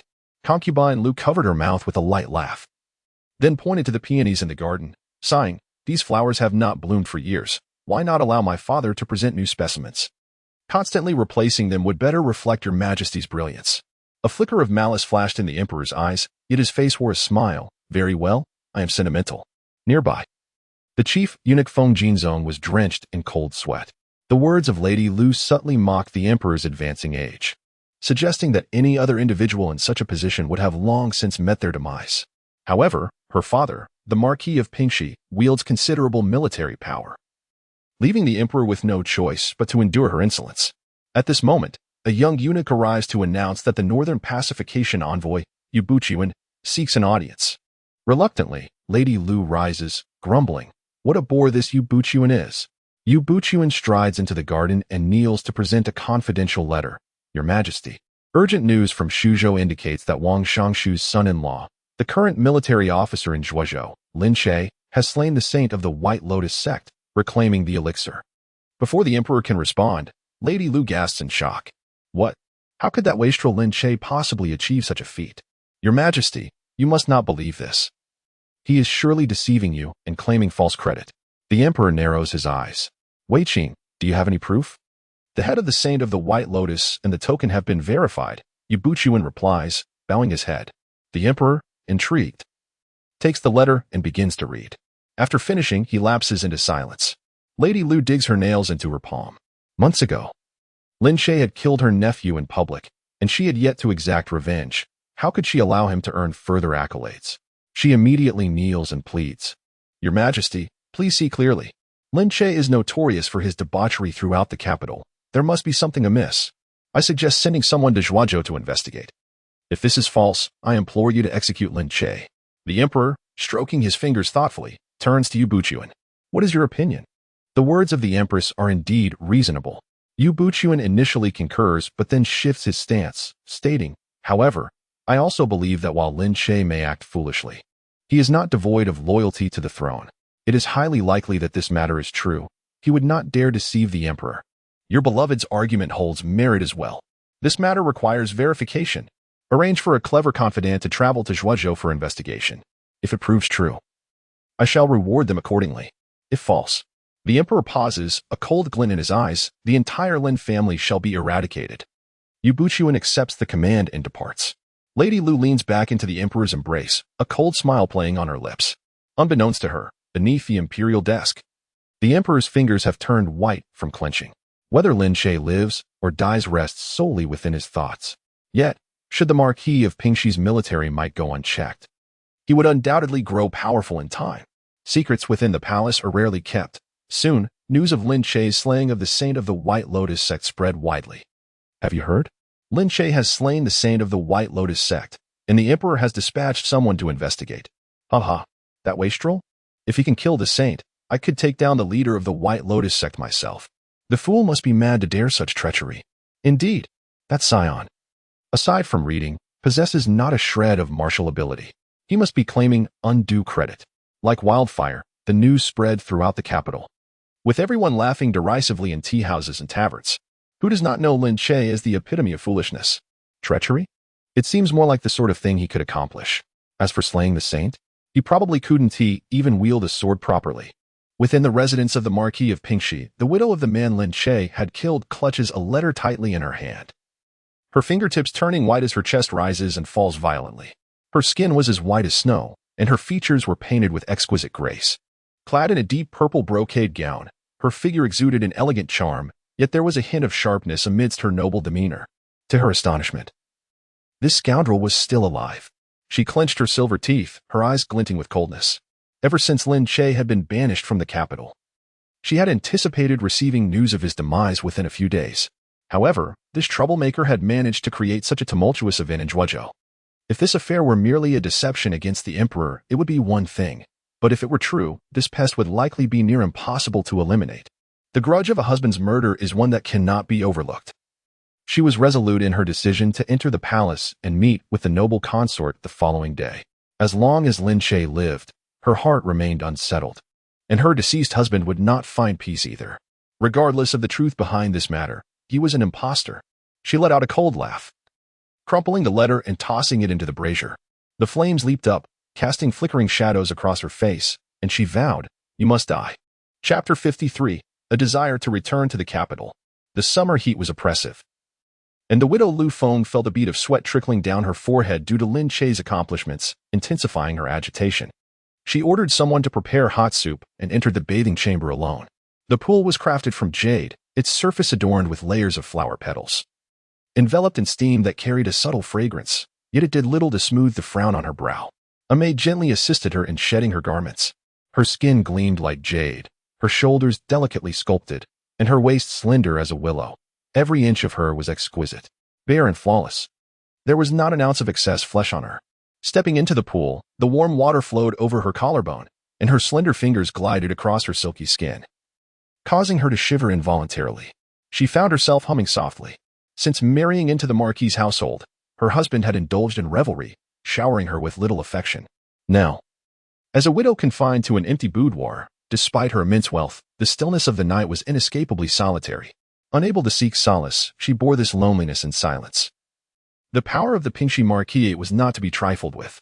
Water droplets rolled from her neck as she tilted her head back, letting out a soft sigh. "My lady, shall I add some cold water?" A maid inquired softly from outside the door. "No need," she replied sharply, her voice as unyielding as iron. "You may leave." 1,000 miles away, At the Lin residence in Zhuozhou, Murong Ying leaned against the door of a quiet chamber, her sword in hand. A red ribbon fluttering from her single ponytail in the breeze. Tall and graceful, her brows and eyes were frosted with determination, clad in white like freshly fallen snow. Save for the dark sword across her lap that gleamed ominously. Has my brother been in seclusion for 10 days? I wonder if he has mastered the internal cultivation technique I passed on to him.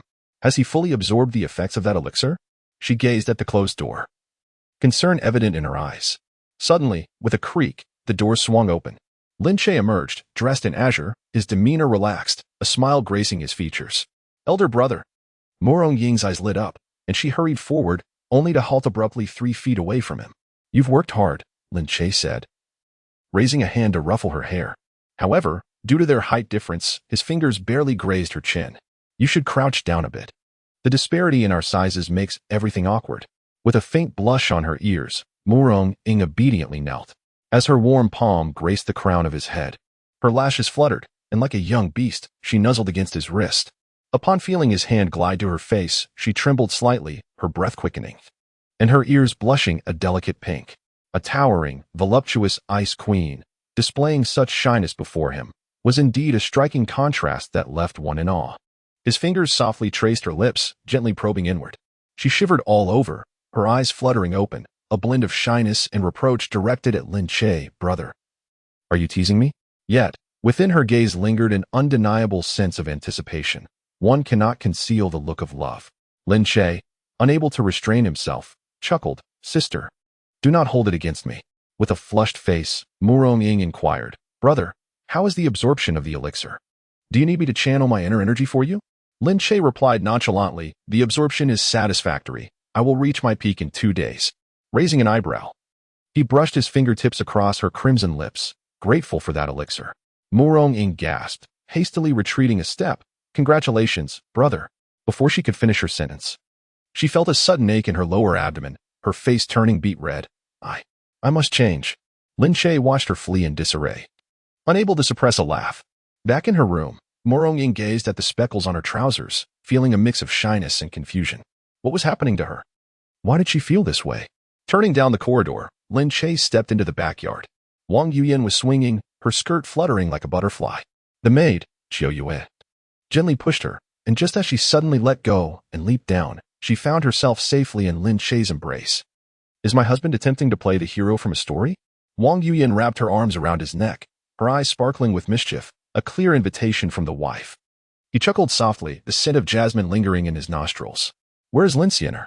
Busy cooking, she replied, poking his chest with her finger. Only a woman who can cook can win a man's heart. Lin Che shook his head in amusement. He had underestimated Linsiener, who had indeed made quite the impression. You smell of sweat. Go bathe. Wang Yuyan wrinkled her nose playfully. Would my dear wife care to serve me? He whispered close to her ear, his breath warm. Wang Yuyan's ears flushed, yet she feigned composure. Only bathing is allowed, no more. Before she could finish, he swept her off her feet, startling Qiu Yue into a stifled giggle as she quietly retreated. As the night deepened and the dew thickened, the candlelight in the Lin residence's study flickered. Murong Ying presented a letter just as Wang Yuyan prepared to draw water for her bath. Lin Che unfolded the secret missive, a cold smile curling at his lips. The rumors from the capital and the assassination orders from the White Lotus sect, all were anticipated by him. Brother, are you truly returning to the capital? Murong Ying, now clad in undergarments and poised with her sword, appeared resolute, though her flushed ears betrayed her. Of course, I must return, he said, tapping his fingers lightly on the table. Yet, these accomplishments are insufficient. To make a mark in the capital, he would require the backing of various forces, and at present, his influence was lacking. His only allies were the Ho family and Prince Xiao. However, they were all far from the capital, and it was exceedingly difficult to speak on his behalf within its walls. It was imperative to first find a powerful ally in the city. Just as this thought crossed her mind, Wang Yuyan had already prepared the water and called him to bathe. Lin Che, with a swift motion, tore up the note, urging Murong Ying to take a good rest, for the true battle was about to commence.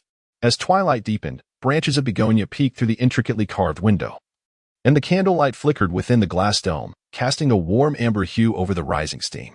Leaning casually against the edge of the Zetonwood bath, Lin Che idly played with the rose petals floating on the water's surface, his gaze ensnaring Wang Yuyan's form.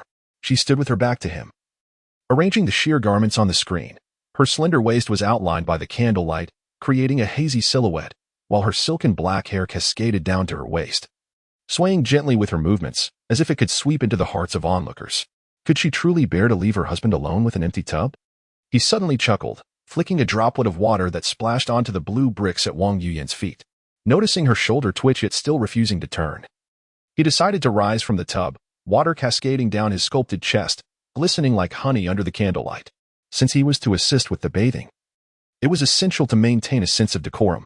Before he could finish his thought, he stepped onto the wooden platform, and as his bare feet hit the ground, the sound of splashing water startled Wang Yuyan, who instinctively tightened her grip on the sheer garment.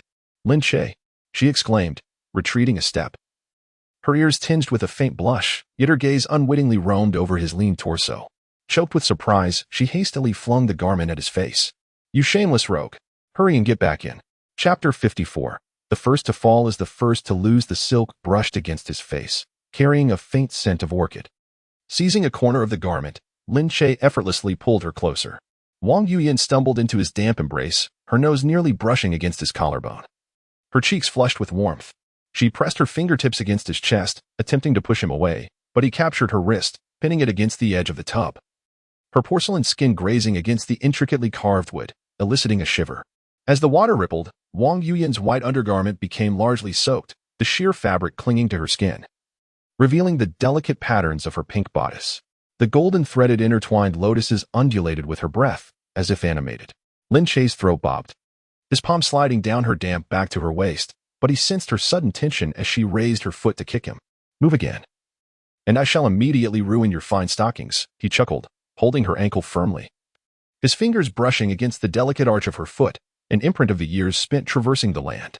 Encased in the soaked silk stockings, her vulnerability was subtly revealed. A mix of resistance and allure. Wang Yuyan, flustered and indignant, prepared to push with her other foot, but in an instant, she was swept off her feet and into the bath. As the warm water lapped at her collarbone, she could no longer restrain herself and pounded her fist against his chest. "You scoundrel! This outfit is newly tailored from Tianyan Pavilion, and my ice silk. I will compensate you with 10 boxes of shoe brocade tomorrow." He intercepted her words, his fingertips deftly unfastening the clasp at her neck. His gaze, dark as deep ink, softened as his warm lips brushed against her earlobe, his breath searing and rendering her weak. "My lady, you owe me first." The water surged violently against the barrel's walls, while Wang Yuyan's disheveled hair fell across his shoulder, her fingers digging deep into his arm, clearly overwhelmed with embarrassment and anger. A blush crept into the corners of her eyes, her voice laced with moisture as she retorted, "Are you here to assist me in my bath or to flay my skin?" "Naturally, it is the latter," he chuckled softly, capturing her earlobe with his mouth. His palm gliding over the delicate pink scar beneath her shoulder blade, an old wound from 5 years prior, incurred while defending her elder brother. As his fingers lingered, Wang Yuyan suddenly gasped, realizing that her stockings had caught on the gilded, intricately carved bottom of the barrel, the intricate golden patterns pressing into her fair skin, leaving behind a series of sultry red marks. Lin Che's gaze darkened, and as he leaned down to nip at her nape, he mumbled, "Tomorrow, have the artisan smooth out this bothersome design." "You might as well replace the tub with one made of iron," she shot back, yet fell silent at the moment his fingers slipped beneath her drenched stockings. In the rising mist, Wang Yuyan hazily beheld their entwined silhouettes in the copper mirror. He buried his face in her neck while she gazed up at the red silk palace lantern hanging from the beams, ripples of struggle surfacing in her eyes. Indeed, since her brother's death at his hands a month ago, an insurmountable rift had formed between them. She recalled Lin Mo plunging the dagger into her brother's heart, warm blood splattering onto her husband's skin. She also remembered being bound by Lin Mo. His words whispered into her ear, "From this day forth, you shall be nothing but my Lin Che's widow." Yet, the term widow was, after all, honey laced with poison. "What are you pondering?" He suddenly grasped her chin, the pressure gentle, yet imbued with a sense of danger. Wang Yuyan closed her eyes, and when she opened them again, her expression had shifted to one of habitual mockery. "I was contemplating how someone as valiant as Lin Sima requires company even for a bath." Lin Che scoffed, abruptly seizing her waist and flipping her around. Amidst the splashing water, her back pressed against the chilling barrel wall, while his aggressive presence enveloped her. "Sister-in-law, do you truly believe I lack someone to attend to me?" His fingertips roughly traced her swollen lips. "What I desire is for you to tear away that facade yourself. In the exchange of glances, she discerned the turbulent undercurrents in his eyes, an excitement and vigilance akin to that of a hunter facing its own kind. Indeed, they were remarkably alike. He needed the influence of the Wang family behind her, while she was resolute in uncovering the truth. Yet, they were ensnared in a performance so profound that even sincerity was shrouded in a veneer of calculation. Lin Che, she suddenly wrapped her arms around his neck, her fingers, stained with crimson, tracing the scar on his chest. "Are you not afraid that I might snap your throat at this very moment?" The response was a sudden, deepening kiss, the metallic taste of blood mingling between their lips. Until she, gasping for air, clutched his damp hair tightly, he finally pressed his forehead against hers, panting. "If you desire it, I would give you my life." With that, he genuinely took her wrist and pressed it against his throat. Wang Yuyan's pupils dilated, and as her fingertips brushed against his pulsing vein, a wave of dizziness washed over her. This madman! She instinctively yanked her hands away, only to find her fingers pinned against the rim of the barrel. The gilded carvings bruised his palm, while his kiss traced a winding path down her collarbone, lingering at the ties of her bodice. "Yuyan, I desire you to yield willingly." A sudden gust of wind rattled the window, sending the petals of the crabapple tree tumbling against the paper. Wang Yuyan, gazing at the flickering candlelight swaying in the breeze, let out a soft laugh. "Could it be that you have forgotten, dear brother-in-law? Just half a month ago, you had slain my husband." The air thickened abruptly. Lin Che halted his movements, slowly raising his head, his eyes now devoid of passion, replaced by an icy coldness. Wang Yuyan caressed his taut cheek, her tone as gentle as a serpent's hiss. "You poisoned my food with the heart-wrenching powder, while I mixed bone dust into your incense. With such reciprocal treachery, what is there to discuss about willing submission?" The candlewick crackled softly, the water long since turned cold. Lin Che suddenly released her, rising from the bathtub. Droplets cascaded down his body, leaving dark stains on the blue bricks. Turning his back to her, he donned a dark robe, his voice gravelly. "You are correct. We are both individuals who exploit one another. I only hope you can fulfill your role as the Lin family's lady." Wang Yuyan curled up in the increasingly frigid water, watching him place the dagger heavily on the table. The scabbard, adorned with malachite, reflected the candlelight, emanating a ghostly green glow. This was the birthday gift she had presented to her husband last month. A wave of sorrow surged in her heart. She bowed her head to hide her face, tears brimming in her eyes. "I will sleep in the study tonight." Having spoken, Lin Che wrapped himself in a bathrobe and turned to leave. "Very well," she heard herself reply. Lin Che paused as he turned, his gaze lingering momentarily on her pale lips, yet he ultimately said nothing. Once his footsteps faded into the distance, Wang Yuyan trembled as she rose from the tub. The wet stockings clung to her legs, each step feeling like treading on the edge of a blade. At the bottom of her cosmetics box, a handwritten letter glimmered with the cold light in the moon's embrace, stolen from his study's secret compartment that very morning. However, it contained only fragmented phrases, leaving her unable to ascertain whether Lin Che had lied to her. How exactly had her husband met his demise? Was he truly a member of the White Lotus sect? The mournful cry of an owl echoed outside, as she slowly combed her long hair before the bronze mirror. The reflection revealed a visage of beauty, yet her eyes were clouded with an indelible darkness. In this game of wits, whoever fell first would be the loser. Chapter 55. A disagreement leads to murder. As dusk enveloped the land, the gates of Zhuozhou resembled a slumbering giant, the grayish-blue stones entwined with withered vines.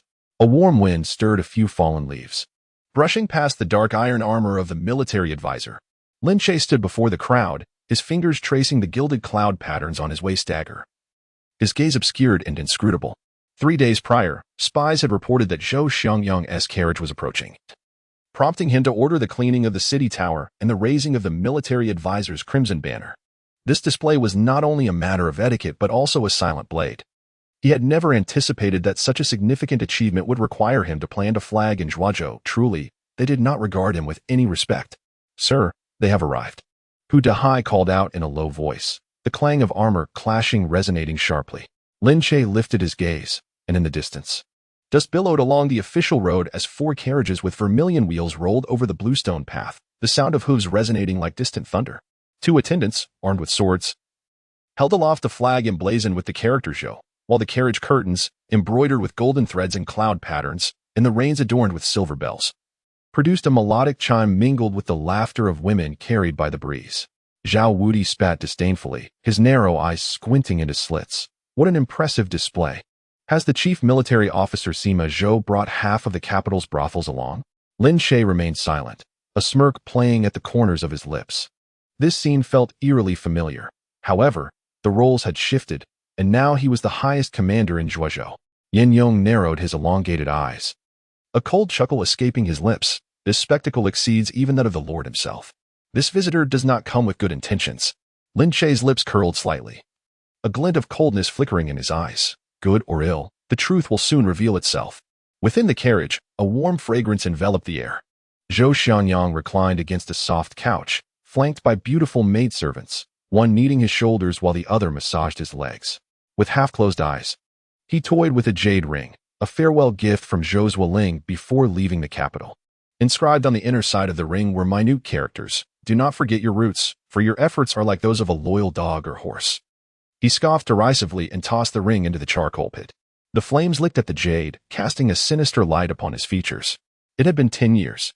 From a mere page serving Zhou Zuoling with a teapot to now being appointed as the chief military officer Sima.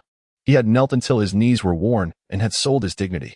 Today, he was determined to assert himself as a true sovereign. My lord. The officials from the Zhuozhou military office are waiting, a subordinate outside reported in hushed tones. Zhou Xiangyang lifted the curtain for a glance and saw Lin Che standing tall, his dark official robe accentuating his picturesque features, instantly igniting a tempest of jealousy within him. The aristocrats of the capital were born to be superior. Even Zhou Zuoling treated him with favor. Let us go directly. He violently flung aside the curtain, causing one of the maidservants to gasp in surprise as wine splashed onto her attire. Yet, Zhou Xiangyang paid no heed, gripping the intricately carved wooden railing beside him with white-knuckled intensity. If he could not subdue Lin Che today, he would write his own name backward. The rumbling of the carriage wheels drew closer, stirring up dust that enveloped the formation of the chief military officer. Hu Dehai, gripping his sword, felt the veins in his hand bulge, but Lin Che raised a hand, signaling everyone to step back 3 paces. The carriage halted abruptly 3 paces away, and a bearded attendant stepped forward boldly, sharply declaring, "The chief military officer Sima Zhou commands. Lin Sima, come forth and respond." Impudent. Hu Dehai's steel blade slid out half an inch, glinting coldly. Lin Che, however, restrained his wrist with a gentle smile. "Captain Hu, the chief military officer has traveled far. Let us not startle the carriage." Before his words had fully dissipated, he suddenly darted like a specter before the attendant, his fingers clamping down like iron pincers upon the man's skull. "But I must inquire, which chief military officer instructed you to deliver such a message?" With a sickening crack, the sound of a shattered skull echoed clearly. The attendant's eyes widened in horror, a gurgling sound emanating from his throat as his neck was brutally twisted. Blood sprayed 3 feet, and the headless body collapsed with a thud, the flesh at the severed neck flayed outward, the trachea hanging limply like a snake's tongue. Hu Dehai, Yin Yong, and Zhao Wudi were all taken aback, never anticipating Lin Che's ruthless actions. They were even more astonished by the efficacy of the Bailian sex elixir. In just 10 days, Lin Che had ascended to the martial arts realm and cultivated inner strength, a talent that was truly awe-inspiring. Kill. He is killed. The retinue of the Zhou family screamed in panic, their composure shattered as their horses whinnied in terror. Zhou Xiangyang kicked open the carriage door to chastise, only to behold Lin Che approaching with a bloodied head in hand, his dark official robe untouched by crimson stains, a smile gracing his face as gentle as a spring breeze. "This individual has falsely conveyed a command from the esteemed lord. I have come to confront him. But was it truly your lord's intention for him to humiliate his colleagues? How dare you?" Zhou Xiangyang staggered back, his back colliding with the carriage shaft. Lin Che casually discarded the head and produced a plain handkerchief, leisurely wiping his hands. "It appears that it was indeed your lord's directive. Someone seize this rebel who impersonates a court official. Who dares to move?" Zhou Xiangyang bellowed, pulling a roll of yellow silk document from his bosom. "Here lies the personal decree from Zhou Zuoling. Are you all seeking death?" The soldiers beneath Zhuozhou showed no fear, drawing their long knives, poised to advance upon Zhou Xiangyang at Lin Che's signal. Zhou Xiangyang, alarmed, hastily unfurled the document in his hand, the official seal and signature intact. "You are insolent."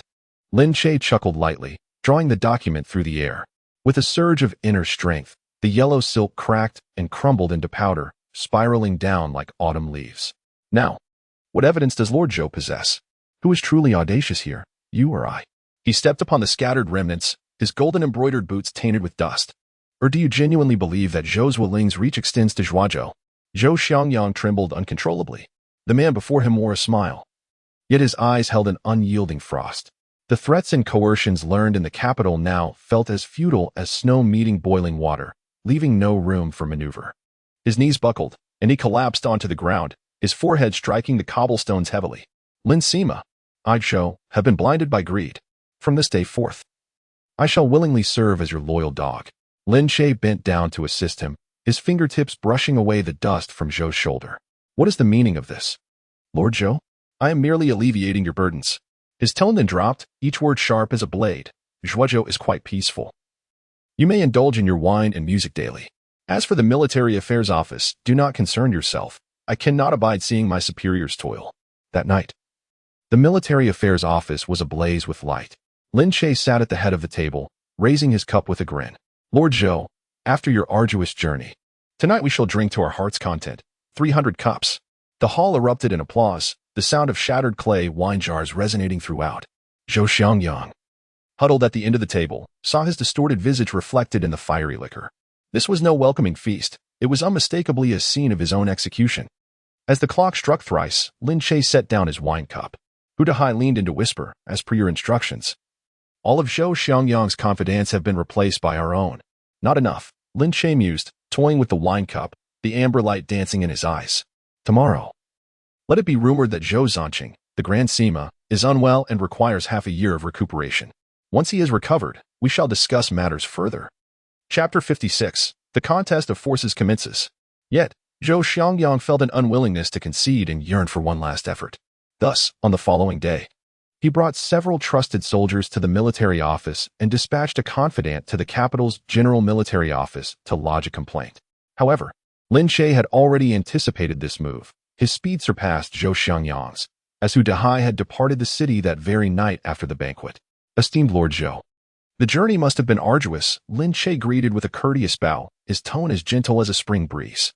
Did I not arrange suitable accommodations for you within the city? Why, then, do you come to take your post today? Do you not heed my warnings from yesterday? Zhou Xiangyang felt a bitter constriction in his throat, his body instinctively recoiling. Yet, as if recalling something amusing, he scoffed and waved his hand dismissively. Upon my appointment to Zhuozhou, I naturally intend to make my mark. It is imperative that I take command of the military office immediately. Before he could finish, a chill ran down his spine as he noticed the officers behind Lin Che, their hands poised on their swords, their gazes sharp as blades. Do not be hasty. Lord Zhou, Lin Che chuckled lightly. Let us make a wager. Should you lose, you shall dutifully serve as a mascot. And if I lose, the Zhuozhou military office will be entrusted to you. What say you? Zhou Xiangyang, already intimidated by the officers behind Lin Che, found it difficult to refuse. After a moment of fluctuating emotions, he finally retorted fiercely, what does Lord Sima wish to wager? Let us wager on whose favor Zhou Zuoling will lean toward.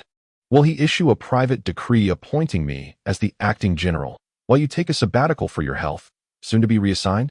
Zhou Xiangyang gritted his teeth and growled, preposterous. I am the general appointed by the court. The court? Lin Che suddenly closed the distance, lowering his voice. Lord Zhou, do you understand that the heavens are high and the emperor distant? This decree must also rely on the willingness of the officers at the military office in Zhuozhou to accept it. Then, with a slight lift of his hand, he patted Zhou Xiangyang's shoulder, a cold smile gracing his lips. Those who recognize the times are wise. If you behave, Zhuozhou will surely have a place for you. Otherwise, Zhou Xiangyang felt helpless. The strong dragon cannot suppress the local snake. With only a few loyal soldiers at his disposal, he saw no way forward. Should Lin Che truly resort to violence, fabricating a charge against him, it would be an unjust death. He could only place his hopes on Zhou Zuoling, after all. Even the most stubborn must yield in the face of necessity. Let us hope, Lord Sima, that you honor your word, Lin Che replied with a slight nod, inwardly scoffing. The strong dictate the rules, and the powerful may renege, but you cannot afford to do so. For in Zhuozhou, I am the strong one. I may lose countless times, while you can afford to lose but once. 2 days later, Zhou Zuoling found 2 documents awaiting him on his desk. Esteemed Zhou Zuoling, it is evident that Zhou Xiangyang is acting tyrannically and openly challenging the authority of the military office, disregarding the law, engaging in debauchery, and oppressing the populace, causing turmoil in Zhuozhou in mere days. In order to safeguard the stability of Zhuozhou, I am reluctantly assuming the role of acting general. However, the military office cannot be without a leader for even a day. I implore you to select a capable successor, and I shall gladly accept a subordinate position without complaint. Zhou Zuoling gripped the letter tightly, his knuckles cracking audibly. That scoundrel, Zhou Xiangyang. I had previously admonished him to temper his brilliance. Yet he dared to publicly tear off the mask of civility. He slammed his palm upon the table, causing teacups to topple. Although Lin Che was a man with a tarnished reputation, he had the formidable backing of Minister Wang. Moreover, he cast a glance at the message regarding the execution of the holy son of Wu Wei, his pupils narrowing in alarm. This matter had already reached the highest echelons.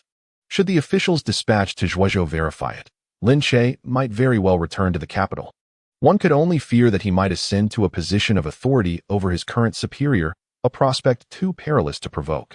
Master Hu, the chief of guards, took a deep breath and donned a congenial expression, intending to inform Chief Lin that he had misjudged him and that he had endured unwarranted grievances. The matter concerning Zhou Xiangyang was now left to his discretion. Hu Dahai bowed in acquiescence and was about to take his leave when a weary courier stumbled in from outside. Lord Left Leader, Chief Zhou urgently reports. Lu Dingchuan took the missive, casting a cursory glance before breaking into a furious smile. What a villain, preemptively crying foul. He dipped his brush in ink and emphatically marked the petition from Zhou Xiangyang with a scathing red stamp. Insufficient in achievement, abundant in failure. Behave yourself and await orders. He then glared menacingly at the messenger. Return with a message for him. If he seeks death, he may pursue it with fervor. When the time comes, I shall collect his remains. To the west of Zhuozhou, Zhou Xiangyang huddled in a dilapidated courtyard, with a wine jug carelessly tipped over on the table. My lord, the left leader has responded. A servant tumbled into the room. Zhou Xiangyang sprang up, snatching the letter, only to find the crimson stamp glaring as if stained with blood. He staggered back, laughing maniacally. How shameless you are. I have toiled for you all these years in vain. You would forsake me for that good-for-nothing Lin Che. My lord. The left leader also mentioned that Lin Che has killed the holy son of Wu Wei and will soon rise in rank. He advised you to behave and refrain from further actions, lest you bring about your own demise. He will collect your remains. The servant added, trembling in trepidation. The holy son of Wu Wei? Zhou Xiangyang felt as though struck by lightning, the effects of the wine dissipating abruptly. Had he truly possessed such capabilities? Cold sweat trickled down his spine as he suddenly recalled Lin Che's smirk, which was unmistakably that of a harbinger of death. He finally grasped why Lin Che had dared to flaunt his authority over him so brazenly just days prior. Clearly, he was not the simpleton rumors suggested. Very well. Very well. Having lost the wager, he could not intimidate him through force. Remaining quietly at the extravagant hotel in Zhuozhou could indeed be a blessing. He contemplated visiting Lin Che the next day to offer an apology, proclaiming that he would no longer meddle in the military and political affairs of Zhuozhou. Meanwhile, at the estate of Minister Wang, a dark cloud loomed. Unfilial son, does he think the northern frontier is a garden of a marquis? Minister Wang crumpled the letter and hurled it to the ground. The words regarding the execution of the holy son pierced his eyes like daggers. He understood how capable this seemingly dull scholar was. If he truly possessed such prowess, how could he have been sent to Zhuozhou in the first place? The heir. Wang Mulong picked up the letter, his complexion growing increasingly pallid. My brother-in-law is pushing the Wang family into the abyss. Should your majesty ascertain the veracity of this matter, it is likely that suspicion will fall upon my father. Should that occur, our Wang family would surely lose the favor of the emperor, and calamity would inevitably befall us. Your majesty has always been wary of the Wang family's considerable power, and now, with my elder brother-in-law providing them with leverage, Wang Mulong sighed deeply, closing his eyes. From this day forth, Lin Che shall have no further association with my Ministry of Rights. Mulong, that notion is misguided. Although your majesty may indeed harbor apprehension regarding our family's influence, we serve as a crucial counterbalance to the king of Pingxi. It is improbable that any immediate actions will be taken against us. As for Lin Che's merits or faults, they are ultimately at your majesty's discretion. However, I have a foreboding feeling that Lin Che's actions may be genuine. Furthermore, what harm is there in taking a gamble? Your majesty's concerns have never been directed towards us, the bureaucrats wielding power, but rather towards the generals commanding troops in the field. Chapter 57. The Saintess of Heavenly Secrets. The willows by the riverside swayed gently in the breeze, while raindrops fell upon the water's surface, creating ripples that danced outward. Lin Che, holding a bamboo fishing rod, stood there in a pristine white robe beneath a raincoat, unblemished by dust. Beside him, Wang Zhizhou sat upright, the hem of his official robe dampened by dew. Yet he remained oblivious to it. The rain seemed rather fitting. Suddenly, Lin Che spoke, his voice as clear as the sound of jade striking against jade. Wang Zhizhou tightened his grip on the fishing rod. "Young Master Lin, your taste is indeed refined." 10 paces away, Morong Ying leaned against a carriage, her silhouette partially obscured by the rain as she chewed on a willow branch. The sword at her waist, entwined with a red cord, swayed gently with her movements. Meanwhile, Lin Sienna knelt before the tea stove, her purple skirt unfurling like a lotus, while her jade hairpin glimmered with a gentle sheen in the rain. Her manner of fanning the flames was meticulous, pausing to catch her breath after every 3 turns of her wrist, ensuring the fire maintained a perfect azure hue. Wang Zhizhou's young attendant stole glances at this scene, his hand faltering with the fan, causing the charcoal in the stove to crackle loudly. "Have you seen enough?" Wang Zhizhou reprimanded without turning his head. The attendant hastily lowered his gaze, only to catch his master's attention lingering momentarily on Lin Sienna's exposed ankle. Lin Che's lips curled slightly, the fishing line vibrating gently between his fingers. If Master Zhizhou feels envious, perhaps he should seek out a couple of charming confidants. Lin Che gazed at the river's surface, having heard rumors of new beauties from Yangzhou arriving at the Drunken Immortal Pavilion. "You jest, young Master Lin," Wang Zhizhou replied, his face reddening, then added with sincerity, "It is indeed their fortune to be by your side." Though the words felt forced, Lin Che nodded earnestly. "That is indeed the case." Suddenly, Wang Zhizhou's fishing rod plunged down sharply, just as he was about to reel it in. A sharp sound pierced the air as the fishing line snapped. A blue fish leapt from the water, its scales glistening in the rain, before plunging back into the river with a heavy splash, soaking the hems of both men's garments. The atmosphere became taut with tension. Lin Che observed the veins on Wang Zhizhou's hand bulging from the strain, and wisely chose to remain silent. In the distance, Lin Sienna stifled a laugh, only to be silenced by a glance from Morong Ying. The attendant, trembling, offered a handkerchief, only to be shoved aside by Wang Zhizhou. "Make arrangements for Lu's fishing supplies in the west of the city to close tomorrow." Wang Zhizhou's voice was eerily composed. "Sir, that Lu shopkeeper has closed his business." Lin Che timely offered a cup of tea. "It is merely a fish. Why let anger take hold?" Wang Zhizhou accepted the tea and took a sip, furrowing his brow even tighter. Today's brew lacked any trace of sweetness. He set down the cup and sighed deeply. "Very well, let us speak of serious matters." The rain intensified, shrouding the river in a veil of mist. Wang Zhizhou lowered his voice. "The Holy Maiden of the Heavenly Mechanism has set out for Zhuozhou to seek an explanation from the Saint of Non-Action." The fishing line in Lin Che's fingers tautened for a moment. He chuckled lightly. "Zhizhou, your information is as astute as ever. I find myself questioning whether your relationship with the White Lotus sect is merely one of coincidence." "How absurd." Wang Zhizhou nearly toppled the teacup. "You have saved my life. A debt that cannot go unacknowledged, but should she come in person, I will not interfere. Consider it a repayment of your kindness."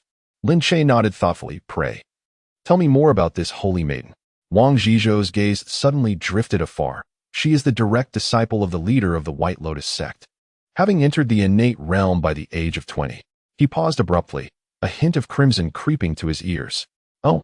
Lin Che raised an eyebrow. "Old Wang, do you perhaps hold a certain admiration?" "Absolutely not." Wang Zhizhou retorted like a cat whose tail had been stepped on. "Many admire the holy maiden. I merely respect her martial prowess." Lin Che smiled in silence, his gaze shifting to the heart of the river. In the mist, the outline of a boat flickered into view, only to be swiftly engulfed by the rain. He unexpectedly inquired, "How does she compare to Morong Ying?" Wang Zhizhou pondered. 3 years ago at the New Talents Gathering, the Holy Maiden cleaved through 27 zhang of river with a single sword stroke.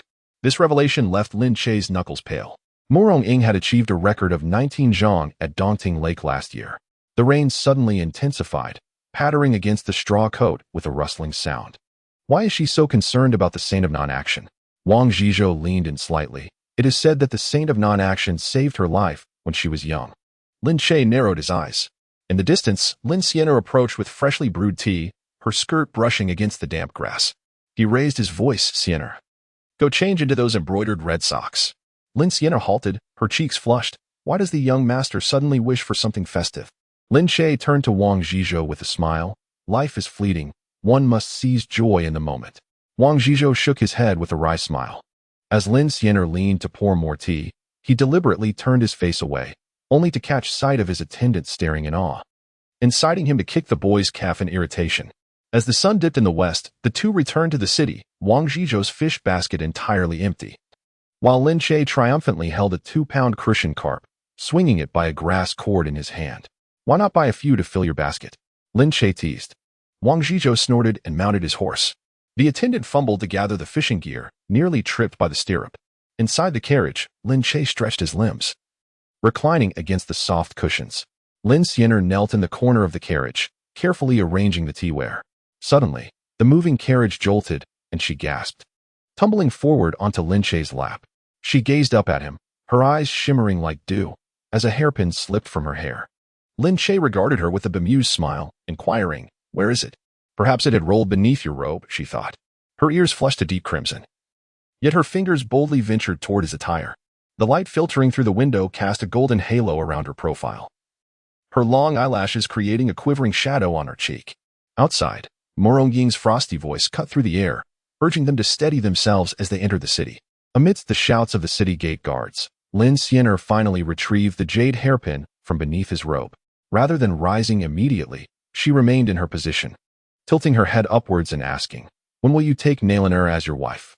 Lin Che gently caressed her warm cheek, replying, "Those who aspire to be my concubines can line up from Zhuozhou to Chang'an.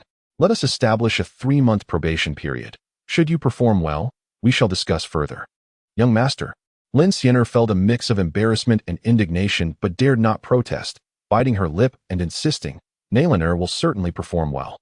The carriage rolled over the cobblestone road, the bustling sounds of the marketplace growing louder outside. Lin Che gazed at the fluttering carriage curtain, his thoughts drifting to the words of Wang Zhizhou, "With a single sword, sever the river for 27 zhang." Suddenly, he pulled Lin Xianer closer, whispering in her ear, "Prepare some calming tea tonight." As she pondered his request, he added, "Be sure to include cassia seeds and forget-me-not grass." This was their agreed-upon signal. Formidable adversaries were approaching, and vigilance was essential. A gust of wind suddenly lifted the curtain, revealing a fleeting white figure near a tea house. Lin Che's pupils constricted as he noted the translucent veil hanging from the edge of the person's conical hat. The tassels of the long sword at their waist arranged in a rare 7-star pattern. When Lin Xianer followed his gaze, the window revealed only emptiness, save for a single willow leaf spiraling down into the carriage, droplets of rain clinging to its veins, appearing like a tear poised to fall in the twilight. Chapter 58. Obscurity and Ambiguity. In the outer courtyard of the Lin residence, several crabapple trees were in full bloom. Zhang Zhiruo, clad in a lotus-pink silk dress, directed the servants as they arranged newly arrived potted plants beneath the corridor. The spring sunlight filtered through the leaves, dappling her silver hairpin with shimmering flecks of light. "A little more to the left, then to the right. This is the perfect spot," she instructed gently, her fingertips delicately adjusting the angle of the potted plants. Familiar footsteps approached from behind, and turning around, she saw Lin Che and Lin Xianer walking side by side, their garments nearly brushing against one another. A flicker of intrigue crossed her eyes, but she quickly donned a radiant smile as she stepped forward. "Young master, you have returned." Lin Che held a plump carp in his hand, its tail still gently swaying, splashing droplets of water onto the hem of his indigo robe. He shook his catch playfully, grinning. "Today yielded a modest harvest. Would you be so kind as to send it to the kitchen, my lady?" "Ah, that is indeed quite a catch." Zhang Zhiruo took the carp, her fingertips inadvertently brushing against Lin Che's hand, causing her to flinch as if scalded. She lifted her gaze to Lin Xianer, who stood beside Lin Che, and noticed that her disciple's lips were considerably more vibrant than usual, her hair slightly disheveled, with a rebellious strand of hair curling behind her ear. A jolt of surprise coursed through Zhang Zhiruo's heart, though her expression remained composed as she gently proposed, "Tonight, I shall personally prepare this fish. I fear the chef may squander your catch, and I would like to showcase my culinary skills." "Indeed, madam. You excel in both the drawing room and the kitchen," Lin Che remarked, a smile dancing in his eyes as his gaze shifted between Zhang Zhiruo and Lin Xianer. "I eagerly anticipate your fish, madam. I shall endeavor not to disappoint you." Zhang Zhiruo curtsied gracefully, her skirt trailing in a swift arc as she turned. "Young master, I shall assist." Lin Xianer suddenly interjected, her voice softer than usual. After receiving Lin Che's approval, she hurriedly followed Zhang Zhiruo, adding, "Master, please teach me to cook as well." Zhang Zhiruo paused, her fingers instinctively tightening around the carp, a few drops of crimson seeping from the gills. Suppressing the tumult of emotions within, she forced a smile and replied, "Very well. As long as you're eager to learn, how could your master refuse?" She quickened her pace toward the kitchen, her heart pounding like a drum. As a seasoned individual, Lin Xianer's slightly hoarse voice and evasive gaze revealed to Zhang Jirua the unspoken truth. A sense of heaviness gripped Zhang Jirua, a mix of astonishment and anger surging within her. How could Xianer allow this? "Master, what troubles you? Why is your face suddenly so flushed?" Lin Xianer inquired with genuine concern, reaching out to touch Zhang Jirua's forehead. "And no, it's nothing," Zhang Jirua sidestepped, taking a deep breath to quell her chaotic thoughts and feigned calmness as she asked, "How have you been getting along with the young master? What stage have you reached?" Upon hearing this, Lin Xianer's face instantly turned crimson, her fingers twisting the silk ribbon at her waist as she lowered her head, murmuring, "Master, we haven't even begun." Observing her demeanor, Zhang Jirua's conviction deepened. She seized Lin Xianer's wrist, declaring, "Xianer, come with me." "What is it, master?" Lin Xianer stumbled slightly, bewildered as she followed Zhang Jirua through the corridor. Ultimately arriving at the main house's bedroom, Zhang Jirua closed the door behind them, plunging the room into shadow. The intricately carved window frames fragmented the sunlight into delicate golden strands that danced between them. She turned to face Lin Xianer, her expression unusually grave. "Xianer, tell me the truth. Have you and the young master already shared intimate contact?" Zhang Jirua's voice was taut. "Do not look down. Answer me while meeting my gaze." Lin Xianer's eyelashes fluttered, her eyes darting. "Master, we have not. You're deceiving me." Zhang Jirua suddenly raised her voice, startling Lin Xianer into a shiver. The room fell into a brief silence, the only sound being their intertwined breaths. Lin Xianer stole a glance at her master's stern expression, her lips parting several times. Yet she ultimately found herself too embarrassed to speak. Xianer Zhang Jirua's expression softened as she gently held her apprentice's frail shoulders. Her voice tinged with a hint of emotion. "You were raised by me. In my eyes, you are like a daughter. There is nothing that cannot be discussed between a mother and daughter. I merely fear that you may lack experience and unwittingly fall into hardship." She lifted her hand to caress Lin Xianer's slightly swollen lips, saying, "Please do not worry your master, all right?" Lin Xianer felt her eyes welling with tears and nodded. She bit her lower lip, her voice barely above a whisper. I haven't given myself to him completely. Aside from that, I have given him everything." Zhang Jirua felt a wave of dizziness wash over her and steadied herself against the dressing table. The reflection in the bronze mirror revealed her pale complexion alongside Lin Xianer's flushed ears. Lin Xianer quickly defended herself. He insisted, and you just complied." Zhang Jirua, exasperated at her apprentice's lack of self-worth, slammed her hand on the table, causing the rouge box to jump slightly. "How could you demean yourself in such a manner?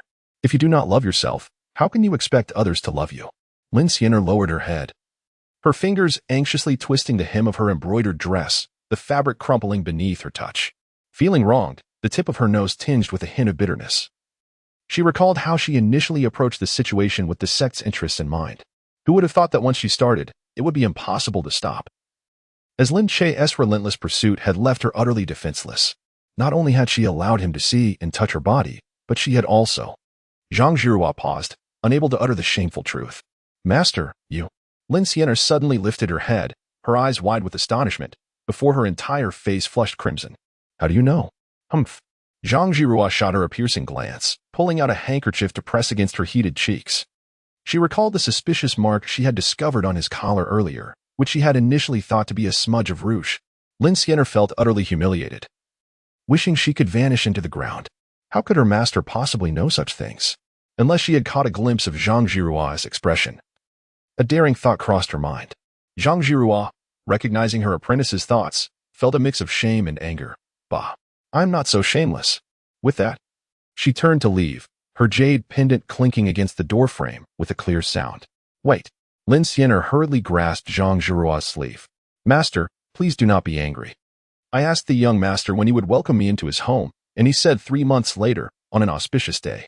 Zhang Jirua's expression softened slightly, and she sighed before turning back. "Before you are officially welcomed, you must not let him take advantage of you." After a moment's thought, she added, "From now on, you must tell me everything that happens between you two each day." "Yes." Lin Xianer obediently nodded, thinking that since her master already knew the most embarrassing matter, there was nothing else to hide. She poured out everything, from Lin Che forbidding her to wear long trousers to his mischief under the table during meals. her voice growing softer until she nearly buried her face in her chest. Zhang Zhirua felt her ears burning, torn between sympathy for her apprentice and indignation at Lin Che's frivolity. She retrieved a comb to tidy Lin Xin'er's disheveled hair, her movements gentle yet imbued with an irresistible force. What a troublesome child. Such a flirt. She sighed. Do be more mindful. It was difficult for her to reproach Lin Che, for he had indeed honored his promise and refrained from any unwelcome advances. It was her own apprentice who had willingly approached him. Zhang Zhirua, carrying a now still carp, walked to the door and suddenly turned back, saying coolly, "After you finish eating, rinse your mouth, it's all quite flavorful." Lin Xin'er was momentarily taken aback. Then realization dawned upon her, her face turning crimson once more. So that was it. No wonder Master had noticed. Once Zhang Zhirua departed, Lin Xin'er flung herself onto the intricately carved bed, burying her face in the embroidered quilt adorned with lotus blossoms. Writhing like an unsettled silkworm, the lingering scent of the heavy water fragrance that Master often used only intensified her embarrassment. Today had truly cost her a lifetime of dignity. As dusk enveloped the sky, the main hall of the Pei residence was aglow with candlelight. Lin Che sat at the head of the table, with Zhang Zhirua to his left and Lin Xin'er to his right. On the table sat a meticulously prepared braised carp, its dark sauce dotted with vibrant green scallions, exuding a mouth-watering aroma. "Madam, this fish is delightful," Lin Che remarked, lifting a piece of tender white fish. "The sauce is rich, and the meat is succulent and springy." Zhang Zhirua managed a strained smile. "If you enjoy it, my lord, please indulge yourself. I shall make it for you often in the future." Out of the corner of her eye, she noticed Lin Che's left hand lingering away from the table, causing a lump of discomfort to form in her chest. Lin Xin'er, head bowed, took small bites of her rice, when suddenly she coughed lightly, her ears turning red. She quietly shifted to the side, but was pursued relentlessly by the mischievous hand beneath the table. The silk of her skirt rustled softly, a sound that seemed all too pronounced in the stillness of the dining room. "What is the matter with Xin'er?" Zhang Zhirua feigned ignorance, her grip on her chopsticks tightening. "Oh, it's nothing," just choked. Lin Xin'er hurriedly raised her teacup to mask her embarrassment, only to accidentally topple the salt shaker. The fine white grains scattered across the tablecloth, reminiscent of the willow fluff blown away by the wind by the lakeside that day. Lin Che chuckled lightly, finally withdrawing his left hand, and continued his meal nonchalantly. Zhang Zhirua observed this with mixed emotions. Had Lin Xin'er not eagerly presented herself, she would have insisted on upholding her master's authority, compelling Lin Che to provide a clear commitment. At the table, the three harbored their own thoughts, fully aware of Lin Che's subtle antics while pretending as though nothing had transpired. As the candlelight flickered, each person's expression remained shrouded in ambiguity. Chapter 59, A Test. On the official road outside Zhuozhou City, the crisp sound of bells pierced the tranquil night. The holy maiden of heavenly secrets lightly tapped the treetops, her form soaring gracefully among the trees, the silver bells tied to her ankles jingling with every movement. The night breeze swept across the hills, bending the grass and trees, as if making way for this unexpected visitor. With a rumble, a bolt of lightning cleaved the sky, illuminating the holy maiden's ethereal visage. She paused atop a century-old cypress, gazing up at the roiling clouds above. Raindrops, as large as beans, have begun to fall sporadically, landing on her pale azure gown, yet strangely leaving no trace of moisture. "It seems a torrential downpour is imminent," she murmurs softly, her voice as clear and cold as a mountain spring. Braving the rain to enter the city is hardly a wise decision. Another bolt of lightning strikes, illuminating the entire landscape in an instant. The holy maiden's gaze sharpens, suddenly locking onto a faint flicker of firelight amidst the rain curtain, nestled on the mountainside ahead. There are people. A slight smile graces her lips as she darts toward the glow with the swiftness of an arrow released from a bow. The rain intensifies, with large droplets merging into silvery strands that patter against the leaves, creating a cacophony, yet her attire remains untouched by even a drop. On the mountainside stands a long-abandoned earth temple, solitary against the tempest. The temple door has long since rotted and collapsed, and beneath the dilapidated eaves, a dense web of spider silk hangs. The incense burner on the offering table is toppled, and the statue of the land deity, once whole, now lies in ruin, its head missing, appearing particularly sinister under the flash of lightning. At the temple's center, a bonfire blazes brightly. 5 men are seated around it. 2 wild chickens roasting over the flames, sizzling as fat drips into the fire with a hissing sound. The flickering light casts shifting shadows across their faces, revealing expressions of uncertainty. What terrible luck! A middle-aged man with a pale complexion and no beard complains, tearing off a piece of chicken as he chews, lamenting the rain that has delayed their journey. Beside him, a stout man yawns and responds, "Be grateful. At least we have a place to shield us from the wind and rain." Those still on the mountain paths must be drenched like drowned rats by now. Behind the 5 men, 3 young women lie unconscious on the ground, tightly bound with hemp ropes.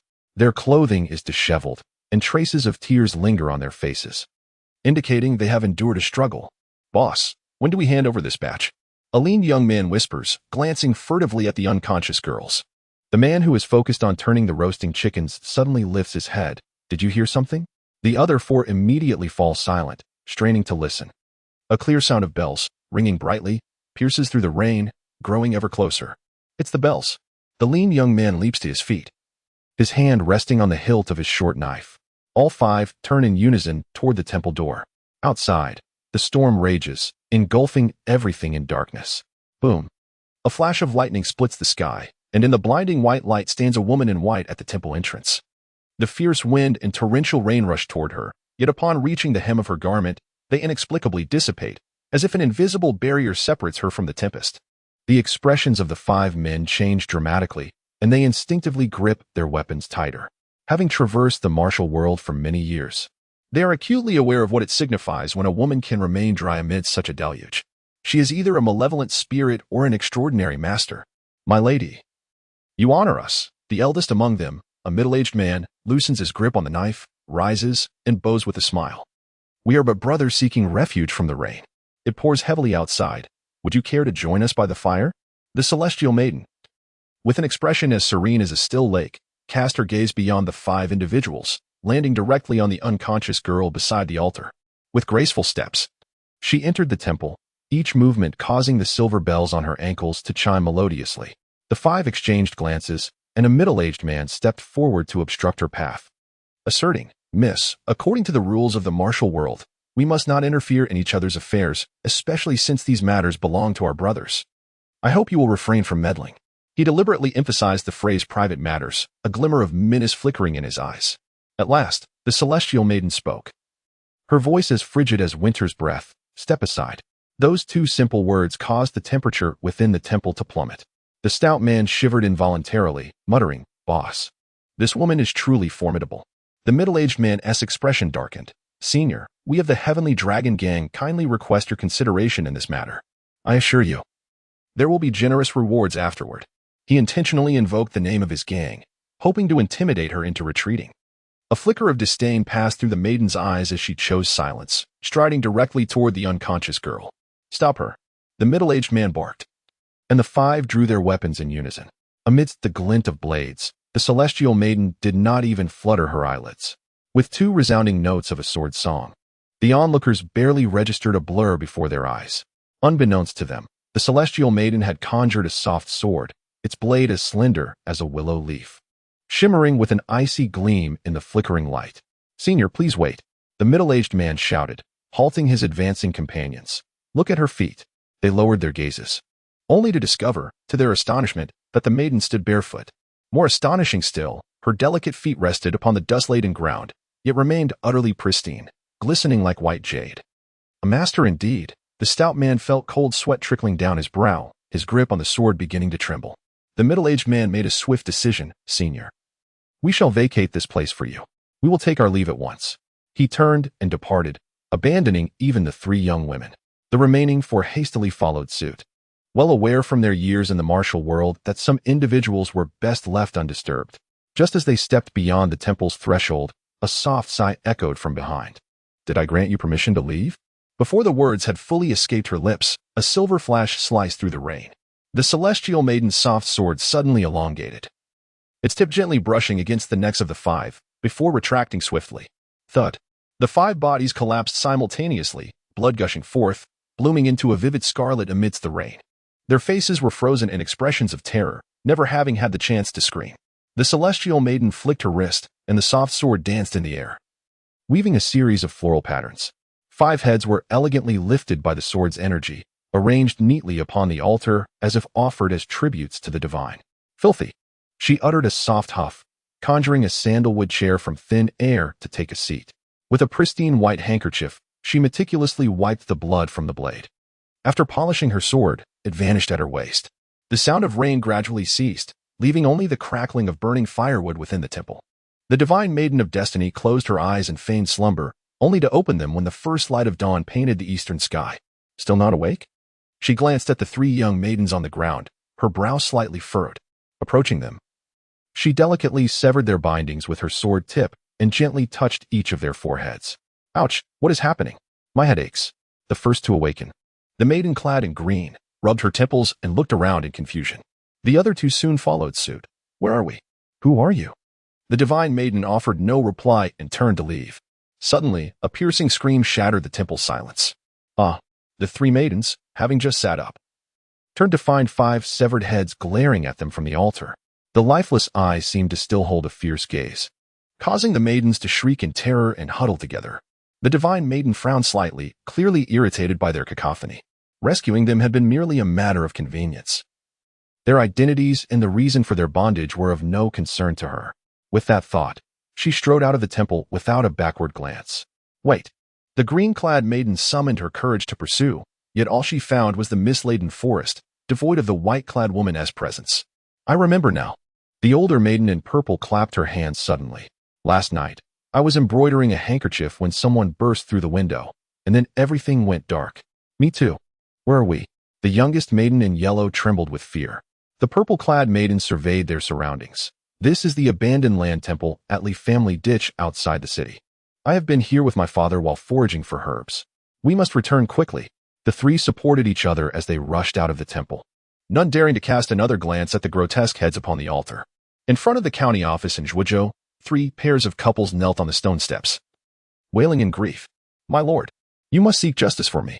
An elderly man with graying hair cried, tears streaming down his face. This morning, my daughter vanished without a trace. The window was wide open, and there are footprints. My daughter is also missing, lamented a nearby woman, beating her chest in despair. She is only 16, not even engaged. If anything has happened to her, how will I live? The third couple was even more distraught, banging their heads against the ground. We plead with you, great magistrate, save us. My daughter was perfectly fine last night, and now she is nowhere to be found. The constables scrambled to maintain order as the clerk hurried inside to report. No one noticed a woman in white on the second floor of the tea house across the street, quietly observing the scene. The divine maiden of destiny sipped her tea, a glint of coldness flashing in her eyes. It seemed that the 5 individuals from the previous night were indeed engaged in the trafficking of innocents. She set down her teacup, her fingers lightly tapping on the table surface. It was also an opportunity to assess the capabilities of the newly appointed military officer, Sima Lin-che, and whether collaboration would prove worthwhile. If not, then they would face dire consequences. Chapter 60. The Jiangku. Within the military office, the air was fragrant with sandalwood. The public housing that rightfully belonged to Zhou Xiangyang has now been seized by Lin Che. A table crafted from rosewood is cluttered with documents, and a gilded beast-shaped incense burner emits wisps of fragrant smoke, enveloping the room in a hazy atmosphere. Lin Che sits before the desk, his brush gliding across the rice paper, producing a delicate rustling sound. My lord, do take a moment to rest. Lin Xianer gently fans Lin Che with a handheld fan. Today, she is adorned in a light blue gauzy dress, cinched at the waist with a jade belt, accentuating her slender figure. As the fan flutters, a subtle fragrance wafts through the air. Mo Rong-ying stands behind Lin Che, sword in hand, casting a cold gaze upon Lin Xianer's attentive demeanor. Unconsciously, she presses down on the sword in her embrace, causing her clothing to indent at the chest, revealing a breathtaking silhouette. Such pretense, she scoffs inwardly, yet the words remain unspoken. Lin Che, undistracted, continues with his writing. To serve in governance is to benefit the people. My diligence will allow those below to find ease. My lord's concern for his subordinates is indeed a blessing for the common folk. Lin Xianer replies, her eyes sparkling with admiration, her voice as soft as flowing water. Just then, steady footsteps approach from outside. Hu Dahai strides in purposefully, clasping his fists in salute. My lord, I have come as commanded. Only then does Lin Che set down his brush, gently blowing on the freshly inked document to dry it. He looks up at Hu Dahai, a faint smile playing at the corners of his lips. According to this list, collect last month's dividends. From now on, you shall be fully responsible for collecting the previous month's payments on this day each month. Upon hearing this, Lin Xin'er's hand falters with the fan. She had assumed Lin Che was engrossed in reviewing important documents, only to discover he was drafting this dividend list. Lowering her gaze, she conceals her disappointment. This fool remains a fool after all. However, Hu Dahai trembles with excitement, for this assignment signifies not only lucrative rewards but also Lin Che's trust. He kneels. His voice resolute. I shall not disappoint you, my lord. Go then. Lin Che nonchalantly tosses the list, which arcs gracefully through the air. I have faith in Hu Zongqi's capabilities. Hu Dahai catches the list with both hands and respectfully retreats to the threshold before turning to leave. Once he is out of sight, Lin Che's smile deepens. For tasks like embezzlement and bribery, one must find the right person to handle them. Hu Dahai, this pawn, serves to amass wealth for him and can act as a scapegoat when necessary. A shrewd ruler must know how to isolate danger. Lin Xin'er hastily sets down the fan and, with her delicate hands, pours a cup of fragrant tea for Lin Che. The tea is clear and steaming, casting a warm glow upon her fingers like jade. Lin Che accepts the teacup, leisurely skimming off the froth. Have you been in correspondence with your beloved recently? With a sudden clatter, the lid of the teapot slips from Lin Xin'er's grasp. She hastily kneels. Xian'er acknowledges her mistake and shall not dare again. Why do you not write? Lin Che took a delicate sip of tea, his tone languid, and suddenly interrupted the conversation. Would not your beloved be consumed with worry? Perhaps they will rush to Zhuozhou in search of you. He set down the teacup, his fingertips lightly tapping the table. Although I possess a petty disposition, I cannot bear to see you in distress. Feel free to continue writing this letter. Lin Xin'er looked up in astonishment, unable to believe her ears. The letter could express longing and share heartfelt sentiments. Lin Che leaned closer, lifting her chin with his folding fan. Just remember, his voice abruptly turned cold. No matter how tender the correspondence, you are still mine. Should you dare to overstep even a fraction, the entire Luoyun sect will be left without a single soul. Though his words bore a threatening undertone, they flowed from his lips with a gentleness akin to water. Lin Xin'er felt a chill run through her, as if she were prey ensnared by a venomous serpent. Xin'er understood that in life, she belonged to the gentleman, and in death, to a specter. Lin Che, satisfied, retracted his fan and resumed reviewing official documents, as if their previous exchange had never transpired. Moronging, observing from the side, felt a shiver at the fleeting coldness in her brother's gaze. She tightened her grip on the long sword cradled in her arms, secretly relieved that she had never allowed herself to fall in love. Outside the window, a messenger pigeon fluttered by, carrying Lin Xin'er's freshly penned letter, flying towards Liuzhou. Liuzhou, home of the Luoyun sect. At the edge of a precipice, the beloved sat alone on a massive rock, repeatedly reading Lin Xin'er's correspondence. The paper had grown frayed from his handling, and within the lines lingered the essence of Lin Xin'er. Xin'er, he sighed softly, pressing the letter close to his heart. Ever since Lin Xin'er was forcefully taken as Lin Che's concubine, he had not a single day without yearning for her. The subtle declarations of affection within the letter were his only solace. Senior brother, this is bad. His junior rushed in, disrupting his reverie. The Tianxia Society has gathered masters from various sects to blockade the mountain gate. Master has commanded you to hurry. The beloved's expression shifted dramatically as he swiftly tucked away the letter and leapt towards the mountain gate. His robes billowed as he unsheathed his long sword, its cold gleam piercing the air. Outside the Luoyun sect's mountain gate, tensions ran high. Zhang Imo stood before the disciples, confronting the coalition of sects with a composed demeanor. Master, our Luoyun sect bears no grievances with you. What is the meaning of this today? You what, Yan? The leader of the Tianxia Society sneered. Zhang Imo, your Luoyun sect has repeatedly enhanced the treatment of its disciples and maliciously snatched talented individuals from various sects. Yet you dare claim there are no grievances? He pointed his longsword. If you do not provide us with an explanation today, do not blame us for lacking compassion. It turned out that ever since Zhang Imo acquired a substantial sum of money from Lin Che, he had significantly raised the treatment of disciples within the sect. In no time, promising martial artists from within Liuzhou flocked to the Luoyun sect, igniting envy among the other sections. You Huatian, do not be so arrogant. The beloved of Lin Xin'er, Zhang Longren, arrived before his master, his voice resonating even before his presence. You conspired against us last year, causing great losses to the Luoyun sect. Today, we shall settle both old and new scores. A flicker of apprehension crossed Yu Huatian's eyes. Despite his youth, Zhang Long is a rare prodigy of the Luoyun sect, having mastered the art of swordsmanship to an extraordinary degree. He discreetly gestured, and the masters from various sects immediately formed an encircling formation. The atmosphere was charged as if a storm were imminent. In Zhuozhou, at the military office, Lin Che stood by the window, gazing pensively towards Liu Zhou. What is the young master observing? Lin Xian'er inquired cautiously. An intriguing spectacle, Lin Che replied, turning, his folding fan gently swaying. Can you guess if, at this very moment, the grounds before the Luyun sect are awash with blood? Lin Xian'er turned pale. What do you mean, young master? Nothing of consequence. Lin Che chuckled as he closed his fan. I merely recalled that the silver Zhang Imo took from me last month must have been nearly exhausted by now. A sudden realization struck Lin Xian'er. She comprehended that the peril now facing the Luyun sect might have been orchestrated by Lin Che from the very beginning.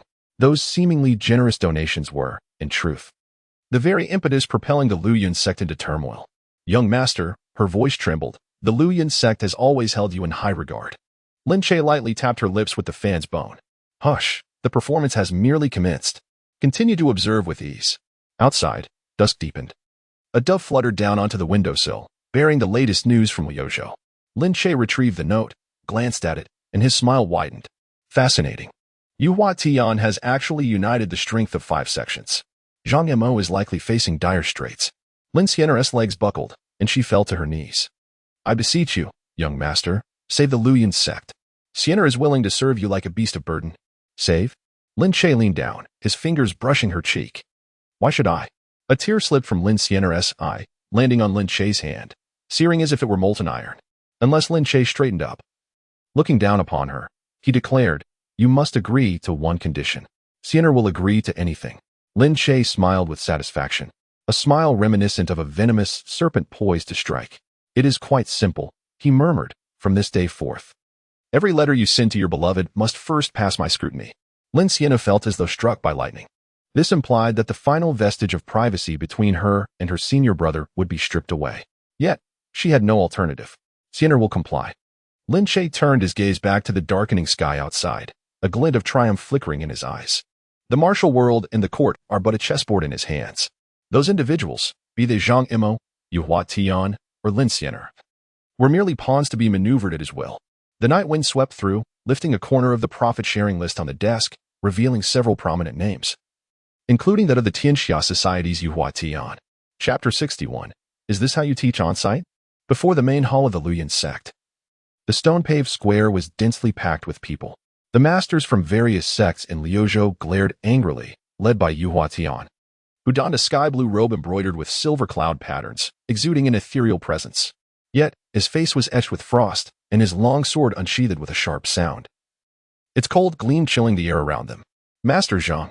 In the ethereal realm, Yuhua Tian's voice resonated like a mighty bell, each word imbued with the weight of 1,000 pounds. You, the Luyun sect, relying on your abundant wealth, dare to sever the foundations of various sects. With only a mere 100 disciples in Luzhou, you audaciously refuse to accept tuition and instead offer monetary incentives. Is this despicable maneuver meant to drive our sects to the brink of annihilation? As his words echoed, a cacophony of agreement erupted from behind him. The elder of the Huanglong sect, with disheveled hair and beard, pointed an accusatory finger at Zhang Imo, exclaiming, in past years, the disciple selection ceremony adhered to some semblance of Jianghu etiquette. Yet, you brazenly enticed disciples with money, clearly mocking the meager resources of the Huanglong sect. On the other side, the head of the Fei Lu sect, incensed, hurled his iron fan to the ground with a scornful laugh. Zhang Imo, do you truly believe that money can buy the integrity of the Jianghu? In the face of the crowd's rebuke, Zhang Imo exhibited an unexpected demeanor. Reclining against a gilded armchair, the collar of his dark robe slightly undone, he leisurely twirled a jade ring between his fingers and suddenly let out a derisive laugh. Your words are quite amusing, he remarked, casting a scrutinizing glance over the assembly, his eyes glimmering with mockery.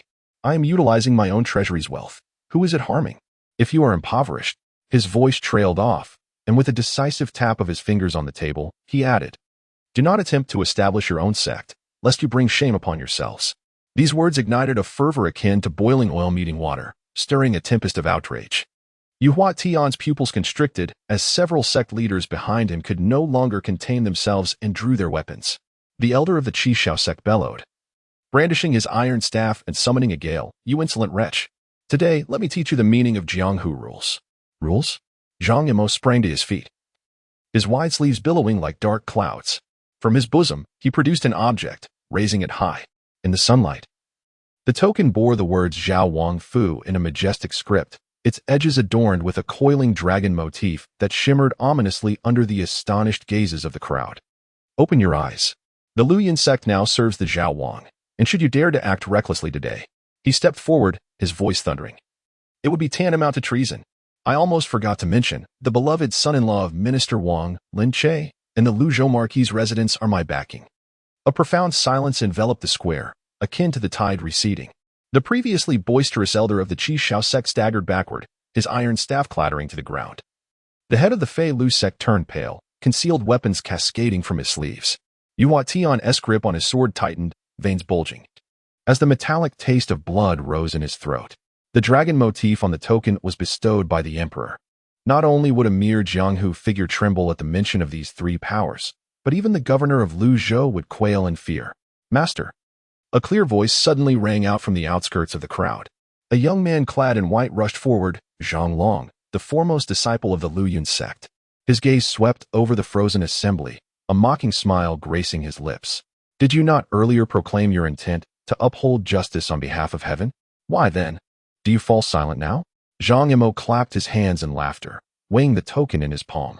Gentlemen, would you care to verify the truth of what I have stated? His countenance abruptly shifted, the warmth replaced by a chilling glint in his eyes. Or do you harbor treasonous thoughts?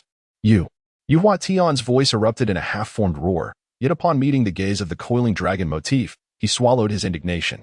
Rumors of the martial world flitted through his mind like a revolving lantern.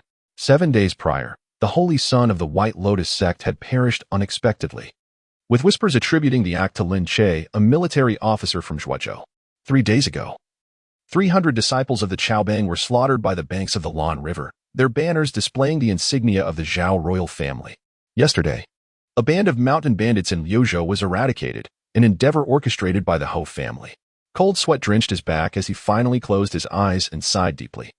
The sound of his sword clashing against its sheath resonated in his heart like the weight of a 1,000-pound hammer. What a splendid Zhao royal family! What a remarkable Lin Che! What an impressive Hou family! Yuhua Tian staggered back a step, suddenly tilting his head back to laugh madly, a laugh filled with desolation.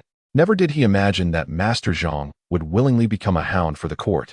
Today, I have truly witnessed the so-called justice of this martial world, thought Yi. He whirled around abruptly, his robes billowing like descending clouds, yet failing to conceal the stoop of his back as he retreated to the mountains. As Yuhua Tian retreated, the remaining crowd scattered like birds and beasts. The leader of the Philia sect forced a smile, trying to maintain his dignity. Misunderstandings, all misunderstandings. I shall surely bring a generous gift to apologize at a later date. Elder Qi Shao, on the other hand, directly pulled a disciple to shield himself, retreating while shouting, Master Zhang, do not hold it against us. We were all misled by Yuhua Tian. Yet, Zhang Mo's sudden outburst silenced them. Lin Sima has given everyone 3 days to consider. If you do not submit, it will be considered collusion and rebellion. Today, your coercion against the Luoyuan sect serves as irrefutable evidence. The mountains echoed with Zhang Mo's voice. Consequently, the leaders of the sects glared with fury but dared not express their anger, departing in despondence. Ha ha ha! Zhang Yimou erupted in laughter, yet as he laughed, tears brimmed in his eyes. He caressed the textured surface of the token, lost in a reverie as he recalled his master's dying moments. Grasping his hand and whispering with a feeble breath, Emperor, the plaque of the Luoyuan sect must not fall. He had fulfilled Lin Simai's instructions, and from now on, the Luoyuan sect would only grow stronger under his guidance. Within the military office, the scent of sandalwood wafted gently. Lin Che reclined against a Zeton couch, toying with a celadone teacup, the Bailuo Chun tea swirling within like jade. Suddenly, a slight rustling emerged from behind the screen, followed by the delicate sound of a tea tray tapping against the table. Please enjoy the tea, my lord, Lin Skinner offered, her head bowed, her earlobe adorned with agate pendants swaying with her movements. Today, she had styled her hair in double loops, with a silver butterfly hairpin nestled among her locks, appearing even more charming than usual. As Lin Che accepted the teacup, his fingertip brushed against her hand, causing the young maid to instinctively retract her hand, nearly spilling the tea. Such timidity, how could she ever be a concubine of the Lin family? A cold snicker emerged from behind the screen. Morong Ying stood poised with her sword, her dark attire accentuating her slender waist and long legs, her brows and eyes sharp as blades. She fixed her gaze on Lin Xianer's flushed face and suddenly stepped forward, pressing the sword sheath against the table with a thud. If my brother wishes to take a concubine, why has he chosen her? Lin Che chuckled lightly, shaking his head, the teacup ringing crisply as he set it down. Sister, the Luoyan sect is now my pawn in the martial world. Taking her will allow me to bind Zhang Imo even more tightly. He paused, a glimmer of mischief in his eyes. Moreover, men often have certain needs that require the solace of women. What needs? Mu Rongying pressed closer, her hair brushing against Lin Che's neck. Playing the zither? Brewing tea? I am proficient in all these arts. She suddenly grasped his collar, her breath brushing against his ear as she exclaimed, Is it that my brother finds the bloodstains on my sword soiling the bed? Nonsense. Lin Che seized her wrist, though his grip was gentle. The woman before him bore an obstinacy in her eyes reminiscent of that winter long ago when snow sealed the mountains at 10 years old. She had carried him out of a wolf pack with a broken leg, displaying the very same stubbornness. He sighed, his fingertip gliding over the old scar in her palm. This matter is beyond your aid. Before he could finish, Lin Xianer let out a soft whimper. It turned out that Mu Rongying had suddenly pressed her down onto the couch, their noses nearly touching. I intend to see what you can do that I cannot. The little girl, startled, fluttered her eyelashes, yet she noticed Mu Rongying turning to Lin Che, raising an eyebrow. Isn't it merely skinship? I've perused the illustrations. What difficulty could there be? Lin Che could only chuckle in silence. If you wish to observe, then behold to your heart's content. Chapter 62. Such an unexpected arrival? Lin Xianer happened to arrive bearing a light snack. Just as she closed the door and walked to Lin Che's side, placing the pastries on the table, he suddenly pulled her into his embrace, prompting her to exclaim, My lord, kneel. He ruffled her hair affectionately. Lin Xianer, well accustomed to this, immediately understood. Her ears tinged with a rosy hue as she timidly glanced at Mu Rongying from his lap. Mu Rongying is still present.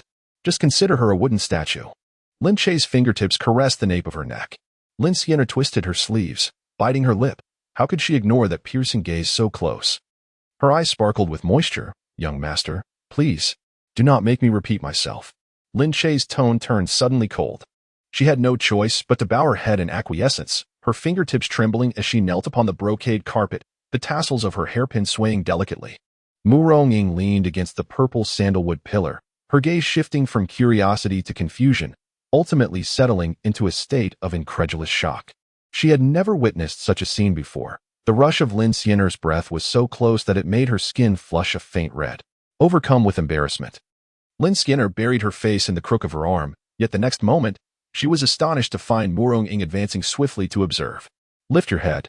Calloused fingers unexpectedly cradled her chin, startling her to the point where her pupils constricted and the silver bangles on her wrist jingled in disarray, her entire being trembling like a candle flickering in the wind. After a brief pause, Mu Rongying forcefully pulled Lin Xianer aside. Get out of the way. Let me have a try. She believed it posed no challenge, as long as she maintained the right rhythm. Lin Che immediately felt a wave of embarrassment wash over him. And just then, footsteps echoed from the entrance. My lord, my lord. Damn it, what impeccable timing. Lin Che responded curtly, Come in. My lord. The county office reported that 3 women went missing last night in the city, confirmed to be the work of martial artists. Zhao Wudi stepped briskly into the inner hall, cupping his fist in report. Out of the corner of his eye, he caught sight of Mu Rongying and Lin Xianer standing nearby. Yet he dared not glance at them for long. As both women appeared flushed, Lin Che placed the documents in his hand down, his fingertips gently tapping on the rosewood table. How can this be substantiated? The county constable reported that during the on-site investigation, footprints were discovered on the walls and windows of one household. Zhao Wudi respectfully responded. The wall reaches a height of over 10 feet.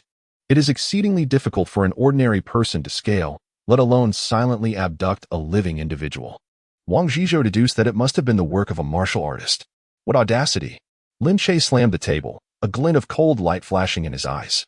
I shall ensure this scoundrel meets a fate most gruesome. His fury was not merely due to the case at hand, but also because it had interrupted the enchanting encounter he was about to have with the 2 lovely ladies. Zhao Wudi, unaware of the underlying circumstances, interpreted his superior's wrath as a deep-seated animosity towards evil. Your concern for the people is indeed a blessing for Zhuozhou. At that moment, the county's head constable, Chen, rushed in, beads of sweat adorning his forehead. I report to you, Lord Pei, the 3 missing young women have just returned and are presently waiting outside. Returned? Lin Che raised an eyebrow. Bring them in. The three young maidens timidly entered the inner hall, bowing in unison. Their attire appeared slightly disheveled. Yet their expressions bore little trace of terror, indicating they had not suffered substantial harm. "Please recount the circumstances of your abduction," Lin Che gestured for them to rise. His gaze sweeping across their faces, the maidens took turns narrating.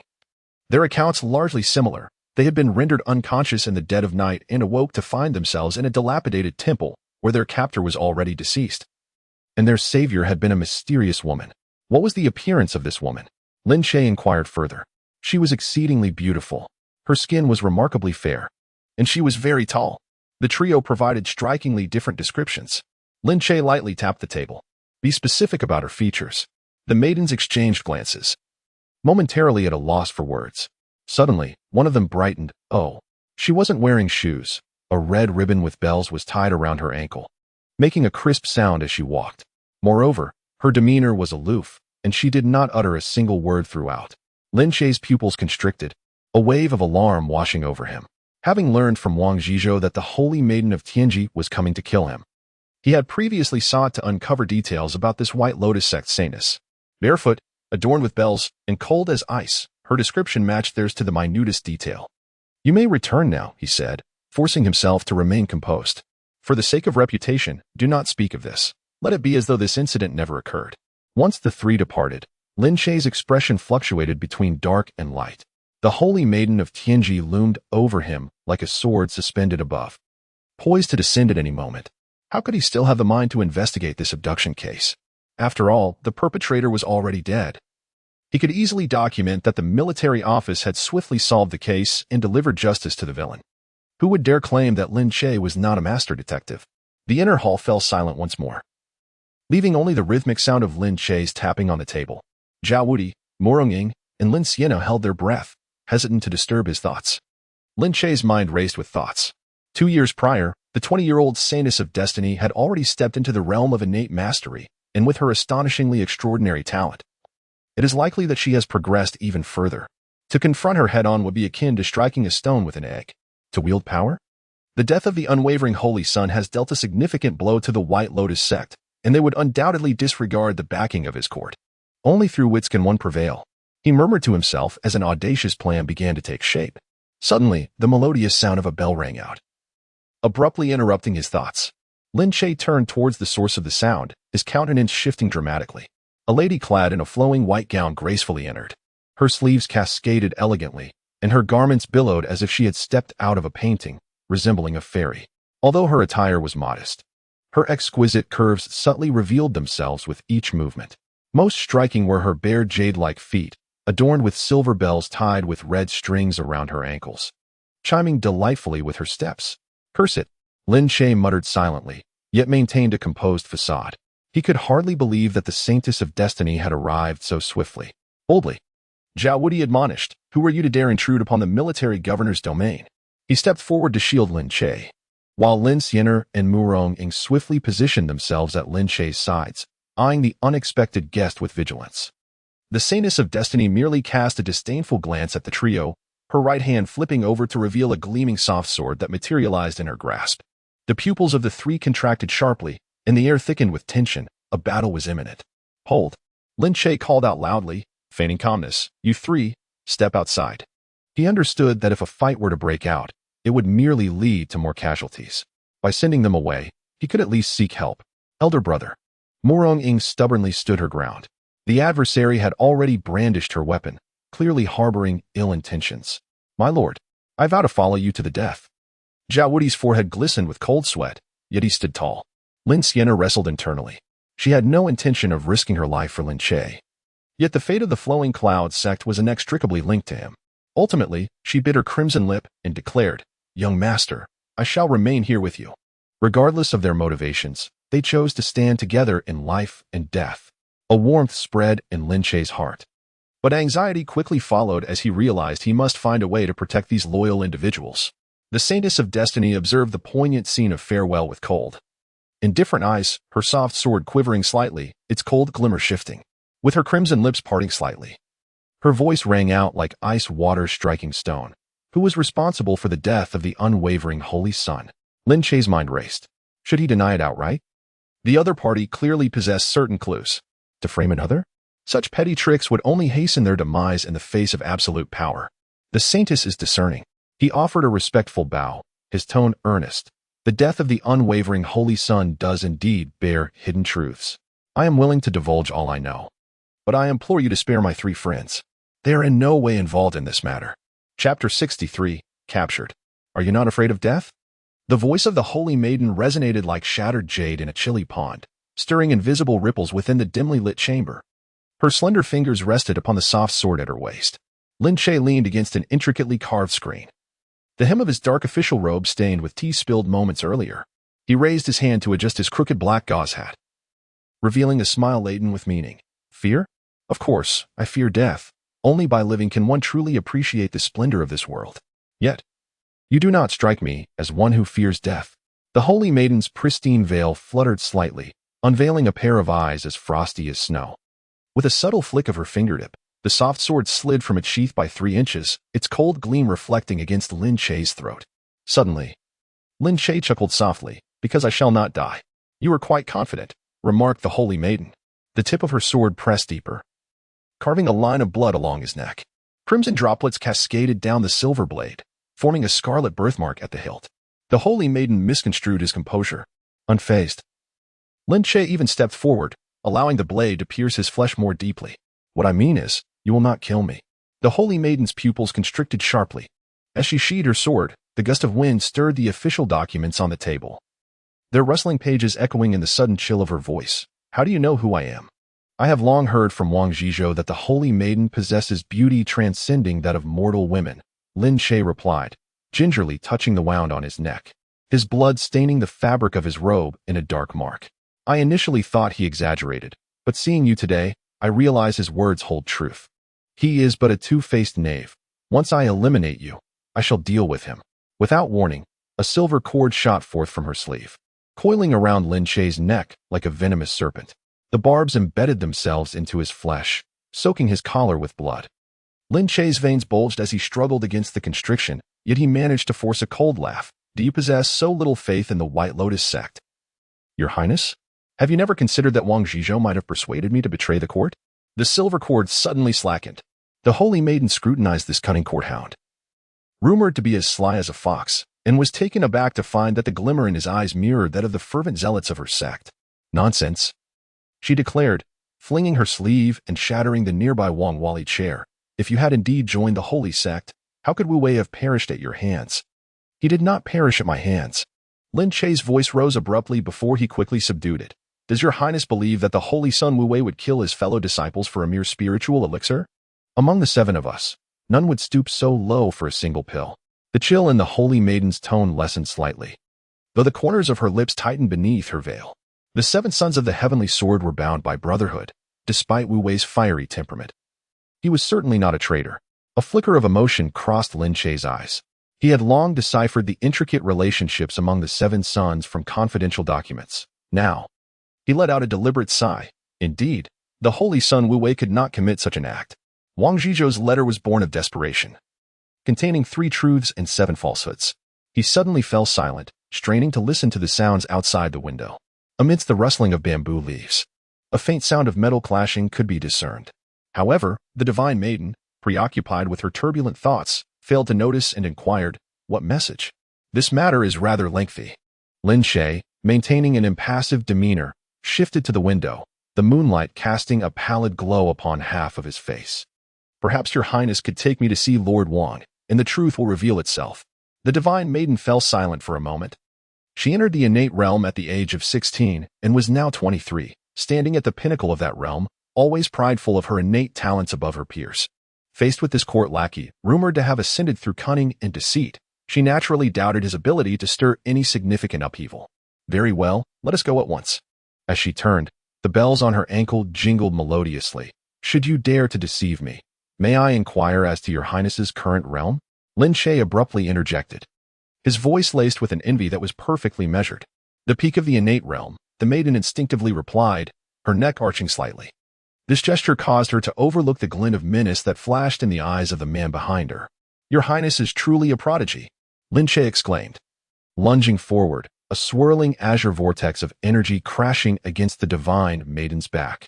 This strike had been long in the making, channeling all of his postnatal energy into her meridians.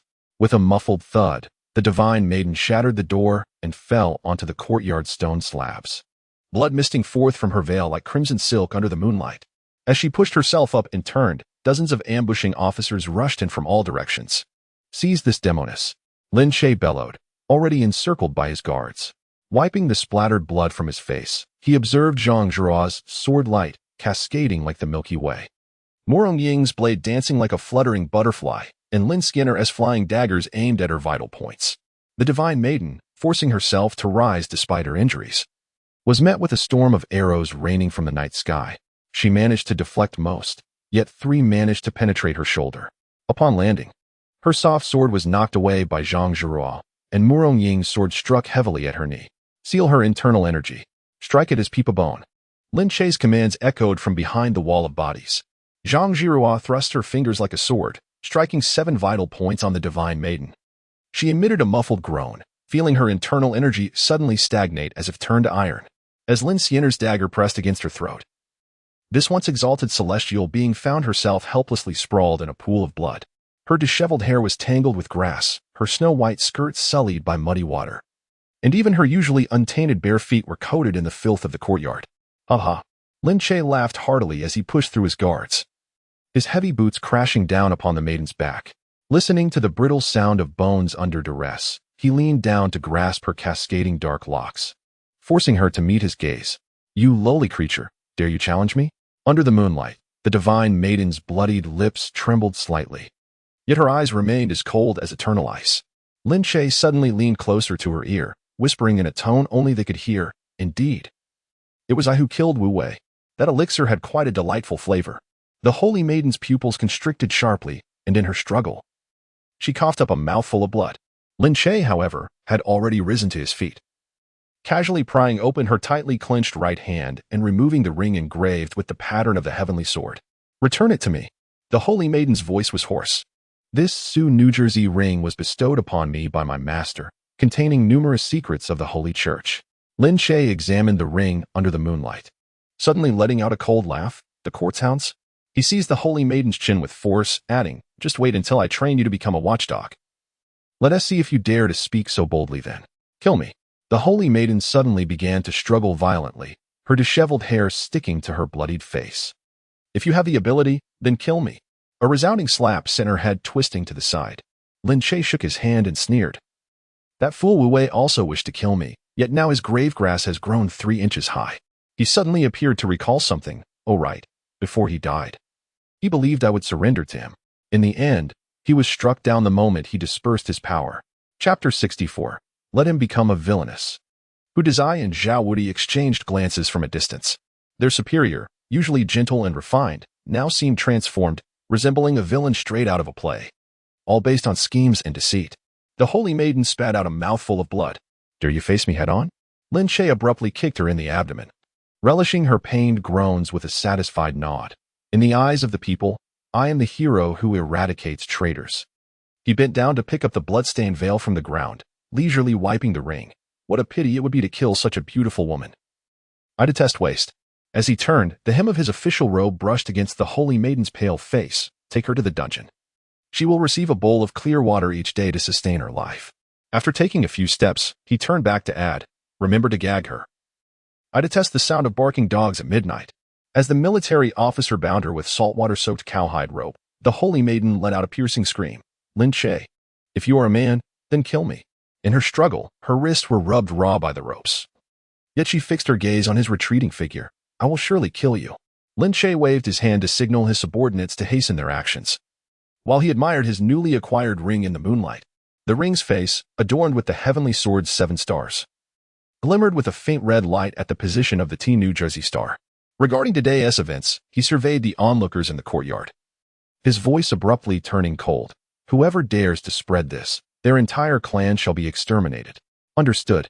The uniform response rang out as Lin Che hummed a tune while walking towards his study. Passing by a flowering crabapple tree, he suddenly paused, chuckling lightly. "I delight in the notion of the holy maiden's downfall." The night breeze swept through, dispersing the scent of blood that lingered on his sleeves.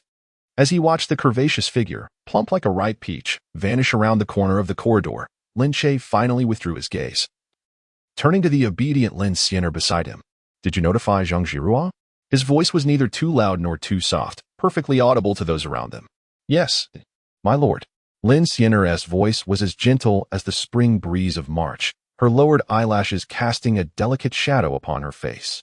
Her slender fingers twisted together, the knuckles slightly paling. A satisfied smile curved at the corners of Lin Che's lips as he reached out to pat her shoulder. "Well done." He paused, his gaze lingering upon her face. "The probation period has been shortened to 1 month. If I am pleased after this time, you shall be taken into my household." Lin Xian'er abruptly lifted her head, her eyes sparkling with astonishing brilliance. "Really? Thank you, my lord," she exclaimed, nearly leaping as she bowed, her skirt sweeping joyfully across the bluestone floor. Yet in the next moment, she suddenly became aware of her own indiscretion, a blush swiftly spreading from her neck to her ears. She bit her lip, her nails digging deeply into her palm. How could she be so lowly? Simply because she might become his concubine a month earlier, she felt elated as if she had been granted an immense favor. This realization filled her with such shame that she could scarcely raise her head. Standing nearby, Mu Rongying observed coldly, a mocking smile curling at her lips. Was it merely about being used? Anyone with a mouth could achieve that, she could too. Why should this little girl capture her brother's attention? She clenched her fists tightly, the pain of her nails digging into her flesh, keeping her alert. She must find a way to prove to her brother that she was no less than anyone else. "I must reclaim my dignity," Mu Rongying vowed within her heart, not to prove her own worth, but to make it clear to all that what she had lost must be taken back by her own hands. This thought ignited like a flame within her chest, causing her to tremble slightly. Lin Che remained oblivious to Mu Rongying's unusual demeanor, as he was preoccupied with more pressing matters. He surveyed the room, ensuring that everyone was attentive to his forthcoming words. "Today, my brothers, you have all worked hard. Hu Zongqi, please arrange for each person to receive a reward of 100 taels of silver. After your duties, let us celebrate at the Zui Xian Lu, with the expenses charged to me." Since he had assumed command of the military office, Zui Xian Lu had almost become their second headquarters. Lin Che even contemplated requesting a discount from the madam of Zui Xian Lu, considering the substantial business he brought.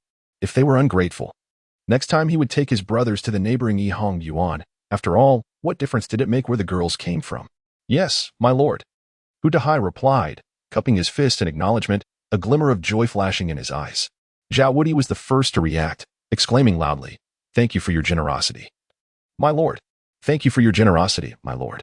The other military officers echoed in unison, their voices shaking the dust from the eaves above. These men, their faces flushed with excitement, were visibly thrilled. Why were they willing to serve Lord Lin? Beyond his noble lineage and background, the more crucial reason was that he never underappreciated his subordinates. The lavish rewards of gold and silver need not be mentioned. Merely the extravagant banquet, which has been hosted several times, is enough to evoke fond memories. Each guest was served a single abalone, the exquisite taste of which lingers in their minds even now. Although fresh abalone may not be as precious as dried, for these junior officials, whose monthly stipend amounts to but a few taels of silver, it remains a rare delicacy. Typically, they subsist on salted fish at home, and at most, indulge in a feast at the Drunken Immortal Pavilion once or twice a month. Now, accompanying Lord Lin, they not only receive a handsome reward but also enjoy abalone, fine wine, and the company of charming companions. Such a splendid life is hard to come by. Lin Che looked at the excited faces around him and nodded in satisfaction. He then turned to Zhang Zhirua, softening his tone. "Today, I owe my life to you, madam. Otherwise, I would have met a dire fate. The ability to counterattack the celestial mechanism Saintus today was due, in part, to her overestimation of herself and misjudgment of my strength, and also thanks to your presence, for had it not been for you, the Saintus, even injured, would likely have escaped with ease." This was a matter pertaining to her status as a concubine. Zhang Zhirua slightly bowed her head, her voice as melodious as a mountain spring. "I am fortunate to have arrived in time. Otherwise, if you had fallen victim to treachery, I would not know how to face my senior brother." Lin Che is not only a benefactor of the Flowing Cloud sect but may also become the husband of her beloved disciple, and for both personal and professional reasons. She could not bear to see him come to harm. Lin Che clasped his hands solemnly. "I shall refrain from saying more in gratitude. This matter is etched in my heart." Zhang Zhirua smiled gently, and as she nodded, the fullness of her bosom swayed slightly, causing several young guards nearby to swallow hard. "Madam, will that enchantress be able to break through her meridian on her own?" Lin Che asked in a hushed tone, a flicker of concern in his eyes. Zhang Zhuo shook her head, her tone resolute. "You need not worry, my lord. Every 3 days, I seal her meridian anew, given her current injuries. It would be a fool's dream to think she could achieve it without external aid. With your assurance, I am at ease," Lin Che nodded. "I must trouble you daily to provide her with water." He paused and added, "Madam, please return to the residence to rest. Sienna and sister will accompany me for a brief outing." Zhang Zhuo responded softly, and as she turned to depart, her waist swayed gracefully, exuding charm. Lin Che watched her fade from view before turning to Lin Sienna and Murong. "Let us go to the government office." Chapter 65. Poisoning. Approximately a quarter of an hour later, at the government office, Wang Zhizhou was engrossed in reviewing documents when he heard footsteps. Lifting his head, he saw Lin Che being escorted in by a scholar, and he promptly set down his brush to greet him. I wondered why the magpies were singing incessantly this morning. It turns out a distinguished guest has arrived. He greeted Lin Che with a broad smile, though a hint of curiosity flickered in his eyes. "What brings you to my office today?" Lin Che's gaze scanned Wang Zhizhou's face, and in an instant, he discerned that the other had not yet encountered the celestial mechanism Saintus and was unaware of her arrival in Zhuozhou. This revelation eased the tension in his heart. That woman truly possesses an inflated sense of self. Arriving in Zhuozhou without contacting local allies, she brazenly came to seek him out, only to meet with a reversal of fortune. Apart from expressing gratitude for the case, Lin Che deliberately feigned a look of concern. "I would also like to inquire if your remarkably talented Saintess of Destiny has arrived in Zhuozhou?" "Not at all," Wang Zhizhou replied without hesitation. Lin Che squinted, pretending to be doubtful. "Really?" "Indeed, there has been no sign." Wang Zhizhou, appearing rather helpless, spread his hands. "I find it perplexing. By my calculations, the Saintess should have arrived by now, yet I have yet to receive any news, not even a glimpse of her." At this point, he could not help but mutter. Could she possibly be lost? Still not here? Lin Che feigned a dramatic shake of his head and sighed. "As long as she remains absent, I shall remain on edge." He rose, clasped his hands in a gesture of farewell. "Very well. I shall not disturb you any longer with your duties. I bid you adieu. Take care." "No need for formalities," Wang Zhizhou nodded, watching Lin Che depart. As Lin Che exited the gates of the government office, the worried expression on his face vanished in an instant, replaced by a triumphant smile. He strode confidently down the street, the sunlight casting a long shadow behind him. Murong quickly caught up and could not resist asking, "Brother, where are we headed?" "To the military office," Lin Che replied without turning. "I have some matters to attend to." Lin Sienna trotted a few steps and timidly inquired, "Young master, is there anything you require me to prepare?" At this, Lin Che turned to glance at her, a knowing smile gracing his lips. "You should return and rest well, gather your strength.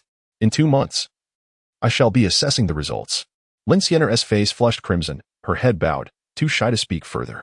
Murong observed this and felt a surge of unrecognized frustration. She vowed silently to ensure her brother recognized her worth and that this pretentious young girl would not overshadow her. The three of them, each harboring their own thoughts, walked along the bustling street towards the military office. The shouts of street vendors filled the air, and pedestrians moved in throngs. Unaware of the undercurrents stirring beneath this seemingly tranquil facade, Lin Che contemplated his forthcoming plans as he walked. The Saintess of Destiny was secretly confined by him, and this secret could not be kept for long. Once the White Lotus sect discovered her disappearance, they would undoubtedly send someone to investigate. He had to prepare himself beforehand, either by finding sufficiently formidable allies or ensuring that the proud woman would remain silent forever. A glimmer of cold resolve flickered in his eyes. In this ruthless world where the strong prey upon the weak, it was either his demise or hers. Since the Saintess had made the first move against him, she could not blame him for being ruthless. "Young master?" Lin Sienna's cautious voice pulled him back to reality. "What are you pondering?" Lin Che regained his composure, his countenance once again adorned with a roguish smile. "I was contemplating whether the ladies at Drunken Immortal Pavilion might miss me to the point of losing sleep." Upon hearing this, a fleeting shadow crossed Lin Sienna's eyes, but she quickly masked it with a forced smile. Murong silently gritted her teeth, pondering that one day her brother's gaze would be solely fixed upon her. Thus, the three of them, each harboring their own thoughts, vanished into the bustling street corner. As night deepened, the Lin residence was aglow with flickering lights. Upon entering the courtyard, Lin Che observed Wang Yuyan holding a bamboo arrow. skillfully aimed at a copper pot a few steps away before gently releasing it. The arrow traced a graceful arc in the air, landing perfectly within the pot, producing a crisp sound. What remarkable accuracy! Lin Che clapped in amusement. Hearing the sound, Wang Yuyan turned to see him and handed the remaining bamboo arrows to the maid Lin Hua, raising an eyebrow as she inquired, "Who is that woman?" Xiaoyu promptly bowed to Lin Che, addressing him as master. Lin Che waved his hand, gesturing for her to withdraw. Once her footsteps faded, he responded in a hushed tone. "She is the saintess of heavenly secrets, here to avenge the saint's son of non-action. Unfortunately, her skills are lacking, and she has fallen into her own trap." The saintess of heavenly secrets? A flicker of surprise crossed Wang Yuyan's eyes. 2 of the 7 swords of the White Lotus sect have already fallen at your hands. If this continues, you might truly achieve renown across the 9 provinces. Lin Che smiled non-committally. "While I do not dare to aspire to such fame, it would be advantageous to intimidate the White Lotus sect." Wang Yuyan snorted lightly before asking, "What do you plan to do with her?" "I have my own strategies in mind," Lin Che replied, not directly answering, but instead posing a question. "Do you know of any poison that can affect a martial artist without immediately taking their life, requiring only periodic doses of an antidote?" Wang Yuyan's eyes flickered with intrigue. "You intend to control her with poison?" Upon seeing Lin Che nod, she shook her head. "Core members of the White Lotus sect may not yield simply out of fear of death." "That may not be the case," Lin Che remarked calmly.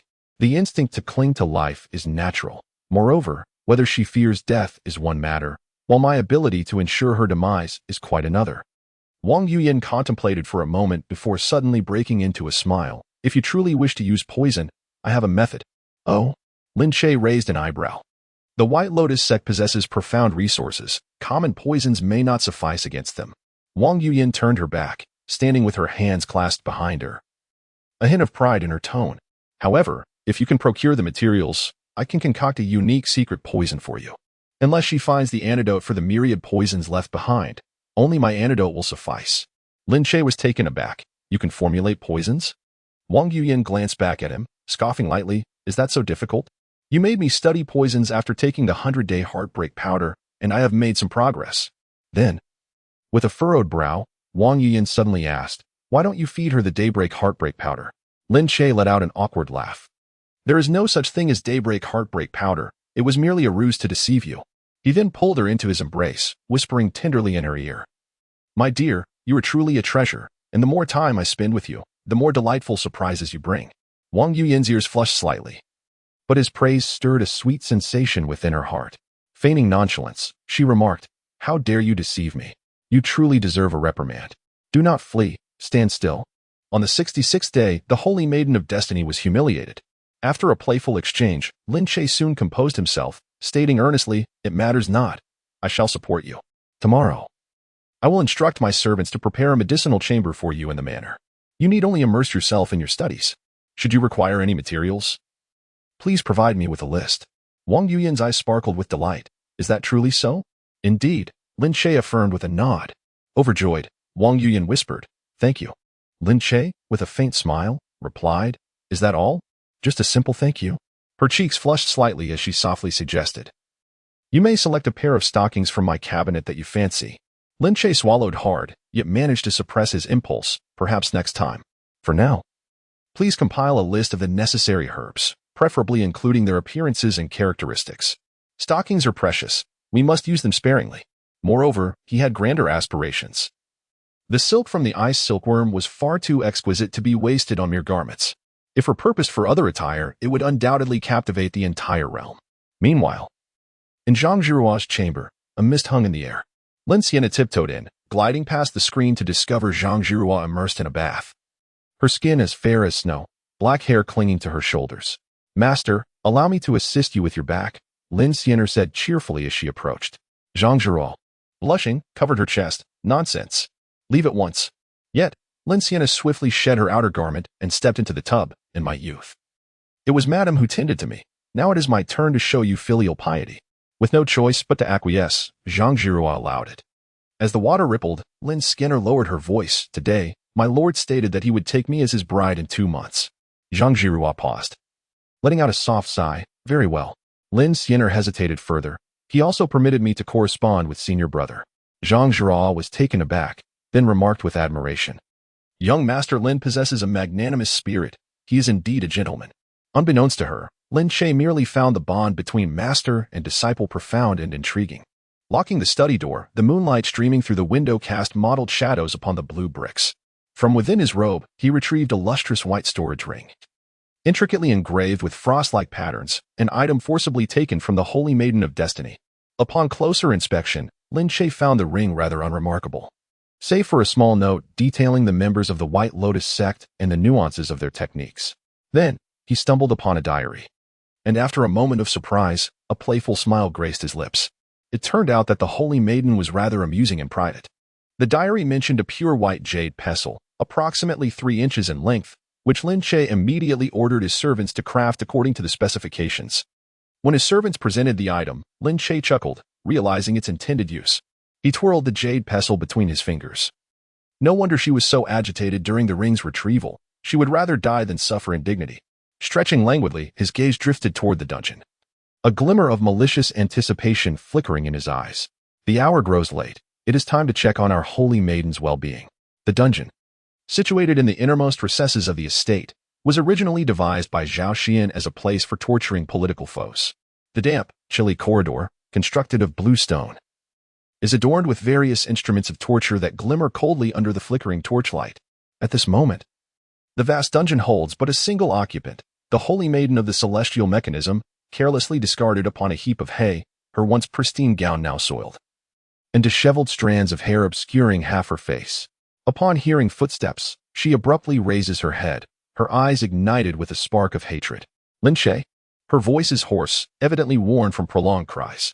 Your Highness, I hope my late-night visit has not inconvenienced you? Lin Che approaches leisurely, fanning himself with an ornate fan, the flickering flames casting unpredictable shadows upon his handsome visage. The Holy Maiden struggles to rise, but her sealed dantian causes her to stagger and fall, gritting her teeth. She retorts, whether you wish to kill or maim, do as you please. There is no need for such feigned pretense. Lin Che chuckles lightly, suddenly retrieving a jade pestle from his storage ring, playing with it at his fingertips. Kill you? How could I bear to do so? After all, I currently possess a valuable hostage. The Holy Maiden's complexion drains of color in an instant, and her body trembles uncontrollably. You actually read my diary. Return it to me. Her voice is barely a whisper, filled with desperate pleading. Return it to you? Lin Che feigns astonishment. Has the Holy Maiden forgotten her circumstances? You are now my prisoner. Even that dress upon your body belongs to me, let alone the item in my possession. He leans closer, whispering in her ear, including your faux husband. Would you be interested in a real one? The experience is far more pleasurable than a counterfeit. Ah, the Holy Maiden emits a piercing scream, lunging at Lin Che, only to be easily sidestepped. She crashes to the cold ground, tears streaming down her face. Kill me. I beg you, just kill me. Lin Che gazes down upon her collapse with a sense of enjoyment, responding languidly, what a pity it would be to end your life. I intend to keep you around to witness a splendid performance. Suddenly raising his voice, he calls out, O Jade brother.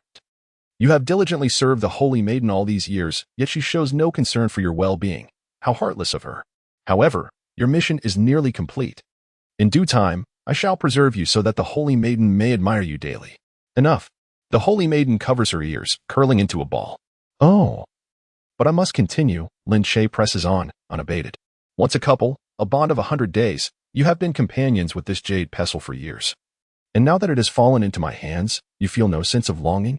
Unable to withstand any longer. The Holy Maiden seizes a broken bowl from the ground and hurls it at Lin Che. I will fight you. Lin Che sidesteps, deftly grasping her wrist and pulling her into his embrace. Your Highness, is this an invitation to embrace? How inappropriate it is before your husband. The Holy Maiden's body stiffens, her tears soaking Lin Che's front. Her voice fractured. You are not human. Of course, I am human. Lin Che released her and retrieved several pristine silk ribbons from his bosom.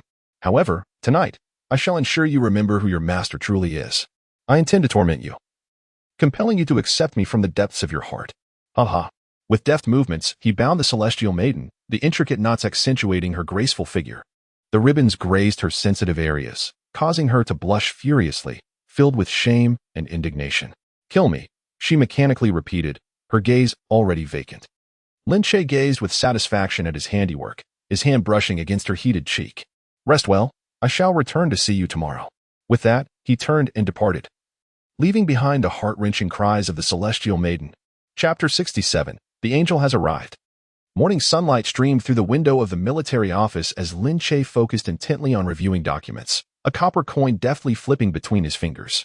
Hu Dahai stood before the desk, respectfully holding a list filled with the names of medicinal herbs. Sir, these herbs. Hu Dahai hesitated, his gaze flickering over the precious items on the list. Lin Che, not lifting his head, continued to manipulate the coin. What seems to be the problem? I dare not. Hu Dahai quickly bowed. It's just that some of these herbs are rather rare, I fear. Dahai. Lin Che finally raised his head, a subtle smile playing at the corners of his mouth. When did you learn to question my orders? Beads of sweat formed on Hu Dahai's forehead. I wouldn't dare. I shall attend to it immediately. Lin Che nodded in satisfaction, the coin clinking as it fell onto the desk. Remember, this is a matter of state. Controlling the Celestial Maiden will allow us to serve the court more effectively. As Hu Dahai was about to withdraw, he suddenly turned back, cautiously producing several silver notes from his sleeve and placing them on the corner of the desk. Sir, this is a small token from last night. Lin Che raised an eyebrow, the silver notes glinting in his eyes. Oh, from where did this come? Last night, Zhao Wudi took me to a newly opened gambling house. Hu Dahai's voice trailed off. In the end, I lost everything and, well, simply used the pretext of apprehending a criminal. Did the establishment pay for protection? Lin Che interrupted, lightly tapping the table with his fingers. Hu Dahai quickly shook his head. Absolutely not. How could I dare to touch an establishment that is paid? Only then did Lin Che extend his hand to tuck the silver notes into his sleeve. Since it came through legitimate means, I shall graciously accept it. He paused, adding, however, let this be a one-time occurrence. The business environment in Zhuozhou must be maintained. Hu Dahai repeatedly agreed, just about to take his leave when Lin Che called him back. By the way, instruct that gambling house to pay up promptly. With the military office's protection, no one will dare to rob them in the future. Your wisdom is unparalleled, sir. Hu Dahai's eyes sparkled with intrigue. That box we seized last night was filled with promissory notes. Lin Che laughed derisively. Promissory notes are indeed valuable. Armed with them, we can collect debts with utmost legitimacy. Should they lodge a complaint with the authorities, we need not fear. Hu Dahai suddenly understood, his face flushed with excitement. My lord, you could have simply taken it, yet you choose to follow this procedure, truly a heart of compassion. Remember, we are officials, Lin Che replied, his tone measured. Every action must have its justification. After collecting the debts, he cast a meaningful glance at Hu Dahai. Hu Dahai immediately grasped the implication. I understand, sir. The debts incurred by the gambling house have caused us trouble. Thus, it is only right to collect a commission. Lin Che feigned contemplation. Running a gambling house is no easy task. A 70% return is already quite generous. The two exchanged knowing smiles. Just as Hu Dahai was about to take his leave, Zhao Wudi burst in, flustered. My lord, the envoy has arrived. Envoy? Lin Che was momentarily taken aback, then quickly realized it referred to the imperial messenger, delight blooming on his face. Could it be the reward for slaying the Saint of Wuwei had finally arrived? He promptly rose, quickly prepare the incense and altar for the decree. No need. A soft, serpentine voice drifted in from outside, reminiscent of a snake slithering over stone. Lin Che looked up to see a middle-aged eunuch, adorned with makeup, entering slowly, followed by 2 young attendants and a dozen imperial guards. The eunuch's gaunt features belied a certain malice, and he waved a silken handkerchief, releasing a pungent scent of powder. Lin Sima. The eunuch's voice, sharp as nails scraping porcelain, pierced the air. The emperor has not granted you a decree, so do not busy yourself. Lin Che's heart sank, but he maintained a composed exterior. What may I call you, my lord? Ah. The eunuch exaggeratedly covered his mouth with a laugh, his fingers delicately poised. Lin Sima truly forgets his manners. It has been merely half a year since leaving the capital, and you no longer recognize my family? A flicker of malice crossed his eyes, yet his tone remained saccharine, of course, as the esteemed son-in-law of Minister Wang. How could you possibly regard someone as humble as myself? Lin Che's mind raced. This eunuch clearly harbored a grudge against him. But his elder brother had offended so many in the capital that he could not recall who this individual was. Given the uncertain circumstances, he dared not respond hastily. Remaining fixed in place. Noticing his silence, the eunuch's smile grew colder. Why has Lin Sima fallen silent? Do you now disdain even to converse with me? Gritting his teeth, Lin Che suddenly stepped forward and grasped the eunuch's hand. My lord, please follow me. Without waiting for a response, he pulled the eunuch toward the exit, clearly taken aback. The eunuch hesitated, momentarily forgetting to resist, and half-heartedly followed, "Oh dear, Lin Sima, where are you taking me? Slow down, slow down." The attendants and guards exchanged glances, ready to follow, but the eunuch gestured for them to remain behind. He was curious to see what tricks the formerly arrogant Lin Che would play now. Lin Che hurriedly brought the eunuch back to his residence. Zhang Jirua, seeing Lin Che entering with a eunuch in tow and a group of imperial guards following closely, was momentarily taken aback. She promptly prepared wine and dishes to entertain them. Lin Che casually tossed out a remark and dragged the eunuch straight to the backyard.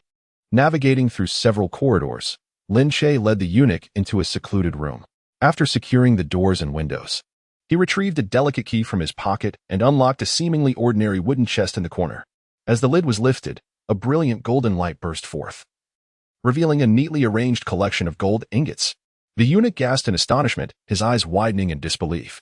Without allowing him a moment to collect himself, Lin Che proceeded to open several other chests within the room, revealing silver, pearls, jade, and agate. In an instant, the entire room sparkled with opulence, dazzling to the eye. "Please, feel free to choose," Lin Che said nonchalantly. "To be honest, during my youth in the capital, I was reckless and made many enemies. I cannot recall all the grievances I may have caused you. How about we consider them settled today?" The eunuch turned his head stiffly, incredulous as he regarded Lin Che. Having navigated the palace for many years, he had encountered countless bribery tactics, yet he had never witnessed such bluntness. Before arriving in Zhuozhou, he had rehearsed numerous methods of revenge against Lin Che in his mind. It was well known that eunuchs were petty. The humiliation Lin Che had inflicted on him in the streets of the capital lingered in his memory for 3 long years. Yet at this moment, the room filled with gold and jewels struck his resentment like a heavy hammer, shattering it into fragments. For those like him, rootless and without heirs or support, what could be more precious than such wealth? "Eunuch, do these treasures catch your eye?" Lin Che called out again, a hint of tension flashing in his gaze. Chapter 68. It begins. This was a clever plan he had devised. Since everyone loves money, surely the eunuch would be no exception. If this could not sway him, it would indicate that their enmity had deepened to the point of mortal conflict, leaving only blades drawn. The eunuch finally regained his composure, the wrinkles on his face easing into a smile reminiscent of an aging chrysanthemum. The world does indeed refine one's character. Sir Lin has truly matured. He reached out to touch a gold ingot, appreciating its cold texture. "Given your esteemed status, having offered an apology to us eunuchs, we must not be ungracious. Let us consider the past as if it never occurred." He paused, his voice suddenly lowering. "A servant raised in the palace is worth less than a chair or a flower. Have I not endured my share of humiliation? One more grievance against young Master Lin is hardly significant." Lin Che discreetly sighed in relief, only to hear the eunuch continue. "However, please, do not hesitate to speak." Lin Che replied, his heart tightening once more. The eunuch narrowed his eyes. "Do you know why His Majesty has sent me here?" Lin Che shook his head. "I implore you to enlighten me. The matter of the effortless holy son has stirred considerable debate within the court." The eunuch spoke languidly, indicating that some praised the young master for his great achievements, while others condemned him for the unauthorized execution of important prisoners.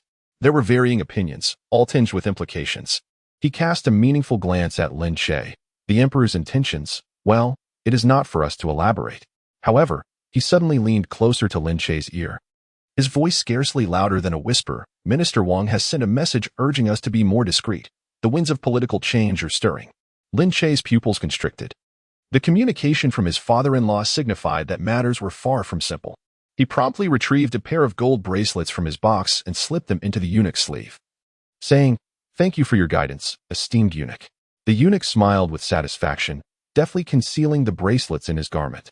Indeed, Lin Sima understands the game well. "I assure you, I will speak favorably on your behalf upon my return to the capital." The two exchanged knowing smiles, each harboring their own thoughts. Outside, Zhang Jiran gently knocked on the door. "Young master, the food and wine are ready."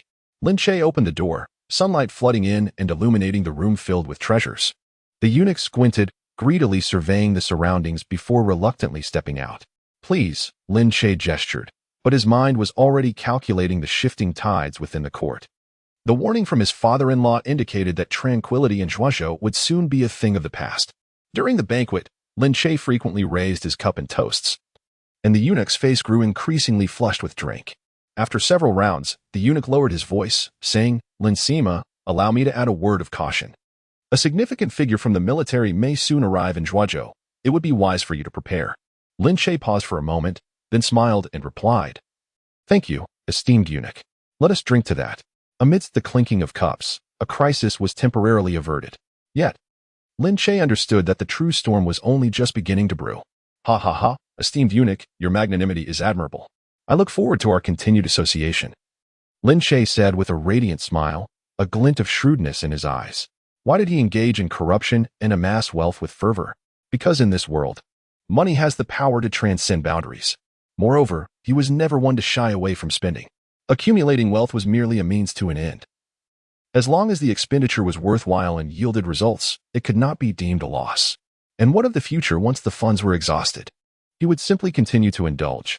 Corruption is the simplest endeavor. With a mere pretense of purpose, he could receive substantial gifts for various occasions, whether for his longevity, that of his wife, his concubines, or even the household pets. Certainly. The eunuch chuckled, his smile broad yet his eyes concealed, and with a courteous gesture. He feigned a sigh of concern. "Ah, Lin Sima has truly posed a conundrum for us." "Oh?" Lin Che raised an eyebrow, pretending to be puzzled. The middle-aged eunuch, with a delicate hand gesture, pointed casually at the box of gleaming silver beside him, his voice sharp. "When we departed the palace, we traveled light.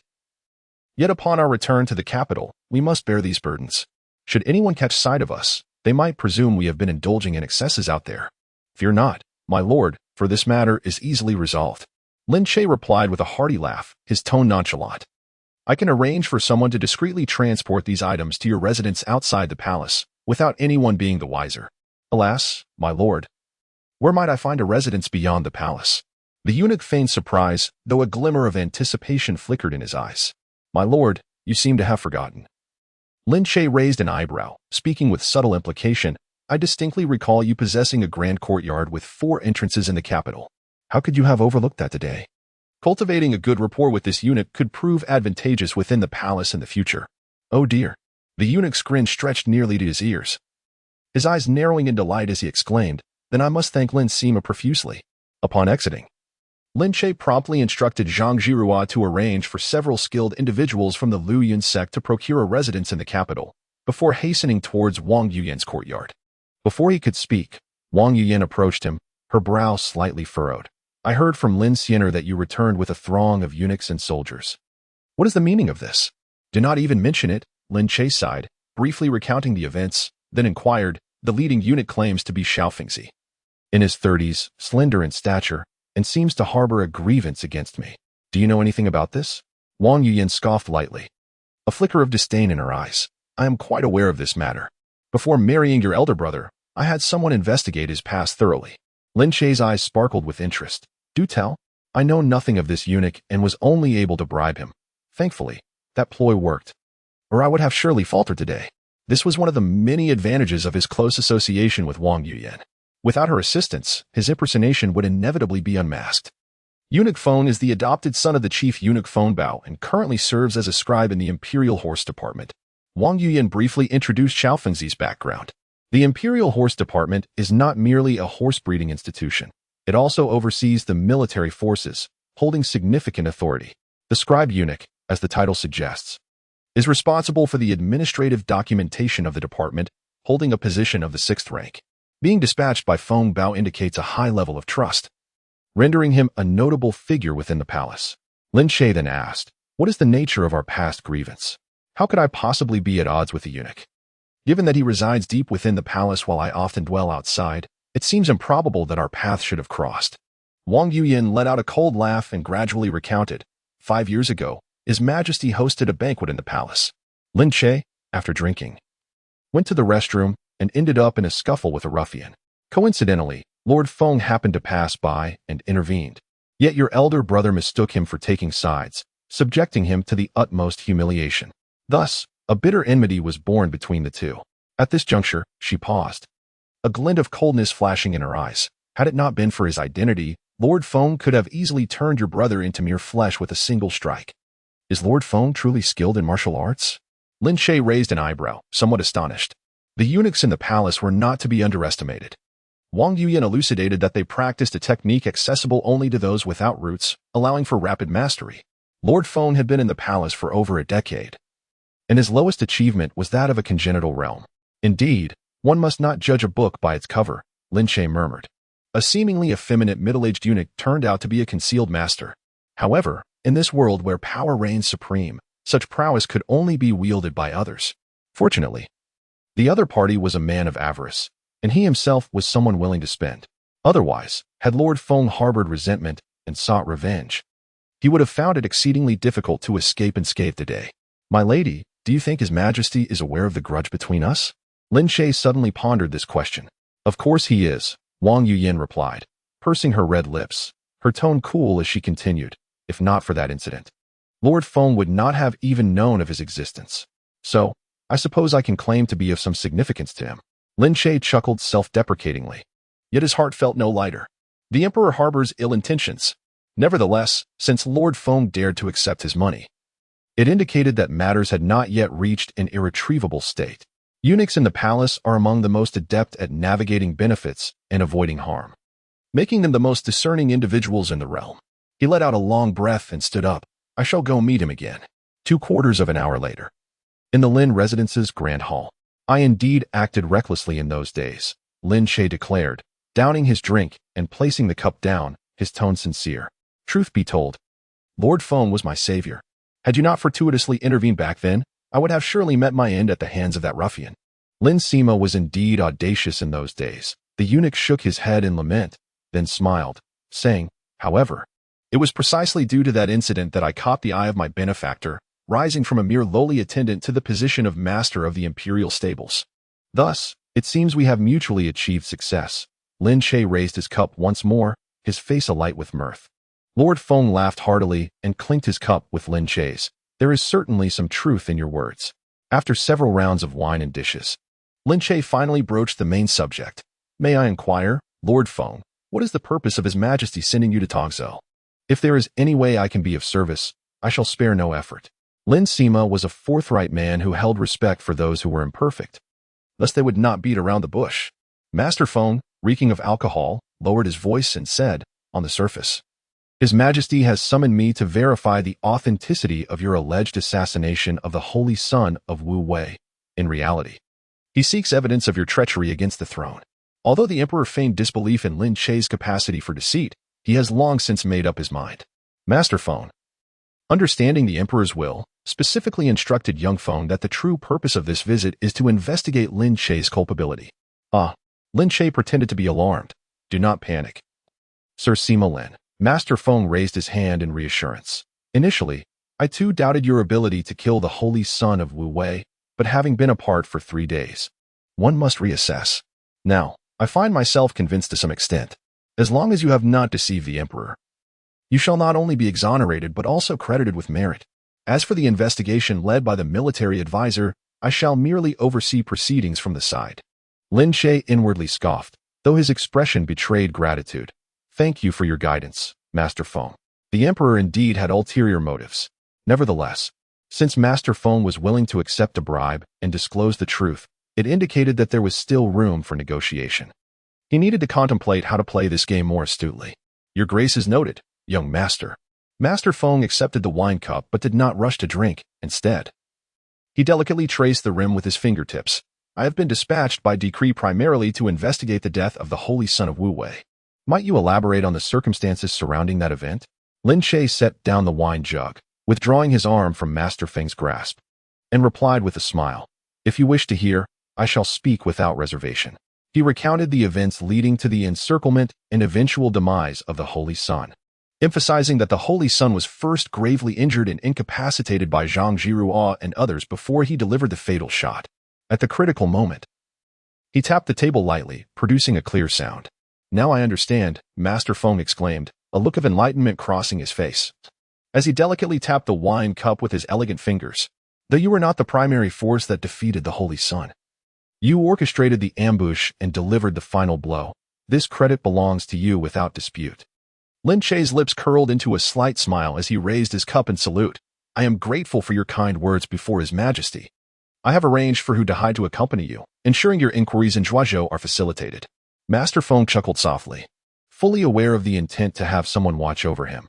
Yet he bore no resentment. You are considerate. After 3 cups of wine, Lin Che casually inquired, Might I ask if Madame Lu still remembers me? Master Feng gave him a meaningful glance and replied leisurely, Sir Sima Lin, that matter is your own concern. Lin Che smiled awkwardly, swiftly changing the subject. Master Feng, why do you think His Majesty does not trust me? Master Feng's expression grew serious as he lowered his voice. The Emperor's heart is as profound as the abyss. It is not for us to fathom. However, he paused. In my humble opinion, you are merely viewed as a mischievous junior by His Majesty, and he is unlikely to take matters too seriously with you. A spark of insight flashed in Lin Che's eyes as he suddenly grasped the underlying connections. The Emperor was not targeting him, but rather, it was likely aimed at his father-in-law, Minister Wang. After bidding farewell to the esteemed eunuch Feng, Lin Che returned to his study, where Wang Yuyin was engrossed in her reading at the desk. Upon noticing his entrance, she closed the ledger and rose to greet him. How did it go? She inquired. Lin Che shrugged off his outer robe and sank into the grand chair. The eunuch accepted the bribe. He should not create any difficulties for me. Yet, I cannot fathom why the Emperor has suddenly chosen to investigate me. Although Wang Shangshu wields some military power, surely the Emperor would not go to such lengths? Wang Yuyin, with her sharp intellect, swiftly discerned the crucial point. The Emperor has surpassed his 60th year and has been in ill health of late. He likely fears he may not live to see a smooth transition of power. Lin Che sat up abruptly. Are you suggesting that only by purging the court and resolving the northern frontier troubles can the Emperor weaken Wang Shangshu and the military authority of the Marquis of Pingxi, thus paving the way for his successor?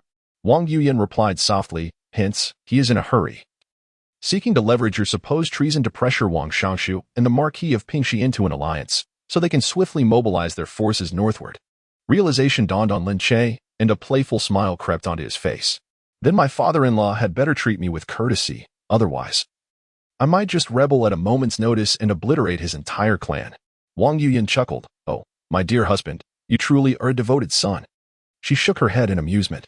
3 days later, after eunuch Feng completed his investigation, Lin Che and Wang Zhizhou personally saw him off as he returned to the capital.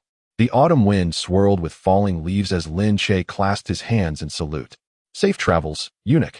Eunuch Feng mounted his horse and replied with a smile. When you return to the capital, we shall celebrate together in full measure. The imperial edict regarding your rewards will arrive by the end of the month at the latest. The officers from the military department will also be here by then. Simply ensure your statements align with mine. Lin Che smiled sincerely. Watching as eunuch Feng and his entourage galloped away, Wang Zhizhou approached, a hint of jealousy in his tone. That eunuch arrived empty-handed and departs laden with riches.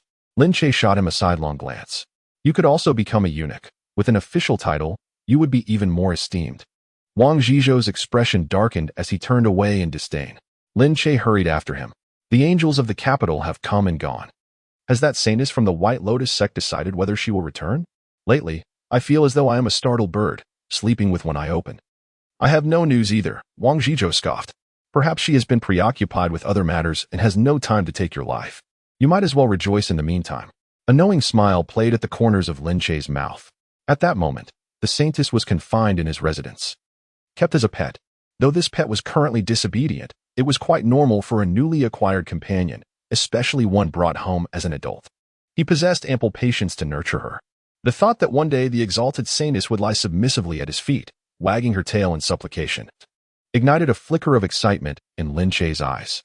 Upon returning to the residence, Lin Xianer hastily approached, expressing concern. Young master, the saintess of heavenly mechanisms has not consumed food or water for 3 days.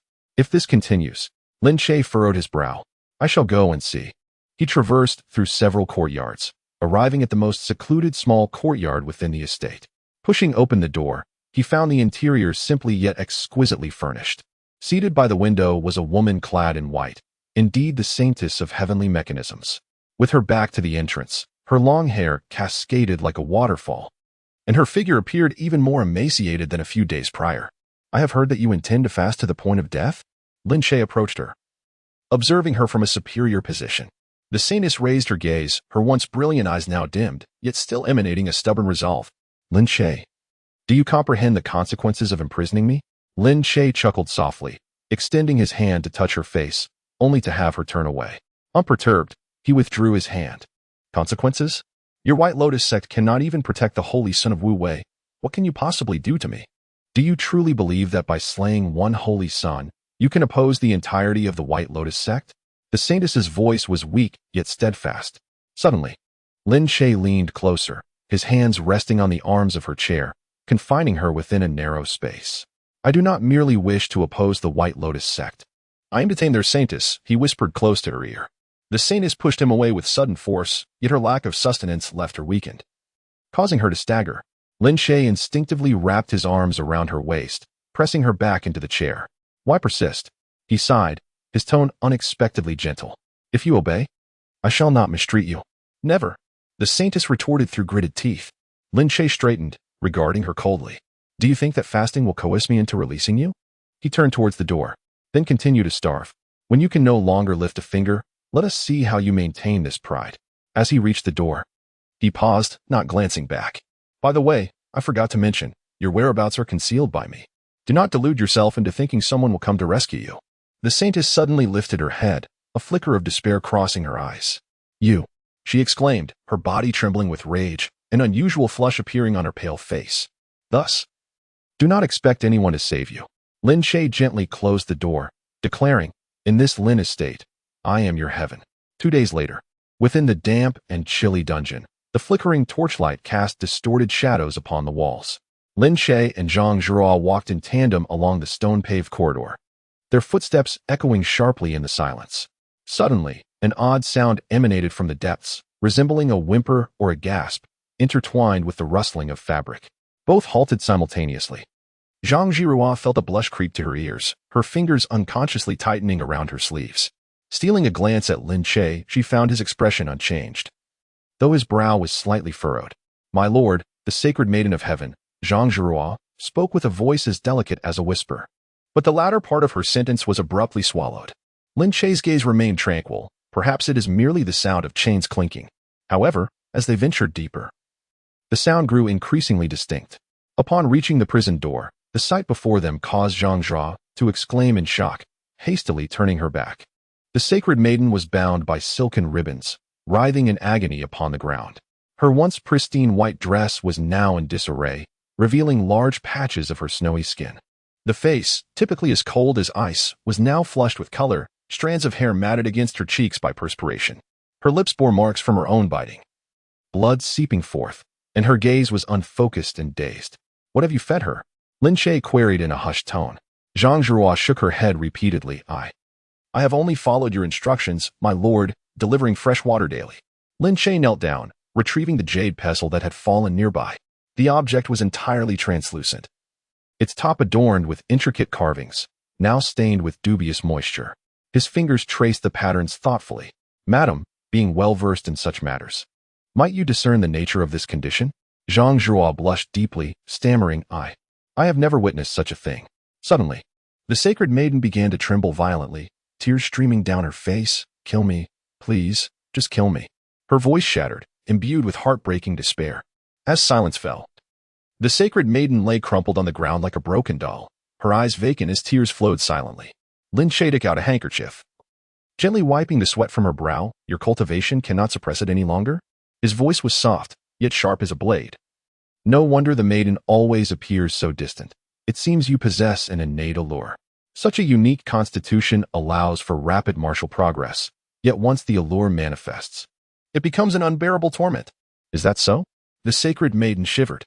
Memories long buried surged forth like a tidal wave, her inadvertent trespass into the forbidden grounds of the Hehuan sect at the age of 10, where she was imprisoned for 3 days. After escaping, this unspeakable affliction clung to her like a parasite. For 20 years, she had relied on her cultivation to suppress her desires, encasing her body in layers of fine garments, even bathing in darkness.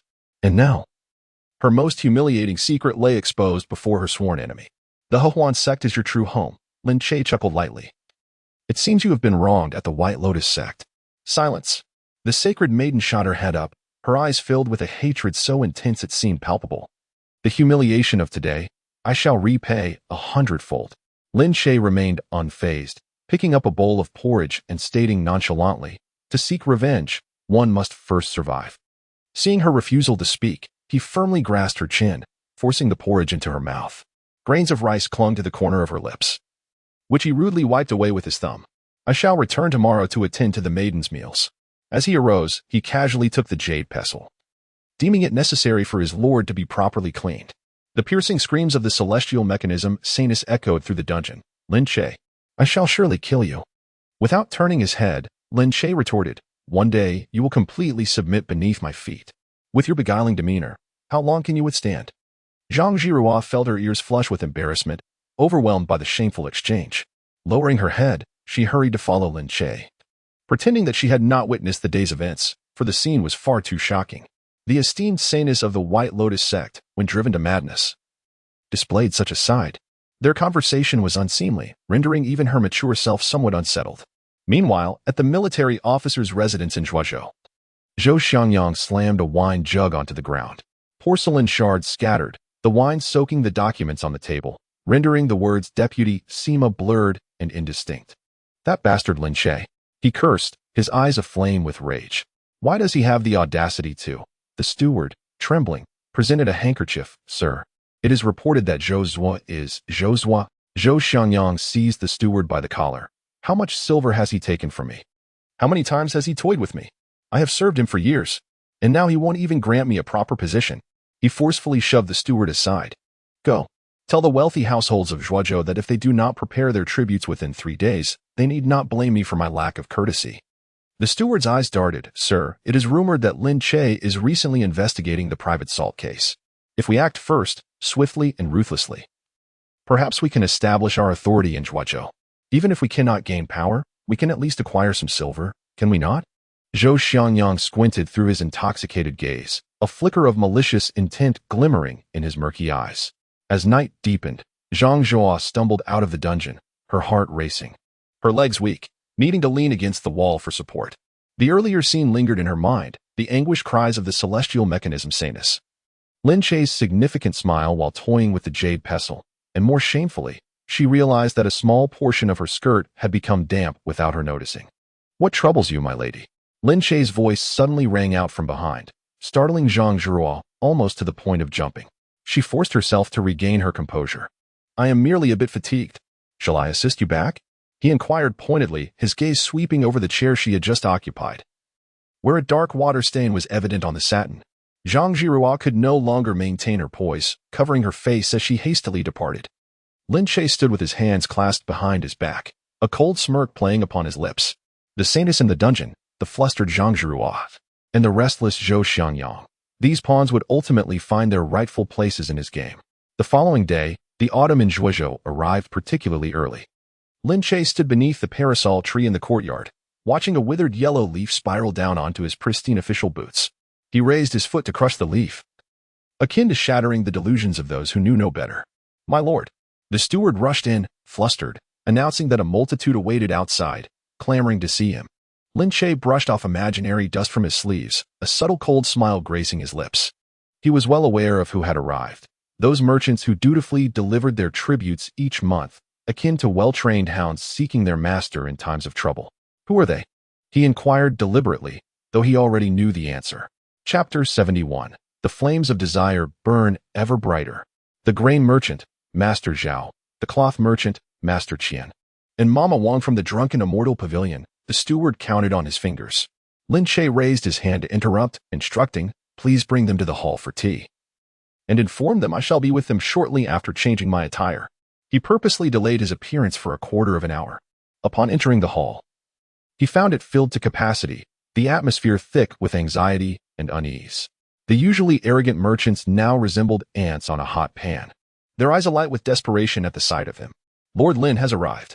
Save us, my lord. You must take charge on our behalf. Amidst the cacophony of their pleas, Lin Che sauntered to the head of the table, leisurely sipping from his teacup before casting an assessing glance over the assembly. What brings you all here in such numbers? Master Qian, the largest cloth merchant in Zhuozhou, stepped forward, his round face flushed with indignation. My lord, you are unaware that Zhou Xiangyang has sent men to extort bribes from us. The amounts are staggering. We are but honest merchants. Indeed, my lord. Master Zhao, the grain merchant, interjected. It is our duty to pay you tribute.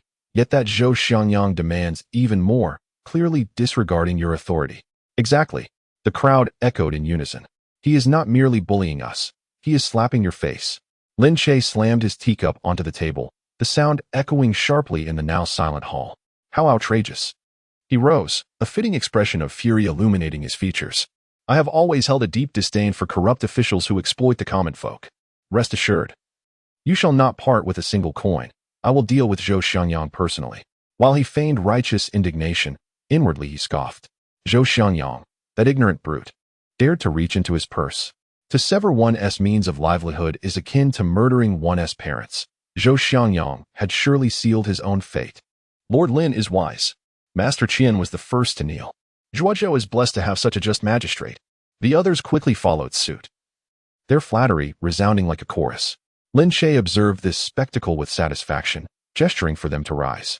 A leader must bring prosperity to his domain, lest he betray the sacred trust bestowed upon him. Once the tumult of their emotions settled, he shifted his tone, stating, "You may all return for now. However, Master Qian, please remain."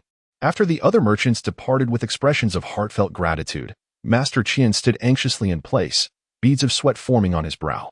He was uncertain of the purpose behind the presence of the inscrutable magistrate, who had chosen to retain him. "Master Qian, please." Lin Che resumed his seat, gently tapping his fingers against the table. "I have heard that your fabric shop has been flourishing of late." A wave of apprehension washed over Master Qian, and he hurriedly clasped his hands in a gesture of respect. "Thanks to your esteemed lordship, I am merely managing to get by." Lin Che chuckled softly. "As a purveyor of textiles, might you procure some ice silk?" "Ice silk?" Master Qian was momentarily taken aback, but quickly regained his composure. "If it is your lordship's desire, I can certainly obtain it, but what?" Master Qian pondered his words carefully. "Ice silk is produced in the southern regions, with an annual yield of only 100 pounds, and its price rivals that of gold. Pray tell, for what purpose does your lordship require it?" A glimmer of brilliance flashed in Lin Che's eyes. "I shall bestow upon you a fortune. Acquire some ice silk as your raw material, and then engage a few skilled artisans at a premium." Master Qian's mind raced, and the perspiration on his forehead increased. "Your lordship may not be aware, but ice silk is not only costly, the craftsmanship required is exceedingly demanding, and skilled artisans are rare and costly to procure, even if we succeed in production. The number of individuals who could afford such luxury is exceedingly scarce. The true obstacle lies not merely in the materials and craftsmanship, but in the sales channels." Having navigated the mercantile waters for many years, Master Qian understood the inherent risks involved. Lin Che smiled with confidence. "With me backing you, do you still fear the absence of sales channels?" He lowered his voice conspiratorially. "If managed properly, it could even become a tribute." "Tribute?" Master Qian gasped, his heart racing. If it could truly be elevated to such status, the profits would be immeasurable. Lin Che seized the moment. "I am willing to be modest in this venture, taking only 50%. Now, do you feel reassured? Even if I allow you to suffer losses, would I willingly incur them as well?" Master Qian found himself torn between desire and fear. Ultimately, avarice triumphed over trepidation. Gritting his teeth, he declared, "Since your lordship is inclined to assist, I shall not disappoint you. I will make arrangements for this matter upon my return." Lin Che nodded in satisfaction, personally escorting Master Qian to the door. As he watched the merchant's retreating figure, the smile on his face gradually faded. Turning back to the courtyard, Lin Che's expression transformed entirely. He picked up the meticulously prepared food box and made his way to the dungeon. Upon opening the door, a faint yet peculiar fragrance mingled with an odd odor wafted toward him. The dungeon was dimly lit, with only a flickering oil lamp casting a feeble glow. Thick carpets covered the floor, and a woman, bound tightly, lay there, her head lifted as she heard the door creak open, revealing a breathtaking yet haggard visage. "Your Highness, the delicacies today are quite delightful," Lin Che said with a cheerful tone, his demeanor flippant. The holy maiden regarded him with cold eyes.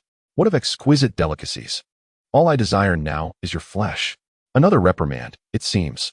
Lin Che's expression changed abruptly as he grasped the riding whip beside him. The bound figure of the holy maiden of destiny trembled like a wrapped rice dumpling. Yet she defiantly closed her eyes and raised her chin, challenging, "Strike me. Do you think I fear you?" Lin Che lifted the whip but paused mid-air, staring at the holy maiden's exquisite silhouette, particularly at her hips, accentuated by the ropes. He suddenly chuckled. "That was close. I almost let you enjoy it." The holy maiden of destiny opened her eyes wide, momentarily stunned before comprehending his intent, her face flushing with a mix of shame and anger. "Only you would stoop so low." Crack. The whip landed precisely on her rear. "Ah, She gasped, her face reddening. You lewd scoundrel. Do not strike me there. Lin Che discarded the whip and roughly helped her sit up. It's time to eat, Your Highness. To his surprise, the holy maiden complied readily at mealtime. She understood that maintaining her strength was essential for her opportunity for revenge. After Lin Che fed her, he rose to leave, but was halted. Wait. The holy maiden's voice carried a hint of shame that was hard to articulate. Have you forgotten something? Feigning confusion, Lin Che replied, Forgotten what? You have me tied up. How can I relieve myself? Her face was crimson, almost as if it might bleed. She had been holding it in for 2 days and could no longer endure it. A cruel smile crept across Lin Che's lips. He certainly had not forgotten. It was intentional. He set down the plate and grasped her chin. Wish to relieve yourself? Then beg me. You. The holy maiden trembled with rage. But under the pressure of her physiological needs, she ultimately yielded. I beg you to let me go to the restroom. And who might you be? Lin Che pressed further. Lin Che, call me young master, he commanded. The holy maiden glared at him, flames of anger in her eyes. You are being excessively cruel. I am not your Lin family servant. I am the holy maiden of the White Lotus sect. Lin Che feigned to leave. Wait, young master. The holy maiden finally broke, her voice cracking as she pleaded. I beg you. Lin Che smiled with satisfaction. Very well, wait here.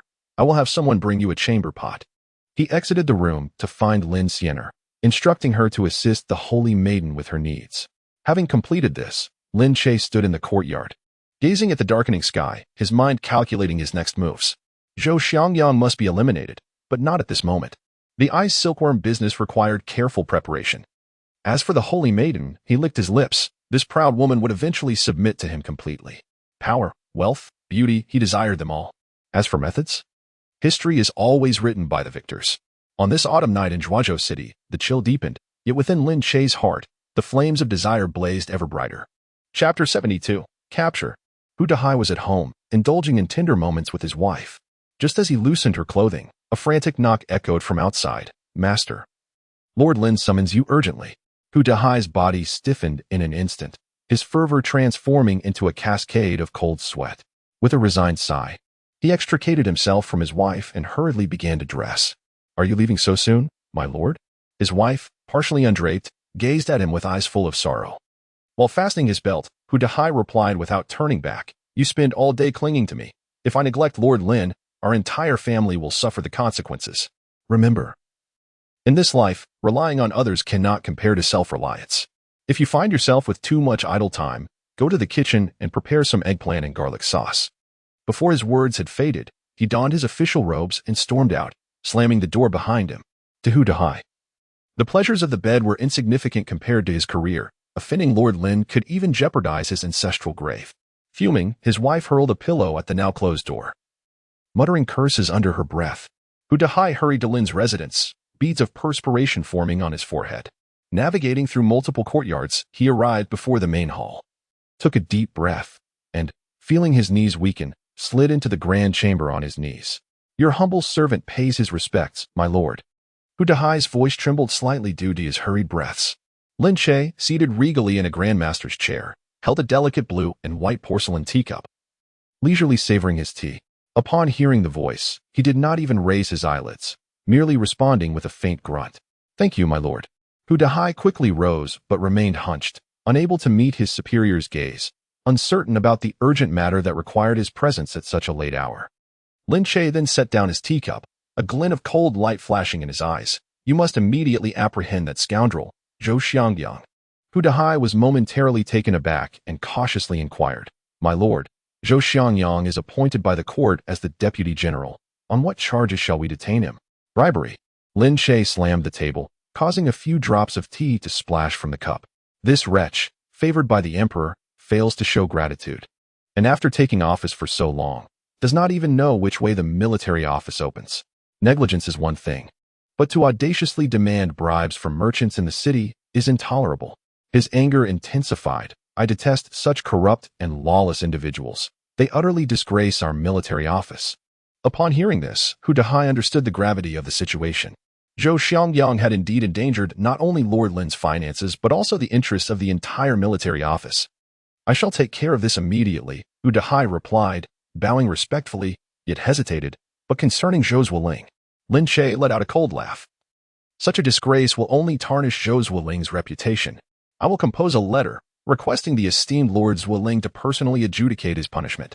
Through their correspondence, Lin Che had already discerned the temperament of this superior. He believed that Zhou Zuoling would not turn against him for the sake of a foolish imbecile. Besides, he had no intention of taking Zhou Xiangyang's life. He merely sought a pretext to detain him for a while. If Zhou Zuoling genuinely held a deep friendship with Zhou Xiangyang, he could always send him to the capital. The subordinate understood this clearly. Hu Dahai bowed deeply and slowly exited the hall. Once outside the Lin residence, Hu Dahai straightened his posture, the humble demeanor vanishing from his face. Reverting to the authoritative presence of a former official, he strode purposefully towards the military office, with passers-by hastily yielding the way. Upon returning to the military office, Hu Dahai promptly gathered 2 trusted aides and, accompanied by over 20 capable military officers, set off towards the Zhou residence, radiating an air of menace. Meanwhile, the Zhou residence was in disarray. Bang! A fine Celadon teacup was violently smashed to the ground, shards scattering everywhere. How outrageous! A group of insolent commoners dared to withhold their tribute. Zhou Xiangyang's face flushed crimson, veins bulging on his forehead. If I cannot deal with Lin Che, can I not handle a few merchants? This is an utter disregard for authority. The steward, fanning the flames, chimed in. Indeed, my lord. These commoners no longer regard you with respect. Even if Lin Che leaves and you assume power, they will still dare to defy you. The steward had initially hoped to profit handsomely during the collection process, but to his dismay, the merchants not only withheld funds but also mocked him. This insult was something he could not swallow. Immediately take my orders to the military office and summon a team, targeting a few troublemakers to set an example. Zhou Xiangyang's face darkened, his eyes glinting with menace. It was one thing to endure humiliation from Zhou Zuoling in the capital and to be suppressed by Lin Che and Zhuozhou. But now even a few merchants dared to act with such arrogance? As the esteemed deputy commander, surely Lin Che would grant him this consideration? The steward, visibly elated, quickly took the order. Rest assured, my lord, I shall see to it at once. Zhou Xiangyang, still seething with anger, plopped down onto the grand chair, seizing the teapot and pouring its contents into his mouth. The cool tea dribbled down the corner of his lips, soaking his front without his notice. Before long, a commotion of footsteps echoed from outside the courtyard. Zhou Xiangyang looked up to see the steward leading over a dozen military officers hastily entering the hall, his expression softening slightly. So soon, however, before Zhou Xiangyang could finish his thought, he suddenly furrowed his brow. What a lack of decorum! Who permitted you to enter directly? Get out and wait. Yet the military officers stood unmoved, expressionless. Zhou Xiangyang sensed something amiss and turned to the steward, only to find him pale, drenched in sweat, and trembling uncontrollably. What do you intend to do? Zhou Xiangyang demanded forcefully, suppressing his rising unease. I am the court-appointed commander. Are you plotting rebellion? Where is Lin Che? I demand to see Lin Che. Hu Dahai stepped out from the crowd, his smile devoid of warmth as he remarked. Lord Lin is occupied with official duties and has no time to meet with you. With one hand resting on the hilt of his sword, he disdainfully scrutinized Zhou Xiangyang. As the chief officer of the Zhuozhou military office, you have been in your position for mere days yet indulge only in wine and revelry, failing to fulfill even a single day of duty. Neglecting your responsibilities is one thing, but to audaciously demand bribes from merchants, causing an uproar among the city's traders who flocked to Lord Lin to voice their grievances, is utterly shameless. What do you have to say for yourself? Preposterous. Zhou Xiangyang trembled with rage upon hearing that Lin Che was using such accusations against him. Do you think I do not wish to serve? It is clearly Lin Che who is undermining my authority. Enough of your excuses, Hu Dahai interjected, waving his hand dismissively. Men, Lord Lin has decreed that this corrupt official be apprehended. Anyone who dares to resist shall be dealt with mercilessly. Understood. Several burly officers from the military office immediately surged forward. Although Zhou Xiangyang possessed only mediocre martial skills, he could easily handle a few ordinary officers. However, in this moment, he dared not strike back, his face flushed with anger as he shouted, "Release me, even if I am guilty. It is not for a mere subordinate like Lin Che to judge me. Take him away," Hu Dahai commanded. Zhou Xiangyang was bound tightly and dragged out of the hall like a dead dog. Meanwhile, another group remained behind to search the premises for evidence of his crimes. Lin Che, you permit the officials to commit arson while forbidding the common folk from lighting their lamps. Zhou Xiangyang struggled, turning back to curse. You shall pay for this. I will report you to Zhou Zuoling. As he was escorted through the most bustling streets of Zhuozhou, countless citizens gathered to witness the spectacle. Lin Che, you will not have a peaceful end. I will bring your misdeeds before Zhou's willing. Zhou Xiangyang continued to hurl insults, cursing Lin Che's ancestors with the most venomous words. Hu Dahai would not allow him to tarnish Lord Lin's reputation and announced loudly, "This man is the newly appointed military officer, yet he spends his days in debauchery, neglecting his duties and brazenly soliciting bribes from merchants. Although Lord Lin is his superior, he cannot tolerate such oppression of the common people, even risking punishment from his superiors to bring him to justice." The gathered citizens erupted in fervent chatter. Lord Lin is indeed a just and honorable man. Indeed, not only does he adjudicate fairly, but he also remains incorruptible, refusing to overlook even the corruption of his superiors. With Lord Lin here, Zhuozhou has a beacon of righteousness. I have never seen this man perform his duties. It would be better to have Lord Lin himself in power. Listening to the praises of the passers-by directed at Lin Che and their scorn for him, Zhou Xiangyang trembled with fury, his eyes nearly ablaze. A pack of ignorant, foolish peasants, lowly scum. He cursed inwardly, "You deserve to be exploited and deceived by Lin Che." Hu Dahai observed Zhou Xiangyang's contorted visage and silently scoffed. This fool still did not comprehend that in Zhuozhou, one must never offend Lord Lin. Though Lin Che's official rank was modest, he was revered as a paragon of justice among the people of Zhuozhou and regarded as a capable official by Zhou. How dare a useless individual who ascended the ranks through connections disturb the status quo? And in terms of connections, you are hardly superior. Hurry up, Hu Dahai urged. Lord Lin is awaiting your report. A group of men escorted the vociferously cursing Zhou Xiangyang, hastening towards the prison under the watchful eyes of the townsfolk. The setting sun elongated their shadows, resembling a sinuous black serpent slithering into the depths of the dark dungeon. Indeed, the more one spins, the more it accumulates. Lin Che mused. Standing in the storeroom of Zhou Xiangyang's residence, his fingers lightly grazing the neatly stacked silver ingots. Under the flickering candlelight, the ingots glimmered with a chilling radiance, akin to countless avaricious eyes. He casually picked up a piece, weighing it in his palm. Its substantial heft involuntarily lifted the corners of his mouth. "My lord, the preliminary inventory has been completed," Hu Dahai reported, hastening towards him with a ledger, beads of perspiration glistening on his forehead in the candlelight. "There are 8,000 taels of silver, 300 taels of gold, 2 chests of various jewels and ornaments, several antiques and paintings, as well as the land deeds for 100 acres of fertile fields outside the city." "Huh, he certainly knows how to live," Lin Che scoffed, his gaze sweeping over the sealed boxes. It was evident that Zhou Xiangyang had treated Zhuozhou as a retirement haven, not only bringing his entire family, but also relocating the wealth he had amassed over the years. Now, it had all become Lin Che's to claim. Hu Dahai lowered his voice. "My lord, regarding these assets, we should proceed as per the old customs." Lin Che interrupted, grabbing a handful of silver notes from the table and thrusting them into Hu Dahai's hands. "Distribute these among the brothers. Everyone has worked hard lately." "Thank you for your graciousness, my lord." Hu Dahai received the notes with both hands, his face betraying undeniable delight. Since aligning with Lin Sima, they had reaped numerous benefits, far surpassing their experiences under Zhao Xian. Lin Che nudged a wooden chest filled with silver ingots with his foot. "Arrange for someone to deliver these ill-gotten gains along with my handwritten letter to Zhou Zhua in the capital." He paused, adding with significance, "Select those of good quality." "Understood, my lord," Hu Dahai acknowledged, comprehending the unspoken rules of the bureaucratic realm. Those above feasted while those below savored the broth, ensuring that none were left wanting. Once Hu Dahai departed, Lin Che summoned a servant. "Move these items to the storeroom and ensure they are securely sealed." "Yes, my lord," the servant replied, swiftly commencing the task. Watching the heavy chests being carried away, Lin Che inwardly sighed.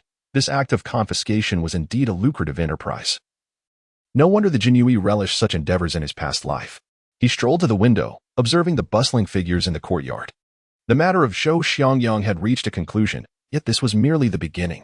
Zhuozhou was now entirely under Lin Che's control, and meticulous arrangements with Zhou Zhuo were imperative to ensure absolute certainty.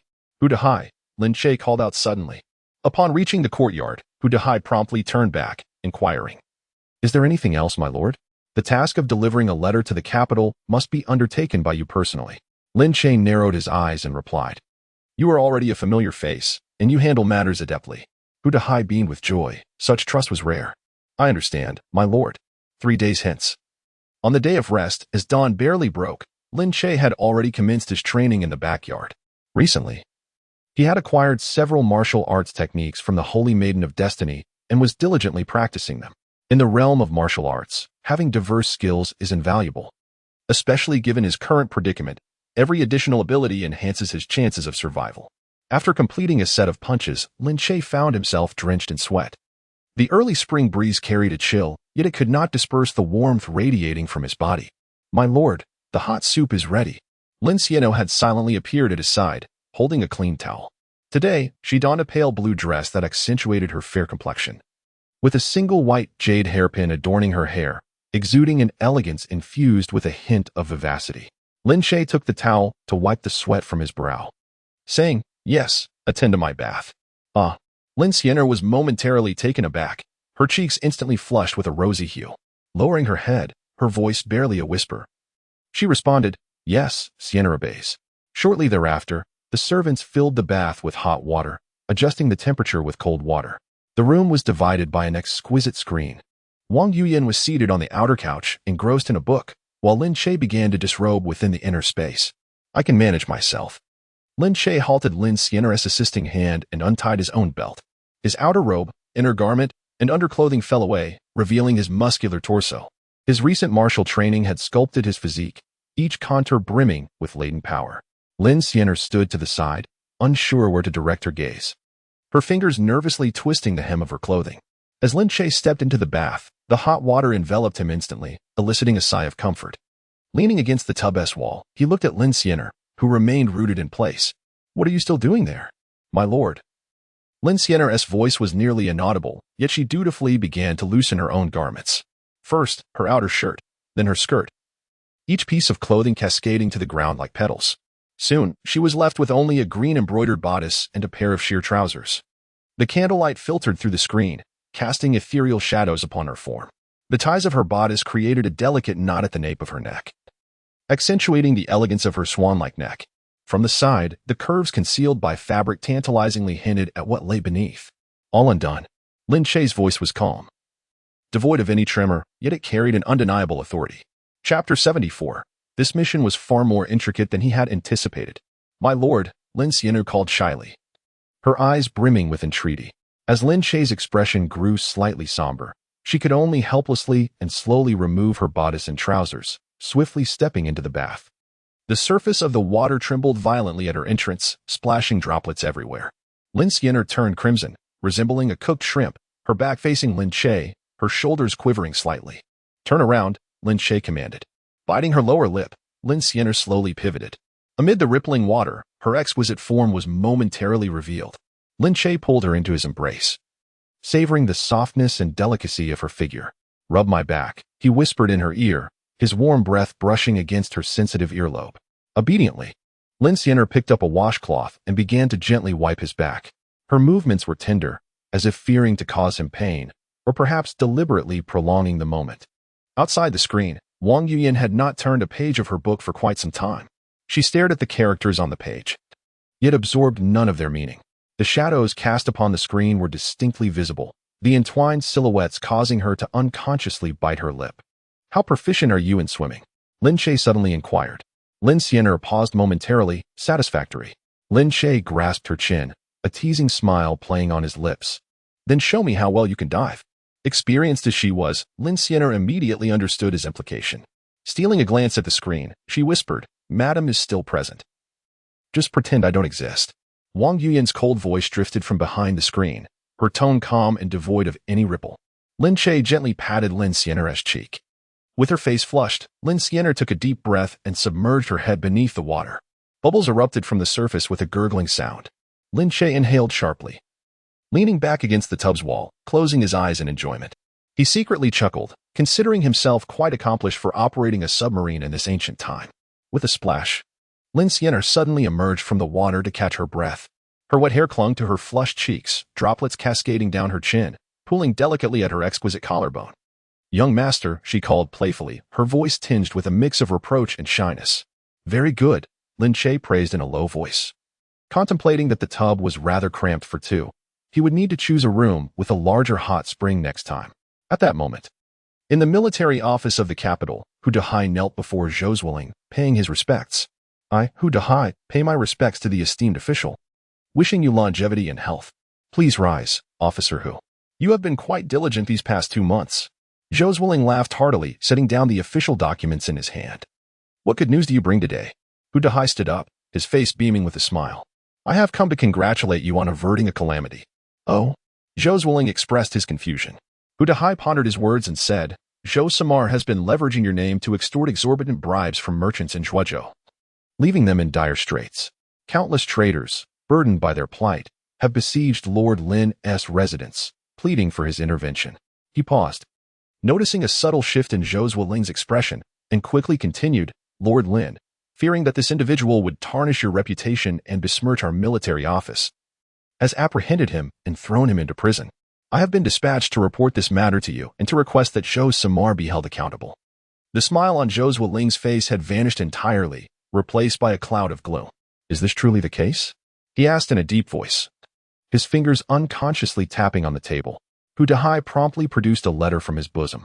This is a personal letter from Lord Lin addressed to you. Hand it over. Zhou Zuoling commanded, extending his hand. Hu Dahai stepped forward briskly, presenting the letter with both hands. Zhou Zuoling broke the wax seal and began to read intently. As his gaze traversed the page, his expression shifted like a palette of spilled paint. After a moment, he slammed the letter down on the table, exclaiming, How dare that scoundrel Zhou Xiangyang act with such impunity? This is utterly outrageous. Through several correspondences, he had come to understand Lin Che's character. Although Lin Che was ruthless, he was not without reason. Since Zhou Xiangyang had already been sidelined, there was no need for complete annihilation. Moreover, the attached list of illicit gains served as irrefutable evidence, the staggering amounts even shocking him. The truth was evident. Zhou Xiangyang had amassed wealth at the expense of Lin Che, provoking this retaliation. Though Lin Che's methods appeared somewhat tyrannical, considering the other's status and recent accomplishments, Zhou Zuoling could only inwardly sigh, Zhou Xiangyang, why choose to provoke this little overlord? Zhou Xiangyang, having broken the law, deserved the consequences. Zhou Zuoling quickly made his decision. I shall immediately draft a petition for his dismissal and investigation, instructing Lin Samar to escort him to the capital. Ultimately, Zhou Zuoling was a man of deep sentiment. After all, Zhou Xiangyang had served him for many years. Even without merit, he had endured hardships. Once they reached the capital, the disposition would rest in his hands. There would be no further military title for him. He could comfortably retire in a lesser role under Zhou Zuoling's stewardship. Your wisdom is unparalleled. Hu Dahai hastily praised, then lowered his head, adding, I shall report back to Lin Samar at once. There is another matter. Zhou Zuoling's expression suddenly turned grave. Recently, I have received petitions from multiple military offices reporting several incidents of martial artists abducting young women, particularly those yet to be wed. Ensure that Lin Samar remains vigilant regarding this issue, lest we fall prey to such misdeeds. Hu Dahai felt a jolt of alarm, recalling the case of 3 missing girls in Zhuozhou just days prior. After some contemplation, he resolved to speak candidly. My lord, such an incident has indeed occurred in Zhuozhou, but the victims have been successfully rescued, and the perpetrator was killed on the spot. Oh? Zhou Zuoling was clearly taken aback. Then he marveled. Lin Samar is truly a remarkable detective. In various regions, the authorities have yet to uncover even the faintest trace of the perpetrators, while he has already dispatched several thieves and rescued the victims. Leaning forward, his eyes sparkled with curiosity. Do you possess any additional details regarding this case? In response, Hu Dahai maintained a composed demeanor as he fabricated a lie. The assailants were all intent on their demise, leaving no fragments of information behind. Zhou Zuoling, disheartened, reclined against the back of his chair. Thus far, over 30 women have gone missing, which indicates that the murderer operates within a tightly knit organization. We must ensure that Lin Sima remains vigilant in this matter and eradicates this malignant tumor at the earliest opportunity. Indeed, Hu Dahai replied with respect. After a moment of contemplation, Zhou Zuoling added, convey another message to Lin Sima. Given the current manpower shortage, the Zhuozhou military office will not be dispatching a chief commander for an extended period. He must shoulder this responsibility. The implication behind this statement could not be clearer. Zhou Zuoling tacitly acknowledged Lin Che's authoritative position in Zhuozhou. Hu Dahai felt a surge of joy within him and promptly acquiesced. As he departed from the military office, he cast a lingering glance at the imposing structure, his heart awash with myriad emotions. Who could have foreseen that within a mere few months, Lin Che would transform from a newly arrived commander into the actual figure-wielding power within the Zhuozhou military office? All of this stemmed from his seemingly reckless yet astutely calculated maneuvers. Hu Dahai touched the confidential letter Lin Che had entrusted to him, a smile gracing his lips. This assignment was far more intricate than he had anticipated. Chapter 75, The Art of Soul Summoning. Zhou Darren truly is an exceptional superior. Lin Che set down his teacup. 3 days prior, he had dispatched Hu Dahai to the military office to report on affairs, and today he finally returned with Zhou Zwilling's response. The matters outlined in the secret missive were executed quite well. Hu Dahai stood in the hall. Wiping the sweat from his brow, Zhou Zwilling is indeed approachable and even inquired about your well-being, sir. Oh? Lin Che raised an eyebrow. His fingers gently tapping the table. What else did Zhou Darren mention? He spoke of a case. One that has recently occurred in Zhuozhou as well? Lin Che furrowed his brow. Is it the case of martial artists abducting women? Hu Dahai hesitated before responding. The situation may be more dire than we imagined. Hu Dahai's expression grew grave, for not only in Zhuozhou, but other counties have also experienced similar incidents of martial artists abducting unmarried women. This group operates covertly, leaving no trace, and effective leads remain elusive across all regions. Lin Che's gaze sharpened abruptly, as keen as a blade. He rose to his feet. The dark patterns on his black brocade robe flickering in and out of visibility with the shifting light. Dispatch orders to convene all commanding officers for an immediate council. Within half an hour, the main hall of the military office was filled to capacity. Lin Che sat regally in the seat designated for the chief commander, his penetrating gaze sweeping across the assembly. Lin Skinner and Muronging stood to his left. Though they were women, the valor in their countenance rivaled that of any man. Recently, a series of abductions involving martial artists targeting women has occurred. Lin Che's voice, though not loud, carried an undeniable authority. Zhou Zhuo has issued an order. All military offices must exert utmost effort to solve this case. It is imperative that you ensure your subordinates remain vigilant and report any suspicious individuals immediately. Understood. The assembled crowd responded in unison, their voices echoing through the hall. Lin Che pointed to a lean-faced flag officer, Yin Yong. You are to visit the 3 women who narrowly escaped abduction last time and see if you can uncover any new leads. Yin Yong clasped his fists and stepped forward. I comprehend my task. Zhao Wudi.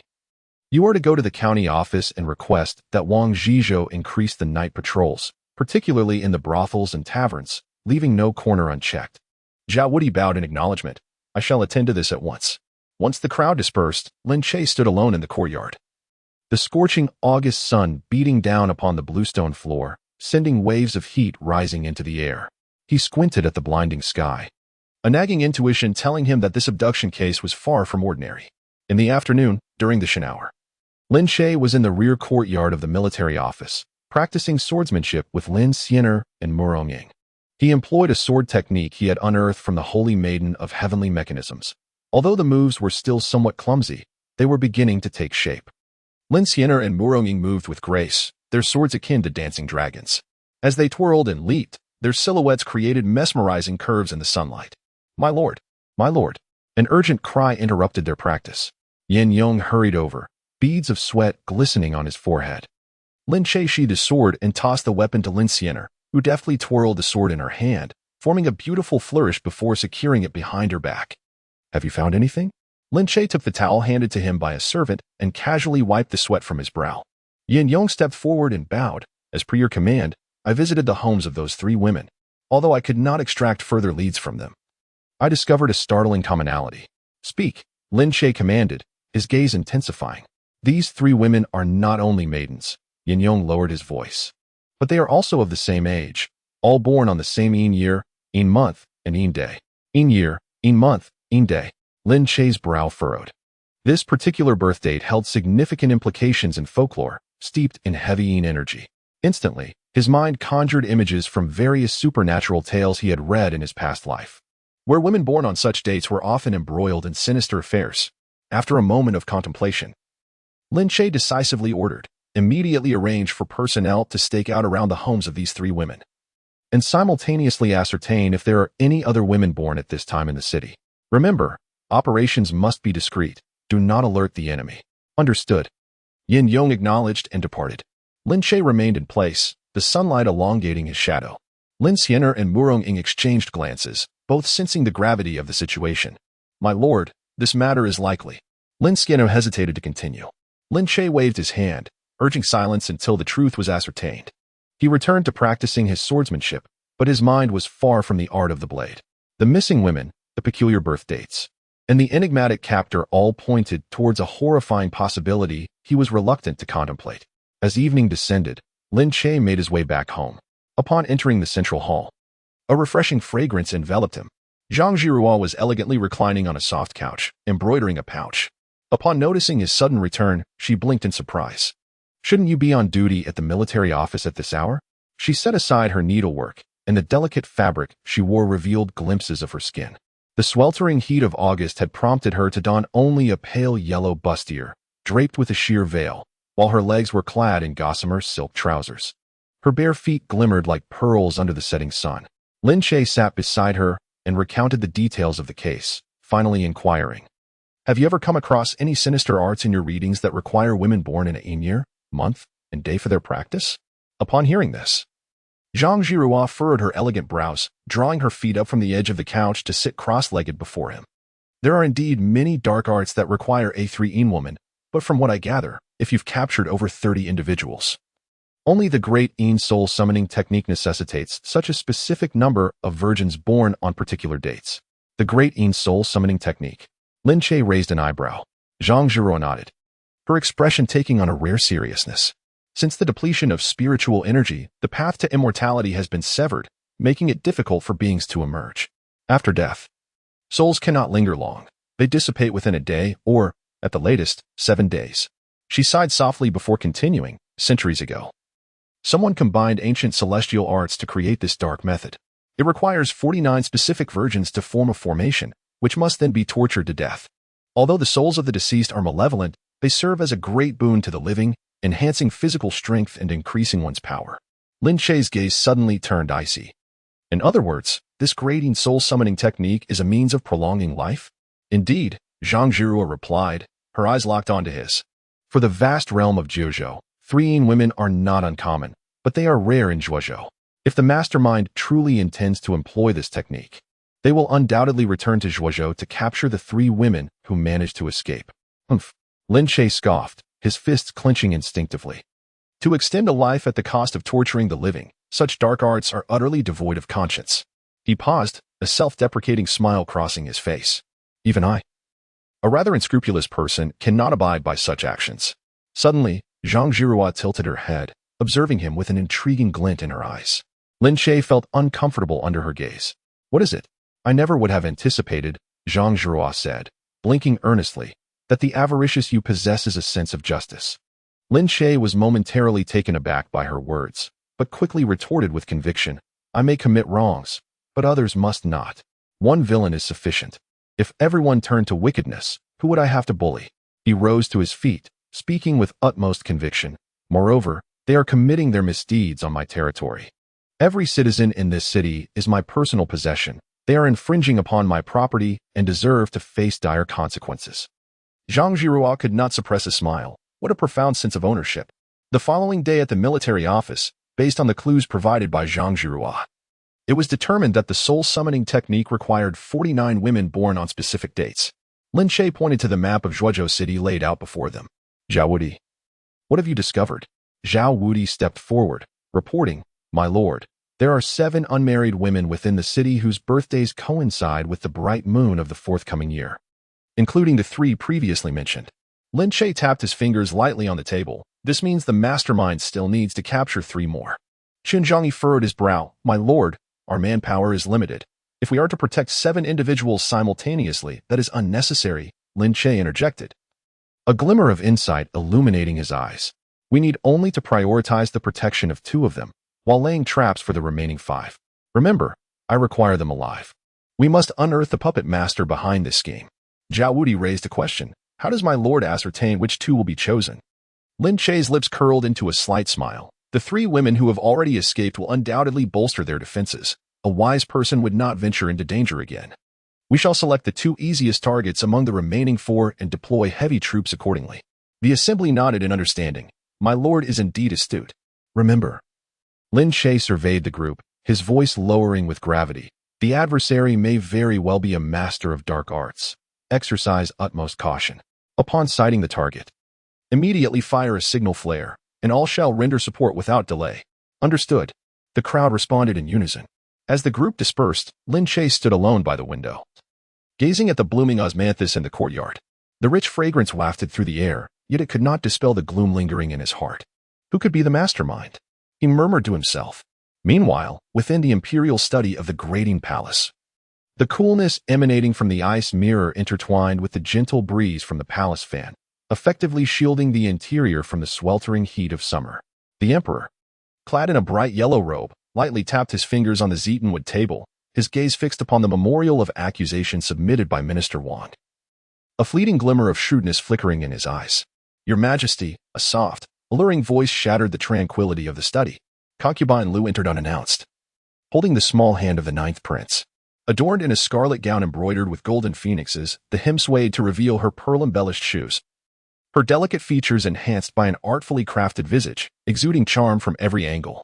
Inga misses his father dearly and insisted that I bring him along, Concubine Lu explained, nudging the 2-year-old boy beside her, her tone sweet enough to drip honey. The ninth prince blinked innocently, and under his mother's urging, clumsily performed a bow. I pay my respects to father. The emperor lifted his gaze, a tender smile instantly illuminating his face. At 65, his hair had turned mostly gray, yet his eyes remained sharp as an eagle's. Little Jiulong is truly well-behaved. Come to your father. Upon witnessing the scene, Lady Lu's eyes glimmered with a hint of pride. She gestured for a palace maid to present a sweet soup and gracefully sauntered over to the emperor, her fair skin tantalizingly visible beneath the black silk stockings. Your Majesty, having toiled day and night, this sweet pear and bird's nest soup is personally prepared by me, renowned for its ability to soothe the lungs. As she spoke, she attempted to settle herself onto the emperor's lap. The emperor subtly furrowed his brow, extending his hand to accept the sweet soup, inadvertently blocking her advance. Were it not for his waning strength, he would have commanded the maid and eunuchs to withdraw, teaching this brazen woman a lesson on the spot. Regrettably, age had diminished his vigor, yet the affection of his beloved remained. He scooped a spoonful and brought it to his lips, his gaze drifting back to the official documents before him. A flicker of resentment crossed Lady Lu's eyes. Yet she quickly donned a smile. What has captured your Majesty's attention so thoroughly?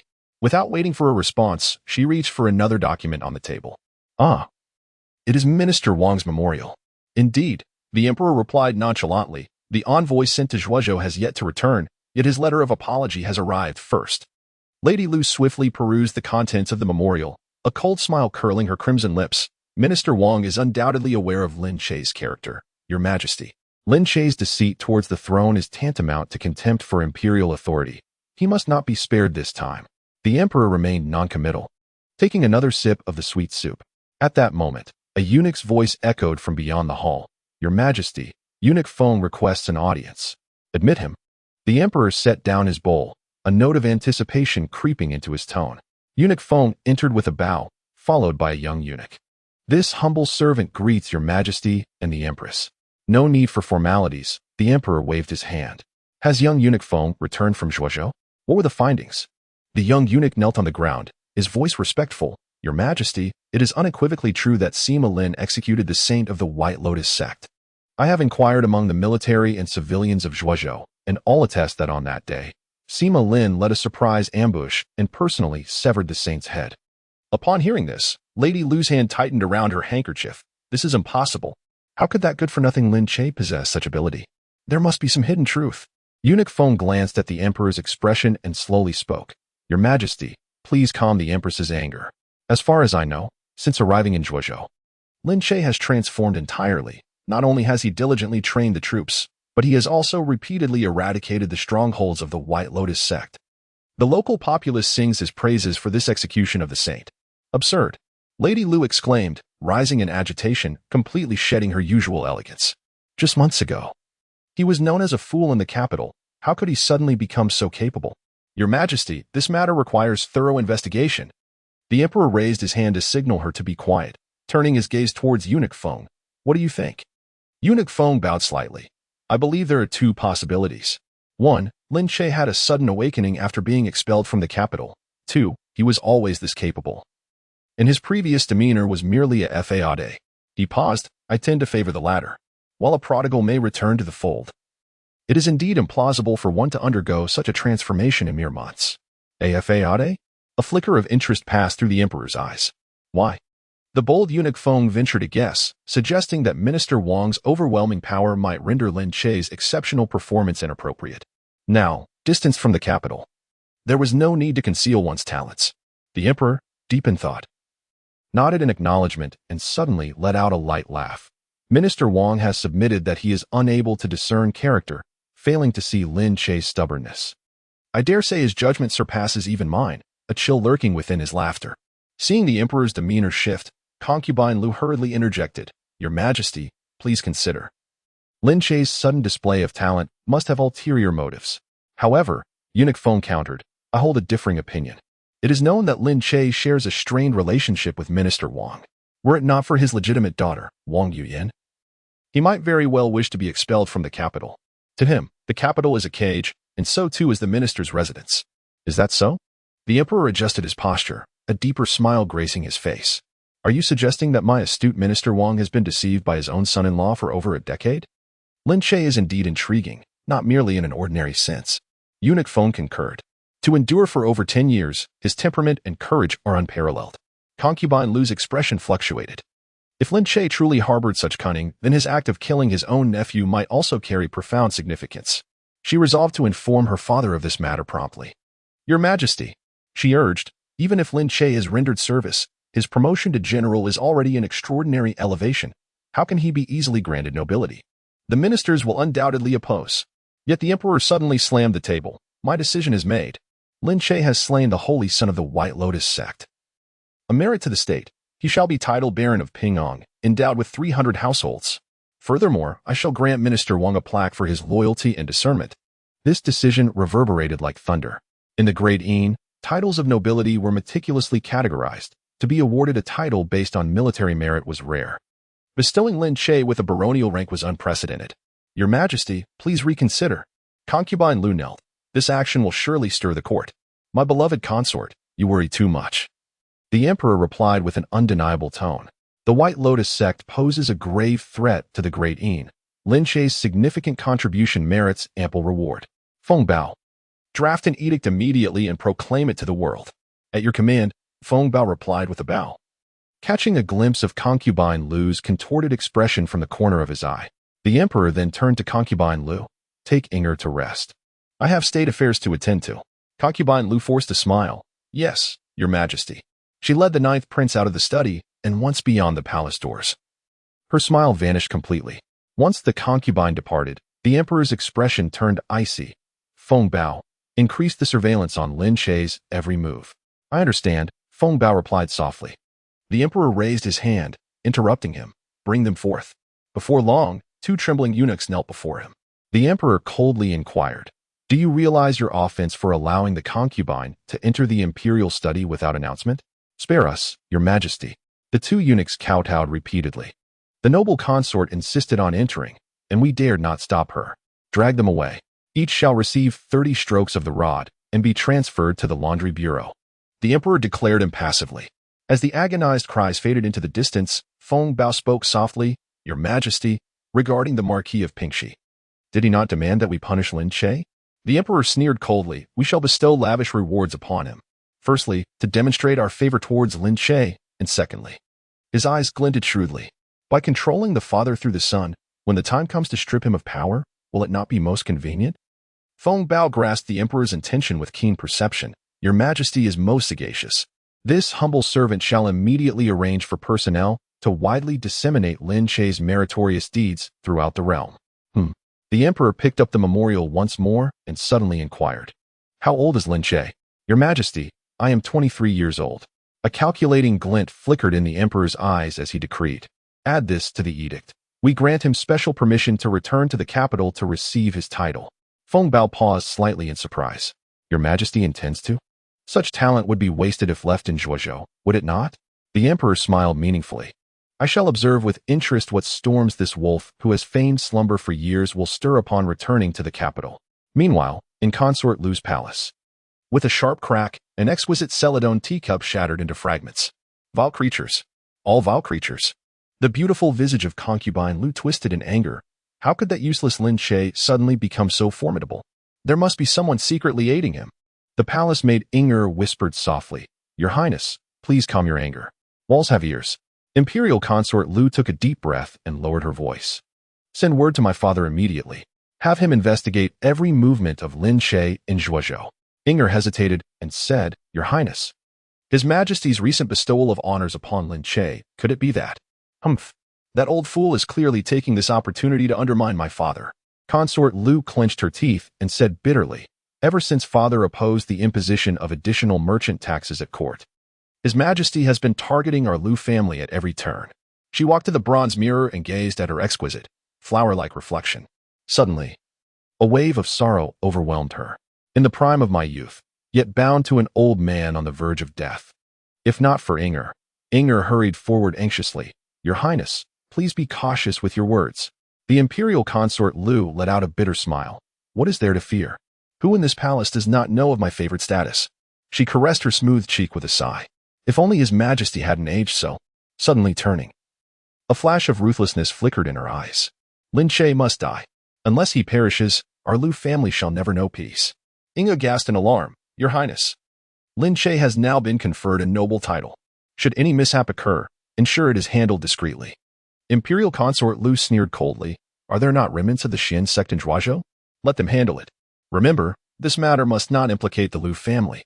Instruct the person in charge clearly. As long as this task is executed well, he and I shall share the fate of the Pingxi Hofu."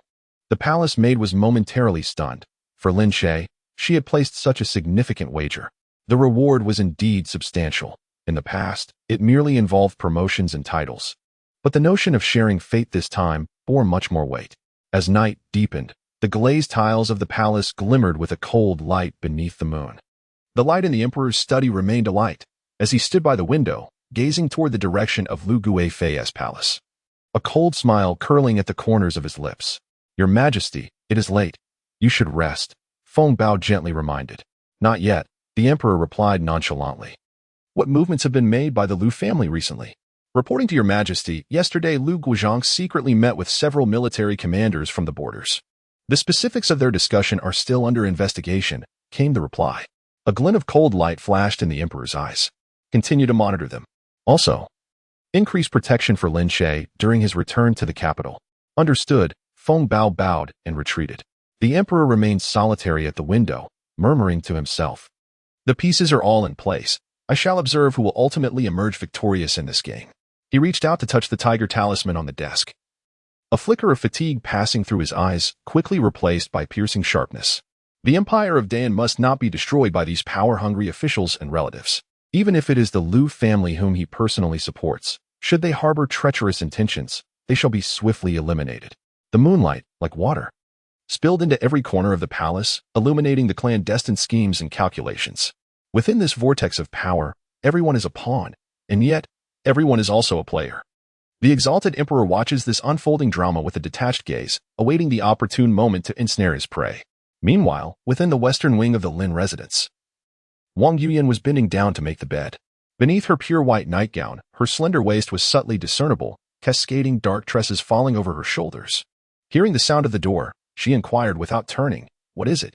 "I'm going to Siena tonight." Lin Che leaned against the door frame, the moonlight casting a silver sheen over half of his face. Noticing his sister-in-law's silhouette stiffen, he chuckled and added, "Since sister-in-law refuses to consummate the marriage, surely I cannot be left to guard an empty bed every night?" Wang Yuyan abruptly turned, her jade hairpin glinting coldly in the candlelight. "You can't even wait for the formalities of taking a concubine?" She gestured toward the window. "I just received the news of your ennoblement today. And yet tonight, which is precisely why it should be a double celebration," Lin Che interjected, pulling out a piece of red silk from his sleeve. "Look, I have even prepared the bridal veil." The gold-threaded entwined lotus embroidered on the satin shimmered under the light, stinging Wang Yuyan's eyes. She seized a jade ruby from her pillow and hurled it at him. "Get out." Lin Che caught the flying ornament, laughing even more heartily. "Do not be angry, sister-in-law. I shall bring you the finest rouge from Zhuozhou tomorrow." Before his words had fully settled, he had already vanished around the corner of the corridor. In the eastern wing, Lin Siena was at her mirror, removing her makeup. The bronze mirror reflected her figure shedding the wedding gown, her long legs, encased in icy silk stockings. gently swaying by the ebony stool. Suddenly, a figure appeared in the mirror, startling her and causing her makeup box to topple over, scattering pearl hairpins across the ground. What? Before she could finish her sentence, Lin Che had already encircled her from behind. His fingers, imbued with the chill of the night dew, brushed against her neck, sending shivers coursing through her entire being. The mirror reflected the sight of him whispering close to Lin Skinner's earlobe, akin to a serpent poised to strike. Are you writing a letter to your beloved? Lin Che caught sight of the stationery on the table and let out a sudden, light-hearted laugh. Do continue. He withdrew the jade hairpin, allowing her dark tresses to cascade like a waterfall, while with his other hand, he insistently pressed the brush back into her fingers. Just as she inscribed the title Senior Brother, a startled cry escaped her lips. Lin Che's canine teeth grazed her earlobe as he simultaneously tugged at the ties of her inner garment. The letter was marred with chaotic ink splotches, mirroring her increasingly blurred vision. The red candle sputtered, sending a shower of sparks. Lin Che lifted the trembling girl in his arms, the pearl tassels of her bridal gown trailing across the hardwood floor, leaving a disordered path. As the vermilion gauze curtains of the bed fell, he caught a fleeting glimpse of a shadow outside the window. Lian Hua, the personal maid of Wang Yuyan. If you've seen enough, be gone, he sneered into the emptiness. Yet his fingers tenderly wiped away the tears from Lin Siener's eyes. Be good, Siener, lift your legs. In the dead of night, Lin Che suddenly tightened his grip around the neck of the person beneath him. Lin Siener's neck, arched in a gasp for breath, resembled that of a dying swan, the moonlight illuminating the fresh bruise that marred her collarbone.